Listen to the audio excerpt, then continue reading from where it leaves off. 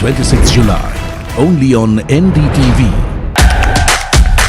India's unshakable news habit. NDTV.com is India's #1 English news website.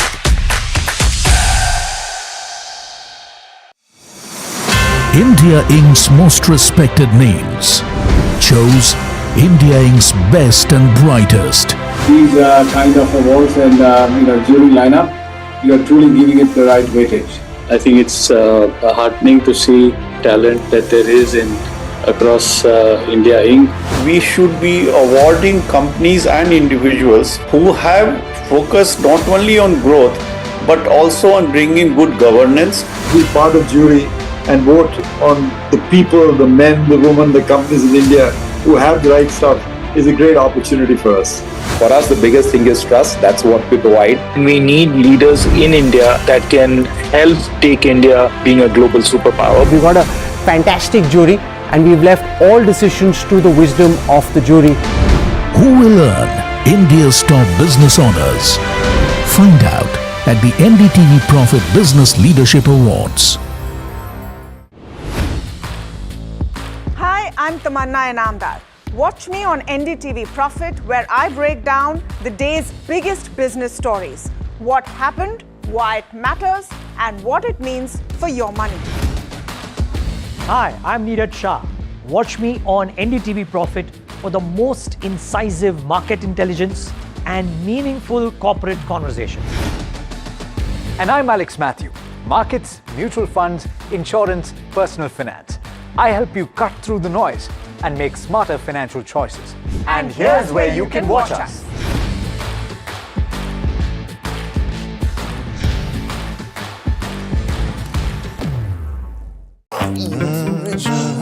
The news, Ayush. Since when do we do scripts? Fair point.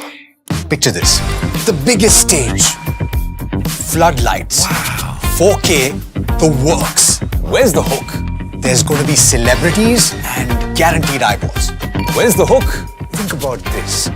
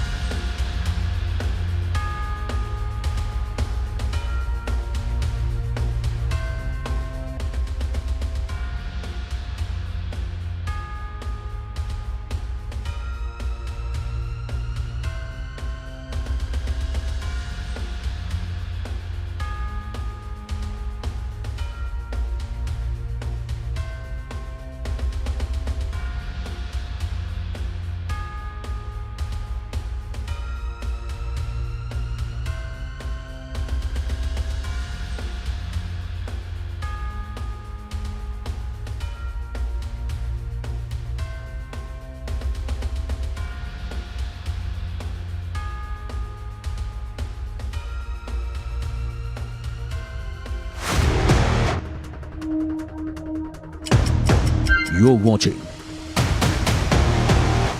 live from the NDTV Profit headquarters in Mumbai.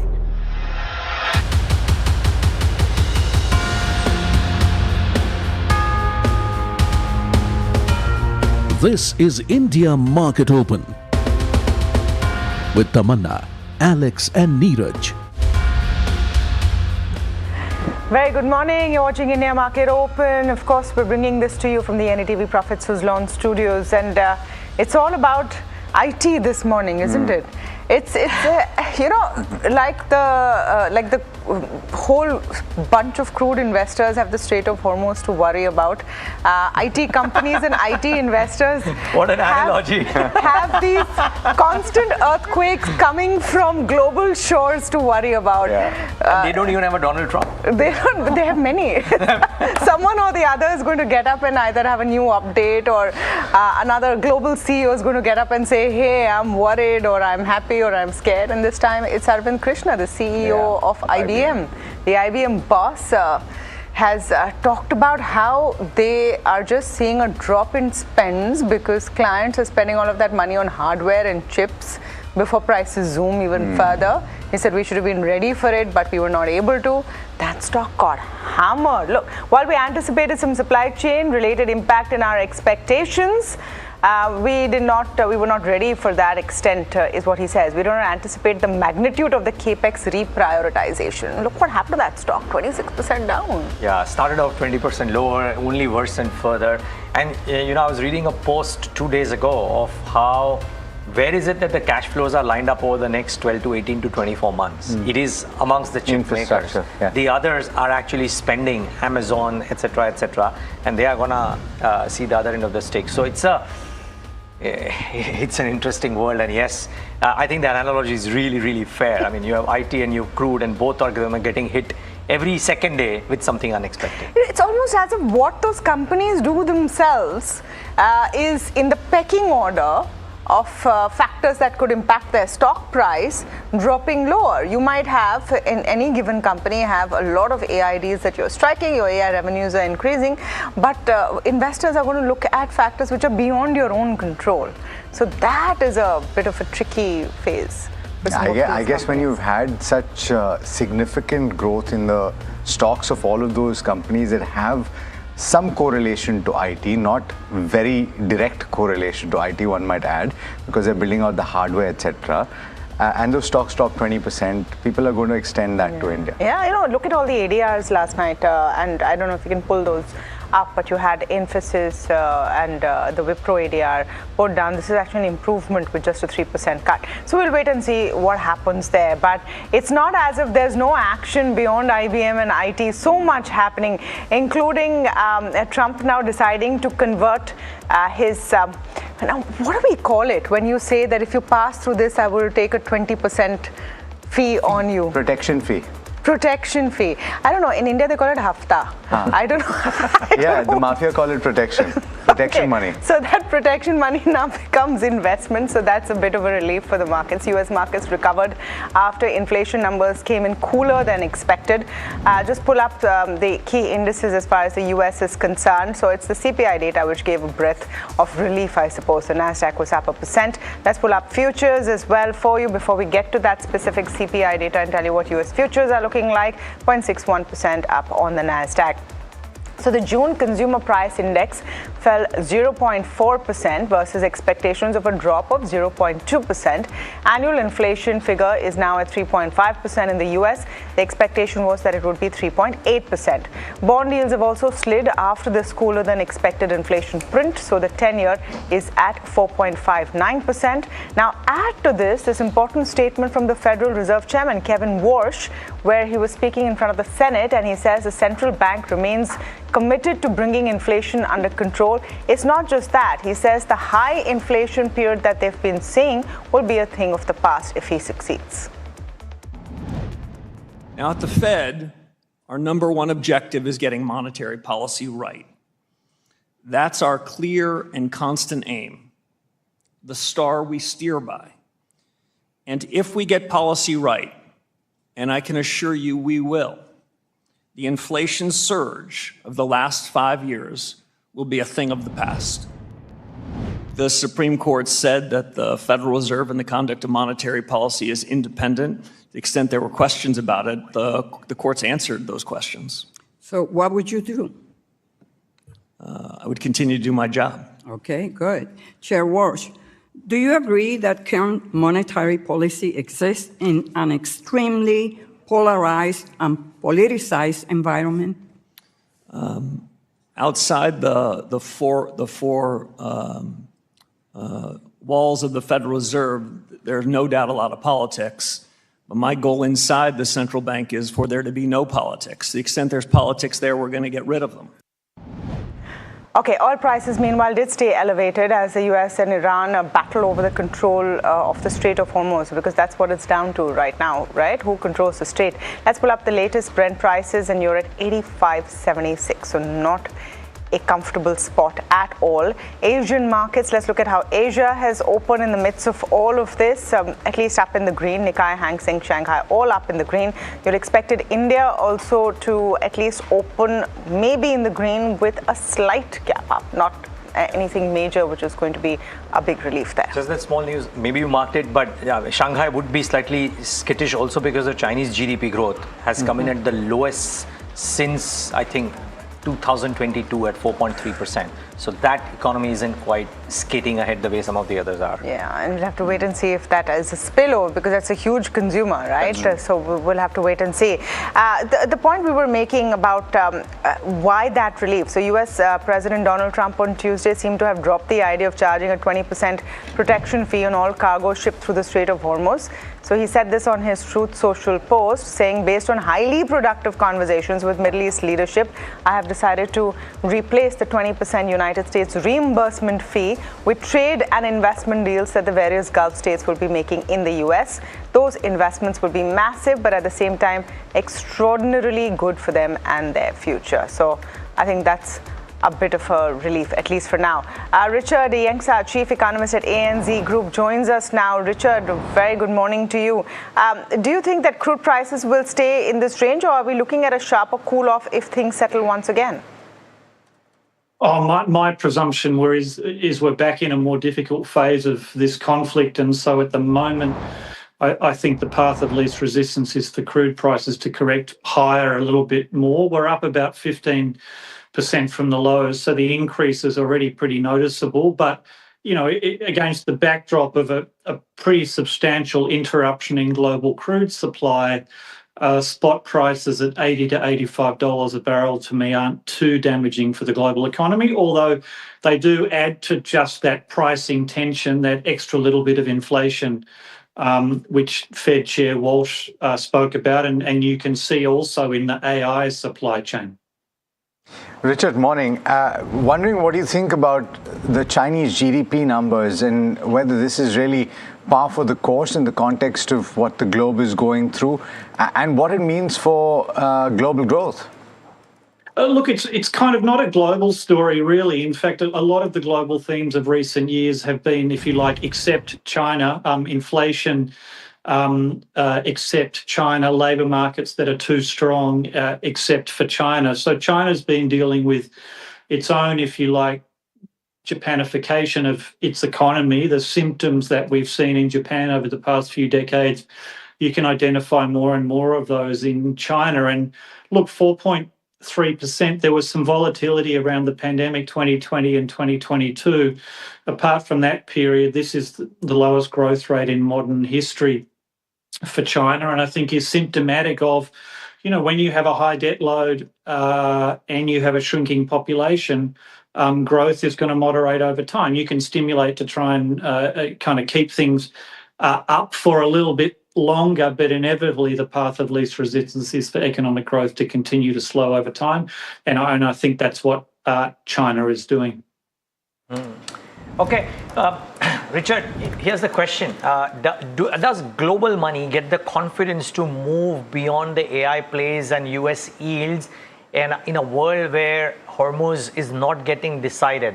And therefore, part two of the question is, even if emerging markets, Asian markets, etc., get a bit cheaper because of various reasons, does money get the confidence to go there, or will it get stuck, remain in safe havens or predictable names until this is sorted? Look, I don't think money's lacked confidence, even with the uncertainty of what's going on in the Middle East, and has been going on obviously for more than 1,000. Sorry, obviously Ukraine is going on for more than 3 months now.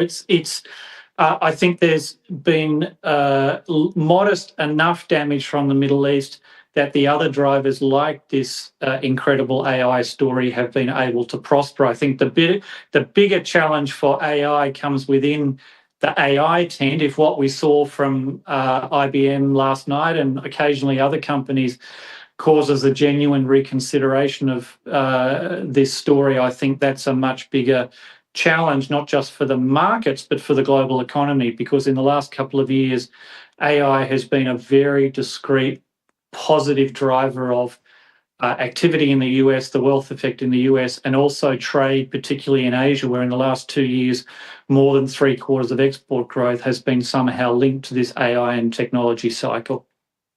Yep, that's an interesting take. Richard, thanks so much for taking the time this morning. Pleasure speaking with you as always. All right, let's talk about what happened in trade yesterday. And the equity markets, of course, dropped in line with that global risk-off sentiment, with crude oil prices going up and geopolitical tensions rising. Foreign institutions net sold equity for a second day in a row, but not too much, in that it stood at just under 740 crore rupees. Domestic institutions net buying to the extent of 2,928 crore rupees. The Nifty 50 declined by over 150 points and ended the day just about 0.1% above the day's low. You had the benchmark that managed to stay above the 24,000 mark, and that can be looked at as positive.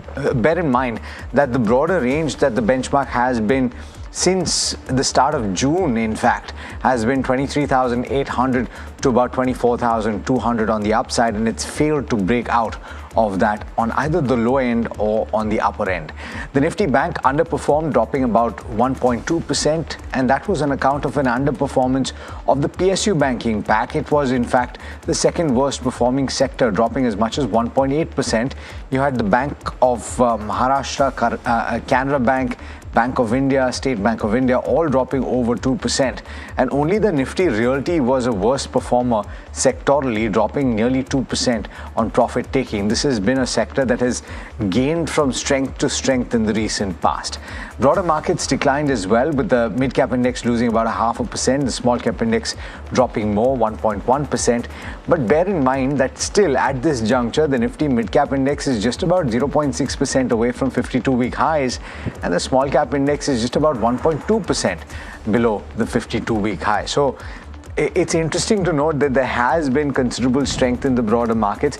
In fact, at a time when the benchmark Nifty 50 is over 10% down from 52-week highs. Yeah, and that continues. But just that, the whole of last week, we were getting this pattern of strong intraday recoveries, and I wonder if this higher oil prices have disrupted that market pattern of the every intraday drawdown seeing a strong recovery. So I think maybe that's a chink in the armor, and therefore just maybe very large index bets or very large bets on some of the large cap index components are off until oil prices cool off. I mean, think of it, the bogey of higher oil prices and the tech uncertainty is back today, and therefore you got to wonder whether there is merit in trying to take a nifty trade on the long side in a scenario like this, and maybe the answer could be a no. So, and it's fine. I mean, leave the index out. You don't necessarily need to have nifty futures in your portfolio. Yeah, look at specific stocks and try and do that. And frankly, the one thing that stands out is that wherever there is a large QIP appetite for paper, whether it's an OFS or a preferential, I think it's a big trigger for those individual names, as we saw in Biocon yesterday, as we saw, I think, in Adani Enterprises about a couple of weeks back. And in between those two, there were 2 or 3 others in which there were QIPs and the demand was very, very strong.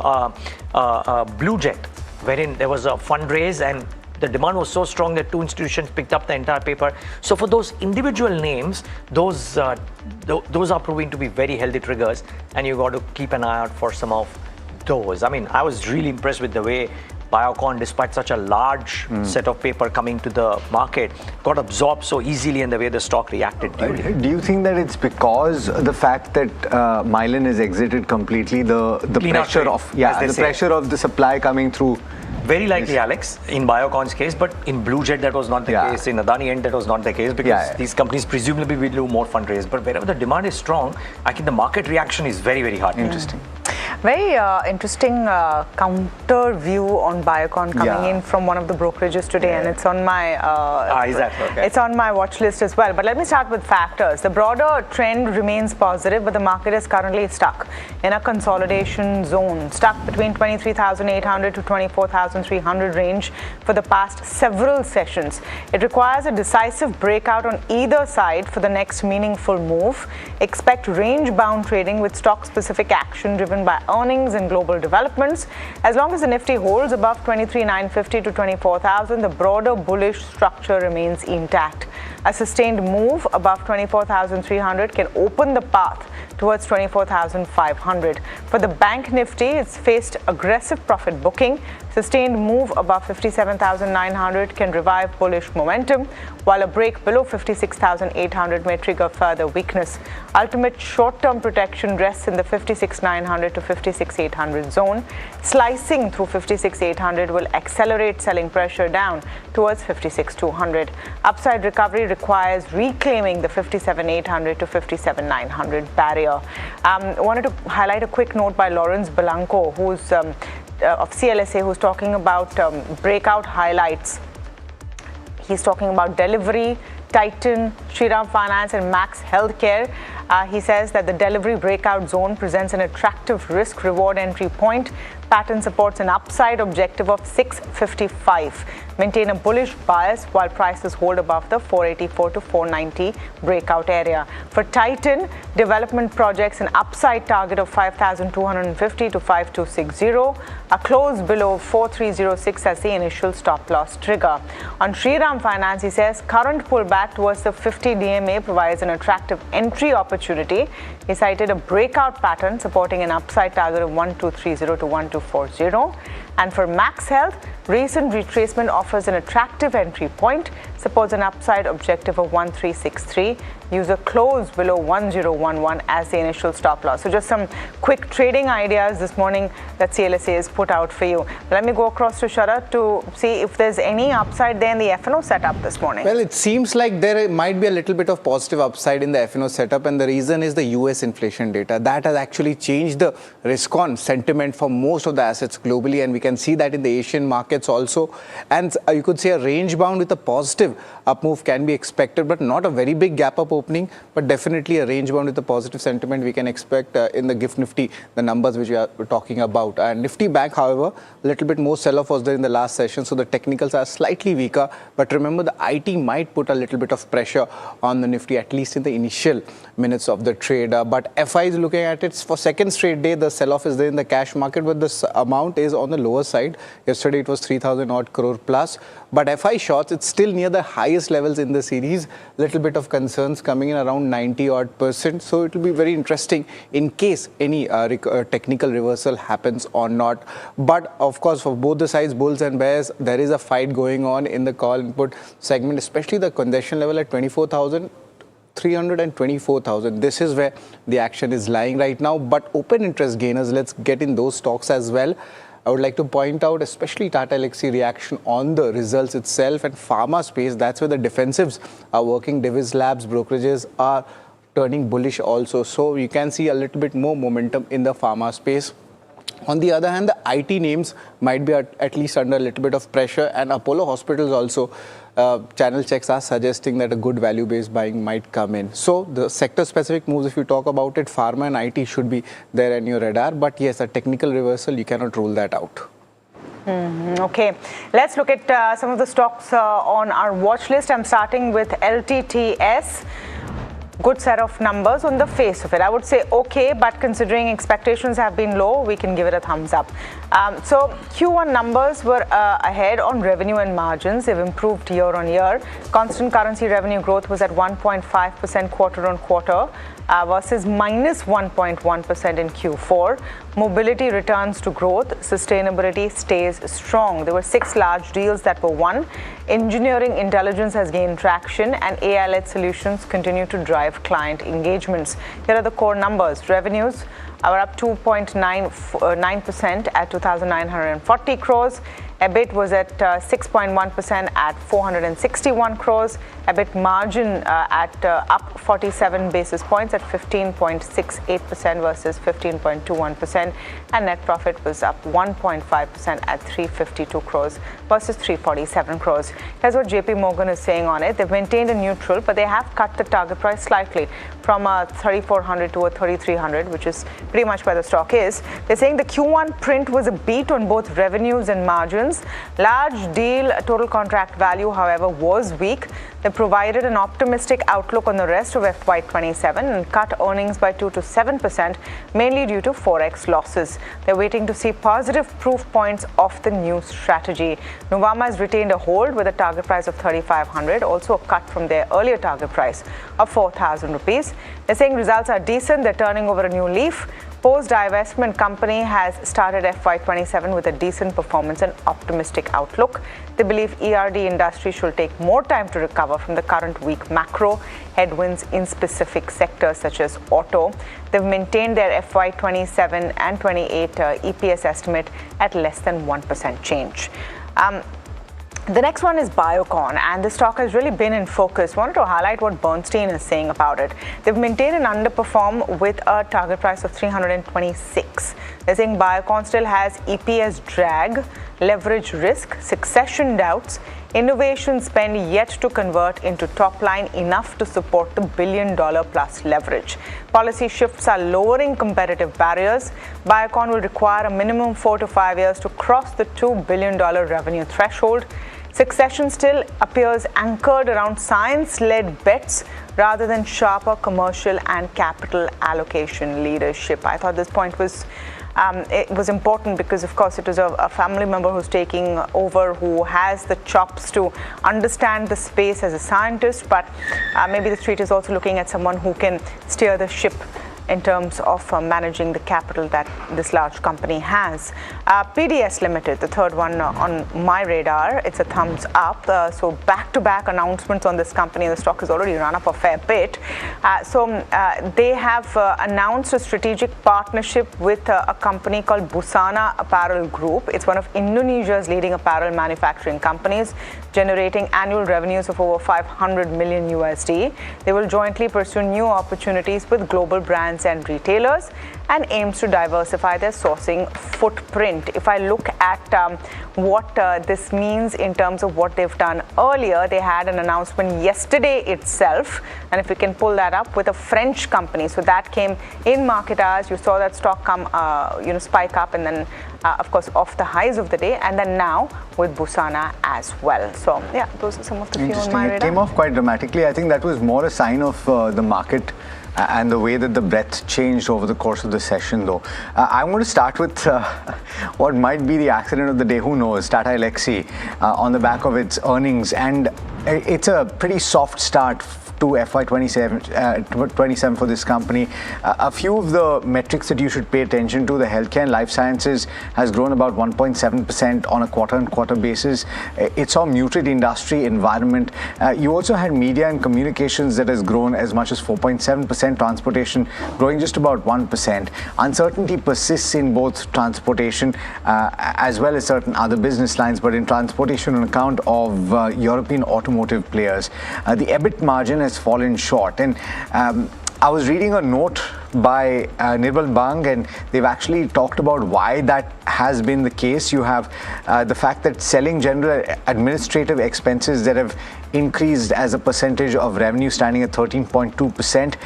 And there's also, while there was an impact on the positives of 40 basis points on account of the currency, there was a negative impact of 150 basis points on account of short-term costs, which were one-off in nature, as well as 220 basis points on account of investments towards people and capability. So as a result of which, you've had that margin performance come in at 19%, compared with 22.3% on a sequential basis, and the PAT number as a result of which has taken a bit of a hit. It's down as much as 23%, coming at 171 crore rupees.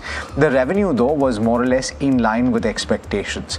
Let's see what it does in trade. It was already down about 3.3% in trade yesterday.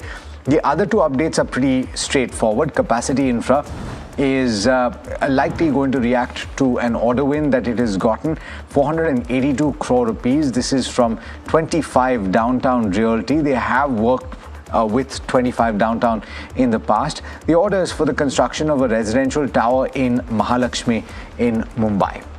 And finally, KEC International has got a number of orders worth about 1,180 crore rupees. Among them, it's gotten a 400 kV transmission line project in West India.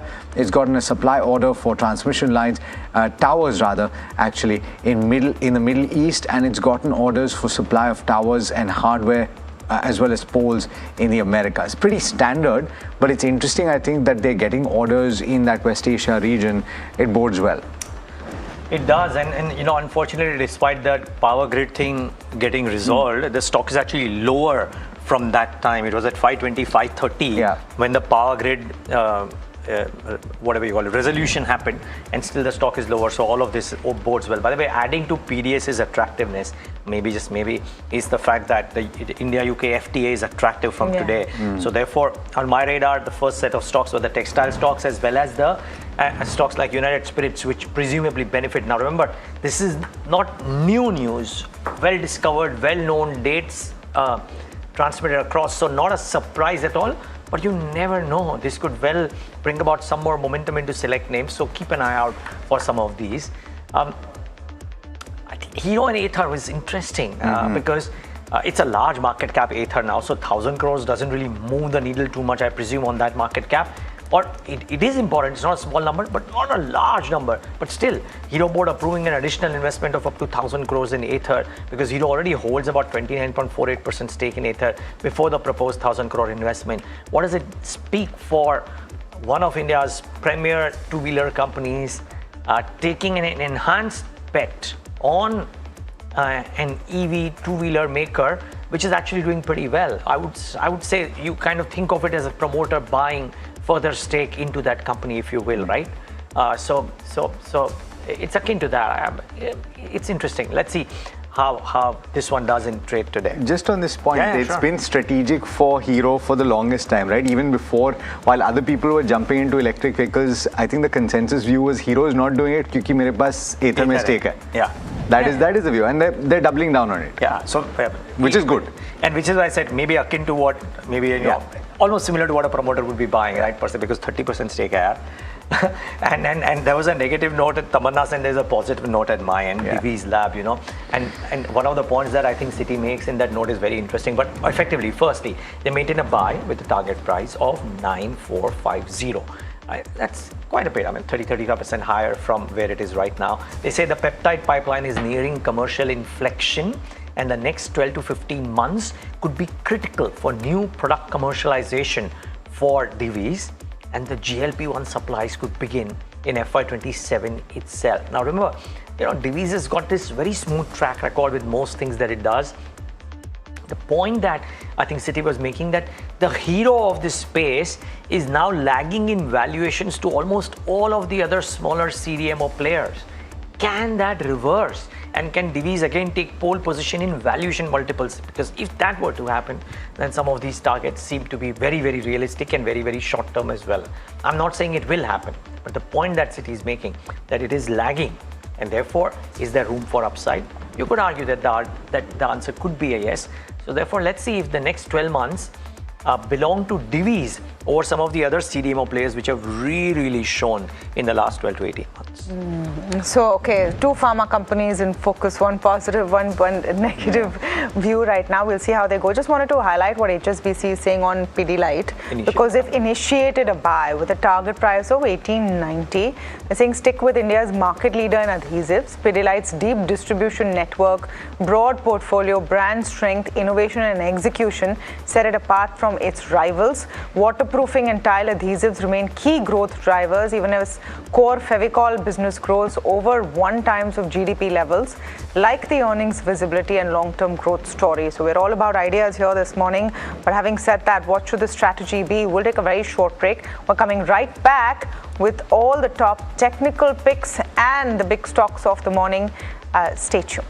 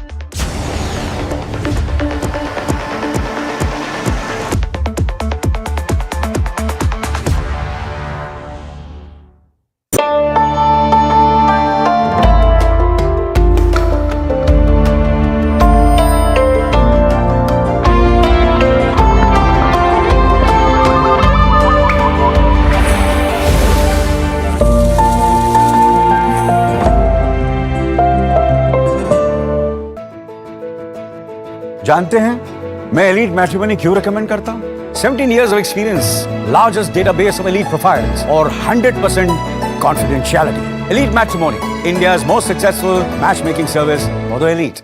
Ready for the next big IPO? Apply for it on Grow.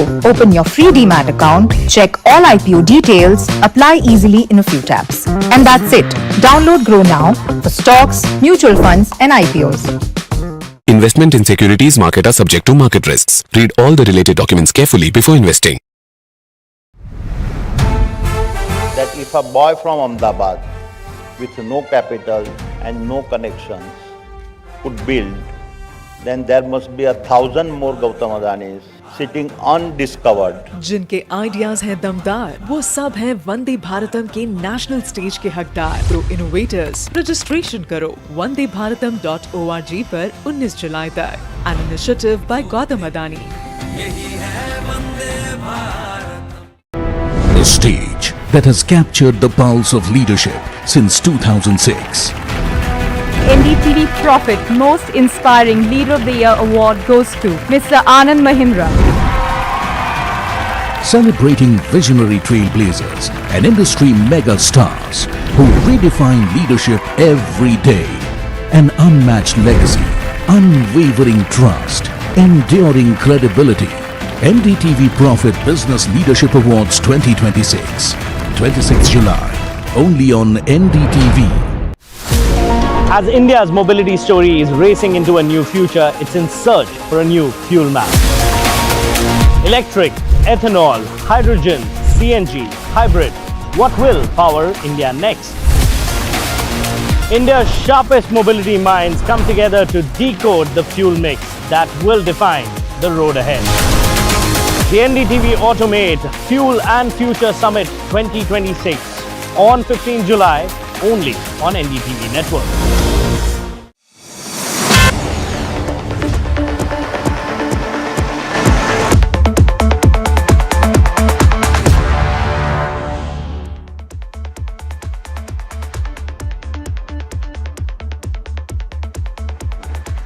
Welcome back to India Market Open right here on NDTV Profit. And well, just before we get to markets, and the markets may not provide an upset, but I tell you, as decorated a team as Spain is, and they played a solid match, I would say that a lot of people might think that, whoa, did they really defeat France? Yeah. Yeah, Mbappe led France. I'm not surprised. You're not surprised? No. I was actually. When I saw the scoreline, I was like, wow, there's something. So in this case, you've had an answer to what happens when an irresistible force meets an immovable object. Unstoppable force. Whatever. Yeah, an immovable object, yes. Yeah. But it was something like that. You actually thought that train would just fly through everything, but they met Spanish resistance and how. And by the way, 3 goals. One was offside, but it was a beautiful goal that they did as well. But superb match, Kush. Did you manage to see it? The highlights in the morning. Varna yahan pe bhi to aana tha. No, but I got the highlights. I was surprised. I was just as equally surprised because France were the clear runners-up for this tournament. मतलब Messi तो जीतने ही वाला है, Argentina को जिताने ही वाले हैं, ठीक है? Such a bad insinuation, but okay. I'm kidding. No, on paper, France were the strongest team, and for them to lose with that scoreline was definitely a big surprise. So yeah, I'm looking forward to the finals between Argentina and Spain. Just goes to show that the favorites are losing this time around. Let's see what happens tonight. Everything said and done about Argentina and Messi and how the draws have been and everything. This has truly been a World Cup of upsets and genuine ones. Cabo Verde, the highlight of my producer is asking me to say it's coming home. It's not. It is not. So are you making any predictions, Kush, based on technical data? Who's going to win?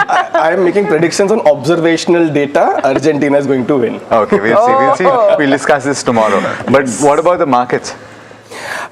Slightly different view there. Slightly different. Yesterday we spoke of how markets could perhaps consolidate. I think it was a combination of crude, expiry, all of that. That kept the upsides under check. 24,100. That was the pivotal range on the Nifty. Nifty did hold above the 24,000 mark, but just below the 20-day moving average. And we'll give it that grace because of the expiry and everything else that is happening around it. you could still say that there is the range play, which is still active on Nifty, which is 23,800 and 24,300 on the upside. I would perhaps be a little cautious at this point. I mean, if you're an aggressive trader, you could still go long with 23,800 as your stop loss. Bank Nifty, that's the more interesting one. The 200-day moving average and that support zone of 57,300, that has been respected. Tested, but respected. Both PSU and private banks came under pressure. PSUs more so, right? But here too, I think this is the buying point for Bank Nifty. 56,500, that's your stop loss. On the upside, 58,500, 59,000 plus targets very much on the cards. The issue is momentum seems to be missing on both these names, and consolidation. Even the momentum indicators are suggesting some consolidative moves for the next few days. Not surprised with the 4 big banks, private banks declaring results on Saturday. I don't expect big moves, just ahead of this. And what, you've got 2-3 days to go. So maybe some consolidation on the Bank Nifty as well. Okay. Before I come to you for picks, I must ask Parag Bhai about IBM and IT stocks. Is this just one more? So today, so it's a commitment from my side. TCS, HCL Tech, LTI, Mindtree, if they fall by more than 3% today because of IBM's 25% fall, I am going to buy. Okay. Simple.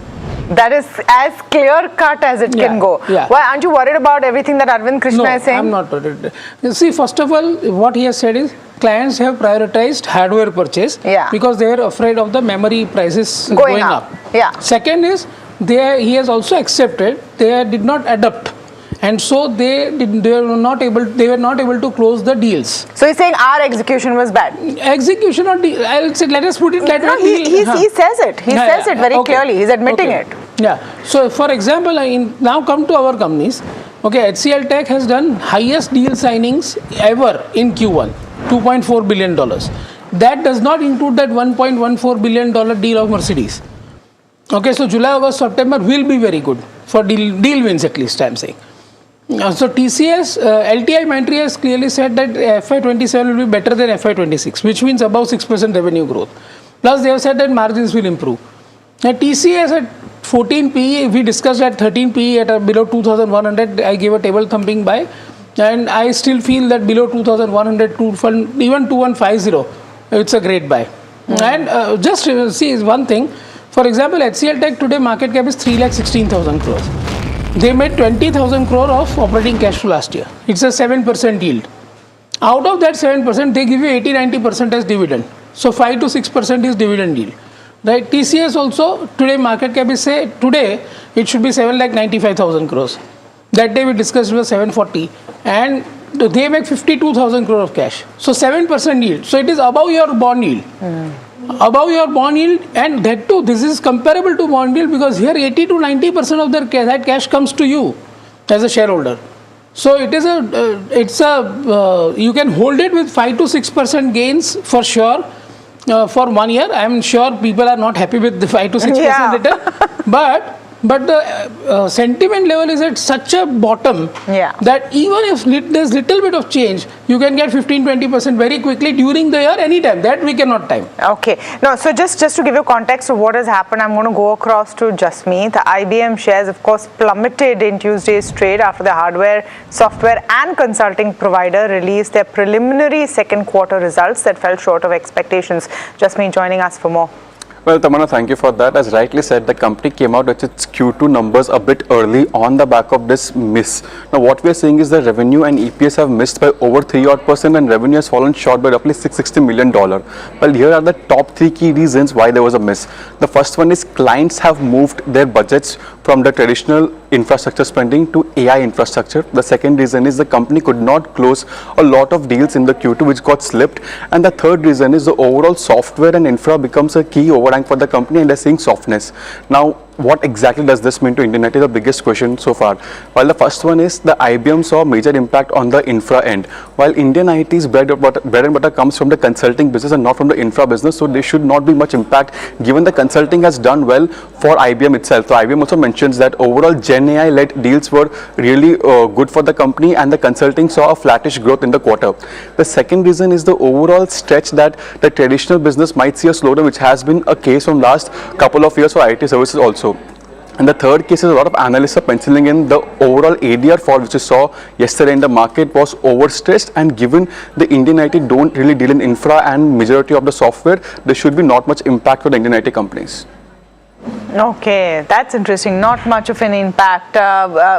Kush, why don't you give us a call on your picks and then on the IT stocks for today? So let me start with IT because that's under discussion, and I'm reminded of that saying, that motivational one, कि it's not how hard you get hit, it's how how soon you get back, how stand up. बराबर. अब देखो ये news की वजह से अगर हम गिरे तो ठीक है, but it's the recovery that will show whether the strength and the reversal is there or not. We've spoken of 28,500 on the Nifty IT index as that level from where it should rebound. For volatility, I'll give it some grace, make it a range of 28,000 to 28,500. If we respect this range on closing, I think the reversal, I'll still call it a reversal, at the risk of being perhaps being proven wrong, but I'll still call it a reversal. So as long as that range is maintained, I think Nifty IT's recovery and reversal will perhaps hold in good stead. So that's the view on IT. Now, before I go to stocks, I have something very interesting to mention. So usually I'm very gung-ho about, ठीक है, index में जो हो रहा है होने दो, stocks में ध्यान रखो, You might want to go a little light on stocks. Right, the behavior is a little erratic for stocks. Now, a lot of strong setup calls have actually slipped lower, and I'm taking me out of the equation कि वो मेरा call नहीं चला. Right, it's the long, it's the strong long setup calls that are starting to slip, but also very interestingly, the short calls, right, have started to move higher. So for example, a VBL, we gave a call, a few days ago, target towards it, but yesterday had no business, but actually ended in green. My theory, couple of them. One, actually, I liked what Neeraj said in opening. It's perhaps the high crude which is starting to now being factored in again, and you're starting to see some consolidation and some lightening of positions. It could, by the way, also be the fact that this is the result season, and maybe because we've already had a run up in this space, investors would want to stay light and see how results play out, and then perhaps build on their positions. So stay light on stocks in a nutshell. I'll still go with a mix of 2 long and 1 short calls. The hotel sector, by the way, you remember I've said has seen some spark every here and there. EIH, Taj, GVK. This time around it's Chalet Hotels. The stock conquered the 200-day moving average, healthy volumes for the last 3 days. So a long call on Chalet for 880, 910. Stop loss at the 830 mark. PG Electroplast, this one's, by the way, quietly gaining ground in this entire EMS space. Upper end of the resistance band, healthy price and volume action. 650 and 640 are your targets. 585 is where you keep that stop loss. And PI Industries, structurally weak, right? Yesterday it's broken the support zone as well of 2550 on the back of good volumes. So short call on PI Industries, 2515, 2485 targets, 2575 is where you keep that stop loss. So when you're saying go light on stocks, are you saying the index bet is a better one? So from a positional standpoint, right now the risk reward ratio there seems favorable, but even there the indices and the technical indicators are suggesting consolidation. So you might not get an immediate bump up. But if I were to really pick right now, I would actually pick Bank Nifty amongst Nifty, Bank Nifty, stocks, everything, and with a very tight stop loss at 56,500. Okay, so Bank Nifty is the preferred play, at least for today. Varsha joining in with the other stocks that should be on your focus. Well, let me start with Anand Rathi share, wherein they've come up with the Q1 FY27 numbers. Overall, a mixed set of numbers is what we are seeing.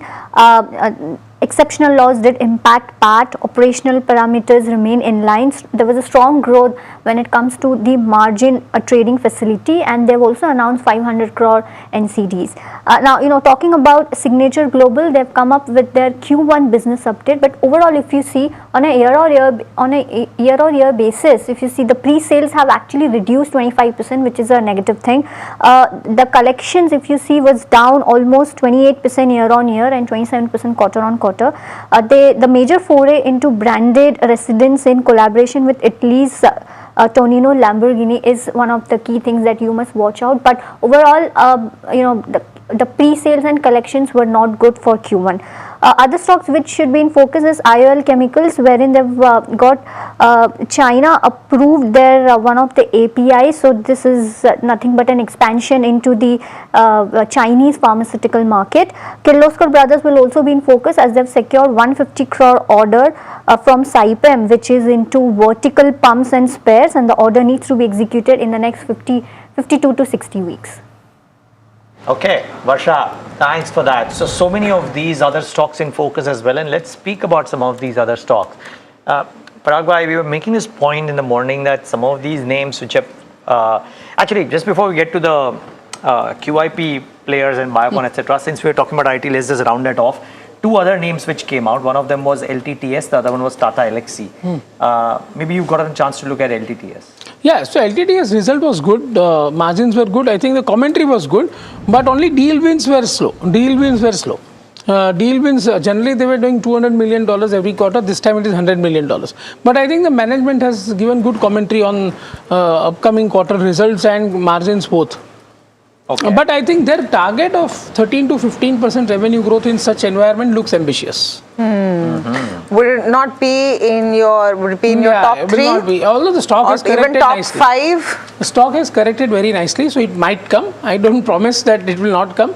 But right now, my hands are full with TCS, HCL, LTM entry. These 3 stocks. No, clearly not that much conviction when it comes to LTTS. Also, I think for LTTS or even KPIT Tech, the European auto space is looking slightly skittish, and therefore both of them have reasonably, KPIT is entirely auto, but even LTTS has some. And you see the results of US banks, Bank of America, Goldman Sachs. Goldman Sachs was up 9% yesterday. Wells Fargo, Citi. And Indian IT, this large cap IT services pack mainly caters to BFSI. Even the mid-sized ones, there are a couple of them who've got a large US BFSI. Absolutely. And even like Emphasis has a very big BFSI. Emphasis also insurance. But persistent emphasis. But then these large US banks would also be allocating higher capex to your memory and hardware, etc. No, that is true. That I'm saying that BFSI for all. If you see TCS, HCL Tech, LTI inventory, all have committed very strong deal wins in BFSI and very strong QOQ growth also in BFSI. Just LTTS, Kush, your view on charts? No, like you said, even in discussions, it doesn't really make the cut, right? Has been under pressure, and even when the index is rebounding, this one's not. So, it doesn't really make the cut. Okay. All right. Let's head across now to my colleague Somit Sarkar, who's joining in to tell you about what he's hearing on the street. And some of these are very interesting. We heard the first cut of these at 2:45 yesterday, actually earlier than that, because some of these very time sensitive, aren't they, Somit? Well, yes, a lot of stock specific action and time sensitive action that we're seeing in trade. Firstly, it's on Bharti Hexacom. Now, there's a buzz of Government of India looking to sell its stake in the counter. Now, Government of India owns close to 15% stake under the name of Telecommunications Consultants India, and this could come on the block very soon, is what dealing rooms are indicating. For MCX, there are buy flows on institutional desks. Dealers indicate a strong pickup in volumes owing to the volatility that we are seeing in commodity prices is happening, and that's the reason we had seen the share prices spike to nearly 4% in trade yesterday. Then there is Paytm and Pine Labs. Now there's a market rumor of some potential deal happening here.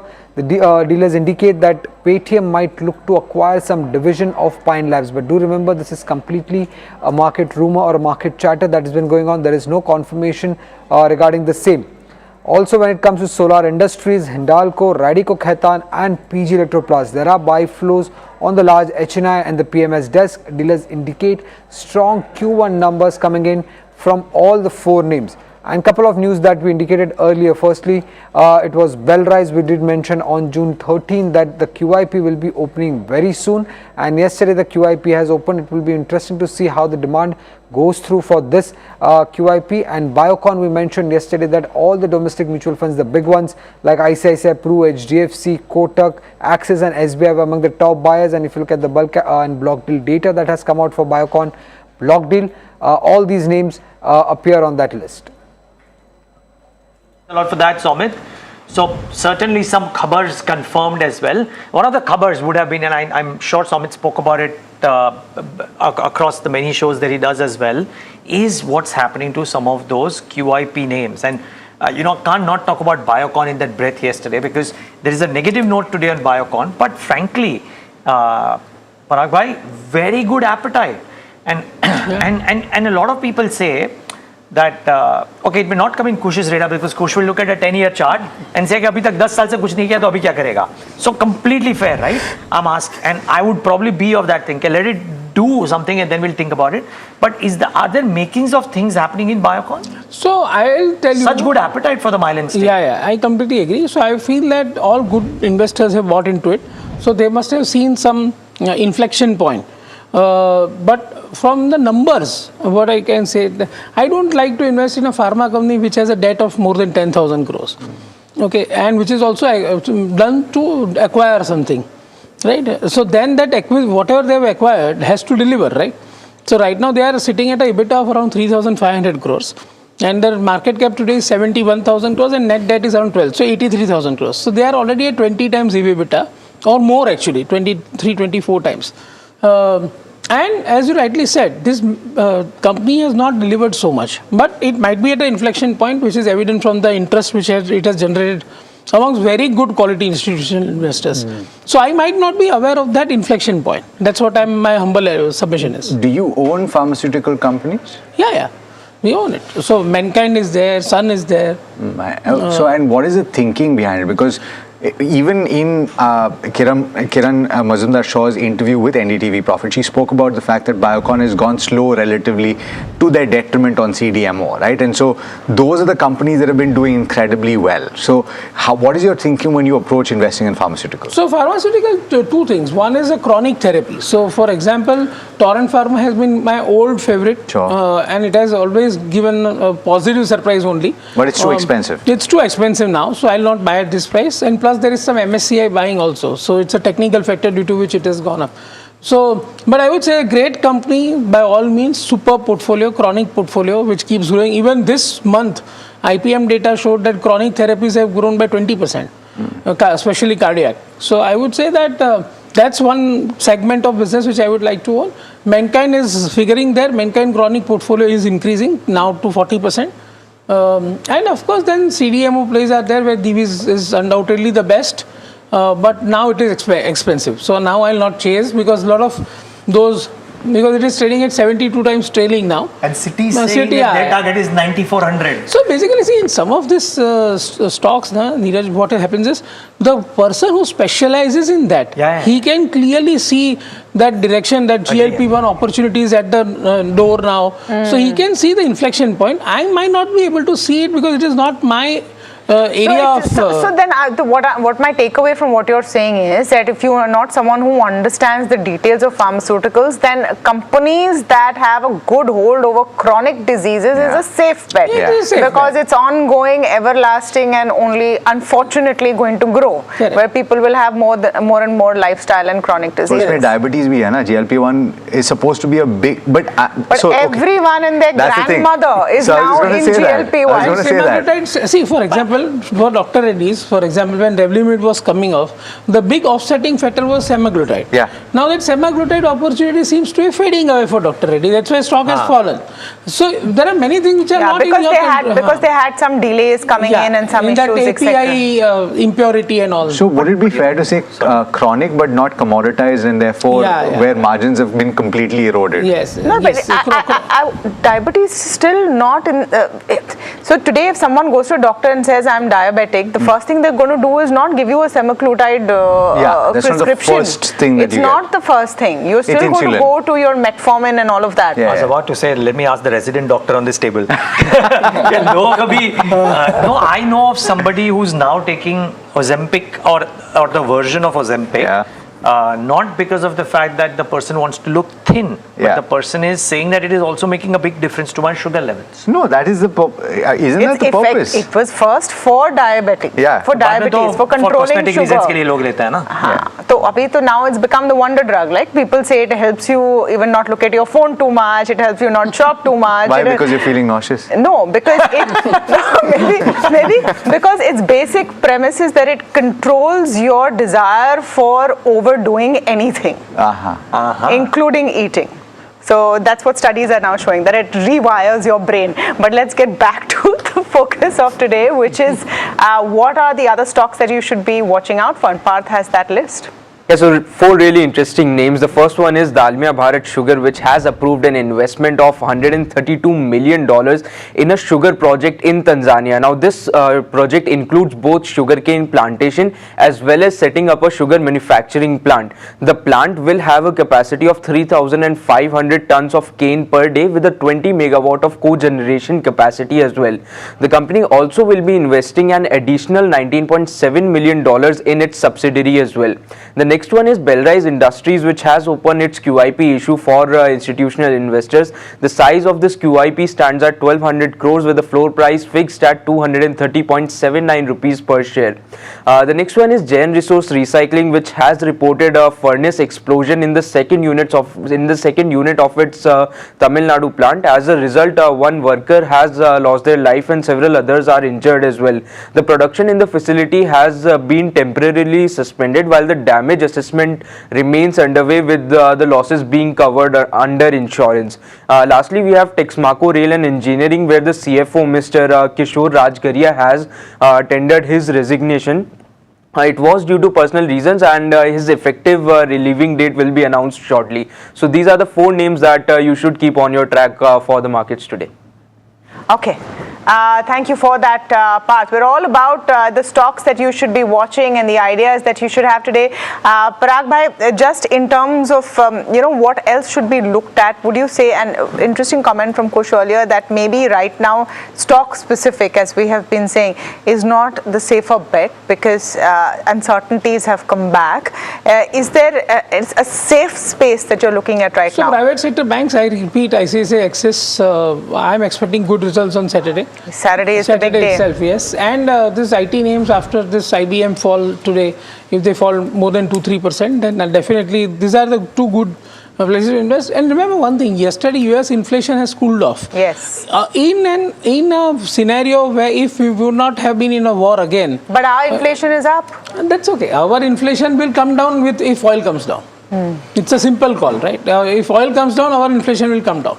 So in my view, and of course monsoon also, because food gets and core is still at 4.1%. Yeah. So I am saying that if yesterday US inflation figures they have cooled off so much, then the chances of Fed rate hike would have been postponed and so on and so forth, which would have been very good for equities.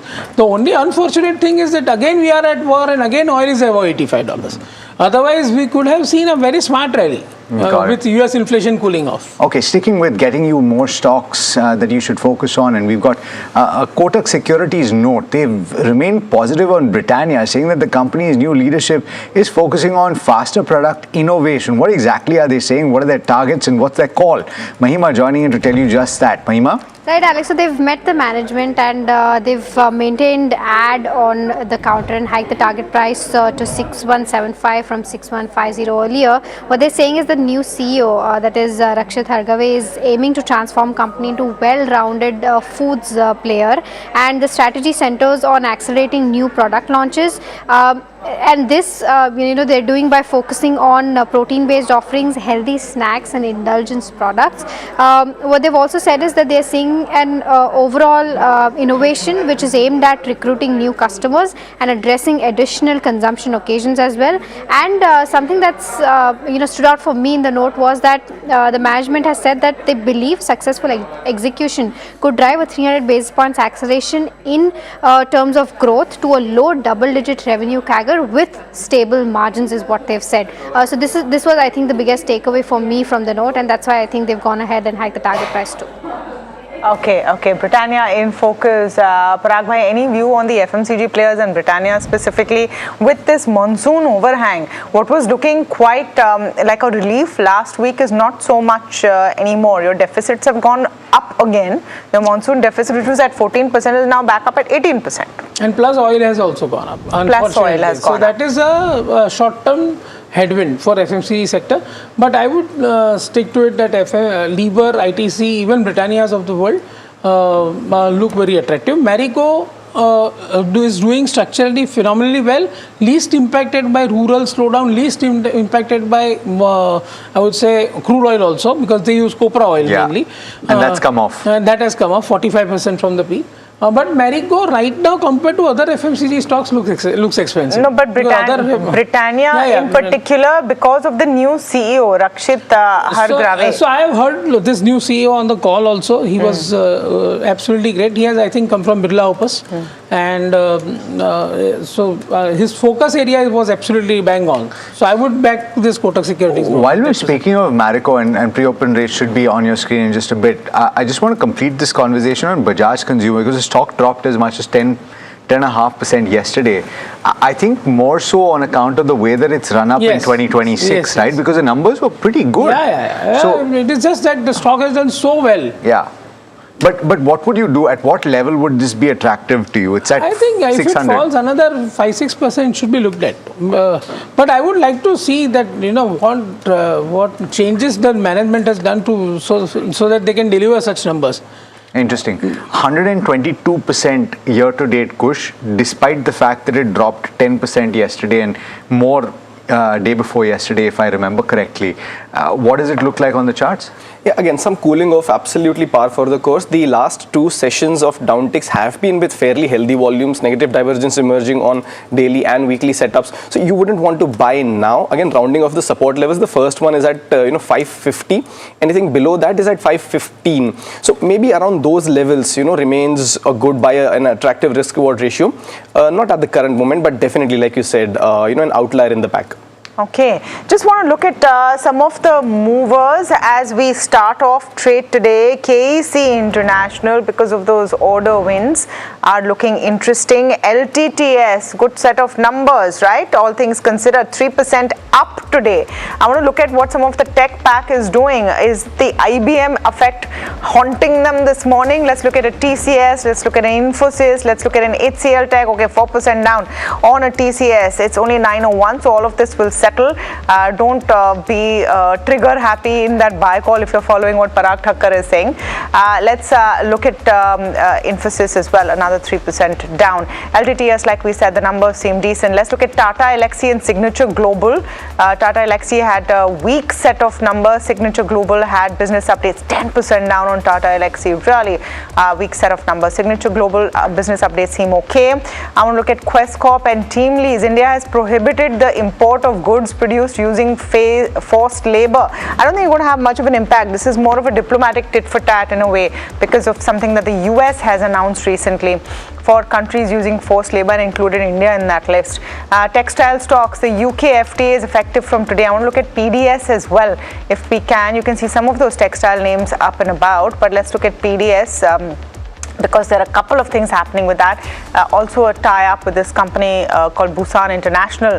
Dalmia Bharat has an investment in the Tanzania project of $132 million. That's about 0.5% up. Belrise has launched its QIP. Let's look at that. And Ather once again in focus with additional investments by Hero Motor. This is something I think we were talking about as well on your watch list. And Pidilite is doing okay, I think. It's fluctuating. At one point it was up 3%. It might have cooled off just a tad bit. HSBC initiating coverage 1.3%. We were going to talk about that. Parag bhai, what do you make of this? So it is my all-time favorite, like Torrent Pharma. So I just find a reason to buy Pidilite, and when crude oil suddenly shoots up, that's a great time to buy Pidilite. That's my experience over the last 20 years. Why is that? Because when crude oil goes up, people think that Pidilite margins will go down, which actually they go down, and that is why stock corrects. So you have to buy exactly contra, right? When you feel that crude oil has gone to a euphoric level, you buy Pidilite. That trade generally works. Interesting. Chandan Tapare joining in this morning. Chandan, very good morning to you. Let's start with the Nifty outlook. Yes, very good morning. Thanks for having me, Tamanna. So looking at the market, index has got stuck in a broader range from last couple of days. Multiple supports are intact near 50-day and key level of 23,800, but market is finding tough to surpass key barrier of 24,250, 24,450. So I believe it may be some more consolidation. It requires a decisive range back out of the current trading band, then only we can see the next leg of rally. But as of now, the immediate structure is slightly positive with consolidation, so we can go with buy on decline stance. Given the other data, internal put call ratio is comparatively okay. India VIX is near 12.5, 13 marks. FIs are selling. There is a concern. Crude and USD INR are key reasons. But as of now, as market is in a range, we would suggest to go with buy on decline with major support at 23,800 for a bounce towards 24,250, 24,450. So mixed set of cues with these levels in this market scenario. And then, very good morning. What is the view specifically on the Nifty Bank? And one, that's two. Two, what do you think about individual stocks in this kind of a market? Yeah, good morning, Alex. So yes, talking about Bank Nifty, which really outperformed in the last series by around 4.5%. We have seen short covering, but now the momentum is missing. In fact, from last 20 trading session, the Bank Nifty got stuck in a range. In fact, from last almost 10 days, it got stuck in between 56,500 to 58,500. Declines are being bought, but multiple hurdles are not allowing the Bank Nifty to move on higher side. So I believe some more range bound bias could be there. Immediate support is at 57,000. Upside bounce could be there towards 58,000 to 58,250. So mixed set of cues with range bound bias in Bank Nifty as well. Now, if I look at the stock specific idea, first there is buy on Davis Lab. In fact, we are positive on the selective pharma counter, and Davis Lab has given a major consolidation breakout on the daily, weekly, and the monthly chart. In fact, this consolidation is happening after almost 40 days of long consolidation. On last day, it witnessed a huge surge in trading and the delivery volume. So with support near 7,050, one can buy for an upside target towards 74.50 and 74.70. Apart from this, positive view on counter like Lotus Lab or Apollo Hospital. So somehow positive on the pharma and the healthcare, and recommended Davis Lab as a top preferred idea. Second trading idea, that is buy on Adani part. In fact, most of the Adani counters have seen the decent recovery on the last trading session, somehow giving a consolidation breakout, whether we talk about Adani Power, Adani Energy Solution, Adani Green. But here I'll suggest to go with Adani Power, looking at the positive price pattern, which is happening after the long corrective and consolidative move of last 30 days. It took support near 50 day and formed a bullish belt kind of candle. So one can buy with support of 220, and this counter can head towards 235. So Davis Lab and Adani Power could be two preferred idea, and positive on the pharma and Adani group of companies. Okay, and we are going to do a conversation on the rupee with in just 30 seconds. But Kush, because we're on the topic of the stocks, Adani Green had a big move yesterday. Do you like it on the charts? Chandan is constructive with Adani Group stocks. The entire pack's doing well. This one too, by the way, and this has had a breakouts on a daily setup above 1565. So as long as that is maintained, I think you should continue that long trade on Adani Green. No worries. Okay, Anindya Banerjee of Kotak Securities Johnson to talk about the rupee. And Anindya, good morning. Thanks so much for joining in. Sorry to keep you waiting. Just had to finish a couple of these chats, but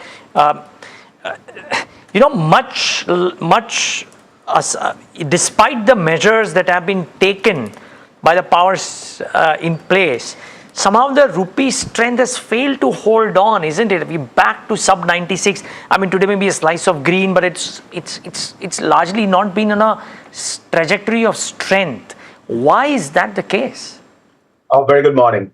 Yes, actually, Indian rupee is still waiting for that impact from the positive impact from the FCNRB flows. Although we have actually seen the improvement in the FPI flows, equity is now positive for the month, and we have been seeing for the last 45 days a good improvement in the debt flows on the FPI segment. But that's not enough to basically counterbalance the demand which is coming from higher oil prices through the oil import bill, because the oil is back above $84-85 on the Brent and is looking to move higher. So, but we expect that as we get near to that deadline of 30th of September, this FCNRB flows can pick up, because the interest rate which the banks are offering 7 to 7.5% on dollar deposit without any currency risk, I think that is still very attractive. They're offering leverage structures, so that makes the overall return significantly higher on the dollar. I think we could see a significant pickup in the flow. So the original estimation that $40 to $50 billion could come in, if that materialized, I think the Indian rupee could see some appreciation. Follow up, is that appreciation going to be capped though? And are we more likely to see a consolidation at levels close to 95, 96? It depends on how fast the oil prices rise. We don't anticipate that we are going back to $120 again, like we saw a couple of months back. So the pressure from the oil won't be that significant. But at the same time, we don't also anticipate the RBI to step in and start mopping up dollars at 95 to prevent an appreciation, because the RBI would be comfortable to see the rupee appreciate towards 94 or 93. So it looks like even the interest rate its cycle expectation of the Fed is playing out on the rupee through the dollar index, because the dollar index is around 101. So that is also playing. But having said, having considered all of that, I think once the flows pick up, because these flows are going to be quite bulky. We are talking about 40-50 billion over a very short period of time, 2 months. So that can give some strength to the rupee. Thank you so much, Anindya. Great to have you with us this morning for that quick view coming in on the rupees. The rupees seeming to do okay this morning. But let's go across to Sharad, who has the big brokerage call of the day. Sharad.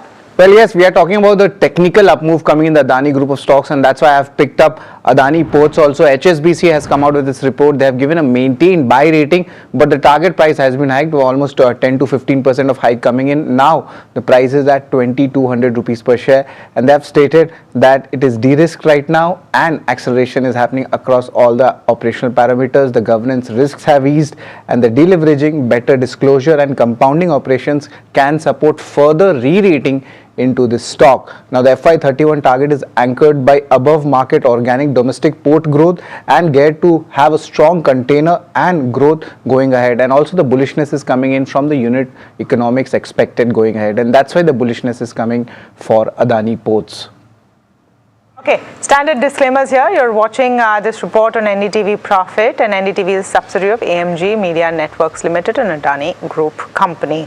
The entire space, and Chandan Taparia spoke about Adani Green, but we own an Adani Ports. No, that was my call on Adani Green. So 1565, we mentioned that as the a breakout level. That should be your stop loss. Adani Ports, we know structurally has been strong, has been an outlier for the bag, but right now consolidation, no signs of breakout. So I would actually maintain a hold on this. If you have a position, you can continue holding with 1770, 1750, that range as your stop loss. But momentum missing, so I wouldn't really buy into it from a momentum perspective. Chandan, IT looks like it's going to open gap down. Are there opportunities that you would find in particular stocks? So IT witnessed some recovery in last few days, but trust me, the setup is not that clear, which can provide me the sense of the momentum to pick up. So better wait and watch. If we have to pick two names in IT, I'll focus on Coforge and Oracle Finance. Otherwise, better to wait and watch, let them settle to form any positive price pattern before it start the next leg of rally. Quickly look at Sheela Foam, and an Investec note on it has raised some concerns. That stock just about 0.35% down. Now look at what Biocon is doing after its huge up move yesterday after the Milan clean out trade and the question mark that Bernstein has raised. That stock completely flat this morning. I want to look at in KEC International with its order wins. That's looking decent.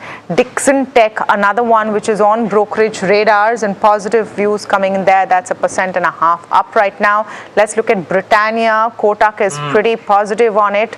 And look at what that stock is doing. That's also about 0.5% up right now. And then Pidilite we should look at very quickly with that HSBC initiate coverage on it. Yeah, that too. And a lot of other stocks. So let me try and nail it down to that one top idea for the day. So the first one to Chandan Taparia. Chandan, what is the top call for the day today? Yeah, so I'll focus on Divis Lib, the strongest price pattern, margin of safety, defense is in flavor. So Divis could be on focus with support of 7,050, looking for 70 plus. Kush Bora, if you had to bet on one top stock today, which one would that be? With the caveat that stay light on stocks, it will be Chalet Hotels that we've mentioned, 880, 910 targets to reiterate, 830 stop loss. Okay, so those are the stocks that you should watch out for this morning. Now, what the setup was, of course, is that we were expecting there to be just a flat opening for the benchmark Nifty 50. Where would there be pressure?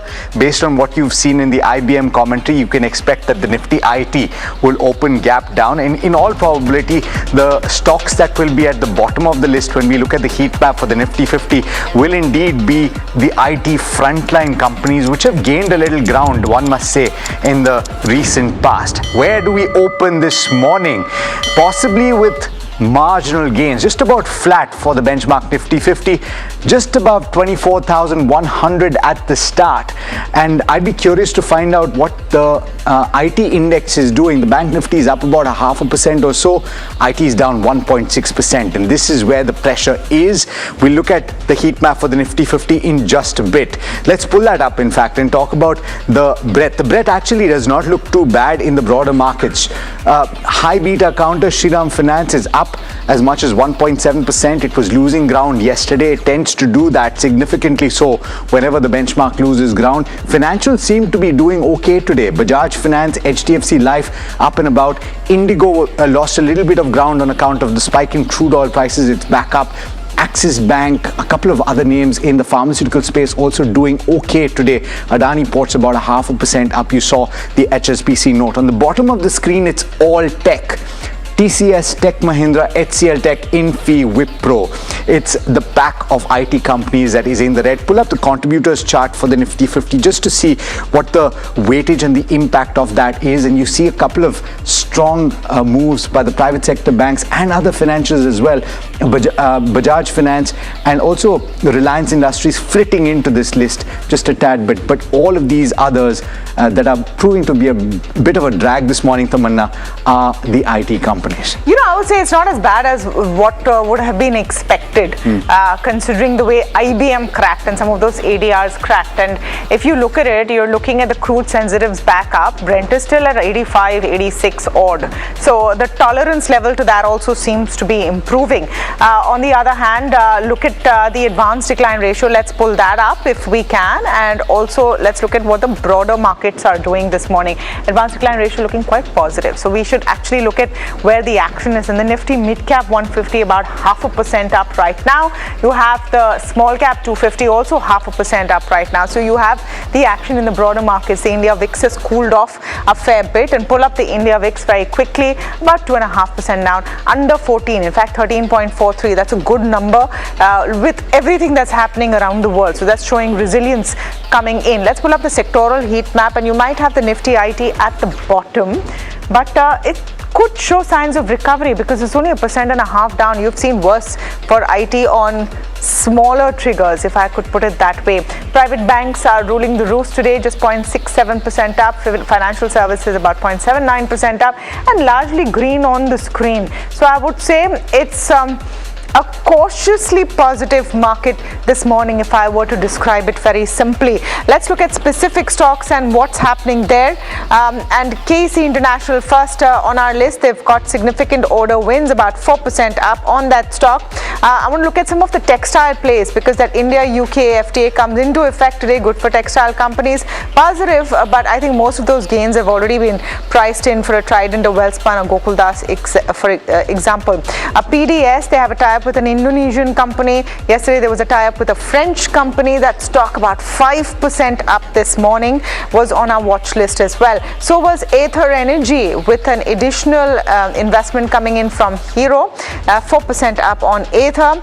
Results impact, you had LTTS, which posted results were pretty decent. The stock was doing better in the pre-open session, is positive but muted right now. Let's look at Anand Rathi.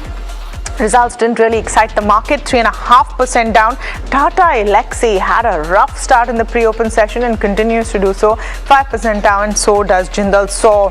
I want to just relook at some of those IT names, and apart from a TCS, Infosys and HCL Tech, what a Persistent and a Coforge are doing. TCS about 2% down right now, but a Persistent and a Coforge also about 1.5%. So between 0.5% to 2.5% is the range where you're seeing the crack in IT overall. I would say that's not too bad for the kind of commentary that came in from IBM and the stock impact that you saw. Yes, indeed. Yes, indeed. And holding out well. So maybe that's the quick opening question. Chandan Taparia, this weakness is not very pronounced, but is there a trade in any of the IT names? Therefore. Yeah, so like Nifty witness recovery, there is a good part that somehow the immediate support near 24,000 is being respected, but we need to look at 24,224.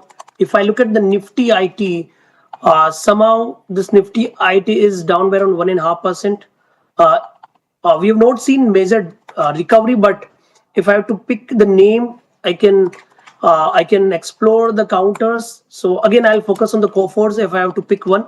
So looking at the price setup, as of now, it has support near 1485 or 1490. With that, it can bounce towards 1570 something. But I think we just need to look at more stability in the counter going forward. You know, a couple of stocks in the broader markets doing particularly well. Of course, we'd marked Nuvoco Vistas on the back of its earnings just a short while back, earlier in the week, in fact, where it posted, if I remember my numbers correctly, a 20% uptick in the PAT, despite a one-off hit, and the margins had remained pretty stable in the quarter gone by. It's up about 7.5%. What would you do on the charts though, Kush? So, Alex, especially in the context of the market that we are in, it's a good idea to take some money off the table. If you believe that, this is perhaps going to do much better than at least partially, I would actually book 50% profit, if not more, in this stock, hold the rest with a deepish stop loss close to 345, 350 zones, but not a bad idea to take some money off the table. I want to quickly mention one stock which was mentioned by Parth and Somit both, which is Bellrise. Mind you, this has been our call, this has been our one of the preferred stocks in this space, just doesn't seem to crack, right? So if it does, if you get any kind of dip towards 220 levels or maybe just under, you just keep accumulating, Bellrise from a medium to a long-term perspective as well. Very interesting. By the way, a few more stocks in the broader markets. Tejas Networks doing well, Apar Industries, Aegis Logistics, all gaining over 4% at this moment. And by the way, Hyundai Motor doesn't really move the needle too much usually in a big way, but today it's up as much as 4%. On that note, gentlemen, Parag, Kush, as well as Chandan, thanks so much for taking the time. Pleasure speaking to all three of you this morning. Thank you. All right, let's talk about the real estate sector, and it's gained quite considerably. How much, you're wondering? Let me tell you, it's up 20% or nearly 20% in the last 1 month. And this amidst expectations of a revival in demand and also the data center theme that is emerging as what could potentially be the next engine of growth. Parth joining in to set the context before we head into a more deeper conversation, and we'll take this forward. Absolutely, Alex. Data center is indeed becoming the next growth driver for the real estate sector, and this is because India's data center capacity is expected to grow from 1.6 gigawatts right now to over 15 gigawatts by FY35. That's over a 10 times increase that we are expecting. The built-up space requirement is expected to rise to almost 160 million square feet, and data centers might occupy 11 to 12% of the grade A leased office spaces. So that's a huge thing as well. The developers with land banks and powered shells are expected to benefit from this trend, and the top beneficiaries might be number one, Anant Raj, which is a direct data center operator targeting capacity of 357 megawatts by FY32. The next one is Lodha, which has a 400-acre Palava data center and is also targeting 2,000 crores of rental run rate by financial year 2032. Also Mindspace, which has a 150 megawatt portfolio for Princeton Digital, and lastly DLF as well, which is expanding its power shell capacity in the city of Noida. So this is the entire outlook about the real estate space and why it has run up a lot in the recent time as well. Very interesting. All right. Thanks so much, Parth, for that. I wonder whether the data on the pre-sales that you've seen, where it's been a bit spotty for a couple of companies, is something to be concerned about, though. We've got Murtuza Arsiwala, who's Director Research at Kotak Institutional Equities, joining in to talk to us about that. And he tracks the space very closely. We've been looking forward to speaking to you, Murtuza, about this space. So thanks so much for taking the time. Alex here, good morning. What do you make of the recent uptick, right? Is it driven by an anticipation of a revival in demand or strong demand in the residential space, or, as my colleague was pointing out, some interest in how the data center theme will play out? Sure. So let me put it this way. Obviously, come March and the entire West Asia conflict did have an impact on stock price performance. As some of those tensions ease, and really we are taking it one day at a time, but as some of those tensions ease, the concerns that sales will falter sort of pushes back. And that's primarily, to my mind, the reason why the revival in stock price. If you look at it point to point, pre sort of the war situation to now, you've not actually noticed as much a movement. As far as pre-sales go, they've been all right, largely resilient. there is not enough data to suggest that, um, global conflicts lead to a sharp drop in home sales. While that is the general perception, the reality is home sales have been fairly resilient. In fact, if I look at the numbers for April and May of 26, they are far better at an industry level than what we've seen in the preceding years. So actually, a lot more resilience on home sales. Some of the companies that have reported so far, Shobha had some fairly fantastic numbers to show. Oberoi, with their launch in Gurgaon, I think pretty much record sales at their latest launch in Gurgaon. So while early days, but the numbers are showing resilience, some amount of consistency, which is leading to that strong price movement, really. So what I'm hearing essentially is that it's sentiment driven to a certain extent, because the easing of the conflict is what we witnessed for the most part of the last 1 month, which is the time frame that we're talking about, right? And so to a certain extent, one can assume that that played out. The question that I have, though, Murtaza, is on, and we've talked about the volumes and we talk about the sales, and therefore that has an implication on the top line, but there would have been increase in input costs, and to a certain extent also because of certain disruptions that the MMR pocket has witnessed in construction for various reasons, the NCR region they've witnessed for various reasons. There would be an implication on timelines as well, one would assume. So do you anticipate that that will have a bearing on financials? Not really, Alex. If you think of a typical life cycle of construction for a home project, you're talking of a period which is 3 to 4 years. The conflict has lasted a few months, right?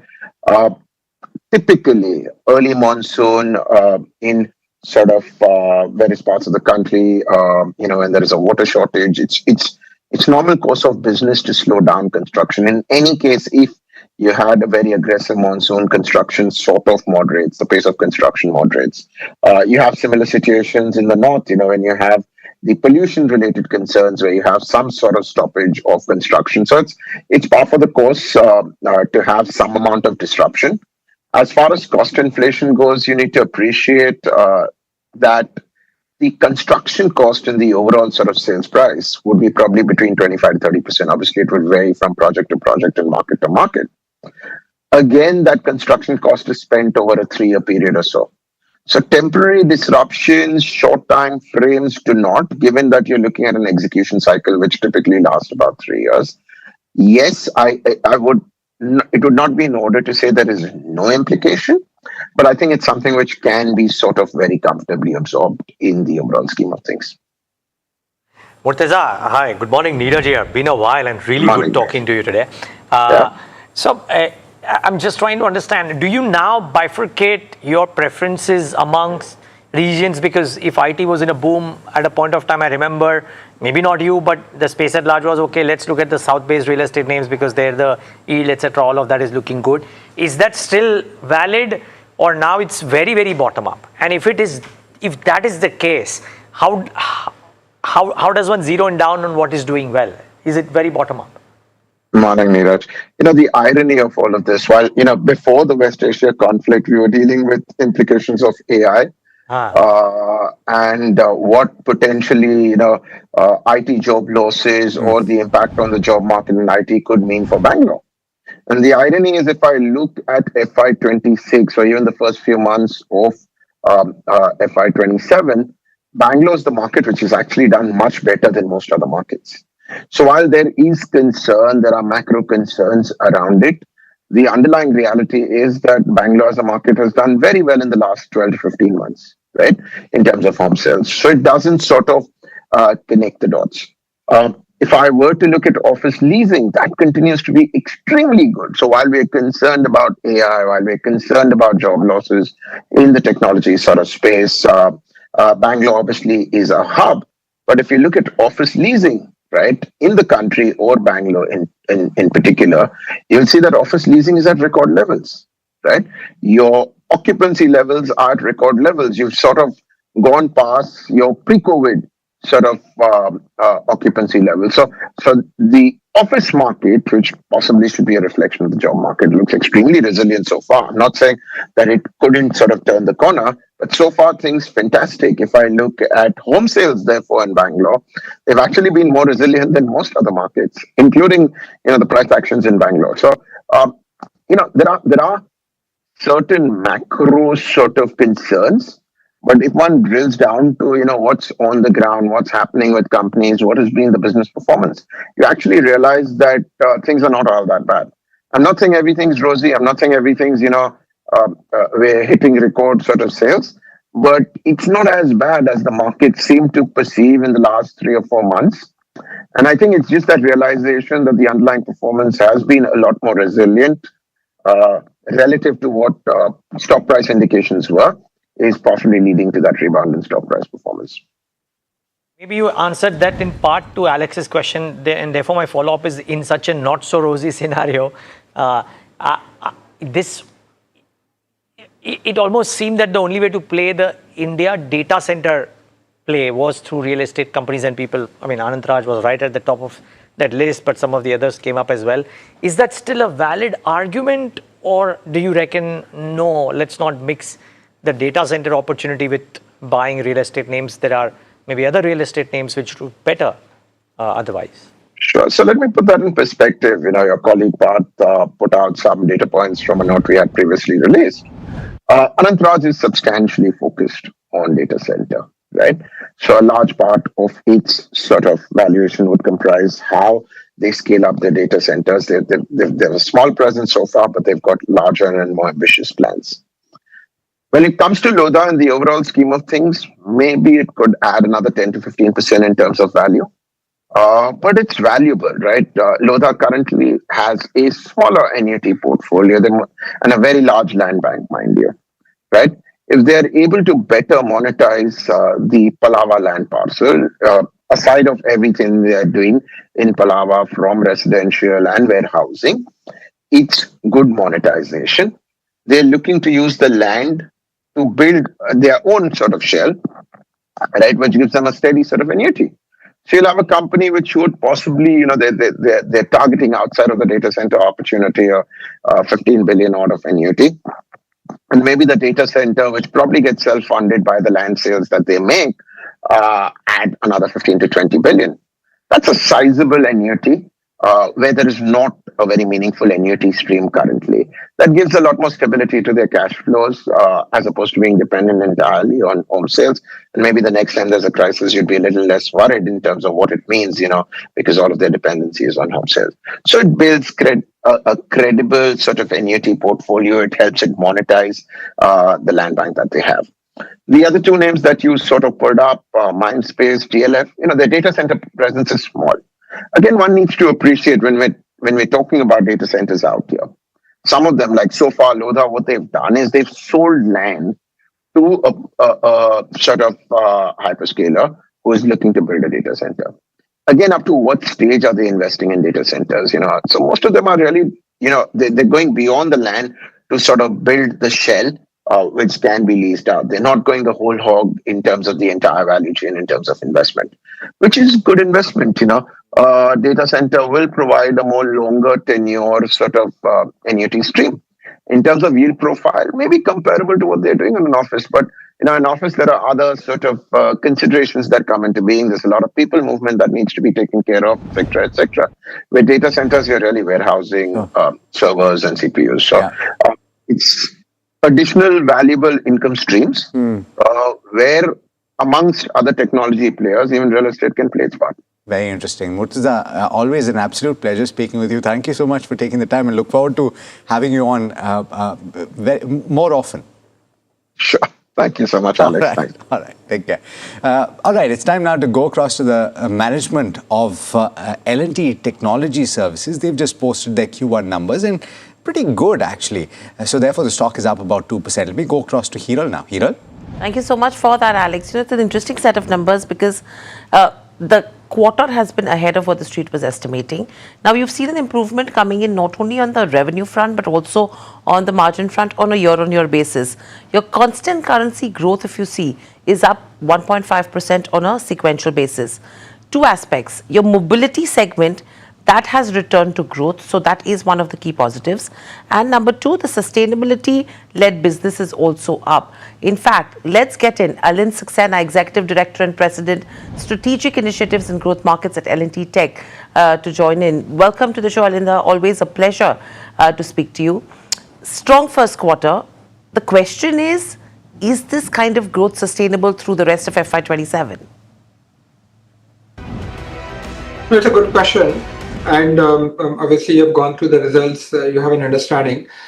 See, I would break up that question in three parts. So one is you got to look at, when we look at our organization, we break it into three segments. So that's mobility segment and tech, and which is how I would answer the first part. The second is I will talk a little bit about the things that we are doing differently in these sectors, which are making us happen. And third is we'll talk a little bit about the customer behavior. So if you look at our story for this quarter, we have shown positive growth, 2.3% growth in our mobility sector, and which I think is very encouraging. And then you must understand that when we look at our mobility sector, for us, the diversification strategy helps. So we are not just talking about automotive, which is, of course, the most visible part of what we do, but also trucks on off-highway and aero and rail. And all three of them make tremendous contribution towards the mobility as a segment. So we are seeing traction in two of them. And the third one is also that we are seeing traction, maybe not to that greater degree, but it's still a very positive story that we see. So mobility will remain positive, that would grow. If you were to look at the next sector, which is our sustainability sector. So sustainability sector has been a story for, I would say, the last 4, 5, 6 quarters. And we grew year on year, as well as we grew about 4.3% this quarter as well. So that's a continuous sector growth strategy which is there.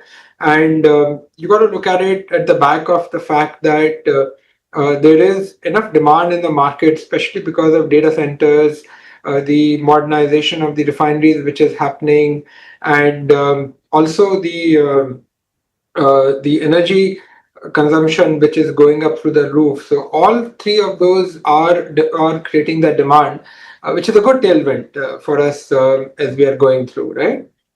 So that's on the sustainability side. And then on the tech side, if you were to think about tech as semiconductors and communications, so we are going over there.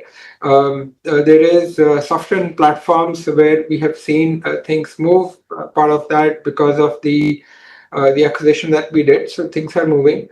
We had one program which came to a logical end, and a slight delay in picking up the next one, which we're very confident that we should be talking about it very shortly, and there'll be a couple of deals that we will announce shortly in that area. So we remain positive about all the three sectors which go back to the growth story. So talk to us about mobility, because that's a segment which has shown recovery. Now, is this turnaround driven by, say, a short-term project completion that has happened during the quarter, or, is the European automotive client stabilizing their long-term research and development budgets? Because there are other companies who've said that OEMs in Europe are on a slowdown. No, it's a broad-based thing. And again, like I said, we look at mobility as aero and rail, trucks on off-highway, and automotive. And, if you think about our spread, we are not a geography organization, right? So North America is one geography. We have Europe as another geography, and we have Japan and rest of the world as another geography, right? So it's fairly broad-based. And if I were to take a minute and give you a commentary, North America actually grew for us in all the three areas. Europe was flat for us. These are numbers that we have reported. Europe was flat for us. But then the Japan and rest of the world grew for us as well. So we are seeing the growth story across the different geographies. And Europe will take, maybe a little bit more time to stabilize as the OEMs and the tier ones get that story right. But there are consolidation deals in the market that we are bidding for, and we are confident that some of them will come through. So that may turn around to be a very different story going forward as well. Okay. Now let's talk about the deal wins. Large deal wins have been substantial in terms of this quarter. So when will they actually start contributing meaningfully to your reported revenues? Because a 1.9% year-on-year constant currency growth is what we've seen this time around. So what, all of them will be in the near future? Yes. So, good question, and obviously you've done your homework well. No, see, I'm fairly confident, and I know that of the 767 deals that we declared, we have got three of them already starting to contribute, and we have got teams flying in there and engaging with the customers to get the revenue up. So that's already happening. The others should ramp up fairly quickly. All the 7 deals that we are talking about should ramp up in the next, I would say, a couple of weeks to an extent. Of course, they will go through their ramp up, and there will be scaling of the deals that will happen and scaling of the revenue that will happen. And that happens over a period of time. But we should see them come around by the time we're done with Q2. We should see several peaks on these deals, and then they'll continue to grow from there. So, and then we're not just talking about these deals. We have got a few more in the pipeline, which we spoke about, especially in the tech sector. So you would see those deals also getting announced. We are hoping in the early part of the quarter.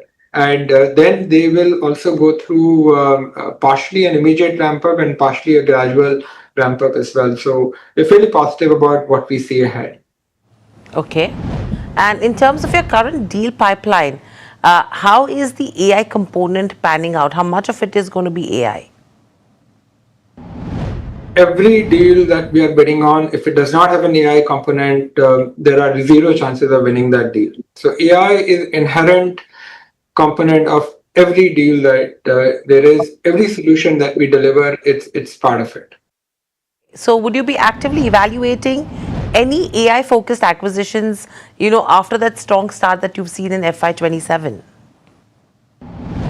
See, it's a process, and as an organization, we are well aware that we are there in multiple geographies, and there are nuances about each of these geographies which are there, and there is a very close thought process that we have always had to be closer to our customers. In fact, I don't know if you caught that, but we opened up our AI center in Munich very recently, and we had some of our top customers, top global automotive customers, come and open that center for us because they're right there, and they work very closely with us in that space. So we we are always scanning the market. We are always embedding ourselves close to the customers, and that drives what we do next in which technology and which area. We are not committing to anything yet, but we are keeping our options open to see what it takes. But right now, our core focus is to build on the partnerships that we have created, build on the solution that we have created. In fact, with MIT Labs, we have actually stepped back and created a consulting assignment that we have created a maturity index, because customers come and ask us that I see all this AI, but tell me, am I ready to take this journey on AI?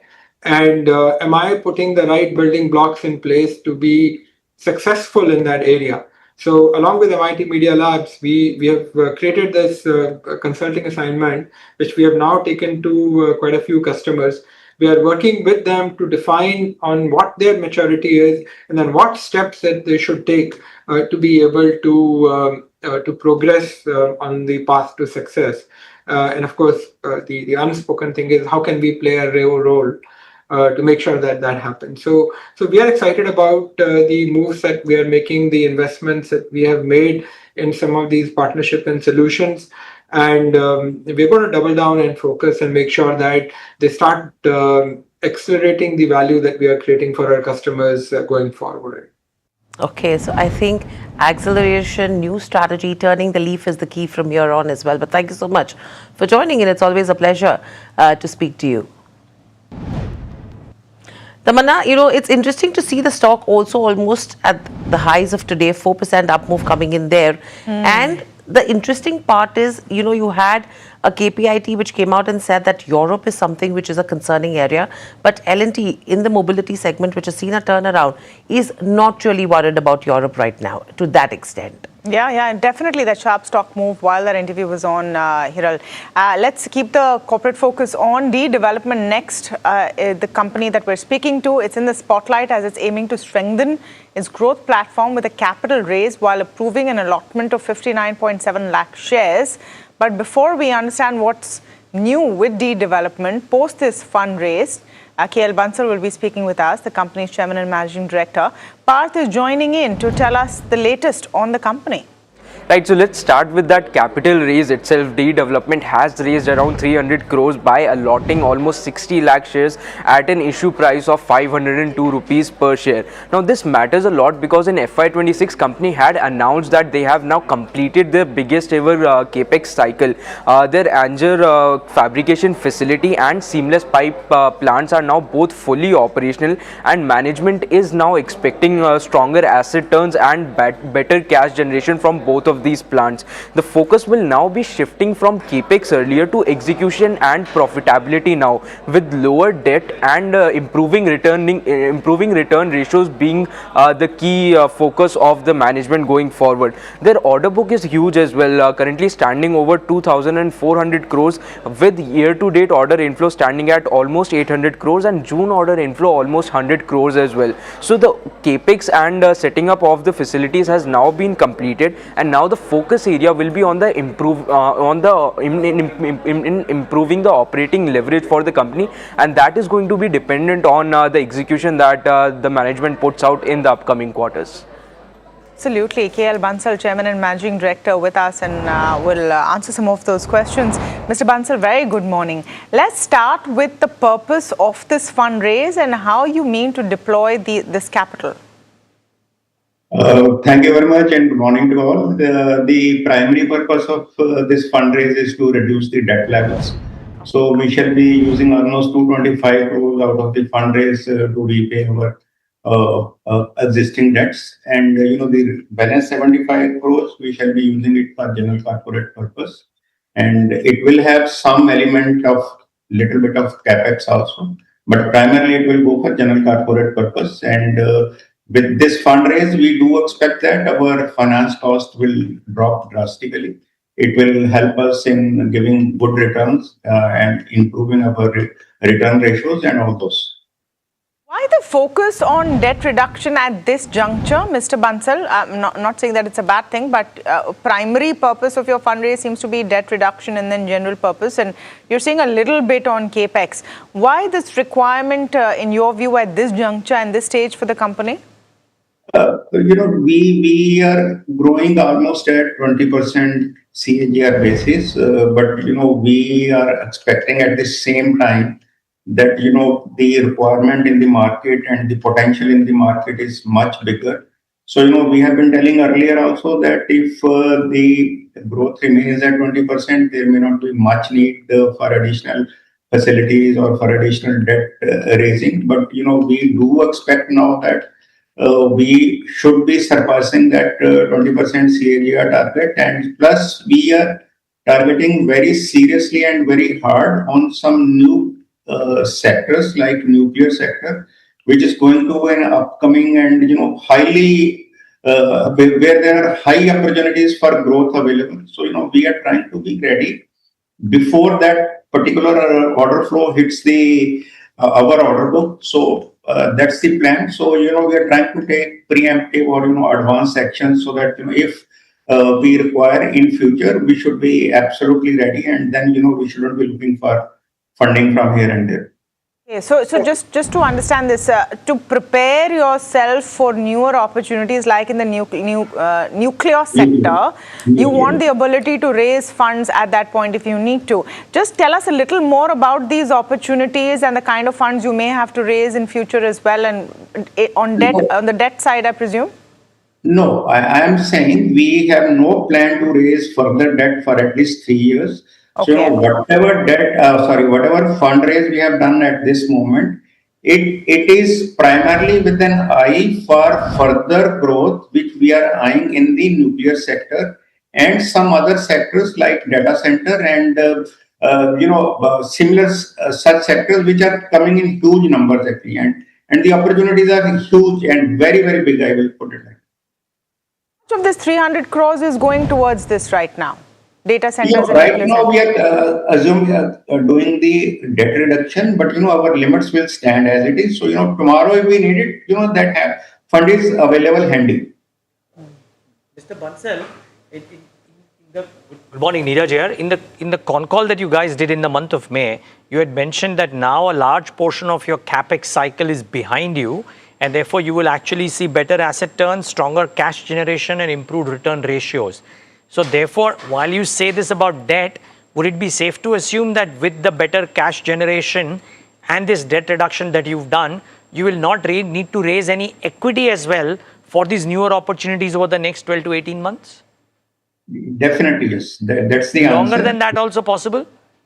I am saying around 3 years, I don't expect any further fundraising. No equity raise as well? No equity raise, yes. Okay. And then the second part of my question, therefore, sir, is this, that if you indeed have these capex cycle behind you, but tapping into newer opportunities, what's the kind of growth rate does it lead to in your mind for the near term, which is predictable, which is FY27, but based on your initial assessment of how much you benefit out of the newer opportunities for FY28 and 29 as well?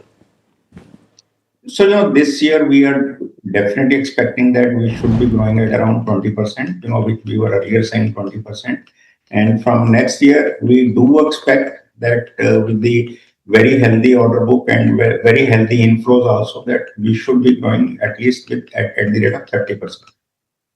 Can you repeat that again, Mr. Bansal? 30% you will hit when? Next year, 28-29. And is that going to be sustainable over a couple of years, or will it only be in 28-29? Next 3 to 4 years, it's very well sustainable. Understood. Good morning. I didn't wish you, sir. My name is Alex, and thank you so much for speaking to us this morning. So, just want to get a sense on the trajectory for EBITDA as well, because if I look at your EBITDA performance from FY23 to 26, it's been in an upward trajectory. From what I can see, you had a 12% or thereabouts EBITDA margin in FY23, and you've upped it to 17% in the previous financial year. Please correct me if I'm wrong. And based on what you're saying, your capex is done, certain other finance costs, all of that is going to be going down as well. Give us a sense of both operating performance, operating margins, as well as the PAT margin. How do you expect that to go? The EBITDA margins, our expectation and as a matter of fact, the guidance to the market is that for FY27, we should be doing minimum 19% plus, and going forward by 28, by 29, we should be touching around 22%. Touching what, sir? 22. 22%. What is going to drive this expansion in the margin, Mr. Bansal? Primarily, I will say the operational efficiency, that is going to be the major driver. Plus, the moment we increase our top line, our proportionate expenses percentage decreases, and it helps in improving the bottom line at the EBITDA. I mean, these are the natural things, because the growth which we are going to do, it's going to have a lot of operational, it's going to give us a lot of operational leverage. Plus, since we have already commissioned our Anjar plant, we have already started seeing a lot of benefits in terms of operational leverage as far as the labor expenses are concerned, operational expenses are concerned, logistics costs are concerned. We already started seeing that, and it's getting reflected in our books right now. And then major other factor is that since we are primarily doing lot of coal-fired boilers this year, so the turnaround cycle in coal-fired boiler critical piping is comparatively much lesser than oil and gas piping. That is also going to help us in improved cash flows, and improved cash flows mean your other expenses will fall down, including your purchase prices, including your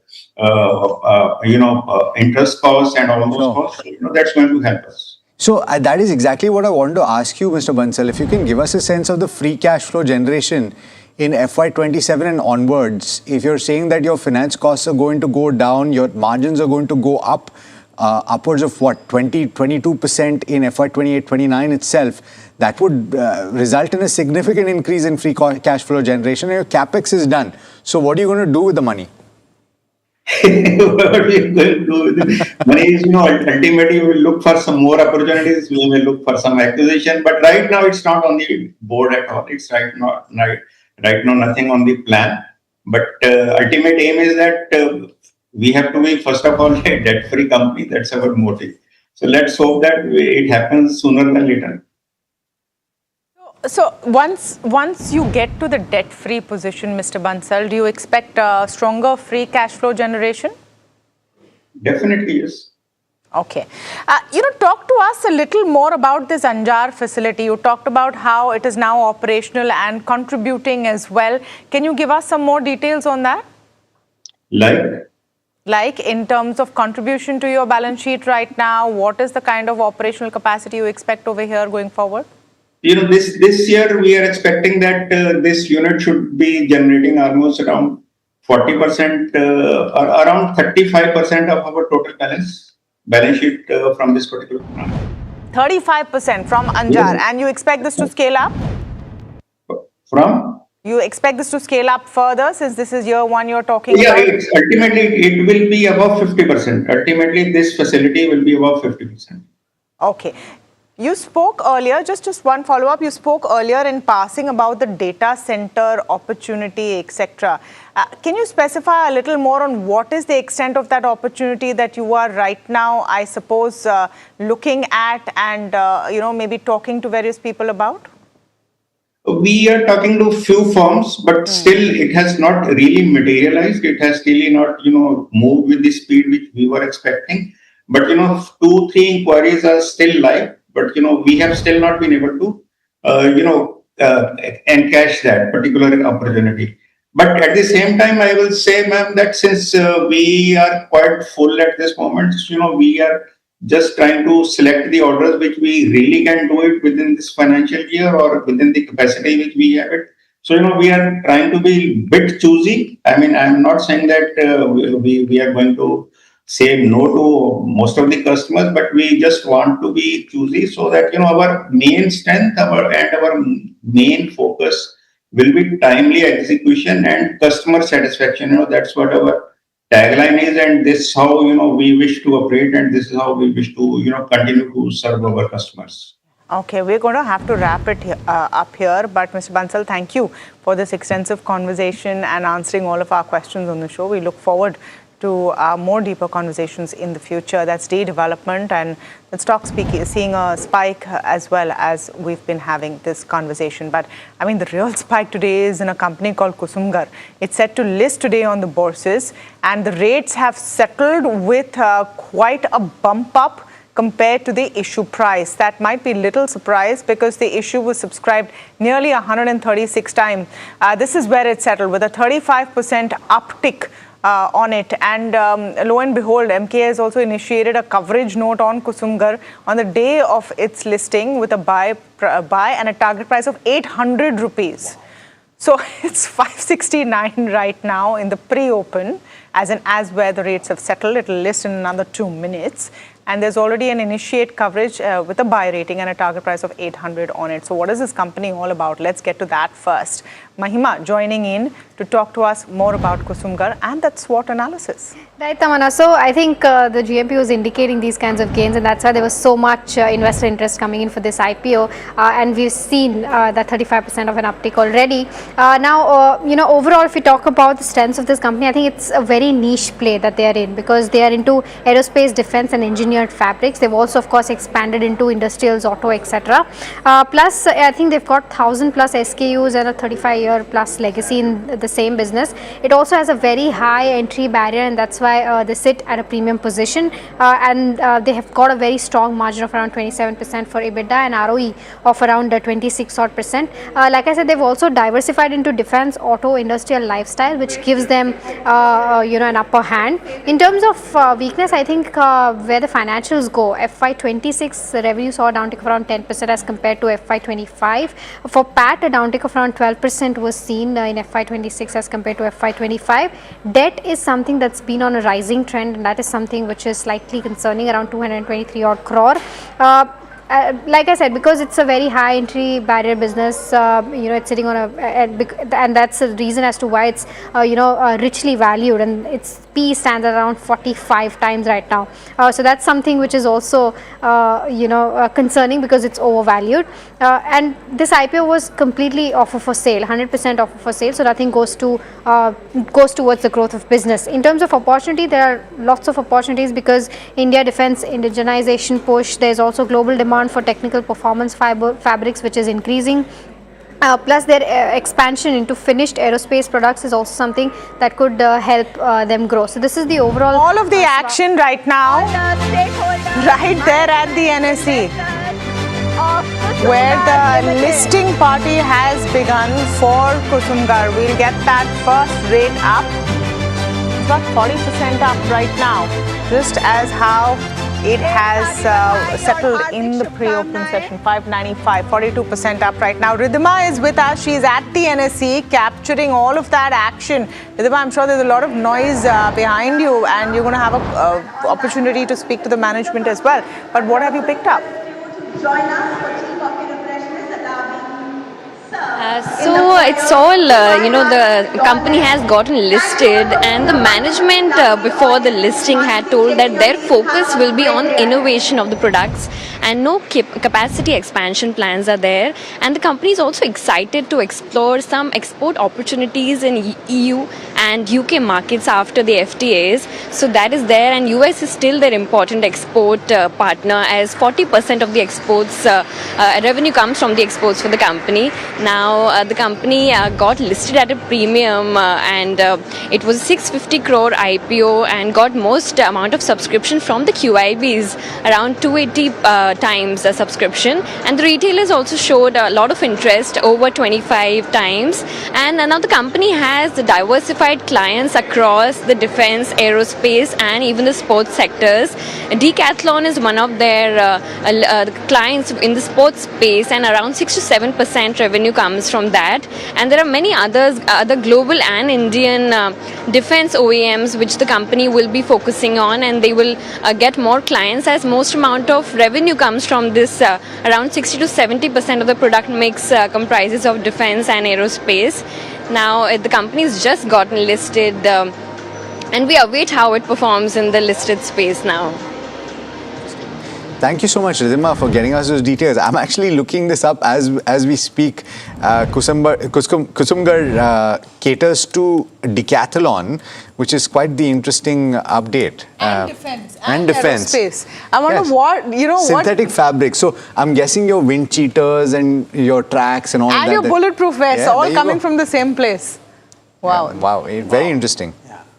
And apparently this is a Mumbai-based company, if I'm not wrong. Yeah, the promoters are, if I'm not wrong, and pretty interesting. I may be wrong here though, but this is what I was told, that the promoters are Mumbai-based. But interesting start. I mean, after a long time, we're seeing a 40% uptick on a newly listed stock. This is very, very. They are Mumbai headquartered. Yeah, right. they are, right? Yeah. Perfect. Yeah, exactly. Okay, well, that's Kusumgar. Yeah, it is. Make sure you don't buy a bulletproof vest instead of a raincoat the next time. Well, I use Depends on the workout you're doing. I use an umbrella. All right. But then who knows? Maybe you get bulletproof umbrellas as well if you're watching a spy movie. Let's move on to Tata Elxsi though. It's trading under pressure on the back of weak Q1 margins, and we spoke about the reasons why those margins were under pressure. There is a positive impact on account of Forex, but that's more than outweighed on account of certain one-off costs that were taken during the quarter. Jasmeet here to talk about what is not working for the company. Stock is down as much as 4.7%. Jasmeet? Well, Alex, thank you for that. Now, if you look at this counter, it has been a tough time for the OEM space, and we have also seen other companies come out and give out the outlook that the OEM spending has been a bit slower. Now, here are the top 5 key takeaways, the key reasons why the stock is tanking in today's trade or did not work well for the company. The first one is the overall revenue. It was beat in terms of the estimates, while the margins declined sharply, and the margin fall was on the back of a lot of one-off costs, which are expected to settle in coming quarters. The second one is the transportation segment continued to be under pressure, which was down about 0.4%, and that is on the back of that auto demand being reduced over a few quarters. The third one is the European segment for the company, which is down about 1.9%, and that's because of the overall OEMs have reduced the discretionary spending, and so the spending they generally do on ER&D has reduced, impacting the European geography as well. The fourth key reason is a large deal the company has been winning is at a lower profitability. The company is engaging in vendor consolidation for which there's a lot of competition, and that's why they're signing new deals at lower margin, which might further impact the bottom line going ahead. And the last reason is the brokerages. They have been bearish on this particular counter and on ER&D space altogether, and they've also cut the target price on the back of the same ramp-up issues and low price of signing deals.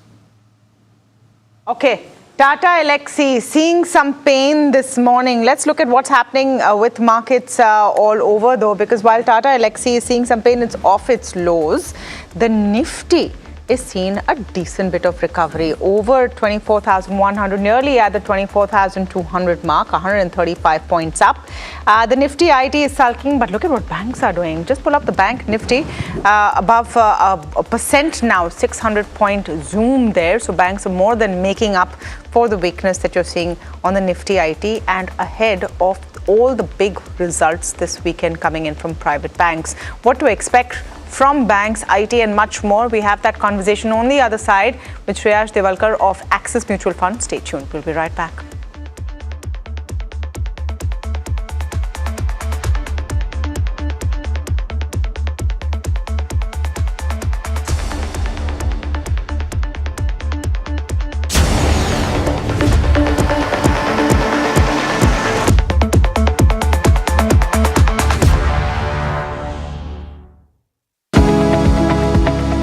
Superstar Stocks of the Day, presented by Tata Azura. हर रास्ते का superstar.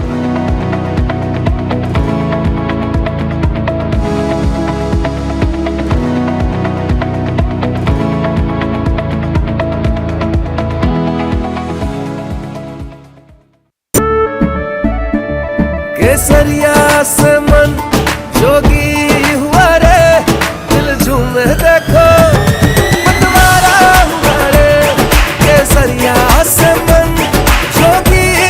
हर पल मनाओ केसरी त्योहार. विमल, बोलो जुबान Kesari. Ready for the next big IPO? Apply for it on Grow. Open your free Demat account, check all IPO details, apply easily in a few taps. And that's it. Download Grow now for stocks, mutual funds and IPOs. Investment in securities market are subject to market risks. Read all the related documents carefully before investing. We are over, Jimmy. Hey, life में scratches तो आएंगे. गाड़ी के scratches को तो Cosmo PPF संभाल लेगा. आप अपना देख लो. अंबा शक्ति प्लांट की वर्ल्ड रिनाउंड टेक्नोलॉजी देती है स्टील को ज्यादा ताकत हर बार. अंबा शक्ति SDTMT.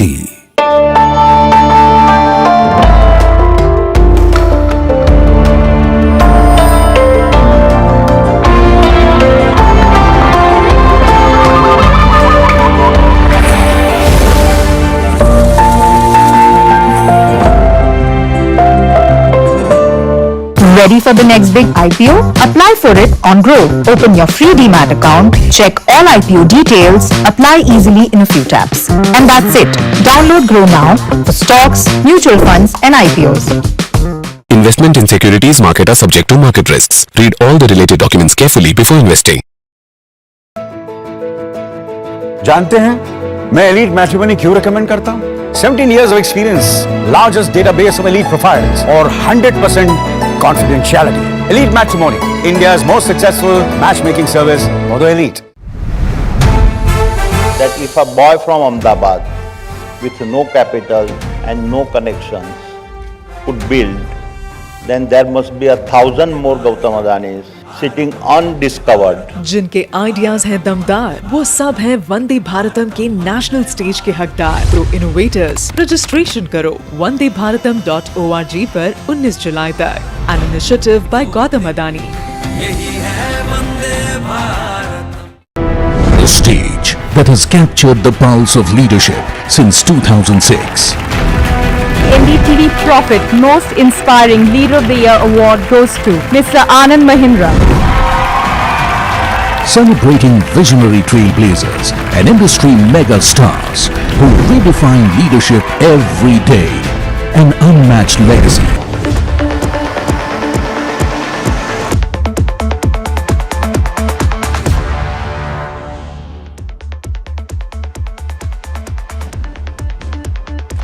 Back with India Market Open right here on NDTV Profit. Like we said, a decent day out for the Nifty thus far. Let's see if it stays. This is despite higher oil prices, by the way, and despite IT having, at least on the face of it, the news not the most positive, what IBM has said. In light of all of this, great time to get in Shreyas Develkar. He's head of equity at Axis Mutual Fund. Shreyas, good having you. Thanks for taking the time out. Good morning to you. How are you approaching the investing process currently, because the Q1 results thus far seem to be okay, but if the bogey of oil had gone away 2 weeks ago, it has certainly come back, even though it's not in the same ferocity, because oil prices are not at 105 but at 85, but still they are no longer at 70 either. Is this a good time, despite the uncertainty, to bet on the names which are giving out results, or would you sit on a bit of cash waiting for the conflict to be completely out of the way? Hi, good morning, and thank you for having me on the show. Actually, as far as this conflict is concerned, expecting that it will be completely out of the way will be very demanding assumption to make. So, we like it or not, we have to make our assumptions around it and move around accordingly. So, whether you go ahead with the assumption of crude being 80s to 90s or 100 plus or closer to 70s, obviously that makes a difference in the way you would build a portfolio. We would like to believe that yes, we should build a portfolio around 80s to 90s assumption on a steady state basis. Any positive news with crude growing closer to 70s the way it happened is definitely a positive outcome. As far as the growth is concerned, and you're rightly highlighting that yes, this quarter, if you notice the previews which are coming out, already the Nifty growth rate for this quarter expectation as per various brokerages is around 17% on top line front. Now, this number actually is one of the highest in last 3 years when it comes to top line growth. However, when it comes to bottom line growth, because of the margin contraction in many sectors, like from in autos, it is there in some of the consumer staples, some of the pharmaceuticals. So because of the margin compression, probably the bottom line growth is not as great. It is hovering around 5 to 8% as per various estimates. But top line growth, again, this is, as I said, it is one of the great news. Because historically, what we have seen, especially when it comes to large cap growth, it has been dependent on the nominal GDP growth. Now, average CPI plus WPI for this quarter is around 7%. Again, it is one of the high number in last 2 to 3 years. So net, as far as numbers are concerned, top line trajectory looks good. Even underlying parameters like the volume growth in auto, the impact is not as high as what everyone feared when the war started in Iran. You take multiple categories, the impact is not as much on the volume, and that's where we see that more stability. Again, if the crude goes above 90, 100, then obviously I would call out that yes, then that is a situation to be considered and which may have a negative impact. Shreyash, hi, morning. Alex here. I'm just wondering what you're making of, and of course, it's very early days in this earnings cycle, but this conversation that we're having more and more repeatedly about the distinction between the trajectory of the large cap names on the earnings front and the broader markets, where you can see 15, 17, 20% earnings growth in the broader markets, but in the large caps, it's restricted to single digits. Is that something that will continue to pan out in FY27 in your opinion? If you see the construct of large cap, it's not actually not about the large cap versus mid and small. It is about a construct of large cap. It is if you take around 30-40% of large cap is a financial services. Now here in the lending, the credit growth is improving already. Right, it is about 17%. The NIM pressure continues. So even in this quarter, the joker in the pack is the NIM, because as far as the credit quality is concerned, as well as credit growth is concerned, both are actually tracking very well. So if there is a rate hike which actually supports NIM, especially in case of bank, but once that NIM pressure is behind, then generally even this pack will do good. FMCG is another sector, and IT. These are the two relatively larger sectors. I would call it closer to 15-20% of the index. Here, the growth has not improved. Beyond that, there are sectors like oil and gas, which generally don't tend to grow as much if it's depend only on the commodity prices. All in all, in my opinion, if the financial services, the banking pack, here the growth is delivered and NIM pressure is behind, then probably this may lead to the improvement in the large cap growth rate. Mid and small cap growth rate has been around 15% plus. But if you look at the challenge in the market has been, see, last for 2 years also, the mid and small cap growth has been 15% plus. But when it comes to returns, because of the valuation, the returns has not been that great. They outperform large cap, there is no doubt, but absolute returns has not been commensurate to the earning growth, and that's where when it comes to the large cap versus mid cap, the debate, which I generally don't want to get into because it's more to do with the construct than anything else. So in case of large cap, in my opinion, if the financial services does well, there and the valuations are reasonable compared to their pre-COVID level valuations, there is a good risk reward available here. Shreyas, good morning. Tamanna here. How are you looking at some of the private bank majors ahead of the results this Saturday? What would you be watching out for, and will this be a very important quarter from that perspective as well, because it will capture some of the turbulence we've seen in the economy and globally? So for bank and NBFCs, especially lenders, I would.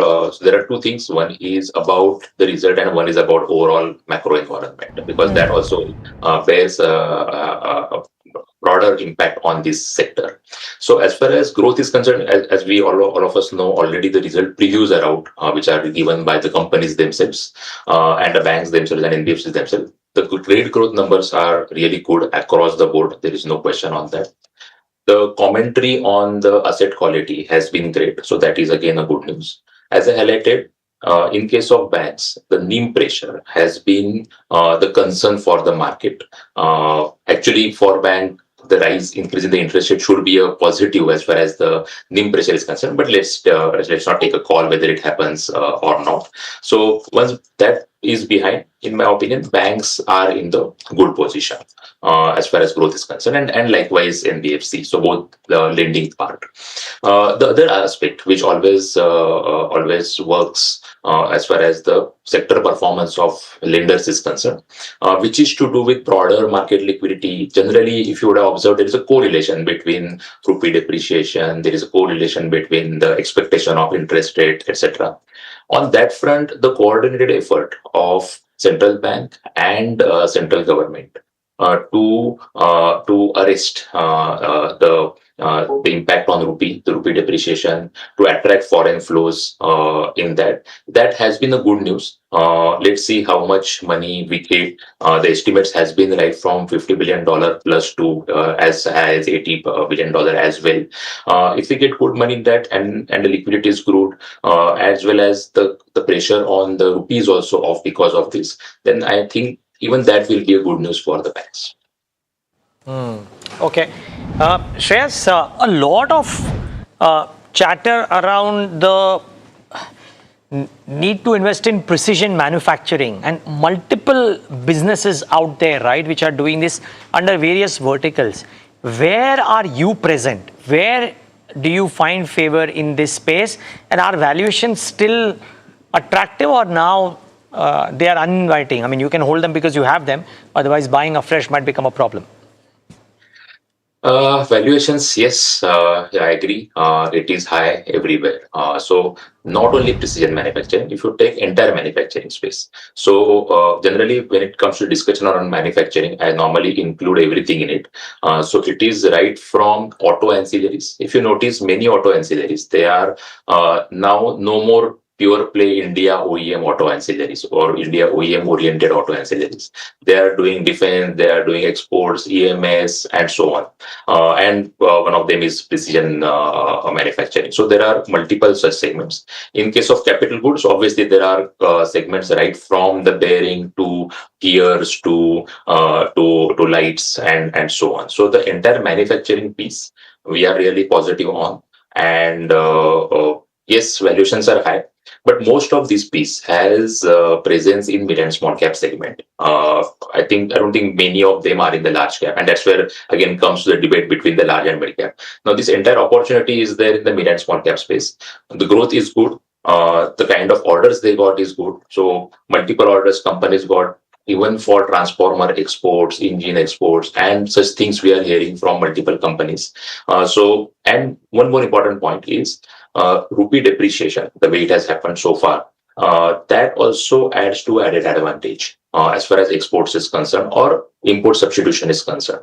So, but generally in case of manufacturing, it takes a lot of time to really play out, because in the services sector, historically, if you must have seen that whenever rupee depreciate, people used to buy IT or pharma, because there the translation into business or the positivity is really straightforward and in shorter period of time. In case of manufacturing sector, generally it would take longer period because people will decide, then the capex will happen, then the orders will come, and then you get the benefit. So it is a relatively long gestation process. But in my opinion, as far as markets is concerned, and that's where you are rightly highlighting, that as far as markets is concerned, we are in the mid cycle. We are no more in the up cycle of the manufacturing as a theme. So we have to be very calibrated on what you want to really buy. We have to really assess. The way we are doing is we are assessing what are the optionalities available, because today at high valuation you actually price in the option value in a particular company. This company will get into this new area and the potential is so much. So that optionality we have to assess really well, because if you go wrong on that, then these valuations may hurt us. That's a good point. Absolutely. All right, Shreyas, absolute pleasure as always speaking with you. Thanks so much for taking the time. Thank you. An interesting story for you. Strong compounding is obviously rare to find, and these 5 companies, though, have delivered more than 30% EBITDA growth every year for the last 5 years. Parth is joining in to tell you about which companies these are and how they managed to do what they did. Parth? Right, so let's first of all talk about our criteria a little bit. The first criteria that we took was that each of the companies should be above 10,000 crores of market cap. And the second criteria we took was that they should have 30% EBITDA growth each year in the last 5 years. So that's what we worked with, and the source for this information was Bloomberg. And isn't that interesting that only 5 companies out of the entire stock universe passed those 2 criteria? The names are Trent, Wari Energies, Keynes Technologies, Anantraj, and Lloyd's Engineering. You can check out their EBITDA growth rates in the last 5 years as well. Let's start with Trent first of all. Their EBITDA growth has moderated from triple digits to low 30-digit numbers, to low 30% number now, and the reason for this is store maturity and the slower same store growth that the company has seen. But for the future outlook, if we talk about Trent, they have said that the aggressive expansion on the west side and Zudio stores will drive the earnings going forward, and they have said that the store additions is something that you should keep on track if you are expecting earnings growth in the company. The second one is Vari Energies, which has seen its growth accelerate again in FY27 in FY26 after being above that 70% growth rate for the last 5 years. Now this was driven by the strong solar module demand that we have seen in the recent years, and also the manufacturing expansion in the company as well. On the outlook side, the company has a huge order book, and their manufacturing expansion in the US will support their earnings visibility going forward, and the earnings growth will be coming from the renewable capex that the company is doing as well. The next one is Kaynes Technologies, which has seen its growth normalize but still remains above that 30% mark. They have multiple tailwinds that includes the high EMS demand, the defense demand that we are seeing a lot of capex on, and also industrial electronics. On the outlook side, the company has said that the capacity addition and semiconductor will remain the key catalyst, and also the new customer wins will be supporting the growth going forward. The next one is Anantraj, which has seen EBITDA growth moderated after being exceptionally strong for the recent years. The shift to premium realty and annuity income will aid the profitability on the company. And on the outlook side, data center is something that you need to track if you are talking about Anantraj. Lastly, we have Lloyd's Engineering, which has seen growth normalized after being growing exceptionally in the last few years. And on the outlook side, the merger with its entities like Lloyd's Metals and others will strengthen their scale and capabilities. And lastly, on the return potential part, except for Lloyd's, all of the other companies are tracked by analysts, and the highest return potential stands with the Vari Energies at 26%. So these are the 5 companies that have been consistent compounders over the last 5 years. Interesting data slice there. Thank you for that part, the compounding superstars. Now, Torrent Pharma and RBL Bank will also be in focus today on the back of an MSCI rejig this month. Sharad is joining in to tell us why. Well, on the last 30 to 40 minutes, you're going to see action in both of these counters on back of MSCI adjustment. As per a note by Nuvama Alternate, of course, MSCI will increase the weight for Torrent Pharma. And remember, this momentum will see a passive inflows of roughly $167 million. To put that in perspective, it is almost 5.5 times of its average daily volumes. This is what I'm talking about Torrent Pharma. It's a positive reaction can be expected. On the other hand, RBL Bank, over here, it will be deleted from the MSCI Global Small Cap Index, and because of that, there will be outflows as well and a reduction of foreign ownership. Roughly almost $25 million of passive outflows is expected. So these two counters should be in focus as volatility will be more towards the closing session. Okay. All right, Sharad, thank you for that. So with that, it's a wrap on this edition of India Markets Open. The good news is that markets are holding up, and $84, $85 on the Brent doesn't seem to be too scary right now as far as Indian markets are concerned. Cross fingers. Fingers double crossed. Okay, we'll wrap it up here. So from all of us who presented the show and all of us who put it together, thank you so much for watching. Stay tuned. You have Ask Profit up next.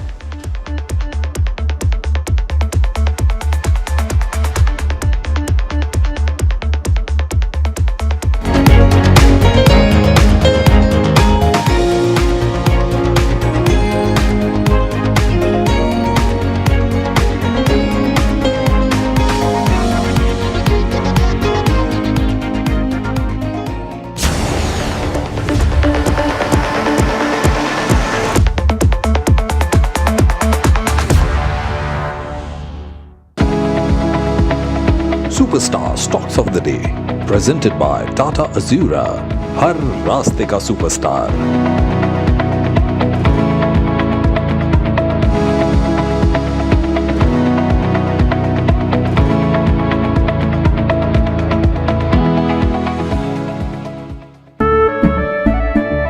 केसरिया से मन जोगी हुआ रे, दिल झूमे देखो मतवारा हुआ रे, केसरिया से मन जोगी हुआ। हर पल मनाओ केसरी त्योहार, विमल बोलो जुबान Kesari.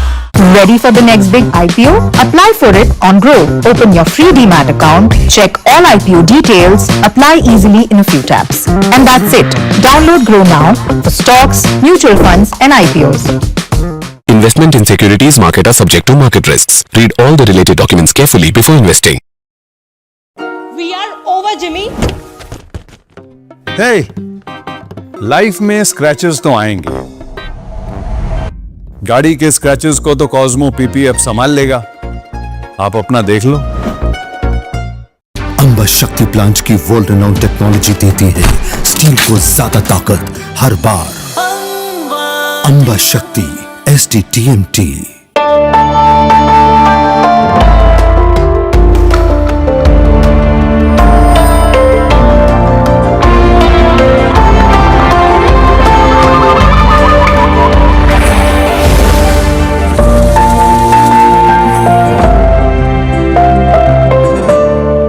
Ready for the next big IPO? Apply for it on Grow. Open your free Demat account, check all IPO details, apply easily in a few taps. And that's it. Download Grow now for stocks, mutual funds and IPOs. Investment in securities market are subject to market risks. Read all the related documents carefully before investing. जानते हैं मैं elite matrimony क्यों recommend करता हूं? 17 years of experience, largest database of elite profiles, or 100% confidentiality. Elite Matrimony, India's most successful matchmaking service for the elite. That if a boy from Ahmedabad with no capital and no connections could build, then there must be 1,000 more Gautam Adanis sitting undiscovered. जिनके ideas हैं दमदार, वो सब हैं वंदे भारतम के national stage के हकदार। Pro innovators, registration करो wandebharatam.org पर 19 जुलाई तक। An initiative by Gautam Adani.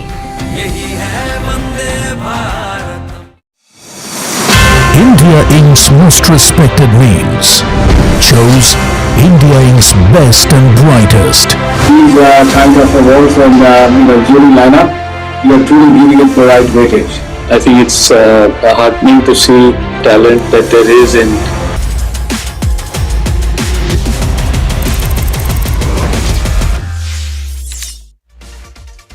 Hello and welcome to NDTV Profit. You are tuned in to Crypto Minutes powered by CoinSwitch for your daily dose of news and updates from the crypto world with me, Sharad Dubey. Now let's take a look at the top headlines. Bitcoin gains on soft US inflation data. Ripple secures MiCA approval.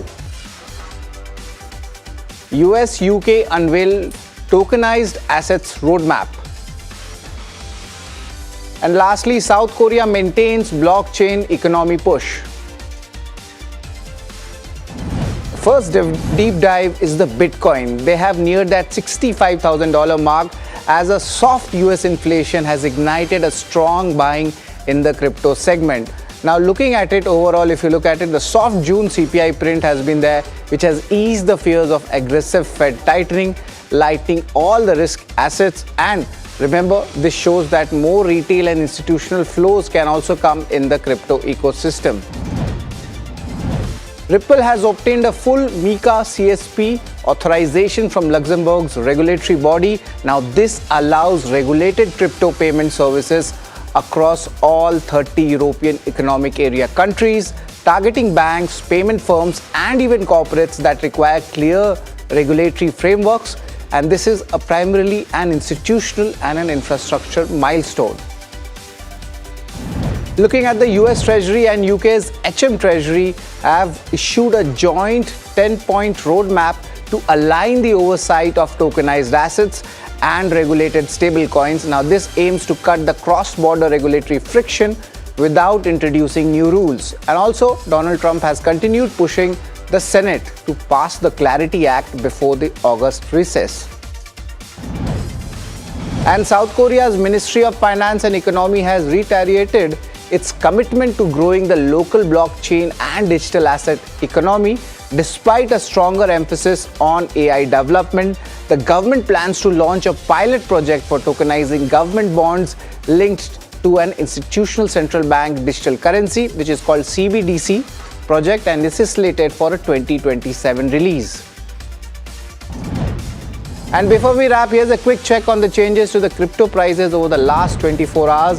And largely all the most traded crypto has done well, all of them rising between 3 to 5% and Bitcoin jumping 4% in the last 24 hours. And because of that, our trading levels, especially the support resistance band, that has moved up on the higher side. Now it ranges between $64,000 to $67,000 odd dollars.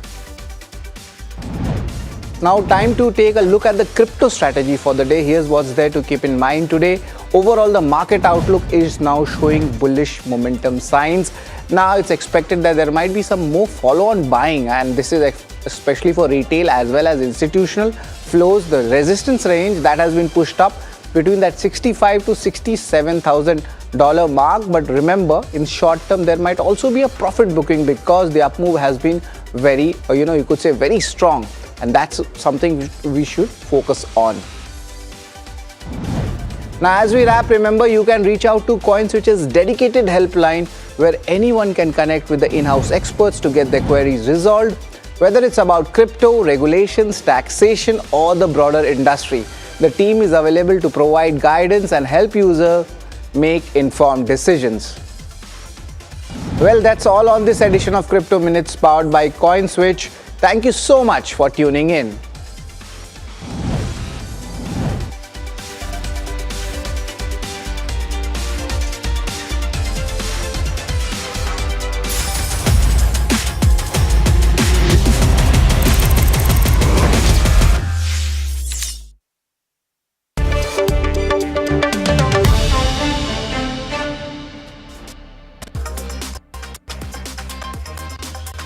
Welcome. You're watching NDTV Profit, and this is Ask Profit, of course. Let's take a quick look as to how the markets are also doing. The Nifty 50 is up by about 0.6%, holding about the 24,200, just about the 24,200 levels is what we are seeing. The Bank Nifty is also holding up today after a downtick of around 1.5% yesterday, up a percent, about the 58,000 levels now. Let's also take a look at the Nifty 50 heat map and see. All right, before we do that, Anand Rathi is in focus on the back of its earning. Shahid, how have the earnings fared? To be honest, the earnings have been mixed, and to be precise, the PAT numbers were impacted if you look at it on exceptional losses. But overall, sequentially, the numbers were a kind of a little bit of disappointment. But I had a chat with the management also, and we are joined in by Pradeep Gupta. He's the chairman and MD at Anand Rathi Shares and Stock Brokers. Of course, starting with the exceptional loss, but overall, the fall has been there in the F&O volumes. Looking at the market conditions and changes from SEBI? No, not really. I think if you really look at our number, volumes have, grown if you compare from year-on-year basis.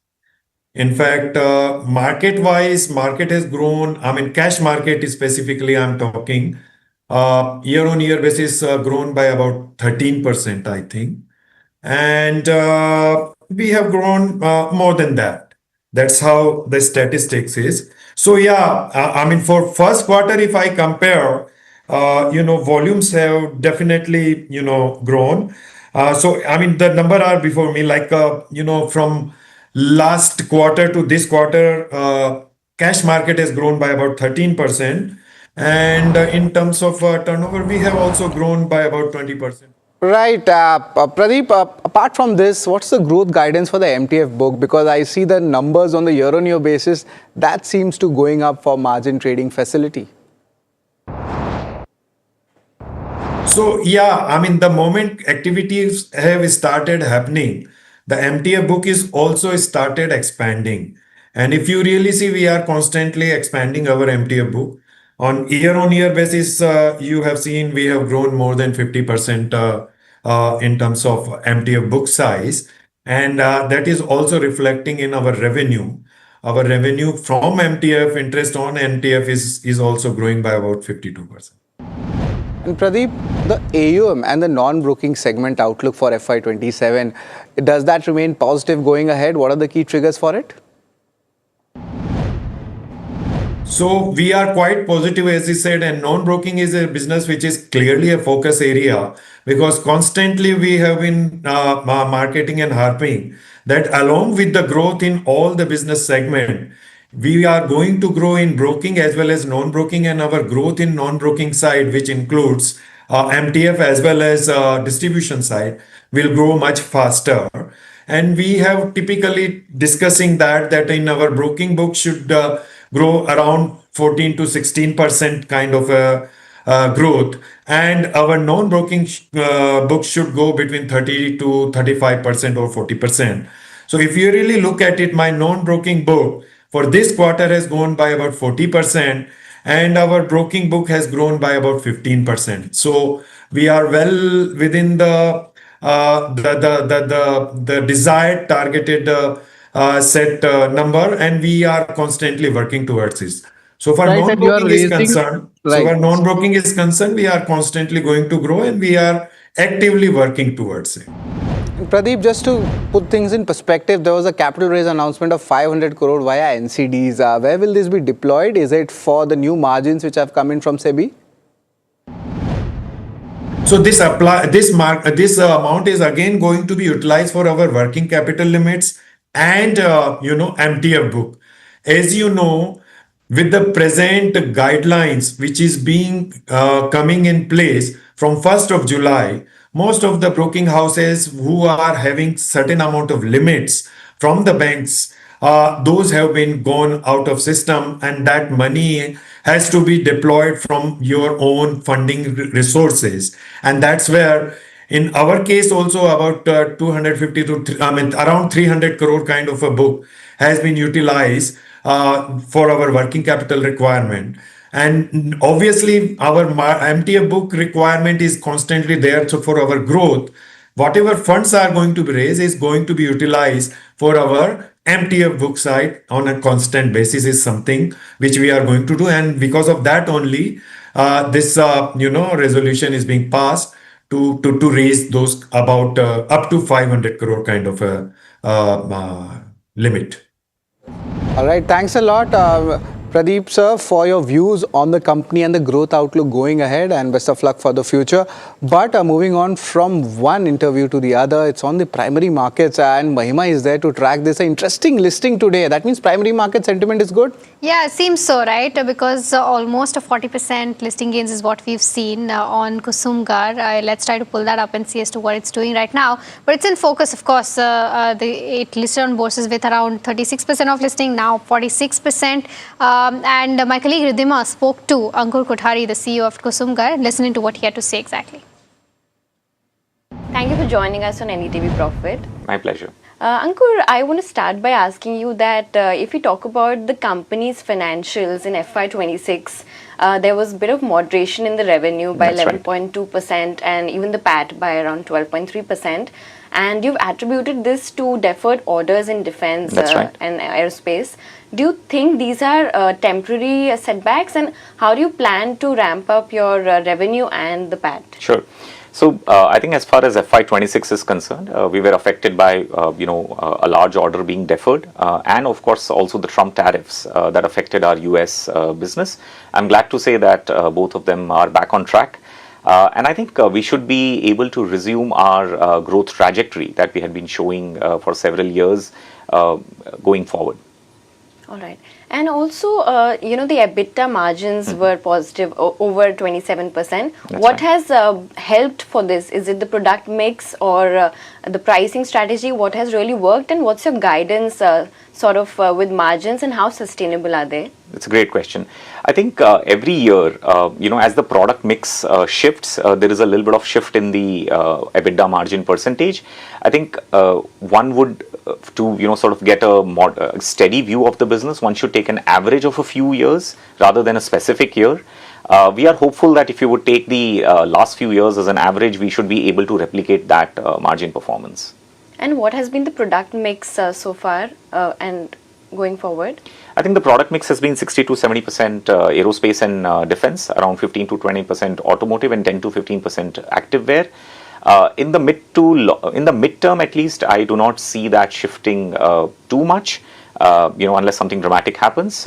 So I think one could expect that margin profile should reflect what's been going on for the last few years. Also, how do you see this concentration risk in your business? Because around top 10 of your clients contribute most of the revenue of about 60%. How will you diversify this and going forward? That's a great question. I think the customer concentration risk, while on paper it looks like that, I think you have to understand that even within a customer, we are doing, for example, the Indian military, we do multiple products. So we have a cross-product diversification that allows us to mitigate the risk of one thing or the other going up or down, right? But in the mid to long term, we do intend to diversify further, right? At any point in time, Kusumgar is developing new products, new solutions, both for Indian customers and exports. So there'll be a natural diversification, both of products and geographies, that should take care of this particular thing. All right, so that was the management of Kusumgar, the recent listing. The stock now up around 46%. 10% of an uptick post-listing is what we've seen in this one. Of course, there was a lot of investor interest. But, let's start taking all your stock-related questions. Of course, markets, like I said, have been holding up. The broad end of spectrum is also looking positive. The Nifty 50 is up by about 0.6%. The mid-cap 150 and the small-cap 250 also quickly, if we can try to pull those up. The mid-cap 150 up by about 0.6% and the small-cap 250 up by about 1% at the day's high point. So let's also get in our guest for the day who will answer all your stock-related questions. We are now joined by Vaishali Parekh, Vice President, Technical Research at Prabhudas Lilladher Capital, and Gaurang Shah, Senior Vice President, Geojit Financial Services, joining us now. Welcome to both of you and a very good morning to the both of you. I'll take the first question, which is coming in from Jayesh, who's writing us from Mumbai, asking about ITC. From a long-term perspective, he wants to know whether the current market price is an attractive one. He already has around 3,000 shares that he's bought at the levels of 330. Gaurang, would you recommend that, averaging out at the current levels? Hi, thank you so much, Mahima, for having me on your show. Good morning to all your viewers, to my good friend Vaishali, and to you as well. Well, 3,000 shares as the 330 plus, if I heard that right, and current levels of 277. Well, firstly, as a standard disclosure, that all recommendations that I'll be sharing with you on your show this morning, Mahima, they are part of our fundamental research team recommendation from a long-term point of view. Our company, Geojit, or myself, we do not have any kind of personal investments, no financial interest, no conflict of interest, but we share similar investment ideas with our clients. They might have their investment interest. So prudent to know. This advice is subject to this gentleman or investor not overexposing himself with other stocks that he's got in your portfolio. I'm assuming that. So first of all, we have a positive coverage on ITC. We have a buy recommendation at current levels, somewhere close to about 270, 280. Since he got in at elevated levels, Mahima, it would be prudent to average in case if he wants a profitable exit. It will be a challenging time given the kind of headwinds for the core business of tobacco products and cigarettes facing headwinds because of the price hike. But at the same time, other business verticals have started to contribute. And I guess as we go into the future earnings, they will contribute even better and thereby improving the bottom line.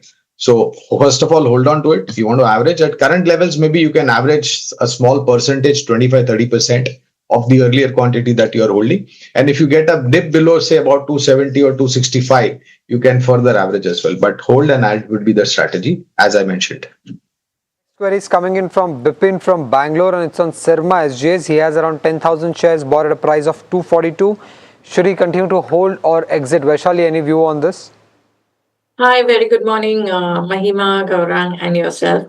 I think Sirma has been one of the stocks which has been doing very well. So according to me, the trend is very good, and continue holding because the way I'm looking at the price projections, this can go towards 1,500 and plus. So that would be my view, and 1,350 would be the support. So stay accordingly. All right, okay. The next one that we have is coming in, and this is on Rainbow Children Hospital. Nalamuthu from Chennai is holding 64 shares, bought at the levels of 950. Since the IPO is what he's saying, he wants to hold this for the next 3 odd years. What would you recommend, Gaurang? A good hold or anything in the hospital space that you like? So, Mahima, again, we had a subscribe recommendation to the IPO. When it hit the street, and I think post that the stock has performed quite well. The IPO, Mahima, was somewhere close to about 516 to 542, and if he got in at IPO levels, I'm assuming it is 542.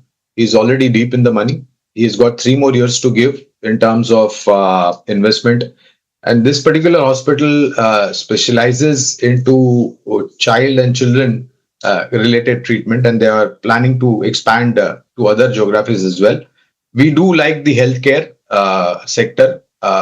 Current coverage, Mahima, includes Apollo Hospital, Fortis Healthcare, Narayan Rudalia, and Max Healthcare. But like I mentioned, we had a subscribe for the IPO, and since he's a long-term investor, he can continue to hold on. I'm keeping the IPO note as a base of my recommendation.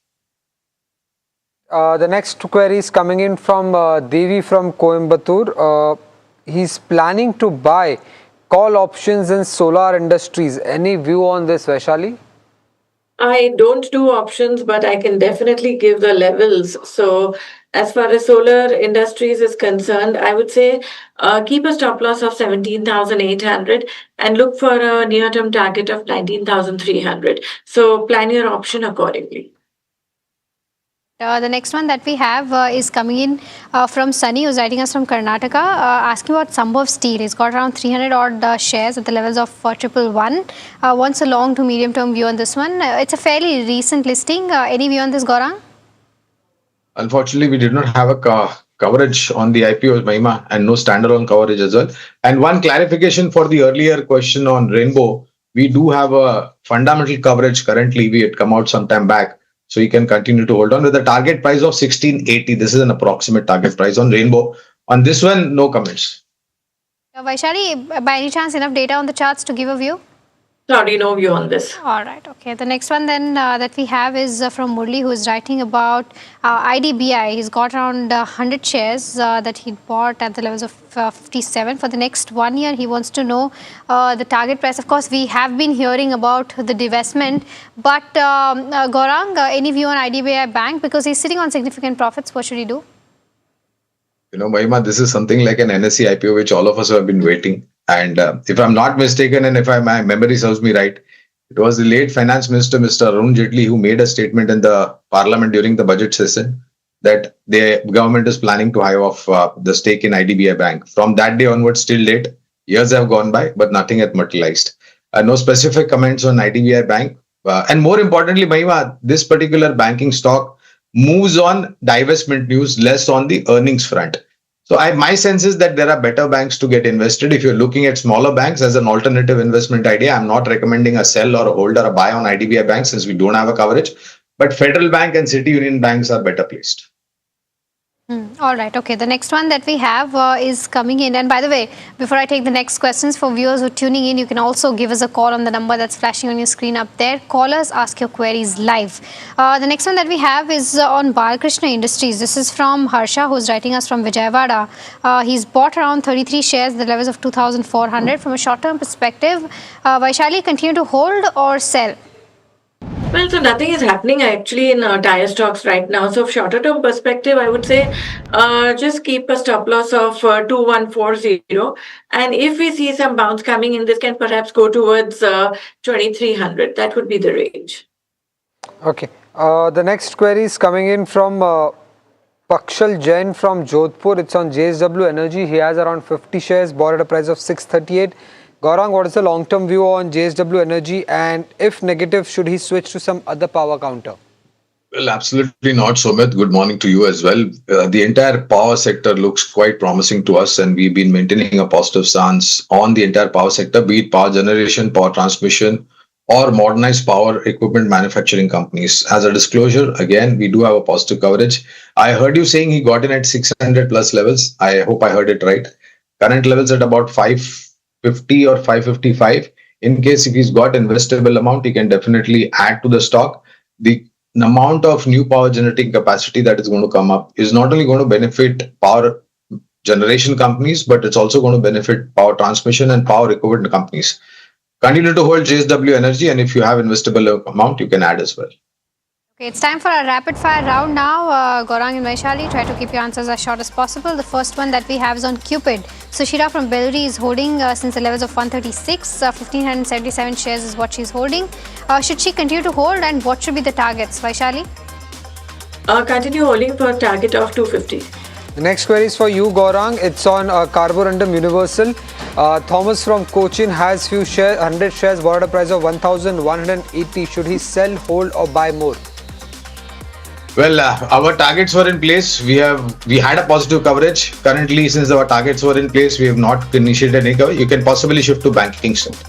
Okay, the next one that we have is on BSE, 180 shares, bought at the levels of 3914. Vijay from Dubai wants to know whether from a long-term perspective should he continue to hold. Gaurang?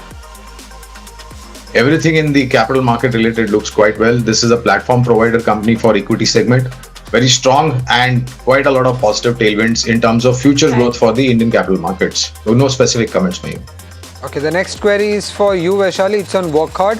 Narasimha Murthy from Pondicherry has few shares bought at a price of 2025.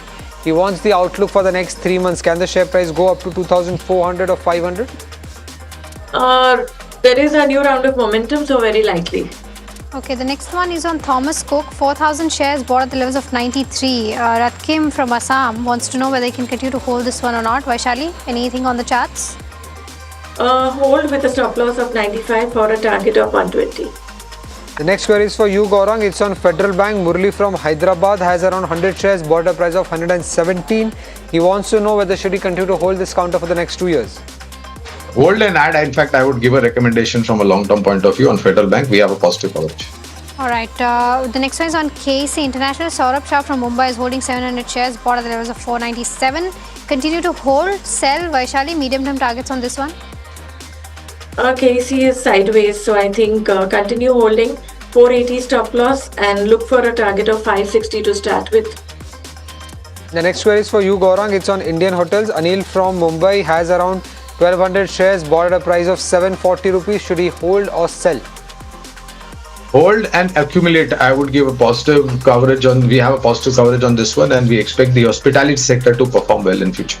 The next one is on Afcons Infra. Rohan from Kolkata is holding 32 shares since the IPO price. A medium-term target on this one. Vaishali? Nothing much happening. So 280 stop loss and 350 target. The next query is for you, Gaurang. It's on Tata Motors PV. Avran from Kashmir wants to buy. Should he buy at current market price for long term? For long term, definitely yes, but don't put all your money at one time. Start at current levels and add on dips. Okay, the next one is on Anant Raj. A technical view on this one. Vaishali, this is from our viewer Jai, who's writing us from Coimbatore. Vaishali, on the charts for Anant Raj. Continue holding, target 650. Next query is for you, Gaurang. It's on Crisil. Prati from Raipur wants to know the opportunities on this counter. Should she buy this? If she is not bought it, then my sense is that there are better sectors to look at. For example, banking and defense look quite attractive. No specific comments on Crisil. Okay, the next one is from Gautam, who's writing us from US, asking about IndusInd Bank. He wants to know the technical view on this one.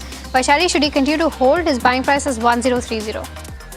I think continue holding. Look for a target of 1050. The next query is for you, Vaishali. It's on Kirloskar Brothers. Bharat from Andhra Pradesh is holding 300 shares bought at a price of 2180. Any target or stop loss that you could suggest on this counter? Continue holding. 1850 is a support, likely to go to 2050, 2200. MTAR Tech for the next 6 months. Vaishali, how is it looking on the charts? Our viewer Jayakrishnan from Kerala has bought at the levels of 7,700. So elevated price, but what would you recommend? So right now it is in a retracement zone. 6,000 should be taken as final support, and in all likelihood it can bounce from there. Alright, that brings us to the end of this rapid fire round. Viewers, it's time to slip into a very, very short break. But don't go anywhere. We'll be back with answering more queries on the other side. So do stay tuned.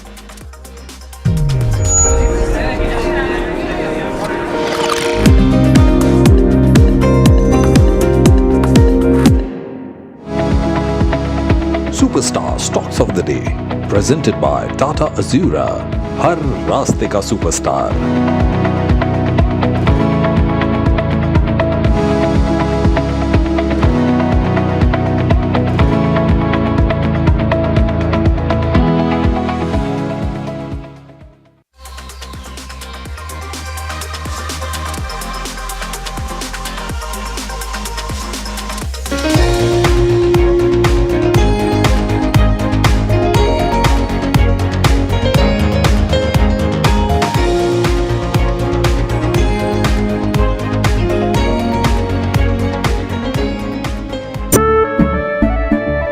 केसरिया से मन जोगी हुआ रे, दिल झूमे देखो मतवारा हुआ रे। केसरिया से मन जोगी हुआ। हर पल मनाओ केसरी त्योहार, विमल बोलो जुबान Kesari. Ready for the next big IPO? Apply for it on Grow. Open your free demat account, check all IPO details, apply easily in a few taps. And that's it. Download Grow now for stocks, mutual funds and IPOs. Investment in securities market are subject to market risks. Read all the related documents carefully before investing. We are over, Jimmy. Hey, life में scratches तो आएंगे। गाड़ी के scratches को तो Cosmo PPF संभाल लेगा। आप अपना देख लो। अंबा शक्ति प्लांट की वर्ल्ड रिनाउंड टेक्नोलॉजी देती है स्टील को ज्यादा ताकत हर बार। अंबा शक्ति SDTMT।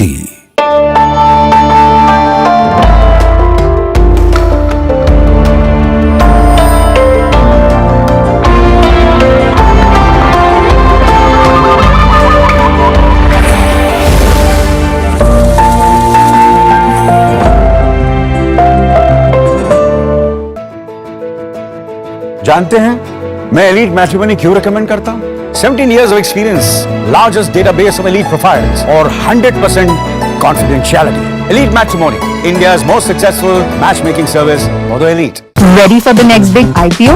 Apply for it on Grow. Open your free demat account, check all IPO details, apply easily in a few taps. And that's it. Download Grow now for stocks, mutual funds and IPOs. Investment in securities market are subject to market risks. Read all the related documents carefully before investing.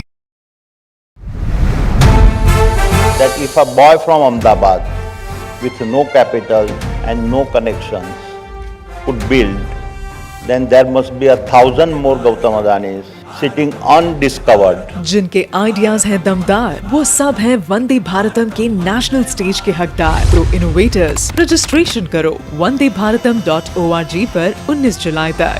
An initiative by Gautam Adani. यही है Vande Bharat.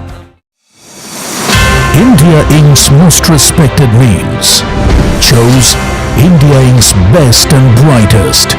These kind of awards and jury lineup, you are truly giving it the right weightage. I think it's heartening to see talent that there is in across India Inc. We should be awarding companies and individuals who have focused not only on growth but also on bringing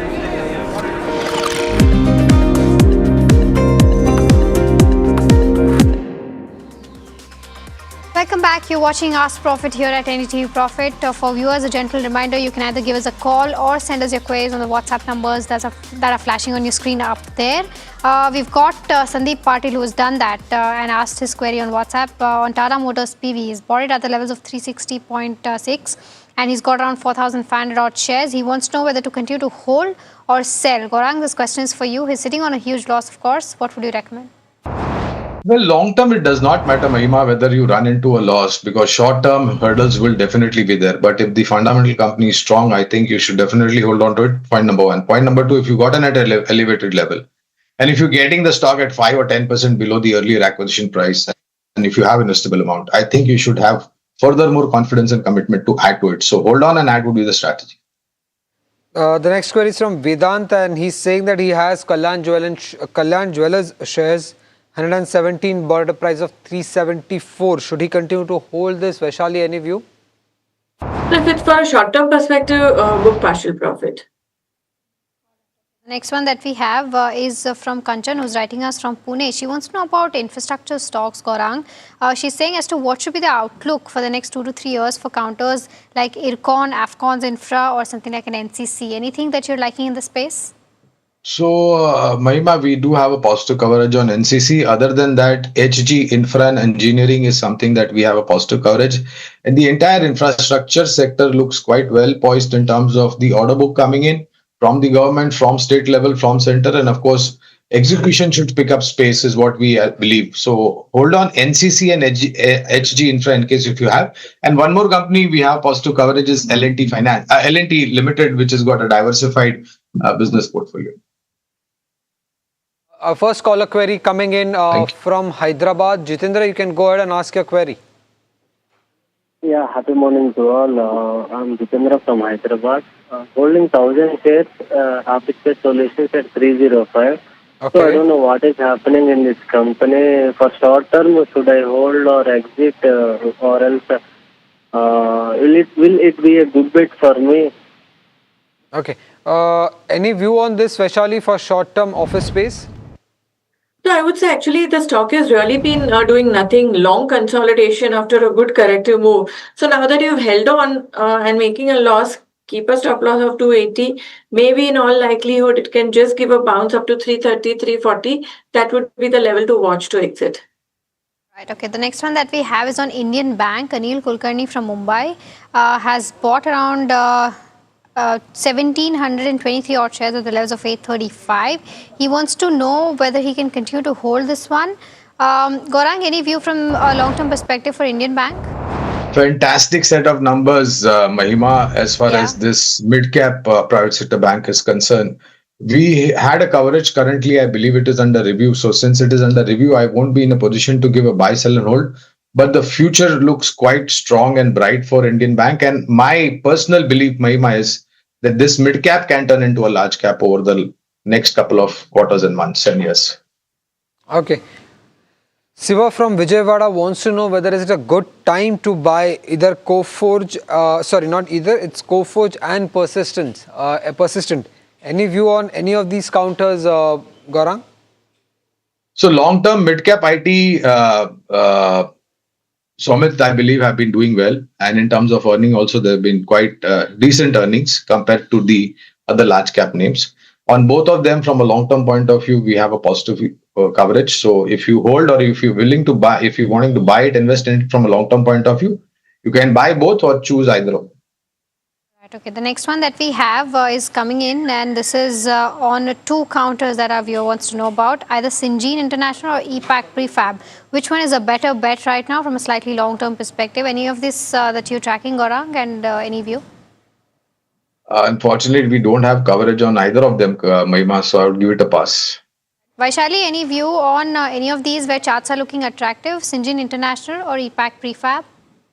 So, as a disclaimer, we have been recommending EPAC and it's already got in a trend. So, I would say accumulate with 240 as support levels and look for a target of 330, 340. Okay, all right. We've got Shankar who's calling us from Chennai. Shankar, a very good morning to you. Go ahead, ask your question. Very good morning. I bought 2,000 shares of Suzlon Energy last month for the rate of 58 rupees. I'm ready to wait coming 6 months. What's the target medium-term outlook? Sorry, can you repeat the stock name for me, Shankar? Suzlon Energy. Suzlon Energy, okay. And you want to wait for the next 6 months, then I'll take this up with Vaishali. Vaishali, his buying price is 58. The stock is currently trading at 53. What would you recommend him? Continue to hold? So, I think actually 50 is the support level and it can go towards 57, 58. That would be the level to watch. All right, okay. The next one then that we have is coming in on Nalco. This is from E. Venkatramanan, who's writing us from Bengaluru. He's got around 100 shares, bought at the levels of... okay, he's not mentioned the price, but he says he's got 100 shares of Nalco and 50 shares of Hindalco and wants to know that from a 2-year time frame, can he continue to hold this one? Gaurang, metals are back in action, but do you think from a 2-year perspective he can hold both of these? Because he's saying that he's already sitting on significant profits. Well, if you have time by your side, you should definitely hold on. But one thing is there, Mahima, the way investing is an art in stock market, booking profit is also an art in the stock market. So whenever you're getting the kind of profits you had possibly figured out or anticipated, it is always advisable to book accordingly. But from a long-term point of view, we have a positive coverage on both Nalco as well as Hindalco. And the ferrous, non-ferrous segment, entire metal universe, ferrous, non-ferrous, our sense is that aluminium, copper and zinc should give a better performance compared to the other metal commodities. All right, okay. So that's the view of Gaurang on metals, and as he rightly pointed out, it's also about art of profit booking. But we've got Srinivasan who's calling us from Hyderabad. Srinivasan, a very good morning to you. What's your query about? Yeah, my query is actually I was having TD Power System 1000 shares at 1185. Okay. Just I would like to know what is their short-term target. Can I exit or can I hold it? All right, got your question. Vaishali, what are you seeing on the charts for TD Power? Continue to hold? I would say so because I think the way it has performed, it is likely to perform even better and it can go for 1400, 1500 targets. All right, okay. The next one that we have is from Ashok Pai, who's writing us from Mangalore. He's asking about IKS and he wants to make an entry at the current market price and wants to know if it makes sense. Gaurang, any view on this? I'm sorry, Mahima, I'll give it a pass. Vaishali, any view on the charts? Enough data to provide any view? Yes, so statically it's doing very well, and when I'm looking at a longer term period also, I think it's still in an upward trend. Very likely this can go towards 2200 levels. That was the previous high, so it can retest those levels. All right, okay. The next one that we have is coming in, and this is on Shakti Pumps. Our viewer wants to know whether it makes sense to make an entry right now from a 1 year perspective. Gaurang, anything on Shakti Pumps that you've got? 1,000 plus levels and then a downfall and then a positive tailwind in terms of the government policy. Har ghal mein nal or har nal se jal. And of course, water has been a big issue, but this stock has been a little bit erratic, honestly. We don't track it, so no specific comments. You need to be a little bit cautious. Right. The next one that we have is on Biocon. Himanshu wants to know as to whether he can continue to hold this one or should he exit, and if yes, at what price. Vaishali, after the Malan exit yesterday, there are a lot of mutual funds that have that have gotten into this counter. Would you recommend him to continue to hold or sell, because he's not mentioned his buying price or quantity? Well, I would say this stock has been quite a laggard, but now with yesterday's news, this has sustained above 435, 440 levels. So if it continues to do so, then I think next trading target would come to around 470 levels. So in my opinion, one should continue holding. 470 would be the technical target, and then we can have a relook. Okay, the next one that we have is coming in, and this is on Hitachi Energy. Jeet from Kolkata wants a particular view on this one. Vaishali, what is it that you're seeing on the charts for Hitachi Energy? It's up 3% at the day's high point almost today. Should he continue to hold from short-term perspective? So short-term perspective, of course, it has been in a consolidation. We saw good profit booking and then some consolidation. So keep a range. 32,000 for a short-term perspective should be the near-term stop loss, and 35,000 would be the target to look for. Right, okay, the next one that we have is coming in on Geo Finance. Rajesh from Bengaluru is holding 700 shares, bought the levels of 336. He wants a 3-year view on this one, whether he can continue to hold, maybe average at the current levels. What would you recommend, Gaurang? Allow me 30 seconds more, Mahima. Geo Finance, we do have positive coverage. Every time the stock has gone to 300, 325 or 350 plus, there has been profit booking and the stock kind of corrects. And there has been a large accumulation that happens in terms of delivery-based buying at levels of 220 and 230. Since you got in at 300 plus, I think first of all, prudent to have a little bit of more confidence and add at current levels to bring down your cost of investment. Don't go all out in terms of averaging. Maybe you can average some percentage of whatever you hold, and maybe closer to about 220 and 225. You can definitely put in a little bit more courage and average a bit more, but hold and average with the strategy. Next query is from Sampath from Andhra Pradesh. He has bought 70 shares of PNB at a price of 208 for long term. Gaurang, should he continue to hold this counter? Well, definitely hold on. Since you got in at 208, you're 50% down, Sumit, in terms of your capital investment, first of all. So you need to bring down your cost of investment.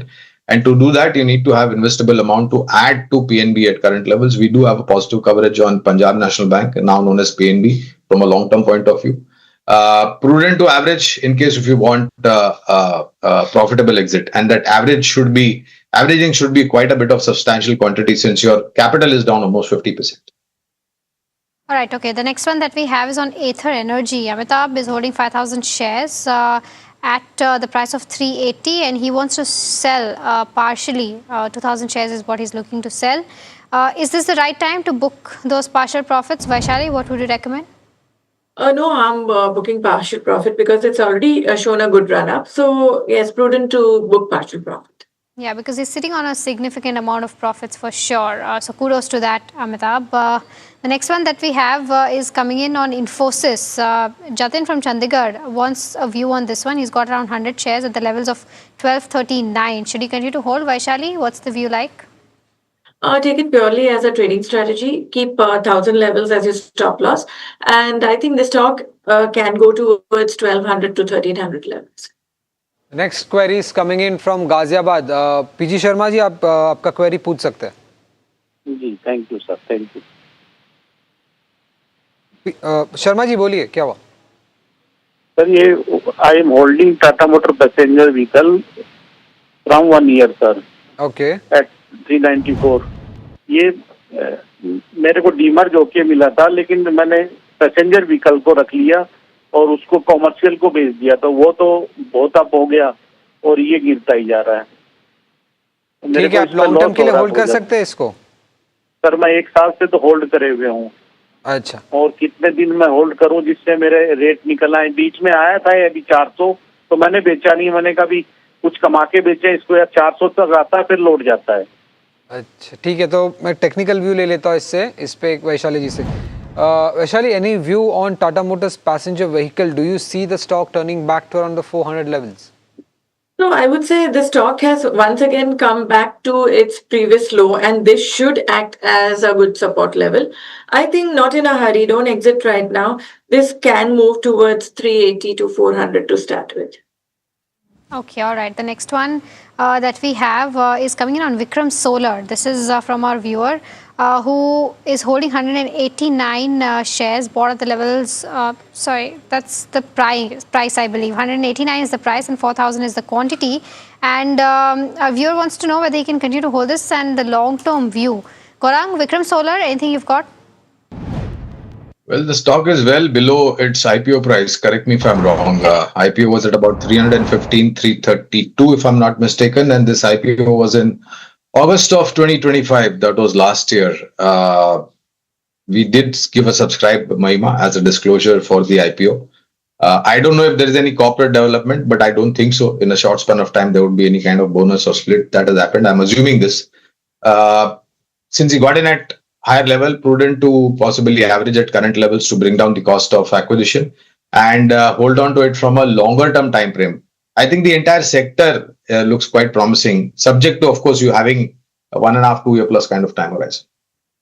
Okay, the next one that we have is coming in, and this is from Murli, who's writing us from Hyderabad, asking about J&K Bank. He's got around 50 shares at the levels of 136. A slightly long-term view on the charts. Vaishali, what would you recommend him? So I would say this too is doing very well, and it is in a good strong uptrend. Look for a target of around 230, 240. That would be the level to watch to probably book profit. Okay, all right. The next one that we have is coming in on MV Photovoltaic. Vasudev from Bengaluru says that he's bought 235 shares at the levels of 336. What should he do next? Gaurang, any view? Sorry, no coverage, Mahima. I'll give it a pass. Vaishali, enough data on the charts to give a perspective? Well, I don't track the stock, sorry. No worries. Okay, all right. We'll get your query answered in the afternoon show. The next one that we have is from Vasudev, who's writing us, and in fact, he's got a question, but he's mentioned the buying price, but not the stock. So I think I'll get back on this one.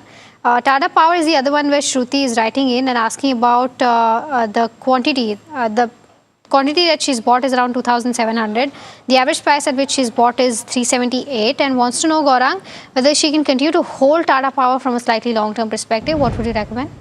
Definitely hold, Mahima, and this is one of the better placed companies in the entire power generation and renewable power, because they have forayed into solar in a very big way, and all those newer forays in terms of solar energy is going to add to the balance sheet to a great extent. And of course, they are into charging stations, etc., etc. Have a positive coverage, hold, and add on dips would be the strategy. Next query is on Reliance Industries. Soumyadeep from Kolkata is holding 100 shares, bought at a price of 1,291 rupees. Should he continue to hold or sell from short-term perspective? Vaishali, any view on Reliance Industries? Well, short-term perspective, continue to have a range of 1250 as support and 1320 is the resistance. Only unless and until it's moved beyond to 1320 can you expect a target of 1350. All right. The next one that we have is from Abhijit, who's writing us from Patna, asking about SpiceJet. He's got around 1492 shares at the levels of 23. He says that he can hold this for the next 1 to 3 years. Is that a good thing to do, Gaurang? What would you recommend? I wish things do change, Mahima, not only for flyers like all of us, but also for investors as far as the aviation industry is concerned. And unfortunately, Mahima, aviation industry has seen a lot of downfalls and failures. And we've gotten at 22, the stock is trading at 50% of your capital amount. I think alarm bells should have rung long time back. No specific comments because we don't cover companies. And there's some ongoing case also, which I believe SpiceJet has to pay some amount to some entity. We like Interglobe Aviation, Indigo in this sector. No comments on SpiceJet. Okay, all right. The next one that we have is coming in on PC Jewelers. Our viewer is saying that he's bought it at the levels of 15 rupees, 1,000 shares is what he's been holding, and wants to know whether to continue to hold or exit. Vaishali, what would you recommend on the chart? Because it's come down to 10 rupees. Well, so same way, it has not been doing well, but today's candle shows a lot of strength. So this strength has to sustain. So I would say now keep a stop loss of 9.5 and look for a target of 12 to 30. Okay, the next query is from Divya from Abu Dhabi. She wants to know whether is it a right time to enter Bank of Maharashtra from short-term perspective, say for the next 3 months. Vaishali, any view on this? Well, Bank of Maharashtra, let me just see.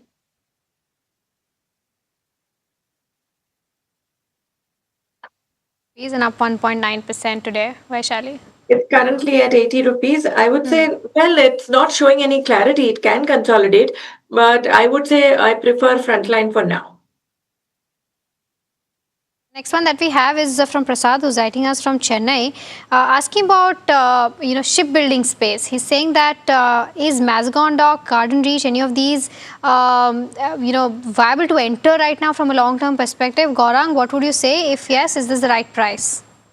So I think today, I think last evening or this morning, Mahima, we had some news flow as far as the Indian Navy and the Defense Ministry's possibility of orders. All are great companies, whether it is Mazagon Dock, Cochin Shipyard or Garden Reach. On Mazagon Dock, as a disclosure, we do have a positive coverage. So yes, you can definitely look at Mazagon Docks, but all of them, all three are great companies. Shrikant from Hyderabad is holding Niva Bupa shares. 200 bought at a price of 74 since the IPO. What is the price prediction for short term? Vaishali, any view on Niva Bupa Healthcare? Well, short-term view would be, say, keep a range of 85 to 90 for now. Nothing much. All right. Okay. The next one that we have is coming in on Markson's Pharma. Gaurav Baheti from Hyderabad has bought it at the levels of 270. 185 shares is what he's holding. His holding period is 2 years so far. He wants to know whether he can sell it in the next coming week. Vaishali, do you think that should be the right strategy? Probably he wants some money in his hands. Would you recommend a sell in the next week?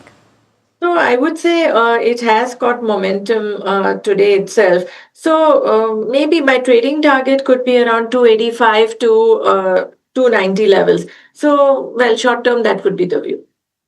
All right, it's time for a rapid fire round now. Vaishali and Gaurav, try to keep your answers as short as possible. The first one is from Sunil Kumar, who's asking about Shriram Finance. He's holding around 9,400 shares, bought at the levels of 679. Should he add more at the current levels? He's sitting on significant profits. Gaurang, what would you recommend? Well, definitely positive. We have a coverage. Hold and add would be the strategy from a long-term point of view. Next query is for you, Vaishali. It's on HDFC Bank. Anba from Chennai wants to know whether should he accumulate HDFC Bank for the next 6 months. Yes, look for a target of 880 to 900 for 6 months. Okay, the next one that we have is on IRDA. Our viewer Sampath Kumar has bought it from a long-term perspective. Should he continue to hold this one, Gaurang? I'll give it a pass. No coverage, maybe. Okay. Next query is for you, Vaishali. It's on Polymed. Ranjit from Chennai is holding 19 shares, bought at a price of 2,059 rupees. Currently sitting on a loss. Should he hold or exit? Add more. Okay, the next one is on United Breweries. Siva from Vijayawada is holding 100 shares, bought at the levels of 1640. He's sitting on a loss. He wants to know whether to continue to hold. Vaishali, on the charts? Hold and keep a stop loss of 39.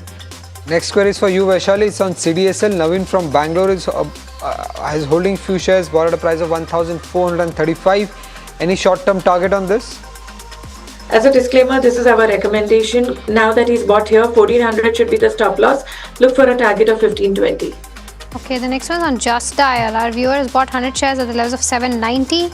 Baji from Chennai wants to know whether they can continue to hold this one. Gaurang, any view? No coverage. Stock has rallied almost about 35% plus. Be cautious. Next query is for you, Vaishali. It's on Dishman Carbogen.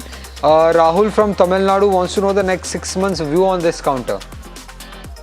Well, it is just in a sideways move, but on likelihood this can do well. 6 months horizon, I would look at a target of 240 to 250. Okay, the next one is on Kirloskar Brothers. Dr. Lavanya from Eluru has bought 300 shares at the levels of 2180. What is the target and stop loss for this one, Vaishali? 1850 support, 2050, 2200 target. The next query is for you, Gaurang. It's on IndusInd Bank. Gautam from USA has around 500 shares, bought at a price of 1030. Should he hold or sell? Any view for the next 12 to 18 months? 12 to 18 months, first of all, hold on. If you have investable amount, somewhere sub about 950, below 950, you can add an average. Okay, the next one is on data patterns. Puneet is holding 25 shares at the levels of 4150. He wants to know whether you can continue to hold this one. Technical view on this, Vaishali? Technical 4000 is the make or break level, so hold with that stop loss. Next query is for you, Gaurang. It's on BSC. Vijay from Dubai is holding 180 shares, bought at a price of 3,914. Should he continue to hold or exit?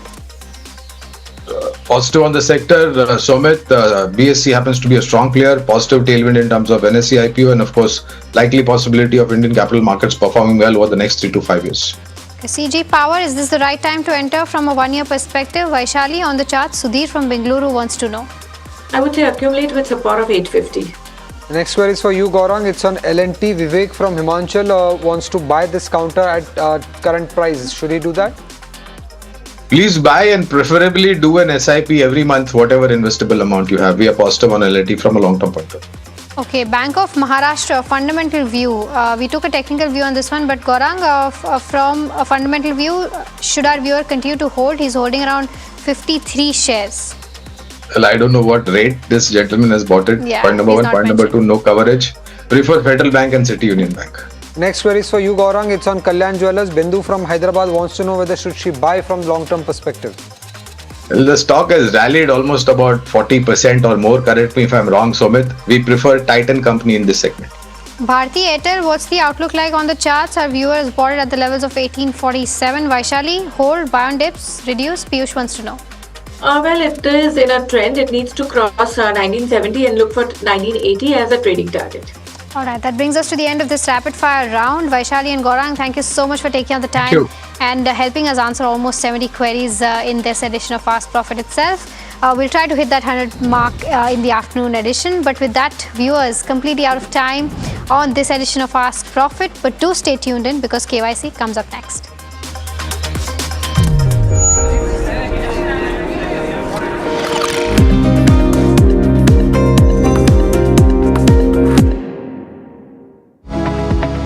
Superstar Stocks of the Day, presented by Tata Azura, Har Raaste Ka Superstar.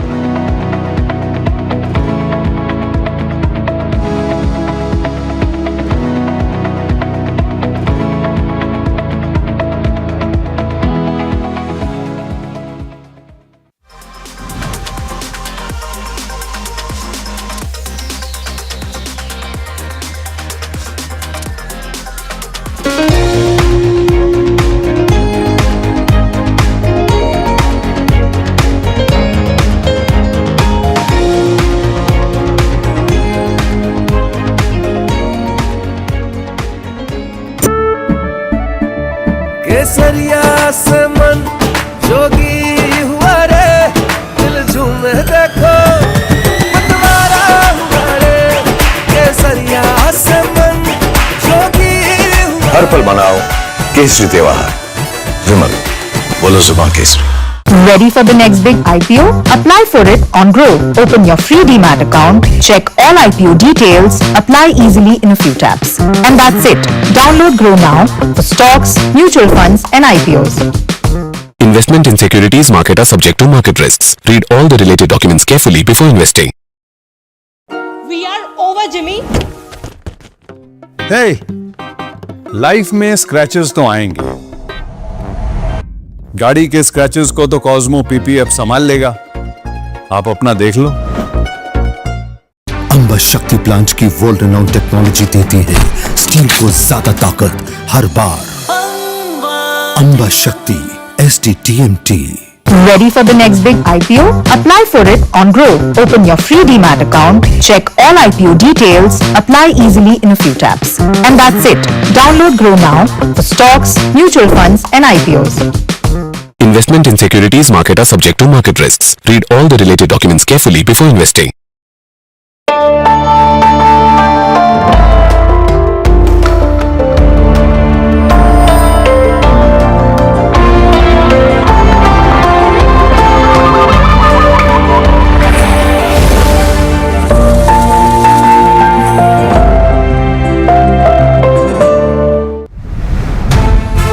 That if a boy from Ahmedabad with no capital and no connections could build, then there must be 1,000 more Gautam Adanis sitting undiscovered. जिनके ideas हैं दमदार, वो सब हैं वंदे भारतम के national stage के हकदार। Pro innovators registration करो wandebharatam.org पर 19 जुलाई तक। An initiative by Gautam Adani. यही है Vande Bharat. that are propelling India to what we call the Viksit Bharat stage. Those are demographics, democracy and digitization. These three things are instrumental in creating what we hope is a new India, a more bold India, a more braver India in the next few years.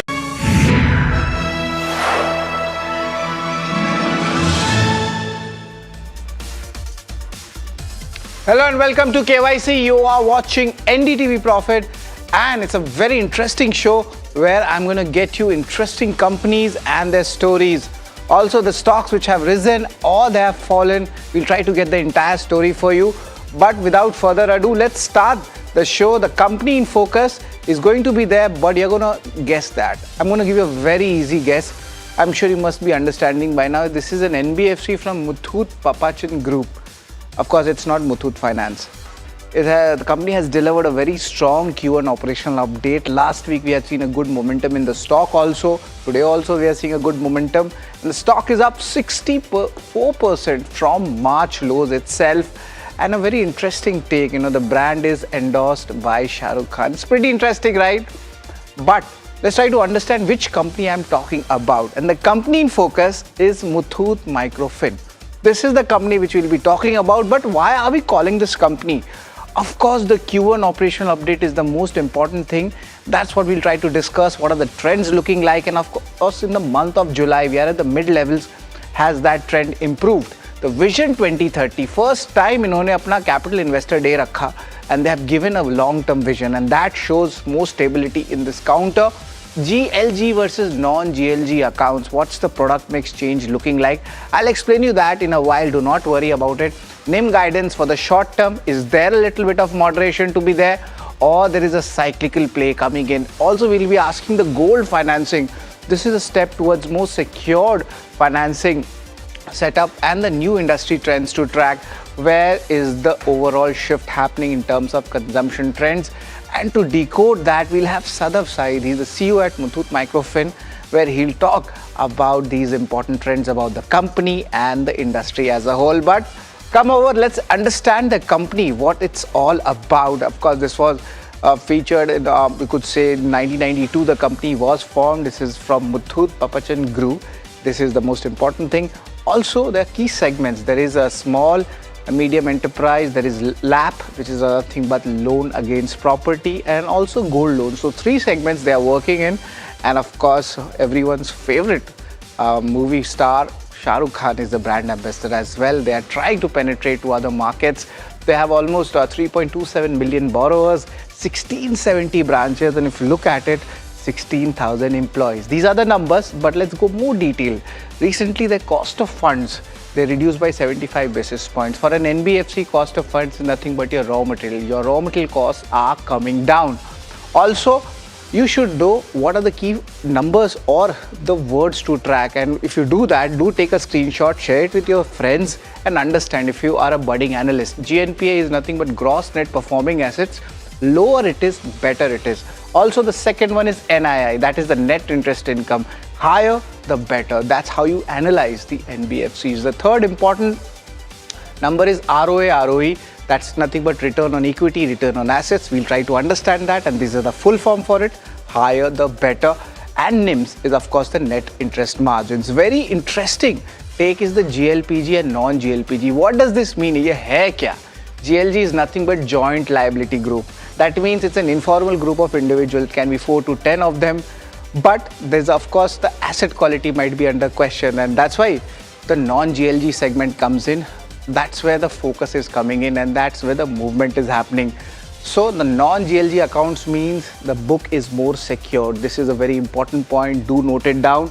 And these are the accounts, how things are looking like, and companies trying to focus to increase this as well. This augurs well because unka book secured ho jata hai. Also, let's move on and understand how the Q1 performance was. This is where you start looking at the numbers. AUM went up 18% on a year-on-year basis. Secondly, I would like to point out the overall collection efficiency that went up, the disbursements, 50% almost growth coming in. So that is where the momentum is lying, and this is the numbers of efficiency which I'm talking about. The digital perspective is also very much important. This is the digital collections that has gone up to 40% from 23%. This is a mega trend, by the way. Do note it down. Why? Because the digitalization is happening in tier 3, tier 4 and even tier 5 categories. And how does the enterprise loan pan out when it comes to the states? Of course, the southern states, Tamil Nadu and Kerala, both of them are having the majority of it. If you just add this 37 and 50%, that's roughly 52% of the book coming in, and the other states it's equally divided, and that's what we try to understand. Let's move on and understand how the loan setup is there for the businesses. कौन-कौन से धंधे में कहाँ-कहाँ loan लगा है? Just to put that in simplified manner, services and agriculture we have manufacturing, and this is where the overall breakup it looks like. But yes, it is skewed towards the services portion and the agricultural animal husbandry. This is where these three segments are having the highest exposure. But let's move on and understand what else is there or the positive factors for the company. They have a strong parentage, always remember that, and a good analyst recommendations. 5 of them are tracking, all of them have a buy rating. Operational update was strong. Street is expecting the July-August numbers also might be on the better side. Positive industry views and data coming in for the NBFCs. We understood brokerage is also turning bullish, and recently inka jo profile hai, there was a rating upgrade as well, and because of that the cost of funds are down, and it augurs well understanding the entire setup for the company. So these are the positive factors what may work for Muthoot Finance. And also the recent entry in gold financing, mind you, from first quarter these numbers have started coming in. This is where that secured lending portfolio comes in, so that is something to look out for. And I try to understand what's the other side of the coin. Right now the stocks have run up, so the valuations are not attractive at all if you want to take fresh positions. But apart from that, I haven't seen many big major points to discuss. So largely pros are officially outweighing the cons. But let's try to understand the KYC ratings, how things pan out. And of course I have tweaked it. और जब भी आप NBFC companies को लाते हैं, then the rating agencies the rating parameters, they change. Now we have the operational parameters where I have got the AUM loan book also. I've got asset quality, I've got return ratio. These are pretty different, and if you are a regular viewer of KYC, and you must be asking where is cash flow. Remember, when you're analyzing these companies, the parameters change. But what doesn't change? Shareholding, street cred. This remains as it is. Valuations, we'll try to understand how the history of valuation has panned out for this counter and the outlook as well, where I'll explain you the Vision 2030 which was there by Muthoot Microfin. But let's start with income statement and see what's the story looking like. Remember, the Q1 operational update also I have taken in for my analysis in this, and largely the top line growth has been pretty strong. The operational number also pretty much decent, 15% CAGR coming in the last 3 years. Let's pull up the Q4 numbers as well to show you how the numbers were. Net interest income and the net profit, that is where we are seeing a little bit of turnaround coming in. But remember, take things with a pinch of salt when you get at NBFCs. Lot of bottom line adjustments are there. So better to look at operational profit and the net interest income. But net, the margin profile also seems pretty decent, how things have moved on a financial year basis. So I'm going to give this a strong thumbs up when it comes to the income statement. Also, the next one is the operational parameters. This is cost of funds, NIMs, which I spoke about, and cost to income, how things are there. Largely, they have remained in a range bound here. Some parameters are good, some parameters are decent, some slightly weak. So, mila jula operational numbers देखने मिल रहा है. AUM and disbursements is also very much important, and there has been an increase coming in from FY24 to FY26 for both of them. But is it very big? I don't think so. It's a decent growth coming in. It's largely with the industry or slightly plus minus here there. But net, I'm still going to give the operational parameters a neutral rating. So we spoke about the income statement, we spoke about the operational parameters. Let's go much more into detail. Asset quality कैसा है, return ratio कैसा है, and then we talk about the return ratio, the return on assets as we talk about it. There has been variations coming in, but it's again back. It's a good recovery coming in. It's around 1.3%. We try to understand what's the vision going ahead.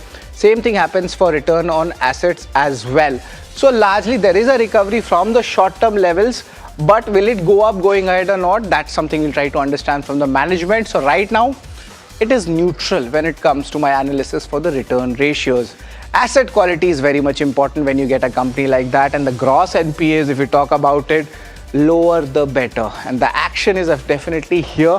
That's why it has come down, and this is where it shows a strength in my analysis for the asset quality. So because of that, and of course the net NPA is also coming down, I'm going to give the asset quality a strong thumbs up. Remember, the Q1 numbers also I have taken in my analysis.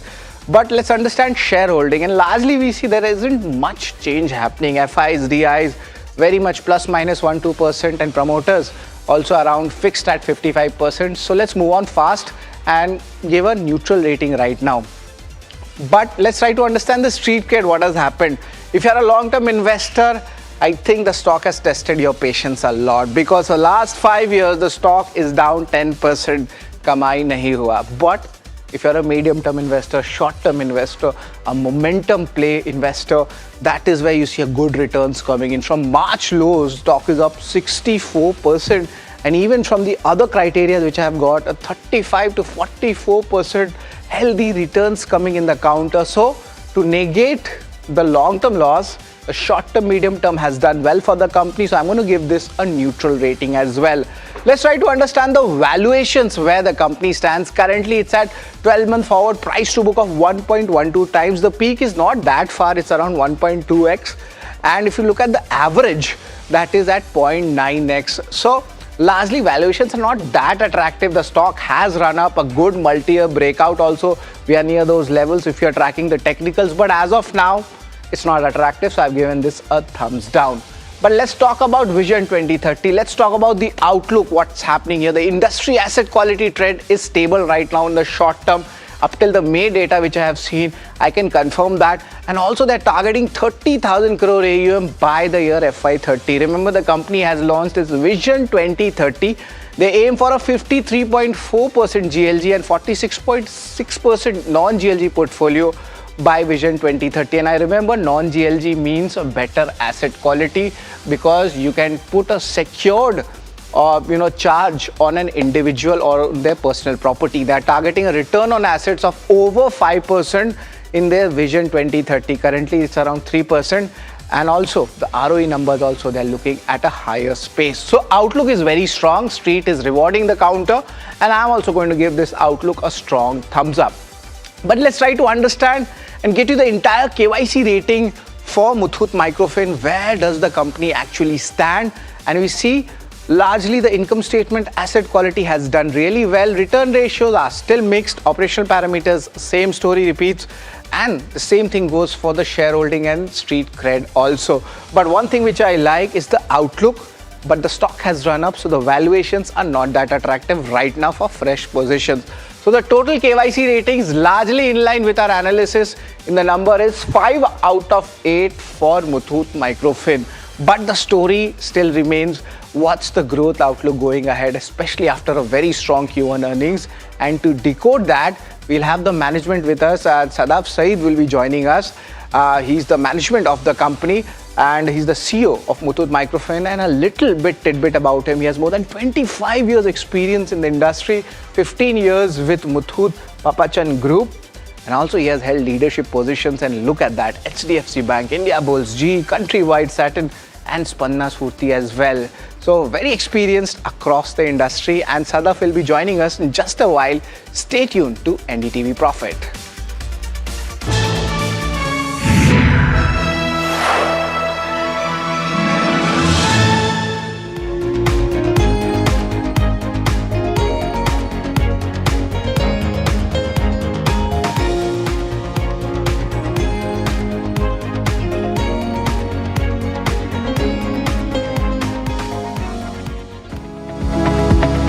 Superstar Stocks of the Day, presented by Tata Azura, हर रास्ते का superstar.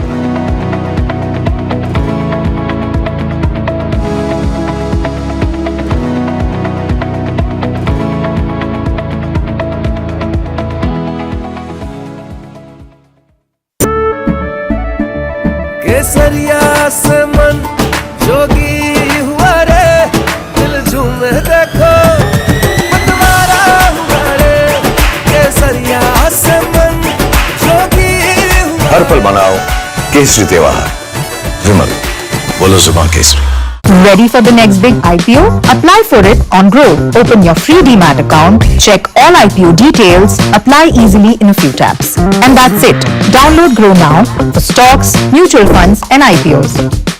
Investment in securities market are subject to market risks. Read all the related documents carefully before investing. We are over, Jimmy. Hey, life में scratches तो आएंगे। गाड़ी के scratches को तो Cosmo PPF संभाल लेगा। आप अपना देख लो। अंबा शक्ति प्लांट की वर्ल्ड रिनाउंड टेक्नोलॉजी देती है स्टील को ज्यादा ताकत हर बार। अंबा शक्ति SDTMT। Ready for the next big IPO? Apply for it on Grow. Open your free Demat account, check all IPO details, apply easily in a few taps. And that's it. Download Grow now for stocks, mutual funds and IPOs. Investment in securities market are subject to market risks. Read all the related documents carefully before investing. That if a boy from Ahmedabad with no capital and no connections could build, then there must be 1,000 more Gautam Adanis sitting undiscovered. जिनके ideas हैं दमदार, वो सब हैं वंदे भारतम के national stage के हकदार। Pro innovators, registration करो wandebharatam.org पर 19 जुलाई तक। An initiative by Gautam Adani. यही है Vande Bharat.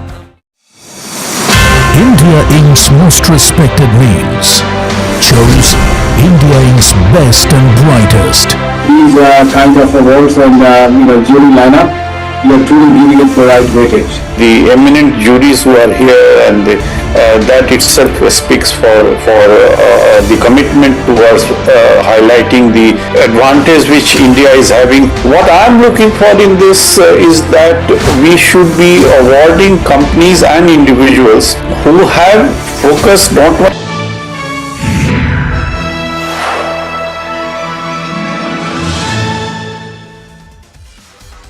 Welcome back to Know Your Company, and now we are joined in by Sadaf Saeed. He's the CEO at Muthoot Microfinance. Good afternoon, Sadaf. It's always a pleasure to have you with us at NDTV Profit, and of course, congratulations on a strong Q1 numbers also coming in street rewarding. And recently you did a capital investor day. We'll get back to that, but first I want to understand the Q1 trends. What were the important factors for this up move which we saw in your overall operational numbers, and maybe give us a hint of what's happening in the month of July? Good morning, everyone. Thank you very much for having me here. I think your analysis was spot on.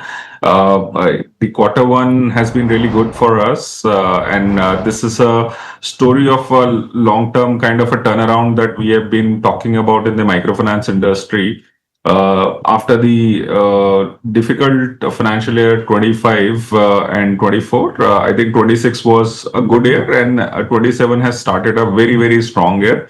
And in the process, we have made certain transition. We are diversifying ourselves into a multi-product company, not focusing only on JLG, but also focusing on products which are suiting to our customer needs. So our goal has always been to understand the need of a household that we are catering to, and design products to suit their needs. So certain products that we have introduced, like individual loan, which is for entrepreneurs who have been with us for 3-4 years and more, and who have shown trends of progressing forward with their businesses. We are supporting them with individual loans. So these are loans within the range of 1 lakh to 5 lakh. And then we have loans, which is a loan against property, which is an MSME loan, which is slightly bigger enterprise, but they need loans from 5 lakh to 15 lakh on a secured format. So that is one thing that we have introduced.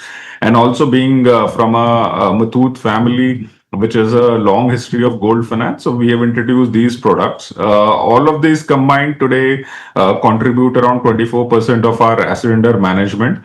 And largely, the asset quality improvement can be attributed to two parts. One is the diversification that we have done, the portfolio that we have built, individual loan, which is now around 3,200 crores, which is absolutely premium portfolio. There's no delinquency, near zero delinquency there.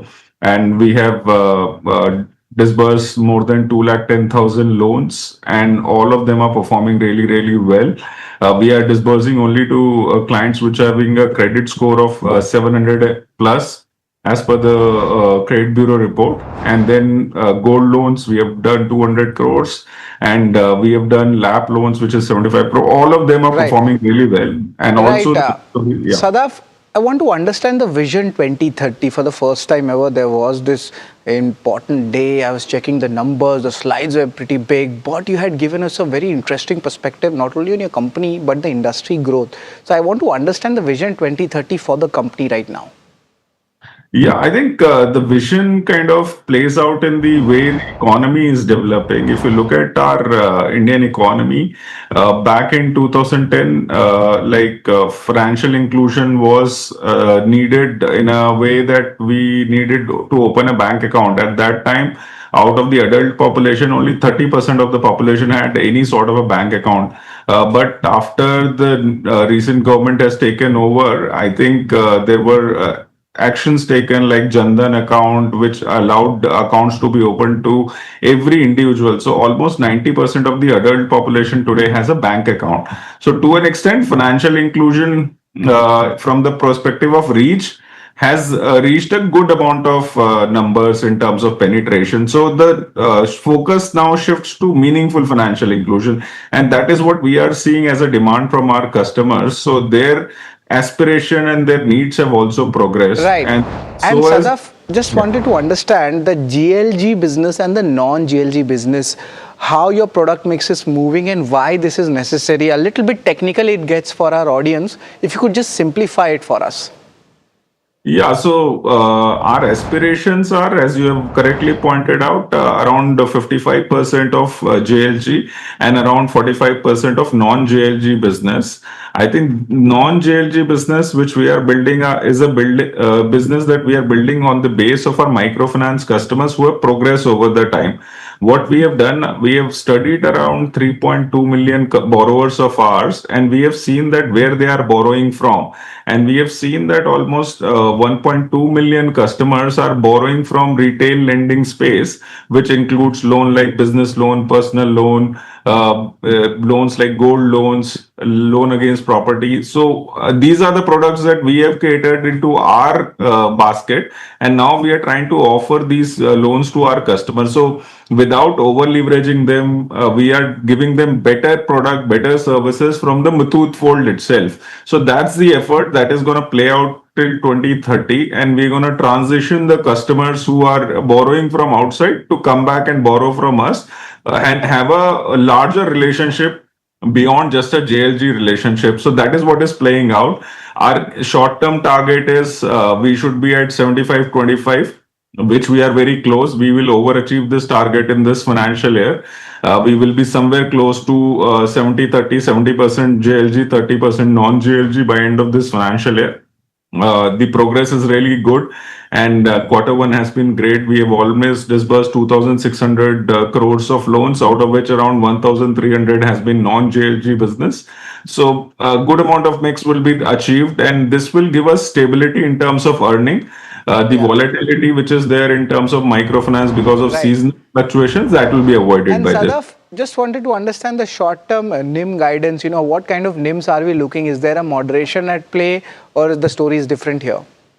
No, our NIMs are expanding. Our cost of fund is reducing. If you see from the last financial year, the cost of fund reduced from 11.02 to 10.27%. And recently, we have also had a rating upgrade. We have been upgraded to AA minus. So that will also reduce our borrowing cost. So we feel that our cost of fund will reduce by 25 bips. Plus, our yield is also expanding on the portfolio. As the asset quality mix improves and we have a better asset quality, there are more yielding asset than the non-performing asset. So that will give us more yield on the portfolio. So we anticipate that by end of this year, this NIM will go to around 12.5 to 13%. And going forward in the long term, we anticipate around 13.5 to 14% NIM. Fair enough. So NIM guidance is pretty strong coming in from Sadaf. But the gold financing business, of course, there is a strong parentage also. But now you're moving towards the secured financing setup. So how does this change in your product mix going ahead, say next 1 year, 2 year? I think that is a very good question that you put. We are in a very strong position to offer this product to our customer because of the parentage, because gold finance needs a lot of understanding of the business and also investment in the infrastructure. So the way that we are offering gold loans to our customer is in the co-lending partnership with our parent company, Muthoot Fincorp, where we have 60% share and Fincorp has a 40% share. And Fincorp offers us the expertise of underwriting in terms of assessing the gold and also storage of the gold, while Muthoot Microfinance continues to source the business through its client and its wide network of branches. So it's a very strong relationship, and which is a unique kind of a proposition because not many of our competitors have an experience in gold and they have the infrastructure of gold. So this we feel that will really scale up fast. We are already disbursing around 100 crore per month in gold. We have a target of around disbursing 1,200 crores this financial year, and we'll be around 500 crores of AUM for gold by the end of the financial year. The only thing that gold runs off fast, but it adds to your ROA very healthily. Sadaf, the last question, and this is something for an analyst or a student who is, looking at you for the first time. What are the new industry trends right now which have changed from the current or the future? What things will happen in your industry? See, one thing which is very clearly changing is that microfinance, which was largely focused at the woman borrower, is now moving towards the household needs. And household needs may vary from just an unsecured loan to maybe a finance of a two-wheeler vehicle, maybe a business loan, or a finance of a consumer durable like a computer for the child who's studying, or maybe an asset like a refrigerator for the house. So microfinance is kind of transitioning from just an inclusion space to meeting the needs of the borrower in a holistic way. And the more the people are able to offer multiple products to the customer and create a wallet share into the customer's wallet, I think the better they would be and the stronger would be the relationship. And also there is a digital wave which is happening. So customer is now having access to digital payments. So 40% of our collection is happening entirely digitally. Whole of the portfolio that we have built on non-JLG is entirely on a digital collection model. So all the installments are collected through eNAT. So the servicing model, which is on the ground that you go and collect installment, is changing and transforming into a formal financial setup. Yeah. Sadaf, That's a very interesting take coming in the industry, and for a budding analyst, they should hear what you are saying. But before we end, a very quick question. We are towards the end of FIFA World Cup. I know you are very vocal and you have your favorite football teams also. I keep following you on Twitter. But if you had to say, who is expected to be the FIFA World Cup winner for you? My favorite team is out. Yeah, France I was supporting. Okay. So France is unfortunately out, but now I'm betting on Kane to score a goal today and go into final. So hopefully England will lift the cup after 6 to 6. All right, so the cup comes back home. Thanks a lot, Sadaf, for your views on the industry, football, and your company as well. It's a pleasure to have you with us at NDTV Profit, and best of luck. So a pretty interesting conversation with Muthoot Microfinance, and yes, the stock is near its, you could say, a multi-year high levels. They did their investor day, and street is quite bullish going ahead as well. So for interesting stories like this, stay tuned to NDTV Profit and keep watching KYC.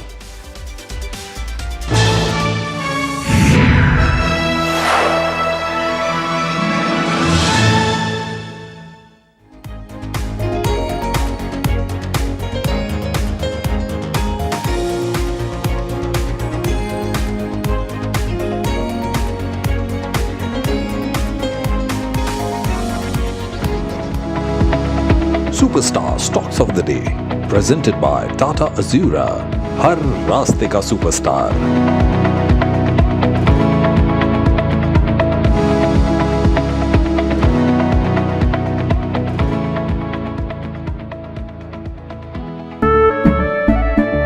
केसरिया से मन जोगी हुआ रे, दिल झूमे देखो मतवारा हुआ रे, केसरिया से मन जोगी हुआ। हर पल मनाओ केसरी त्योहार, विमल बोलो जुबान Kesari.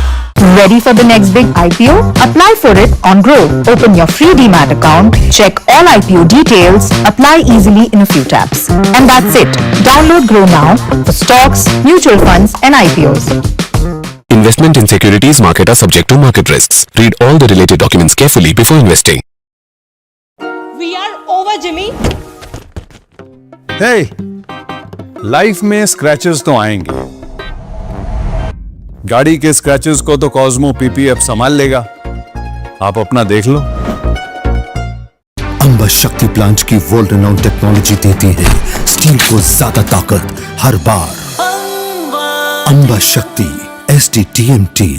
Ready for the next big IPO? Apply for it on Growth. Open your free Demat account, check all IPO details, apply easily in a few taps. And that's it. Download Grow now for stocks, mutual funds and IPOs. Investment in securities market are subject to market risks. Read all the related documents carefully before investing. That if a boy from Ahmedabad with no capital and no connections could build, then there must be 1,000 more Gautam Adanis sitting undiscovered. जिनके ideas हैं दमदार, वो सब हैं वंदे भारतम के national stage के हकदार. Pro innovators, registration करो wandebharatam.org पर 19 जुलाई तक. An initiative by Gautam Adani. As India's mobility story is racing into a new future, it's in surge. Benchmark. As India's mobility story is racing into a new future, it's in surge. Benchmarks hover close to today's highs with the Nifty inching towards 24,200 level. Sensex gains more than 400 points. PSU Bank, oil and gas lead the gains. IT and metals on the back foot. Top earnings miss and flagged softer enterprise software spending, raising concerns ahead of the sector's earnings season. Oil prices extend their rally as President Donald Trump of the US threatened further strikes on Iran, while the US maintained its blockade through the Strait of Hormuz, keeping supply concerns firmly in focus for crude. Tata Elxsi remains under pressure after its June quarter results as brokerages flagged sharp margin pressure, lower earnings estimates, and raised concerns over the growth in key business segments of the company. Ather Energy shares jumped after Hero MotoCorp approved an investment of up to 1,000 crores. The fundraise is expected to be completed through a preferential issue within the next 15 days.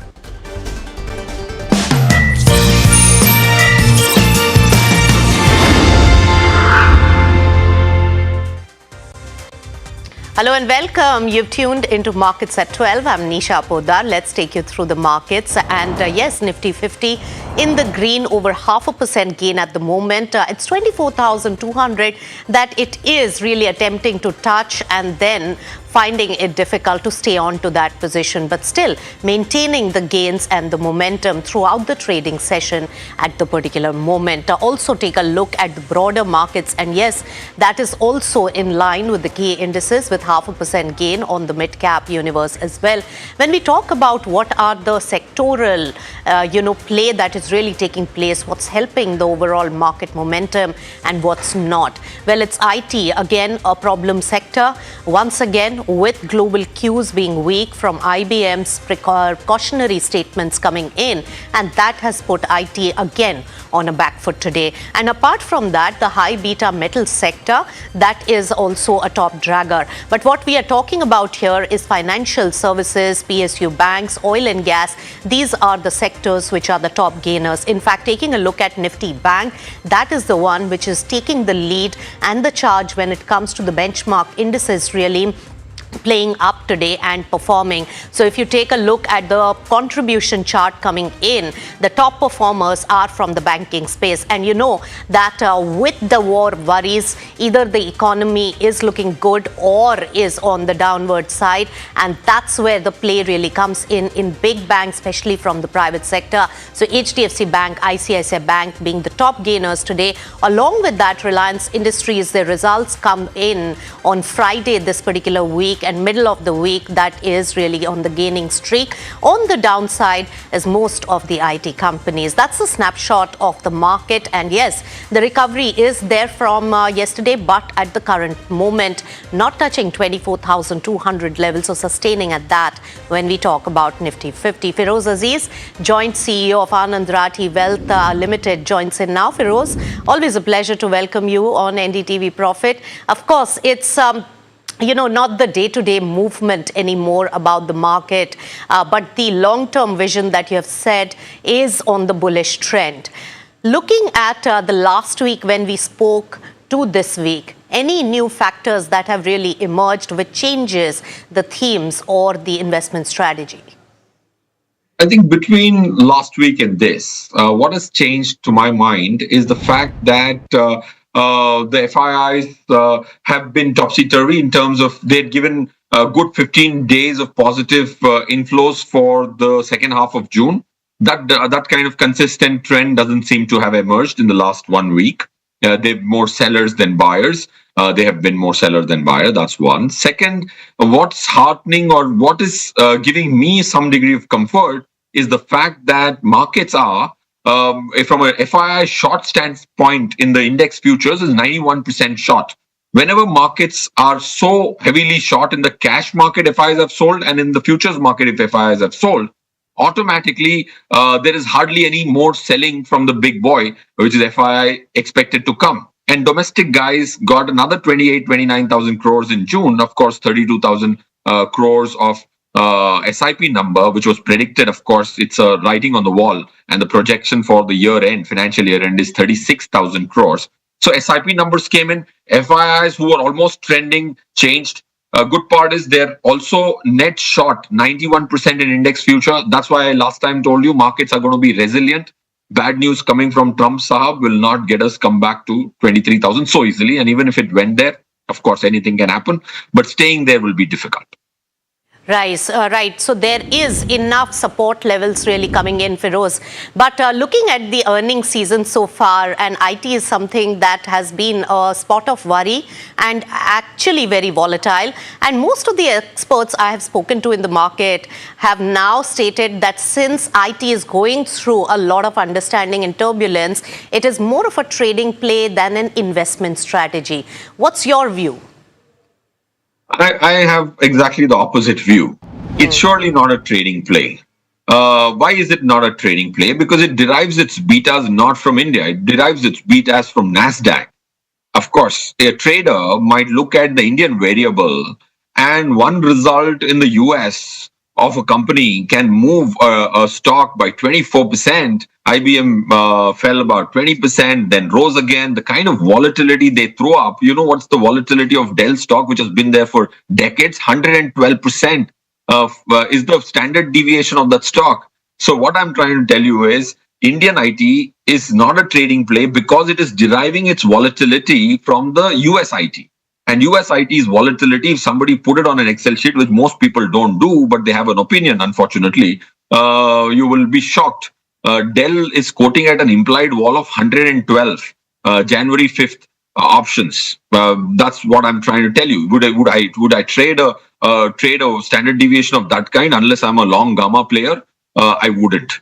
If I'm synthesizing derivatives options, then it's okay. But if I'm buying and selling underlying stock, no. When the volatilities are high, you have to just go long or short gamma, depending on what your opinion on the volatility realized and implied are. So that's one. Second is, I think it's still an investor's bet because 2-3 adversities for IT have come together. The AI thing is one part of it. I don't think AI has created that kind of damage alone.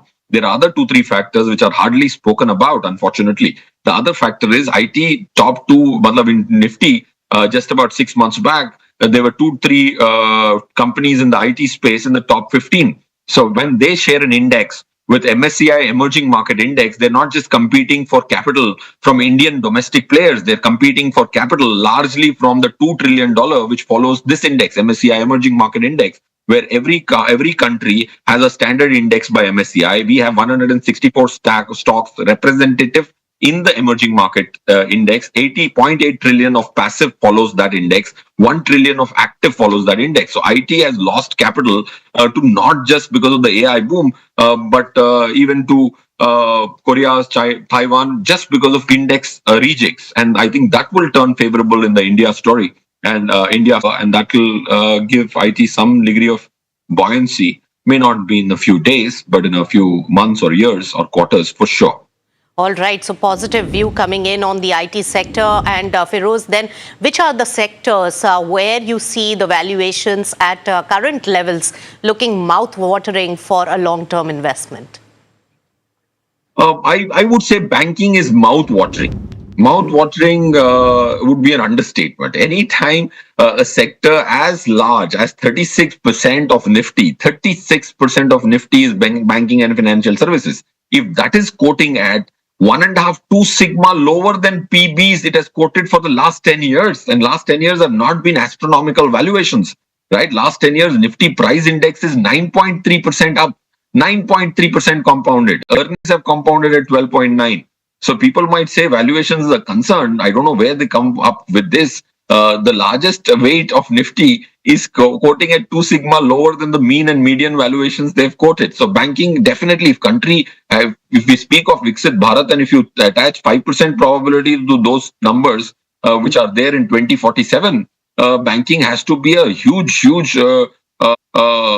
backbone for that to happen. And if banking can't provide that kind of support, then economy can't be where it is envisaged to be. So I think banking, there's a lot of cleanup which has happened. After COVID, we were one of the smartest countries where we didn't distribute cash to people.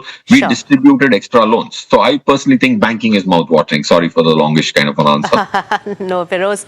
So yes, banking, and whenever the FIIs really return, the first stop for them also will be to dole in money in the banking investment. So thank you so much, Feroz. Always a pleasure speaking to you right here on NDTV Profit. Thank you. All right, we have been speaking about the IT sector, and the first set of IT earnings has really largely met the lowered expectations. While HCL Tech really retained its guidance and TCS really added to the deal wins, AI execution, deal momentum and demand trends really remain the key monitorables in this particular sector. Before we get more insights on how to play this sector now and what is the larger overview, Jasmeet, our in-house expert of IT, gets us all the details and summation of what's really transpired so far in this earnings season. Tell us, Jasmeet. Well, Nisha, thank you for that. for the Indian IT, this has been a roller coaster year, and where Nifty IT is down about 20 to 25% on Y20 basis. Now, when you look at the earnings season, we're seeing a churn in the overall IT space, and the results what we have seen so far of TCS, HCL Tech, and LTM, they have been in line in terms of the estimate. Now, for something like a TCS, the numbers have come in line, where we also see a good deal momentum for the company, and also company was added recently by Kotak into the model portfolio as well. And since then, we are seeing a good momentum in the stock as well. Now, when you look at HCL Tech, the company has retained its FY26 guidance, where a lot of street was divided, and they were expecting the HCL Tech might cut its guidance as Accenture has cut on the back of the slowdown, but HCL Tech has maintained its guidance, and also the overall valuation perspective, HCL Tech is in line with what TCS and Infosys are, and it's slightly expensive compared to TCS and Infosys. Now, when you look at LTM, while LTM becomes the third company in the top, fourth company actually in the top 10 IT space, with Nifty IT space, where they have come out and declared the AI revenue of $150 million. When you compare LTM's revenue with TCS or HCL Tech, LTM's currently contribute roughly 12% to the quarterly revenue, which is higher compared to TCS and HCL Tech. Well, apart from that, today we have also seen ER&D stocks reporting their earnings like Tata Elxsi and LTTS. For Tata Elxsi, the overall OEMs and European expenditure has been an overhang, given they're seeing a client slowdown, and the stock is about 5%. On the other hand, for LTTS, being in a similar space, we have seen the stock gain momentum as it was a turnaround quarter for the company. And in Q4, we had seen LTTS had moved away from the low margin projects, and in this quarter, we are seeing a turnaround with the mobility segment, the biggest segment for LTTS, has also gained momentum, so as the overall European chain. But there is still slight pressure the company is seeing towards the transportation and the OEM side, but as of now, it's a wait and watch. Apart from that, lastly, on the valuation aspect, the current IT valuations are anywhere between 13 to 14 times, which are cheaper when you look at over a decade, or lower than 10-year PE valuation, but they still remain a little expensive compared to Accenture or Cognizant international players, and they have been always slightly expensive.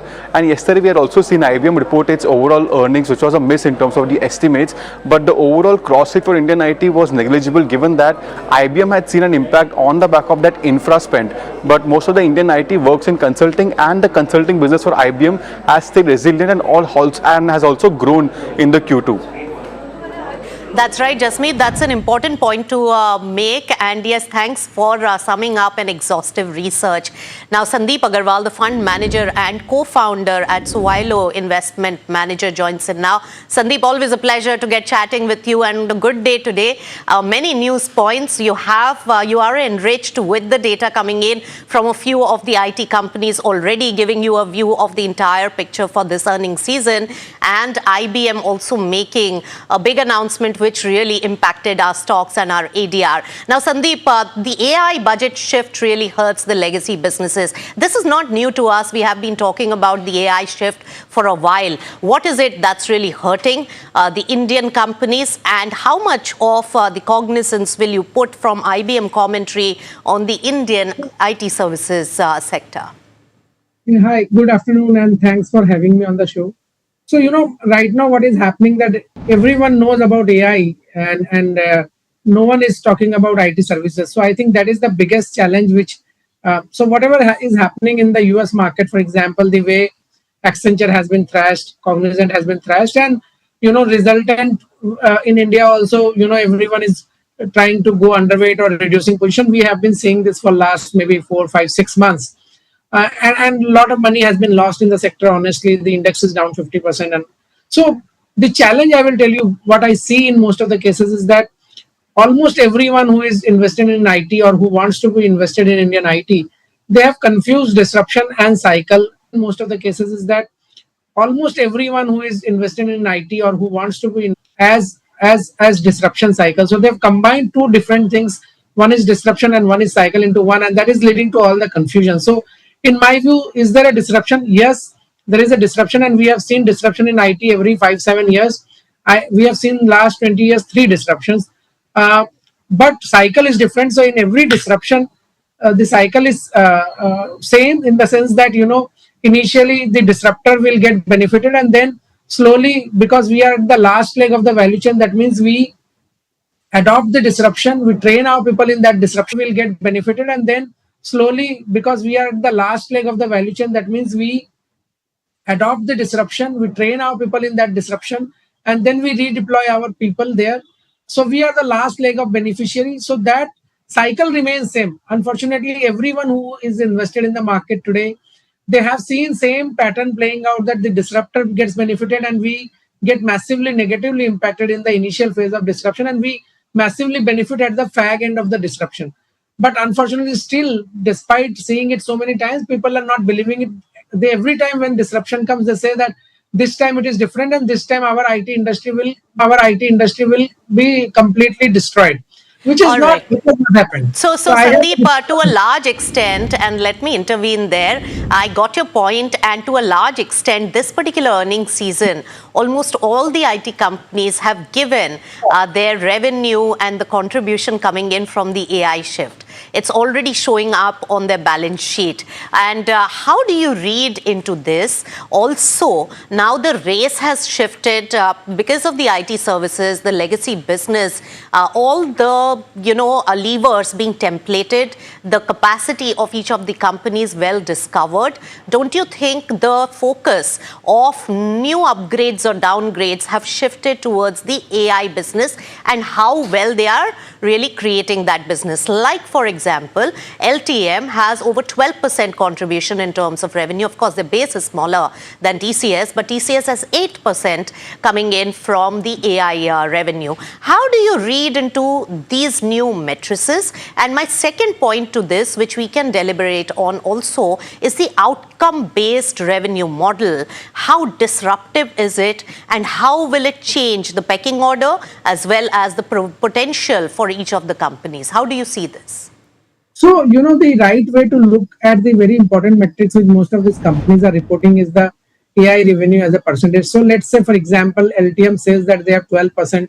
They have reached 12% of the quarterly revenue in AI. So, the right way to do the maths is that, if 12% is, let's say, 100, then and it has come, let's say, at 30% discount. So, what would have been the total number, right? And that is the gap which these companies have also filled. So to arrive at what was the actual non-disrupted or steady state growth, that you can arrive by doing that maths. And when you do that maths, honestly, you will be surprised that all these companies have actually grown at 12 to 14%. And because they have lost in the renewal, which has come in the AI side, 30%, we all know that, AI is at least 30% more efficient in terms of effort. So they obviously would have negotiated 30% lower. So if they would have negotiated 30% lower and still they are at, let's say, 12% of the revenue, which means the total growth would have been in the range of 12 to 14%, which is reflecting as 0%. So that is very important point for me, because best of my understanding, the maths we are doing, we are at the fag end of the deflation of the efforts. So I think that, maybe this quarter and maximum September quarter is where all the deflation will be accounted for, which means that whatever you grow, that whatever 10-12% you grow, it starts reflecting. Now, I am not saying that the large cap companies will grow at 10-12%. I think we are a matured sector. So 6-7% growth will start showing up from December quarter is my call. And if that happens this time, because there are no additional cost and it is a very efficient model, you will see a much higher PAT growth. So this sector is moving into a direction where 6-7% dollar revenue growth and 12-13% PAT growth and a cumulative EPS growth, which also has an impact of buyback, should be 45 to 70% for different companies for over next 3 years cumulatively, which means the CAGR of EPS has to be 12 to 18%, which is a very good, phenomenal CAGR. Even without any re-rating, that is the kind of return you should make. And so many takeaways from what you said. But Sandeep, today it's a mixed bag when we look at the IT sector. Some of the stocks are still gaining in momentum, like Tech Mahindra, Coforge, which made a big acquisition towards the AI thrust. HCL Tech, which was down yesterday, is now seeing some buying at the lower level. And the other companies are really a drag. So a little bit of impact of IBM, not across the sector. Now, I want to understand one particular aspect. Looking at the AI attempts, do you have a segmented list of the winners and losers in terms of the new order of the AI thrust for the IT services pack, which are part of the IT index? No, it is very simple. So, you don't have to do any research on that. It is there. Data is there. You have to just do the calculation. So basically, all these companies are now under pressure to report their AI revenues, and all the results which have come, most of them have given the AI revenues. So leave aside the ER&D companies where I have still negative opinion. So just to give you a flashback, 15 months back, I was of the view that IT services should fall by 50% and ER&D should fall by 70%. Now, IT services have fallen by 40-50% on an average. ER&D still has fallen only 45-50%. So we have another 20% correction which should happen in ER&D, because I firmly believe that maximum loss of uh, AI disruption is going to be in the ER&D space, because that is where you are using lots and lots of data for research. So I think still 20% more downside in ER&D companies will be there. So I'm not comparing them here.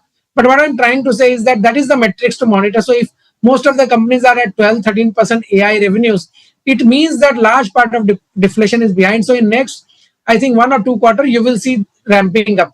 Now, which company will do better or not, we will know as the data comes, because every quarter they are catching up, trying to retrain their workforce. See, it is not only that you will get the revenue just like that. You have to create the ecosystem. You need the talent. I will tell you, today AI talent is available at 3 to 4 times more cost than the normal talent. So what you are doing, you cannot afford that talent. So you are taking very small quantity of that talent. You are training your existing talent so that you can normalize the cost. And that is the reason the catch up in AI revenue as a percentage of overall revenue is also low. So please understand that these companies, which the numbers which they are reporting, is not that they are able to generate only this much AI revenue. Problem is the supply chain. There are not so many talent who can come and deliver, and they are very expensive right now. So I That's think right, Sandeep. Yes. this will rationalize. Yes, and very rightly mentioned that the skill set, the talent and the acumen, capability is the biggest challenge right now, and that's why you've seen some of the companies really go in the path of collaboration, alliances and M&A. We have spoken about Coforge, HCL, TCS have also made some efforts in this direction, and also recently HCL Tech has invested in Sarvam AI. How do you see this particular combination really going forward? And in terms of your last bit of outlook for the IT services sector, at least for next 2-3 quarters, how do you see it? No, so collaboration is the only way, because we are not into the first leg. So the first layer is the hardware, which is the NVIDIAs and AMDs. Then foundational layer where you have Grok, Gemini, and all that. We are not there. So we are into the services. So as soon as you will see continuous ramp up in enterprise AI, implementation of enterprise AI. When that happens, then you will need a lot of Indian IT services to help them with that. And I think this collaboration will train your workforce much quicker than otherwise. So I think we are in the right path. On outlook, I have clearly said that next 3 years, I see 45 to 70% return in the sector, X of ER&D, and I stand by that. And I feel that markets are generally very smart. As soon as they start seeing recovery, that 45-70% may come much earlier than 3 years. So while the EPS benefit may come in 3 years, the stock benefit may come in 6 to 9 months or 12 months. So I don't know when it will happen. Very hard to call that. But I am very positive. I think that X of ER&D, everything will do phenomenally well from here. All right, very important takeaway. And in 3 years, about 70%, upside, and may be baked in much earlier as the recovery is seen. That's the big highlight, Sandeep. Always a pleasure to get your expert opinion on the sector. Thank you so much for joining in. All right, let's take it across to other stocks which are in focus today. Let's see what makes it to the list. Parth is standing by with all the stocks which should be on our radar. Tell us, Parth. Yeah, so 4 really interesting names that are buzzing today. The first one is Nuvoco Vistas, where Jefferies has maintained a buy rating and hiked the target price from 410 to 430 rupees now. The stock has gained over 25% in the last 2 sessions due to strong results on the back of better pricing and strong execution as well. However, the Q2 EBITDA might see some seasonal softness and see some lagged impact from the cost inflation. The next one is Belrise Industries, which has opened a 1200 crore QIP issue with the floor price of 230.79 rupees per share. The next one is Gen Resource Recycling, which reported a furnace explosion in the second unit of its Tamil Nadu plant, and the production has been temporarily suspended while the damage assessment still remains underway, and the losses are being covered by insurance right now.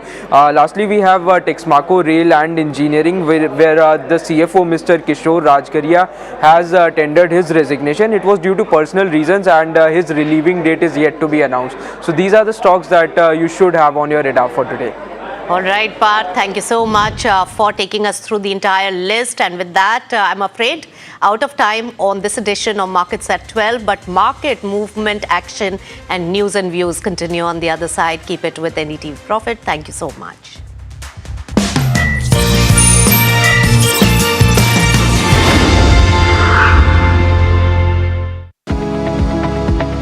Superstar Stocks of the Day, presented by Tata Azura, हर रास्ते का superstar.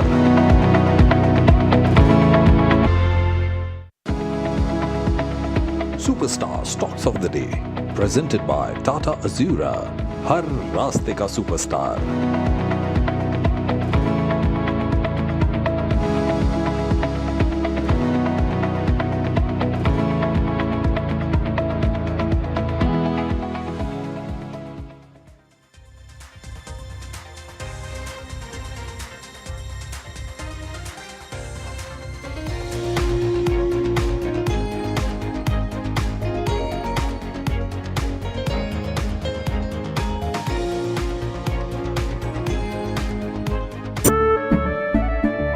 केसरिया से मन जोगी हुआ रे, दिल झूमे देखो मतवारा हुआ रे, केसरिया से मन जोगी हुआ. हर पल मनाओ केसरी त्योहार. विमल, बोलो जुबान Kesari. Ready for the next big IPO? Apply for it on Grow. Open your free Demat account, check all IPO details, apply easily in a few taps. And that's it. Download Grow now for stocks, mutual funds and IPOs. Investment in securities market are subject to market risks. Read all the related documents carefully before investing. We are over, Jimmy. Hey, life में scratches तो आएंगे. गाड़ी के scratches को तो Cosmo PPF संभाल लेगा. आप अपना देख लो. आपका पार्सल फिर से हमारे घर पे आया है. कुछ तो बात है इस दिल में. माँ भी हमेशा पी-मार्क मस्टर्ड ऑयल में ही खाना बनाती थी. ये आपके लिए. कुछ तो बात है इस दिल में. P-Mark, the mustard specialist since 1933. सरसों से सरसों. अंबा शक्ति प्लांट की वर्ल्ड रेनाउंड टेक्नोलॉजी देती है स्टील को ज्यादा ताकत हर बार. अंबा शक्ति SDTMT. Ready for the next big IPO? Apply for it on Grow. Open your free Demat account, check all IPO details, apply easily in a few taps. And that's it. Download Grow now for stocks, mutual funds and IPOs. Investment in securities market are subject to market risks. Read all the related documents carefully before investing.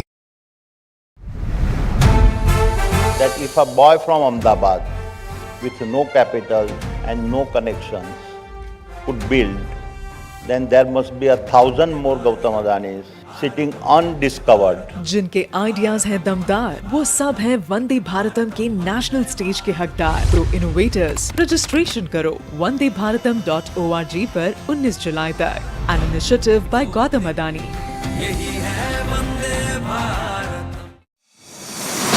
India Inc.'s most respected names chose India Inc.'s best and brightest. These kind of awards and jury lineup, you are truly giving it the right weightage. I think it's heartening to see talent that there is in across India Inc. We should be awarding companies and individuals who have focused not only on growth but also on bringing good governance. Be part of jury and vote on the people, the men, the women, the companies in India who have the right stuff is a great opportunity for us. For us, the biggest thing is trust. That's what we provide. We need leaders in India that can help take India being a global superpower. We've got a fantastic jury and we've left all decisions to the wisdom of the jury. Who will earn India's top business honors? Find out at the NDTV Profit Business Leadership Awards. As India's mobility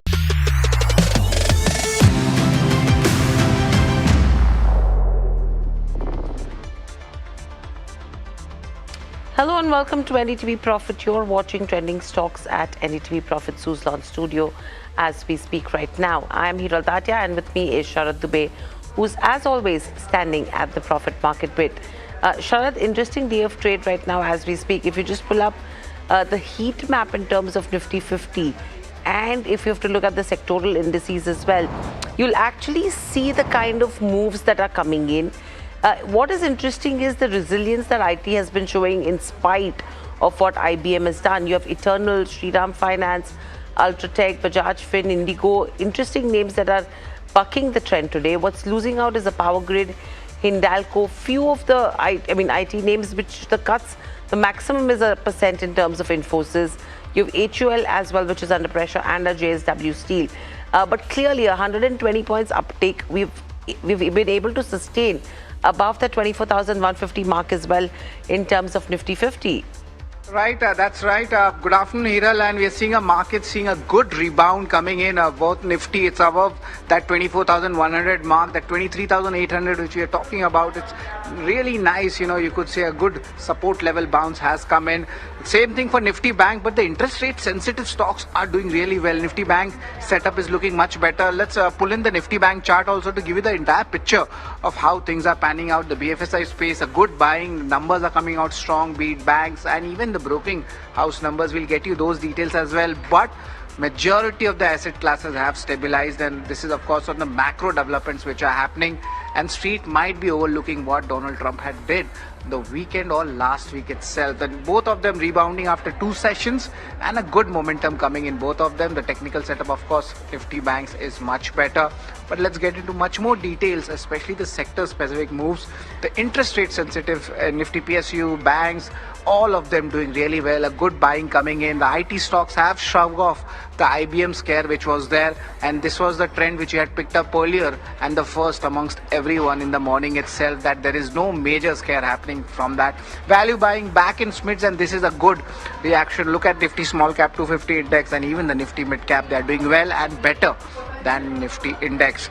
Also, if you look at the other important factors, the options data are suggesting more further technical up move here as well, and this can sustain going ahead, but of course there will be some MSCI adjustments in the last moment.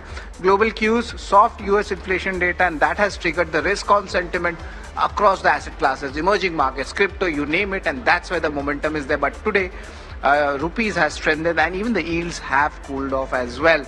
But what should be there in your radar is also important. The India-UK FTA has come into force. Textile stocks are buzzing. You can have a look along with United Spirits. And also Q1 earnings, HDFC Life, ICICI Lombard and HDB Financial, they are going to come out with their numbers ahead of it. All of them are buzzing positively in the trade. And of course the main one, FIFA World Cup 2026 semi-final between England and Argentina is also there, and excitement is there. But the market's also showing a good excitement going ahead. Back to you, Hira.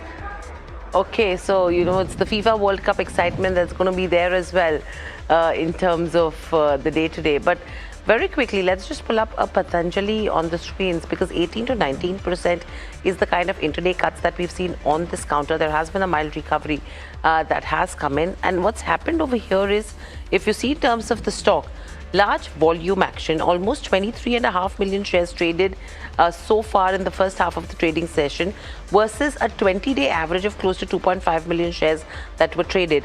Now, what they've come out and said on exchanges is that they continue to remain focused on growth. They are carrying out their business operations in ordinary course, and there has been no material event requiring disclosures currently. There is some bit of a clarification coming in on some of the news rumors that were doing rounds.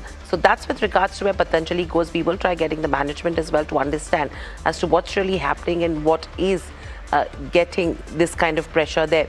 But clearly, if you just pull up let's just pull up a 1 year chart of Patanjali and see what's happened there as well, because that stock has been on a downward trend since quite some time. If you see the 1 month, 21 to 22% is the kind of cuts. Can we get a 1 year chart as well of Patanjali to understand the trajectory that has been followed on this one? If you see in the last 12 months, 42 to 43% is the kind of slide that we've seen. So the stock has been on a downward trend. Where are the concerns is the question that we need to check with the management, number one. Two, what is the reason for this kind of a volume build-up that's happening in terms of where Patanjali is concerned in today's session? In fact, Sanjeev Asthana, CEO at Patanjali Foods, joins in. Mr. Asthana, welcome to the show. Always a pleasure to speak to you at NDTV. This is Hiral on this side. My question to you is, lots being spoken about right now as to what's happening. The volumes are pretty large in terms of the stock as well, down nearly 17 to 18% in intraday trade. What do you have to tell investors? So there's absolutely no adverse sort of news to report. It's business as usual for us. The company is on a very strong footing, and as we've always said, that we are still completely debt-free. There is on our books more than 5,000 crores of both reserves and surpluses. The business is running as usual, and so in the normal course of activity. So really, in terms of what's happening at the stock market end, I would not be able to speak much, but I can assure you, and that on behalf of the company, that everything that we are doing is absolutely in the normal course of business. So, Mr. Asthana, people or, there were market media reports indicating that there were some FDA-related issues. Anything that you would want to say? I know you started off your conversation saying that there is no adverse impact right now, but any conversations that are ongoing with the FDA, anything that's happened on that front? So there's none at all. As you do know that the Food and Drug Administration and FSSAI in a routine manner continue to do their work, which they do, in the as part of, on the food matters. To answer your specific question, there is nothing that has occurred in the last 15 days. And even prior to that, there's nothing adverse, which is either a conversation or a discussion or anything that would materially impact the company's business. There is nothing of that kind. So when was the last regular routine FDA or FSSAI inspection that happened? So this was about a month back on some Ayurvedic medicines, which was not even Patanjali Foods, a listed entity, and it was a very insignificant, value of the business that we do in a particular product. So this has got nothing to do with Patanjali Foods. So it was not with Patanjali Foods. So which part of the business was the FDA inspection conducted, number one? And was there any observation that was given out, even if it was not for the listed entity? So it was not. This is, I'm saying, it's all a dated information. That way, it's as a part of the routine examination. I agree, Mr. Asthana. The reason I understand, the reason I ask you this question is because there are jitters amongst investors right now. So if they are getting a clarification which says that it is not related to Patanjali Foods, it's related to another sister concern which is not a part of the listed entity, it puts all the worries to rest. Hence the clarification.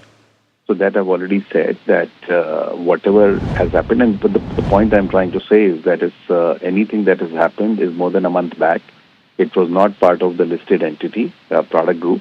It was on the medicines, which is part of another promoter entity, which is Patanjali Ayurved, which has got nothing to do with the listed entity. Mr. Asthana, we're talking about the large deals which are happening. Is there a big investor selling stake in the company? Has GQG sold any stake in the company? We will know that, when this information is declared. I mean, we get routinely the information from stock exchanges on the shareholding pattern changes. So that will get in due course of time. We have, through the exchanges already reported on the business front as to, what is going on and as business as usual. And to the media as well. That's exactly why I'm here talking to you, that there's nothing. And the rest of the, in terms of the stake buying or selling or otherwise, that's up to the investors. They do that. We watch the stock market, but that's of least interest to us. We're focused on our business. Mr. Asthana, just a follow-up question for you, and that is a significant part of the promoter holding is pledged. Has that pledge numbers gone up or something like that? And due to this, there is a sharp fall coming in the price. What's your comment on that? So just to correct that impression, there is no shares which are pledged as we speak. And there's no significant part of pledging, etc., which is done. It is it's a very different element for a non-disposal undertaking that is given to the bank, which is a vote of confidence and a positive news only that, the promoters have committed not to sell the shares. So there's absolutely, as we speak now, that there's nothing which has been pledged by the promoters. Okay. So, Mr. Asthana, what you're saying is zero promoter holding is pledged, number one, correct? That's right. Okay, and there is no concern regarding any value deterioration in terms of pledged shares where you would have to pledge more. So that concern is away as well. No pledge, so there's no question of value Agreed. Got it. deterioration. Got it. Now, my other question coming to you is, we were just talking to a couple of, we had one show, on our show, where there were queries coming in from a perspective that what's happened from a business side of it. Because in the last 1 year, there has been deterioration in terms of stock price as well. You have a tall target to achieve in terms of the guidance that you've given for FY27. Anything stands revised there?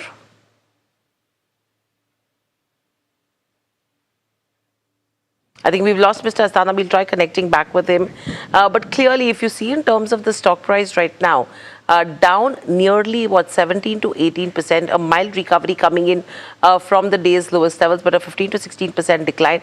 Just to reiterate for all our viewers, there has been no FDA inspection when it comes to any of the units of Patanjali Foods. That is what the management has clarified on NDTV Profit. A month back, yes, there was a FDA inspection, but that was in terms of the Ayurvedic medicine unit goes, which is not a part of the listed entity. And when it comes to pledged shares as well, zero promoter holding is pledged is what the management is indicating right now. And hence, the value deterioration that we are seeing in terms of the stock price has no relation with regards to where the overall pledged share value goes. And very lastly, in terms of GQG, which, people are talking about, that's the market rumor right now, that GQG could be one of the promoters, one of the entities that would have sold. There is no confirmation coming in there from the management right now, but the volumes have been pretty strong right now. So that's the data that we will be awaiting post the markets close as well. In fact, let's get in Deven Mehta from IDBI Capital Market as well. Deven, welcome to the show. You're seeing what's happened with the Patanjali food in trade right now. What would you advise investors to do at this point? I think the way stock has given correction and continuously we have seen the stock underperforming the markets. I think one should stay away from this particular counter. One should avoid fresh buying in this particular dip. I think do not catch the falling knife. The way it has corrected, the next support on this particular chart, I can see around 305 levels. So still some more corrective move is possible in the coming days, and definitely the quarterly results will be coming out soon. So I think until and unless the results are showing some good signs, I think one should not buy this particular counter. This can correct towards 305 as far as technicals are concerned. Right, Deven, let's start the rapid fire round right now. And the first stock in focus is Nuvoco Vistas. For second straight day, a good buying coming in. Of course, brokerages are also bullish, and even the operational numbers were strong and the earnings as well. Your views on that? Yeah, I think the stock has given a strong breakout above 368 levels. So those who are holding and hold with the stop loss of 368, the stock can move towards 430 and 440 levels. Right, the next stock, Ather Energy, good volume-based buying coming in, and also additional investment announcement of 1,000 crore in Hero Motor. Do you think there's going to be more sustainable momentum in this counter? Yeah, I think the overall structure is positive, but we have seen higher and higher lows from last 4 consecutive weeks. So I think one should try to book some profits as we can see, it has entered an overbought zone on daily and weekly chart. One should try to book profits in this particular number. And Landmark Cars also, if you look at it, a strong operational update, good follow-on buying. Do you think this will sustain on the weekly or the monthly charts? Yeah, definitely the way stock has moved, and yesterday we have seen that stock has given a breakout over 465. So those who are holding can hold with a stop loss of 465. The way volumes have increased, I think this stock can further move towards 625 levels. So yes, definitely one can hold this counter. Right, and Belrise Industries also in focus. QIP has opened up. Seems like a good institutional demand is also at play. Just wanted to get your views in this. Is there a risk-reward ratio or a trade to be made here? No, I think the stock is sideways currently, trading into a range on the lower side. There is support around 225. whereas on the higher side 250 will be acting as a resistance. One should try to avoid until and unless it do not cross the range what we mentioned. Devin, your views on KC International? They recently got a new order update as well. Anything on the charts here? No, I think one should avoid this particular counter. We have seen correction in this counter, and there's a slight bounce back from in today's move. But again, on the higher side, it has a resistance around 520. So one should avoid till it closes above this particular level. Right, and Grow is also doing well in trade after the earnings has come out. Good time to enter this counter. Do you think the run-up has already been there in the stock now? I think wait for the closing. Today's close is very much important, about 210. So if it closes above 210, then there is a good buy with a stop loss of 196, and the target can be around 225 to 227. So yes, closing above 210 is positive. Right, so that's the end of the rapid fire round. Over to you, Hiral. What are the Google trending stocks? Is it the earnings? Thank you, Sharad, for that. But before we go to Google Trends, let's see what's trending on the back of the conversation that Patanjali has had with NDTV Profit, and that's one which is seeing a good amount of recovery, 14.5% downtake, a recovery from the day's lower. Stock which was down nearly 18 to 19% is trade, has recovered and is now down 14.5% as we speak. But on Google Trends, it's very interesting right now because it's just the new listing which is trending. None of the stocks from the secondary market have made it to Google Trends today. It's Kusumgar, a stock which listed today. The stock is nearly up 43 to 44%. Volume's also pretty okay coming in there, but I don't think so. This is a conversation that we can have with Deven Mehta right now. But Kusumgar, the IPO which actually listed today, is trending as we speak. But moving on, you know, you have OMCs that are in focus as well. And Sharad, I think the Morgan Stanley note is pretty bullish. What are you picking up with Somit? Exactly. Thanks a lot, Hiral, for that. Somit is joining us. Of course, Somit has a good coverage on this OMC space. But what's the brokerage take coming in? Well, Morgan Stanley has come out with this very bullish note where they've hiked the target price for all the three oil marketing companies, IOCL, HPCL and BPCL. And now the upside post this target price hike for IOCL and HPCL is more than 50%. Hence this excitement coming in for the oil marketing companies. For IOCL, they have maintained their overweight rating, hiked target price to 217. For HPCL, overweight rating maintained, hiked target price to 588 from 511. For BPCL, they have maintained their overweight rating and have hiked the target price to 444 from 385. This also suggests an upside of nearly 46%. So the entire theory of Morgan Stanley for increasing this target price is based on refining margins. They are saying that refining margins are on an uptrend and they will continue to remain on the higher side despite the losses that they might be seeing on the marketing side because of an increase in the crude oil prices. Refining margins would continue to remain on the higher side and that would surprise the earnings going forward. They have also clearly mentioned that in the last 6 years, there have been 3 such shocks for the oil marketing companies, but every time oil marketing companies have come out much stronger and that is what they're expecting this time as well going forward. Thanks a lot, Somit, for that. And of course, a lot of momentum is there in the earnings also. Hiral, anything on the earnings side right now? Yeah, right now you just have Union Bank numbers which are flashing at the bottom of your screens as we speak. Let's just pull up the intraday chart as well. Your net interest margins have improved on a sequential basis, 2.8 versus a 2.64 is what you're looking at. The stock did see that mild spike but has recovered and come back there. If you see in terms of the net interest margins is the number that we've already spoken about. The credit cost, that has gone up slightly. In fact, I would say it has doubled on a sequential basis. Loan growth has come in at 13% on a year-on-year basis. I think the stock is trading at what, 173 as we speak. In terms of the operating profit, of 15 to 16% growth is what you're tracking. 8,000 odd crores versus a 6,900 odd crores is what you're looking at as well. The provision number is out. The provisions have gone down slightly. 979 odd crores is the provision number for the first quarter of FY27 versus 1,055 odd crores that was reported in the fourth quarter of FY26. So one, your net interest margins have improved. Your provisions have gone down slightly. The overall number in terms of profitability is also looking pretty okay. NII, 10% growth at 10,000 odd crores versus 9,100 odd crores is what you're tracking in terms of the NII as well. And your asset quality has remained absolutely stable at 0.47% versus 0.48% on a sequential basis.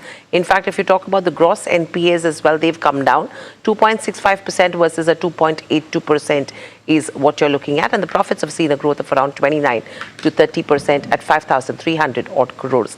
Let's just once pick up the intraday chart. I think 2% up move is what you're seeing right now as we speak. Lancelot Dikuna is with us. Lancelot, what do you make of the first cut of Union Bank numbers? Because asset quality has remained stable on a net basis, gross basis improved, provisions have gone down, and if you talk about the net interest margins, there is a mild improvement coming in there.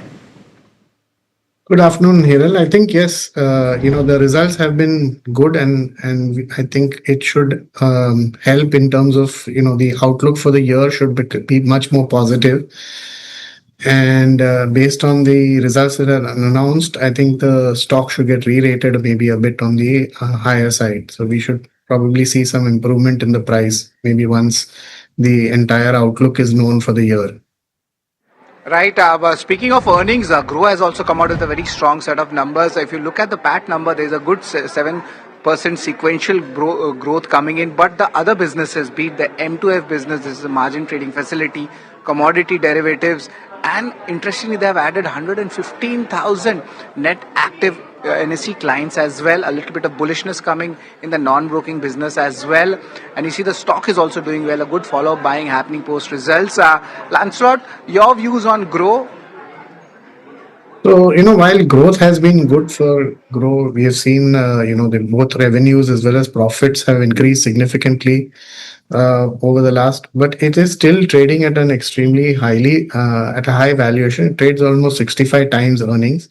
So I think to pay for that kind of valuation, there is a risk reward issue, because in terms of if there is any quarterly slowdown in the rate of pace of growth that we are seeing at the moment, that could result in a downward re-rating of the target price, and that could mean a significant loss. So from a risk reward perspective, it's not really attractive at this point in time. While yes, growth is good and the outlook is continuing to remain firm going forward as well. Right, growth is good, but valuations is a concern. But we'll give you more details at 2:30 when we are tracking the con call of Grow as well. But another stock in focus is Delivery. And interestingly, their arm has formed or got an approval for an NBFC. A logistics company and NBFC. What's the story? This is Jasmeet here with us. Jasmeet, what's this, and is there any impact? Well, Sharad, thank you for that.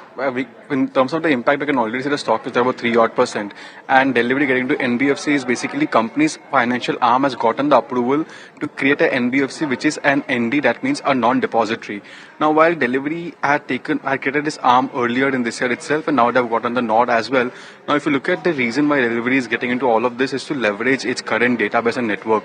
Now, generally what happens is when company like Delivery is dealing with SMEs and so many brands, a financial subsidiary forming under their own name makes it easier for the company to lend loans, and generally financial services is a higher margin business compared to logistics. So as of now, this is the update from the company that they have received an NBFC RBI nod for the NBFC license, but it's a wait and watch of how does that pan out for the company going ahead. And just to give a comparison, a lot of platform players like Amazon, Delivery and other players have also gotten the NBFC license approval and they run their own NBFC. For example, Flipkart and Amazon in India. So they have their own financial arm that gives and lends money to their clients in D2C brands. So that's the same way Delivery is following the same path, but as of now it's a wait and watch. Right, wait and watch. Thanks a lot, Jasmeet, for that. But clearly the markets are not liking it. This might be an initial knee-jerk reaction.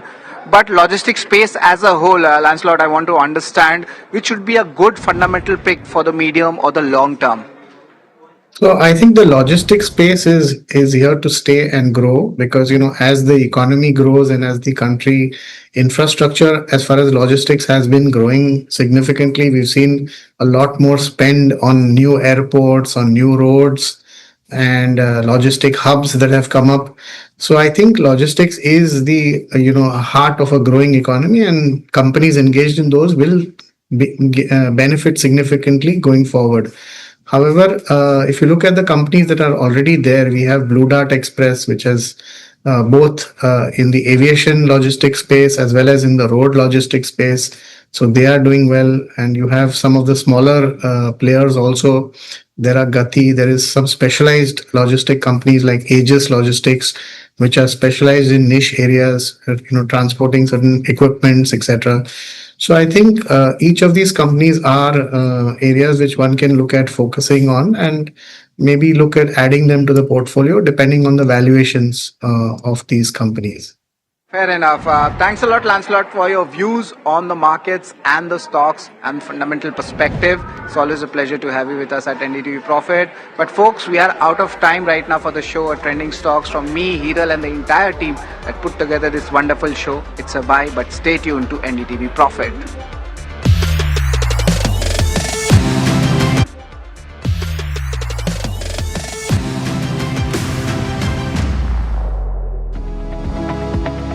Superstar stocks of the day presented by Tata अजूरा, हर रास्ते का superstar.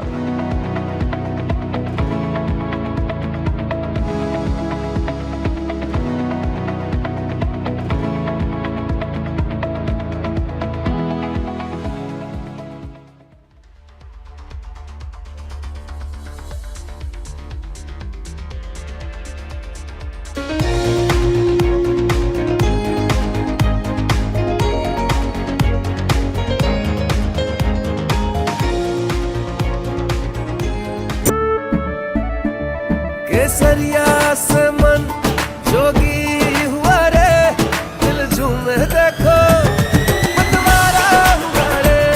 केसरिया से मन जोगी हुआ। हर पल मनाओ केसरी त्योहार, विमल बोलो जुबान केसरी। We are over, Jimmy. Hey, life में स्क्रैचेस तो आएंगे। गाड़ी के स्क्रैचेस को तो कॉस्मो पीपीएफ संभाल लेगा, आप अपना देख लो। माँ भी हमेशा पी मार्क मस्टर्ड ऑयल में ही खाना बनाती थी। कुछ तो बात है इस दिल में। P-Mark, the mustard specialist since 1933. सरसों से सरसों। अंबा शक्ति प्लांट की वर्ल्ड रेनाउंड टेक्नोलॉजी देती है स्टील को ज्यादा ताकत हर बार। अंबा शक्ति SDTMT। Ready for the next big IPO? Apply for it on Grow. Open your free demat account, check all IPO details, apply easily in a few taps. And that's it. Download Grow now for stocks, mutual funds and IPOs. Investment in securities market are subject to market risks. Read all the related documents carefully before investing. That if a boy from Ahmedabad with no capital and no connections could build, then there must be 1,000 more Gautam Adanis sitting undiscovered. जिनके ideas हैं दमदार, वो सब हैं वंदे भारतम के national stage के हकदार। Pro innovators, registration करो wandebharatam.org पर 19 जुलाई तक। An initiative by Gautam Adani. As India's mobility story is racing into a new future, it's in search for a new fuel map. Electric, ethanol, hydrogen, CNG, hybrid. What will power India next? India's sharpest mobility minds come together to decode the fuel mix that will define the road ahead. The NDTV Automate Fuel and Future Summit 2026 on 15 July only on NDTV Network. India Inc.'s most respected names chose India Inc.'s best and brightest. I'm delighted to be chairing a meeting of such distinguished fellow businessmen, bankers. It's just lovely to be back on this NDTV jury. I have been a fan of NDTV for a long time. Many of the nominees are extremely close together in terms of what they've done. I think it's also important that how they are reshaping the industries, commercial activities which they are into. And it's a very judicious mix of people to choose from. My compliments to the team. Who will earn India's top business honors? Find out at the NDTV Profit Business Leadership Awards. India's unshakable news habit. NDTV.com. is India's #1 English news website.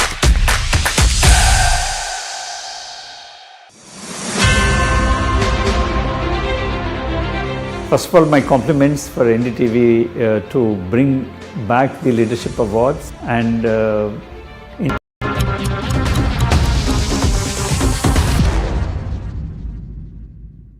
Vinay C. Sekar, Chief Executive Officer, Investment Manager of Cube Highways Trust, joins in. Vinay, welcome to the show and congratulations on filing the DRHP as well. You know, I mean, I'm going to start off with a question which is with regards to the OFS. How should the investors who you are expecting to come in interpret the selling by the shareholders whose decision is to partially exit? Because the question is this going to be a growth opportunity for them rather than simply an exit event for the current shareholders?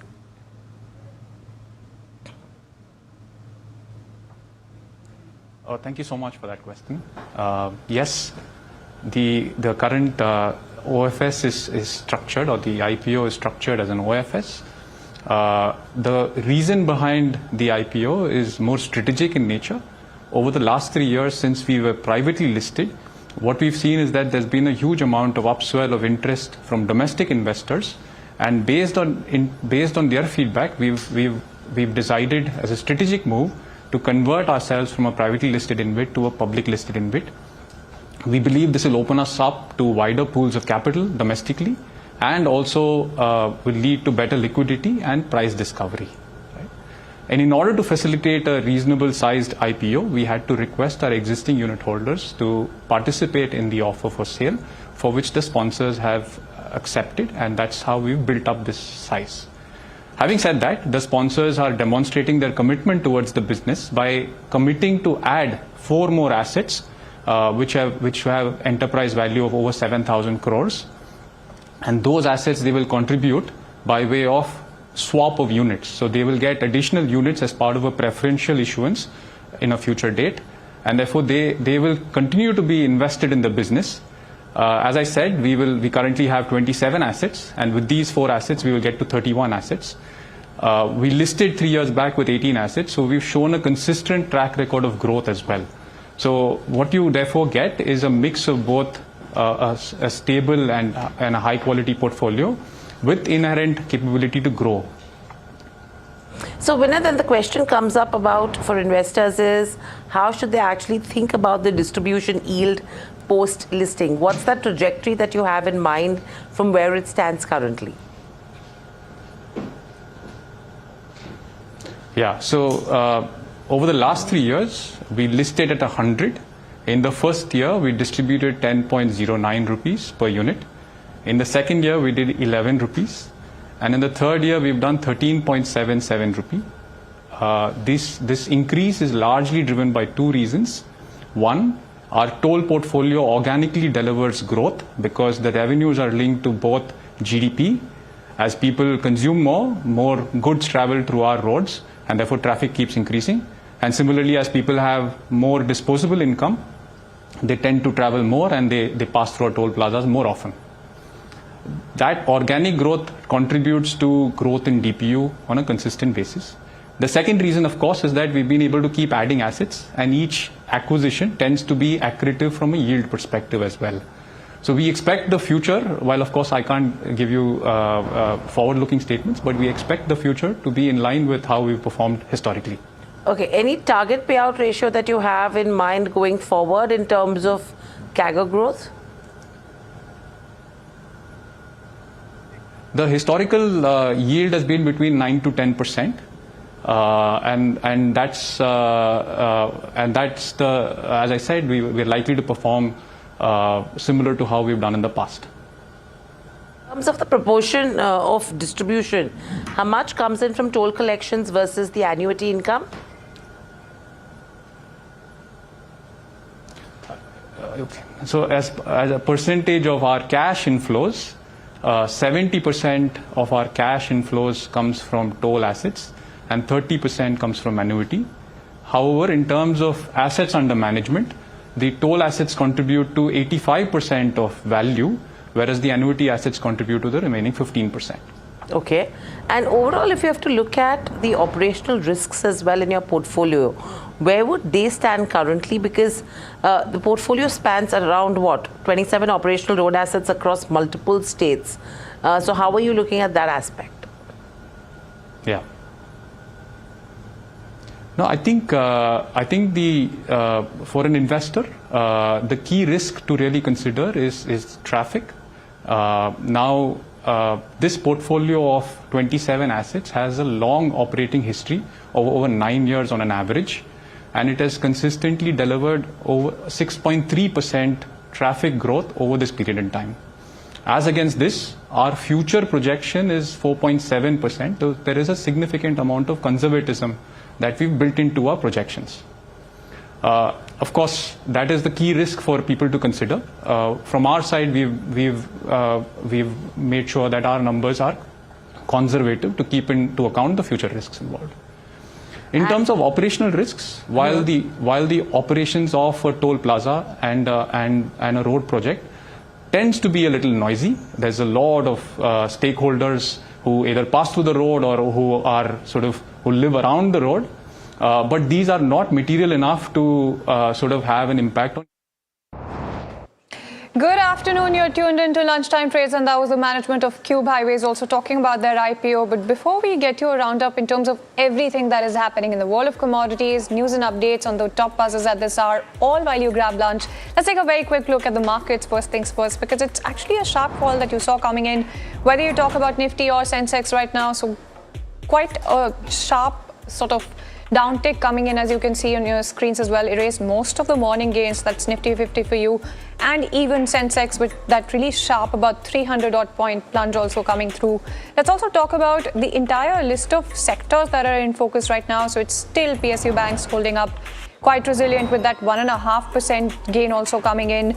Oil and gas, pharma, bank, financial services, energy, as well as auto, all of those sectors doing quite well for themselves. What's not doing quite well right now is something like an IT, metal, FMCG, realty, media, all of those stock sectors as well under tremendous pressure right now, especially IT down and out in trade for yet another day. And you do have IBM, that's quite the overhang coming in when you talk about IT. But when you talk about PSU banks, you do have something like a Bank of India standing out with a 3.5% gain, Union Bank of India, Central Bank of India, all of those counters doing quite well for themselves. And what's also buzzing away in trade is something like a Nuvoco Vistas on the back of quite positive commentary. Second day in a row that this stock is up and away in trade, 12.5% uptake coming in for this particular counter. When you talk about the Nifty 50 top gainers, this is the entire list that I'm talking about in terms of Ather Energy as well. You do have that Hero MotoCorp investment that's really cheered up this particular counter. So 7.5% uptick coming through for this one. Aegis Logistics, L&T Tech, some of the other counters that are doing quite smartly right now in trade as well. But when you talk about the entire list of losers as well from within the Nifty 500, there's something like a Patanjali Foods, and you did hear out from the management also coming in saying that business is as usual, and slight bit of recovery coming in for this particular counter as well, 14.5% downtick nonetheless. Tata Elxsi, you do have the results that are in focus as well when it comes to this particular counter, and something like a Power Grid, Hindalco, and some of your IT counters, the likes of Infosys as well as Wipro, in focus as well when you talk about the entire Nifty 50 pack. But that said and done, let's quickly take a look at the oil prices right now and how they're trading right now as well, because it's quite the interesting picture yet again. For yet another day, you do have oil prices really extending gains right now as we speak. As you can see on your screens, about $86 a barrel thereabout for Brent as well, and WTI about 1.5% uptick. So $80 thereabout is something that you're looking at when it comes to WTI. Let's also get you a check going in terms of all of those factors that are in focus right now, and what are those insights that you should be keeping on your radar as well. Kunal Shah, Head Commodities Research, Nirmal Bang joining us on the show right now. Mr. Shah, a very good afternoon to you, and thank you so much for taking time out and speaking to us as always. Just wanted to try and understand if you think that this sort of momentum that we're building up, right, when it comes to oil prices, do you think that this is sustainable right now? I believe that until there is a concrete solution to the ongoing problem, whether the shipment from the Strait of Hormuz go back into the normalization phase, the likelihood of oil crashing is very less right now. But if there is a solution, if there is a taco trade happening, where you see the way Trump said that earlier, he said that 20% of the tariff is going to put, okay, and then suddenly he flipped that, okay, I'm not going to put it. Same way, he shows some soft stance on Iran, and I think that can lead to profit taking. But till then, fundamentally, oil market is pretty tight right now. The only good news is that the Chinese imports are down by 2 million barrels per day. So that is a much big breather for the market, because if China was importing aggressively at this point, then prices would have really taken a big sharp up move rather than this small upside what we saw in last 3-4 days. So my view is that up $88-89, that is what we see Brent can go to these levels. But for that, if it has to move up beyond that, then this crisis has to be more prolonged, and there has to be more production losses. Then only it can go. But 88, maximum upside. No, absolutely. And thank you so much for helping us out with that quick take coming in terms of oil prices as well. Let's also very quickly zoom out and take a look at the resultant impact when it comes to the market as well. In fact, Sharad is joining in terms of a more detailed outlook in terms of whatever is happening with the markets, and quite the sharp fall coming in. Exactly, and we saw a good rebound in the last two sessions, which we saw a good momentum coming. But look at Nifty and Nifty Bank, how it has fallen. Just last 5 minutes, there is a big fall coming in. Let us show the Nifty Bank also. Earlier, even Nifty Bank was doing well. Currently, it's still green, but see the fall which is happening. It's a very big cut happening here. Of course, remember the geopolitical tensions are still there. If you just show the rupee and the VIX also to give you the entire picture of the macro system, what's happening. And yes, India VIX also is a big spike happening here as well from the lows. We thought that things are normalizing, but it seems like there is something much more there. Maybe a geopolitical development. Let's pull in the rupee also, because rupee had started giving initial signs of weakness as well. And that's why the concern is back. So this signs has started to come at least 10 minutes ahead of the market. So overall, you can see that the mid caps and small caps are also taking that kind of a pressure. But on the specific, on the domestic front, there isn't much happening. Just pull out the Nifty small cap also to give you that entire picture what's happening. And lastly, I would like to point out the sectoral indices where the things have changed. IT was of course shrugging off the IBM fears, but this is the place. Earlier it was one or two reds. Now you're seeing that defense as well as realty, the sell-off has intensified. So nevertheless, exact reason is not known in the market, but definitely there is some adverse impact coming in, and it can be globally also. That's a little bit of concern coming in. No, absolutely. And thank you so much, Sharad, for joining us with that entire detailed outlook as well when it comes to prices. And, this is something that we've been discussing since the beginning of the show. You do have some of those sectors that are very much in focus, and we'll get you some of those updates as well coming in when it comes to all of this. But, let's also talk about the geopolitical developments that we have right now in terms of the US carrying out strikes. And that's quite the latest development coming in terms of the fourth day of strikes. And that's also something that's very much in the spotlight as well. Other than that, you do have IRGC claiming the damage really coming in when it comes to US Gulf bases. And that is also a very important update in terms of oil prices. And that's why it's also quite in focus as well. So that's really oil prices for you right now in terms of some of those factors to watch. You do have Trump really threatening further strikes as well. And that is all the more reason why oil prices right now are in the spotlight, as you can see on your screens very clearly. That impact really trickling through to our markets as well. But let's also focus in on another sector, like I mentioned earlier. Bringing our focus to AI, artificial intelligence is beginning to really reshape hiring, and that's across India's banking sector as well. You do have several lenders reporting lower workforce additions and a little bit of a decline coming in when you talk about employee strength. In fact, Piyush is joining in with a more detailed picture when it comes to this one.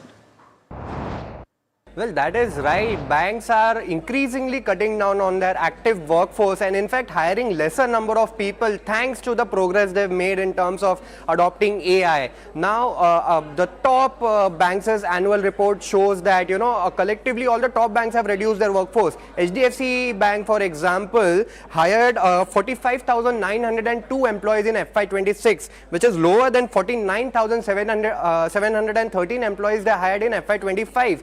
The bank's active employee count also, the total workforce reduced by around 3,343 employees to 2.11 lakh employees in FY26. Now, Axis Bank too has seen a reduction of its total employee workforce. The bank staff strength has come down to 1.11 lakh from 1.14 lakh the last financial year. Kotak Mahindra Bank also has seen, employee workforce going down by around 1,000 employees. Its its employees as on March 31, 2026 stood at 74,054, which is lesser than 75,323 last fiscal.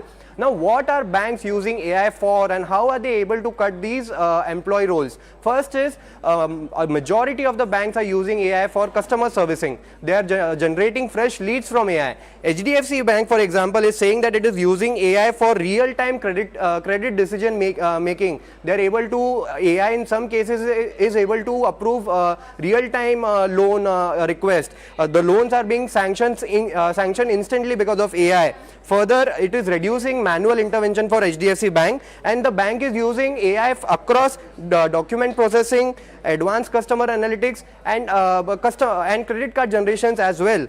Axis Bank is now saying that it is moving away from pilots to bringing new projects which are fully backed by AI. The bank is using AI across its operations, call centers, software development. In fact, the bank says it will use 40 to 50% all of its operational journey, 40 to 50% of it will be backed by AI. Further, in terms of call centers, the bank is saying it will cover 50% of its call via AI by the end of current financial year. Kotak Mahindra Bank CEO Ashok Vaswani says AI is a clear inflection point, and the bank is implementing first the guardrails for governance and the cyber risk that comes along with AI. Back to you. No, absolutely, and thank you so much, Piyush, for setting that context right. It's also the time is ripe to have a detailed conversation about this right now and get some more insights when it comes to all of these trends that are emerging. Quite interesting to say the least in terms of how they're playing out. In fact, Amit Das, founder and CEO, Think360.ai is joining us on the show right now. Thank you so much, Mr. Das, for taking time out and joining us this afternoon. First things first, just wanted to try and understand from you if you think AI is taking away bank roles. If yes, which are the roles that you think are becoming redundant right now and are under the scanner in terms of the new roles as well? Which are the new ones that you're seeing pop up? So I think primarily it's a fact, right? That there is a shift in the average productivity of every process that a bank has, whether it is on the service side, origination side, life cycle management, everything. And to that extent, yes, the roles are being taken away, but unevenly, I would say. Not like every department, every function is going through the same change. The departments where we see major productivity improvements and hence possibly a larger percentage shift would almost always be around operations and back office.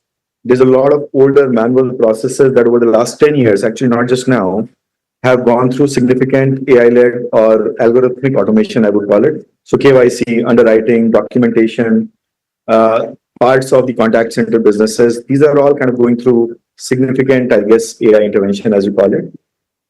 There will be some offset that will happen because the role for, I would say, AI product managers or the governance and cybersecurity functions, there was a window of time where we were looking for very, very interesting prompt engineering or Gen AI engineers sort of roles. But around these, I believe the idea of governance, control, security posturing, that will have to simultaneously increase in the near term for it to be an offset from roles perspective, but it will not be a one-to-one offset. So we are looking at something which will have a meaningful long-term impact on productivity and hence the headcount that is required for the same sized operations. So unless the operations grow meaningfully up, we should expect these changes to stay. No, absolutely. That's about the entire inflection point as well. And it's really, changing from just being a dinner table conversation to being a very important reality, right? So you do have front and back offices that are undergoing a transformation. But that said and done, when you talk about just the facts and the numbers, right? We'll come to the numbers in a bit. But, when you just talk about the plain facts that are in front of you, you do have Axis Bank that is now moving from pilots to, scale development as well. Do you think that that shift is really taking place in a very meaningful and substantial manner as well? Inflection point aside, in terms of just moving on from being a pilot or being a little bit of an experiment, do you think that it's really cemented its place right now? I would say three changes. A, the number of pilots that you can and you have ongoing at each of the larger banks, each of the smaller banks also, it's probably about 8 to 10x of where it was earlier. So because most of these pilots also have a parallel notion of bank having the bandwidth to run these pilots, right? You need the different functions and stakeholders to kind of come together. So right now, with the advancements in AI technology, that number of pilots that you can, POCs that you can undertake is much larger. So even if you operate at the same sort of success ratio of pilots to scalable product outcomes or scalable projects, you still are probably looking at a lot more happening and scaling up in production environments. So to give you an example, are there processes today which are absolutely automated with no manual intervention at all? The answer is yes. Do we have a bank branch which is absolutely no human intervention? I think the answer is no, and we'll get there. So to that extent, I would say that you will see trend number one, a lot more POCs, a lot more pilots that are going there. Two, which automatically implies that a lot more of these will eventually see production scale. Three, the timeline is not 3 months or 1 month or 6 months or something like that. I think it's a trend that we should monitor for the next 4 to 5 years. We are now witnessing a set of changes. The output that we are seeing now is sort of the outcome of changes that started 5, 6 years back in the form of technology, state modernization, and automation. And now AI is basically adding a lot of spice to it from a conversation perspective. AI's real impact is probably 2, 3 years down the line. No, absolutely. And I just before we let you go, a very important question that possibly is on the minds of investors or even everybody who really invests through banks, which is pretty much everyone, right? The main question right now is that AI-led risks like Mythos, you do have a lot of governance, guardrails concerns. Do you think that there's enough that has been done right now? Or do you think that there is a room for improvement there when it comes to building guardrails? So I think, no. The short answer is we are not in a position to do enough in terms of capabilities and competence yet. That is one. Are we investing enough in developing those capabilities? I think not really at the bank level, but I think the private enterprises, the funded startups, some of them are kind of trying to solve that problem independently. And I think they will bring these solutions to the banks from an implementation perspective. And three, I think this is the most important thing that I want to kind of leave you with, is some of what we are seeing is this upswing will also have a counter force which will come through the security concerns like Mythos that a lot of institutions have. And funnily enough, I won't be surprised if a couple of institutions actually scale back what they thought were very, very fascinating AI pilot outcomes because they're not particularly convinced about the security posture or the guardrails that they have. So you may see, interesting conversations, not seeing the production scale. No, absolutely. And that really went from fascinating to a little bit worrying very fast. Thank you so much for taking time out and joining us on the show. So as we wrap up on this edition of Lunchtime Trades, though, let's talk about UK Minister for Trade Policy, Chris Bryant, in terms of his commentary exclusively to NDTV's senior executive editor, Aditya Rajkol, as well, from tariff cuts on Scotch whisky and automobiles to the sensitive politics when it comes to dairy, immigration fears around the double contribution convention as well. Let's go across and listen in to that bit of commentary. How big do you think, Minister, is this remarkable achievement for the ties between the two countries? Will this be clearly a game changer in the bilateral cooperation? Well, first of all, I know you used the word finally a couple of times because this is finally it's the entry into force of a deal that we struck last year. But actually, it's the fastest we've ever gone from signing a deal to actually bringing it into force. So I'm really pleased because there's been lots of work that had to be done on the Indian side and on the UK side to make that happen. And I think that's a symbol of the energy and the determination that both sides have to make this a really groundbreaking moment for relations between our two countries. Look, the truth of the matter is, of course, you've got strong historic ties, and I know I've not been to many Indian weddings in the UK, certainly, where there hasn't been quite a lot of Scotch whisky consumed.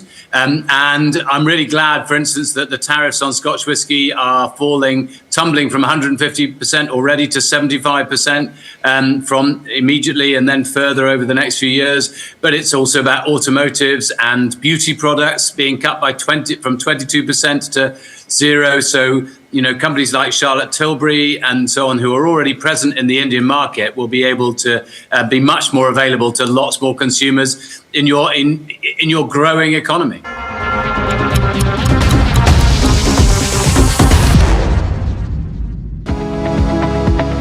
Superstar Stocks of the Day, presented by Tata Azura. हर रास्ते का superstar.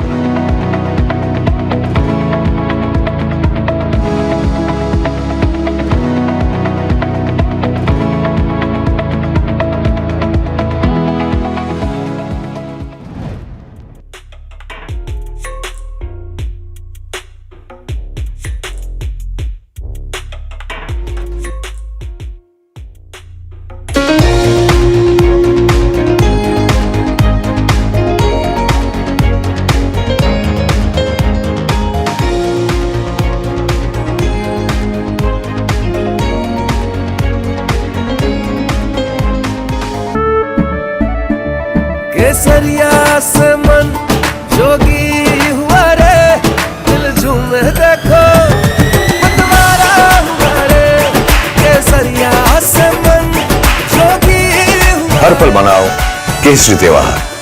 विमल, बोलो जुबान केसरी. We are over, Jimmy. Hey, life में scratches तो आएंगे. गाड़ी के स्क्रैचेस को तो कॉस्मो पीपीएफ संभाल लेगा. आप अपना देख लो. आपका पार्सल फिर से हमारे घर पे आया है. कुछ तो बात है इस दिल में. माँ भी हमेशा पीमार्क मस्टर्ड ऑयल में ही खाना बनाती थी. ये आपके लिए. कुछ तो बात है इस दिल में. P-Mark, the mustard specialist since 1933. Ready for the next big IPO? Apply for it on Grow. Open your free Demat account, check all IPO details, apply easily in a few taps. And that's it. Download Grow now for stocks, mutual funds and IPOs. Investment in securities market are subject to market risks. Read all the related documents carefully before investing.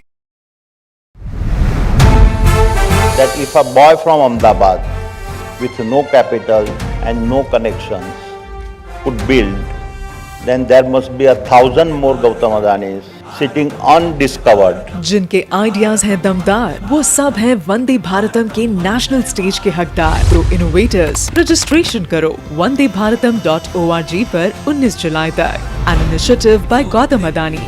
यही है Vande Bharat. As India's mobility story is racing into a new future, it's in search for a new fuel map. Electric, ethanol, hydrogen, CNG, hybrid. What will power India next? India's sharpest mobility minds come together to decode the fuel mix that will define the road ahead. The NDTV Automate Fuel and Future Summit 2026 on 15 July only on NDTV Network. India Inc.'s most respected names chose India Inc.'s best and brightest. These kind of awards and jury lineup, you are truly giving it the right weightage. The eminent juries who are here, and that itself speaks for the commitment towards highlighting the advantage which India is having. What I am looking for in this is that we should be awarding companies and individuals who have focused not only on growth but also on bringing good governance. Be part of jury and vote on the people, the men, the women, the companies in India who have the right stuff is a great opportunity for us. Who will earn India's top business honors? Find out at the NDTV Profit Business Leadership Awards. India's unshakable news habit. NDTV.com.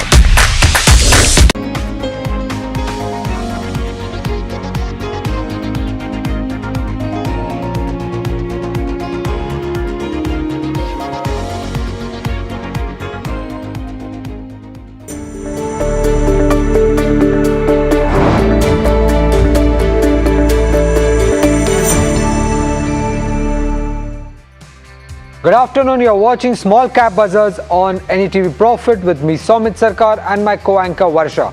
In the next half an hour, we'll take you through the most important small cap stocks that have been buzzing in trade either on the back of price or volume. So let's see what's on the show today. Firstly, we'll be speaking with the management of NAC Packaging, a recently listed company.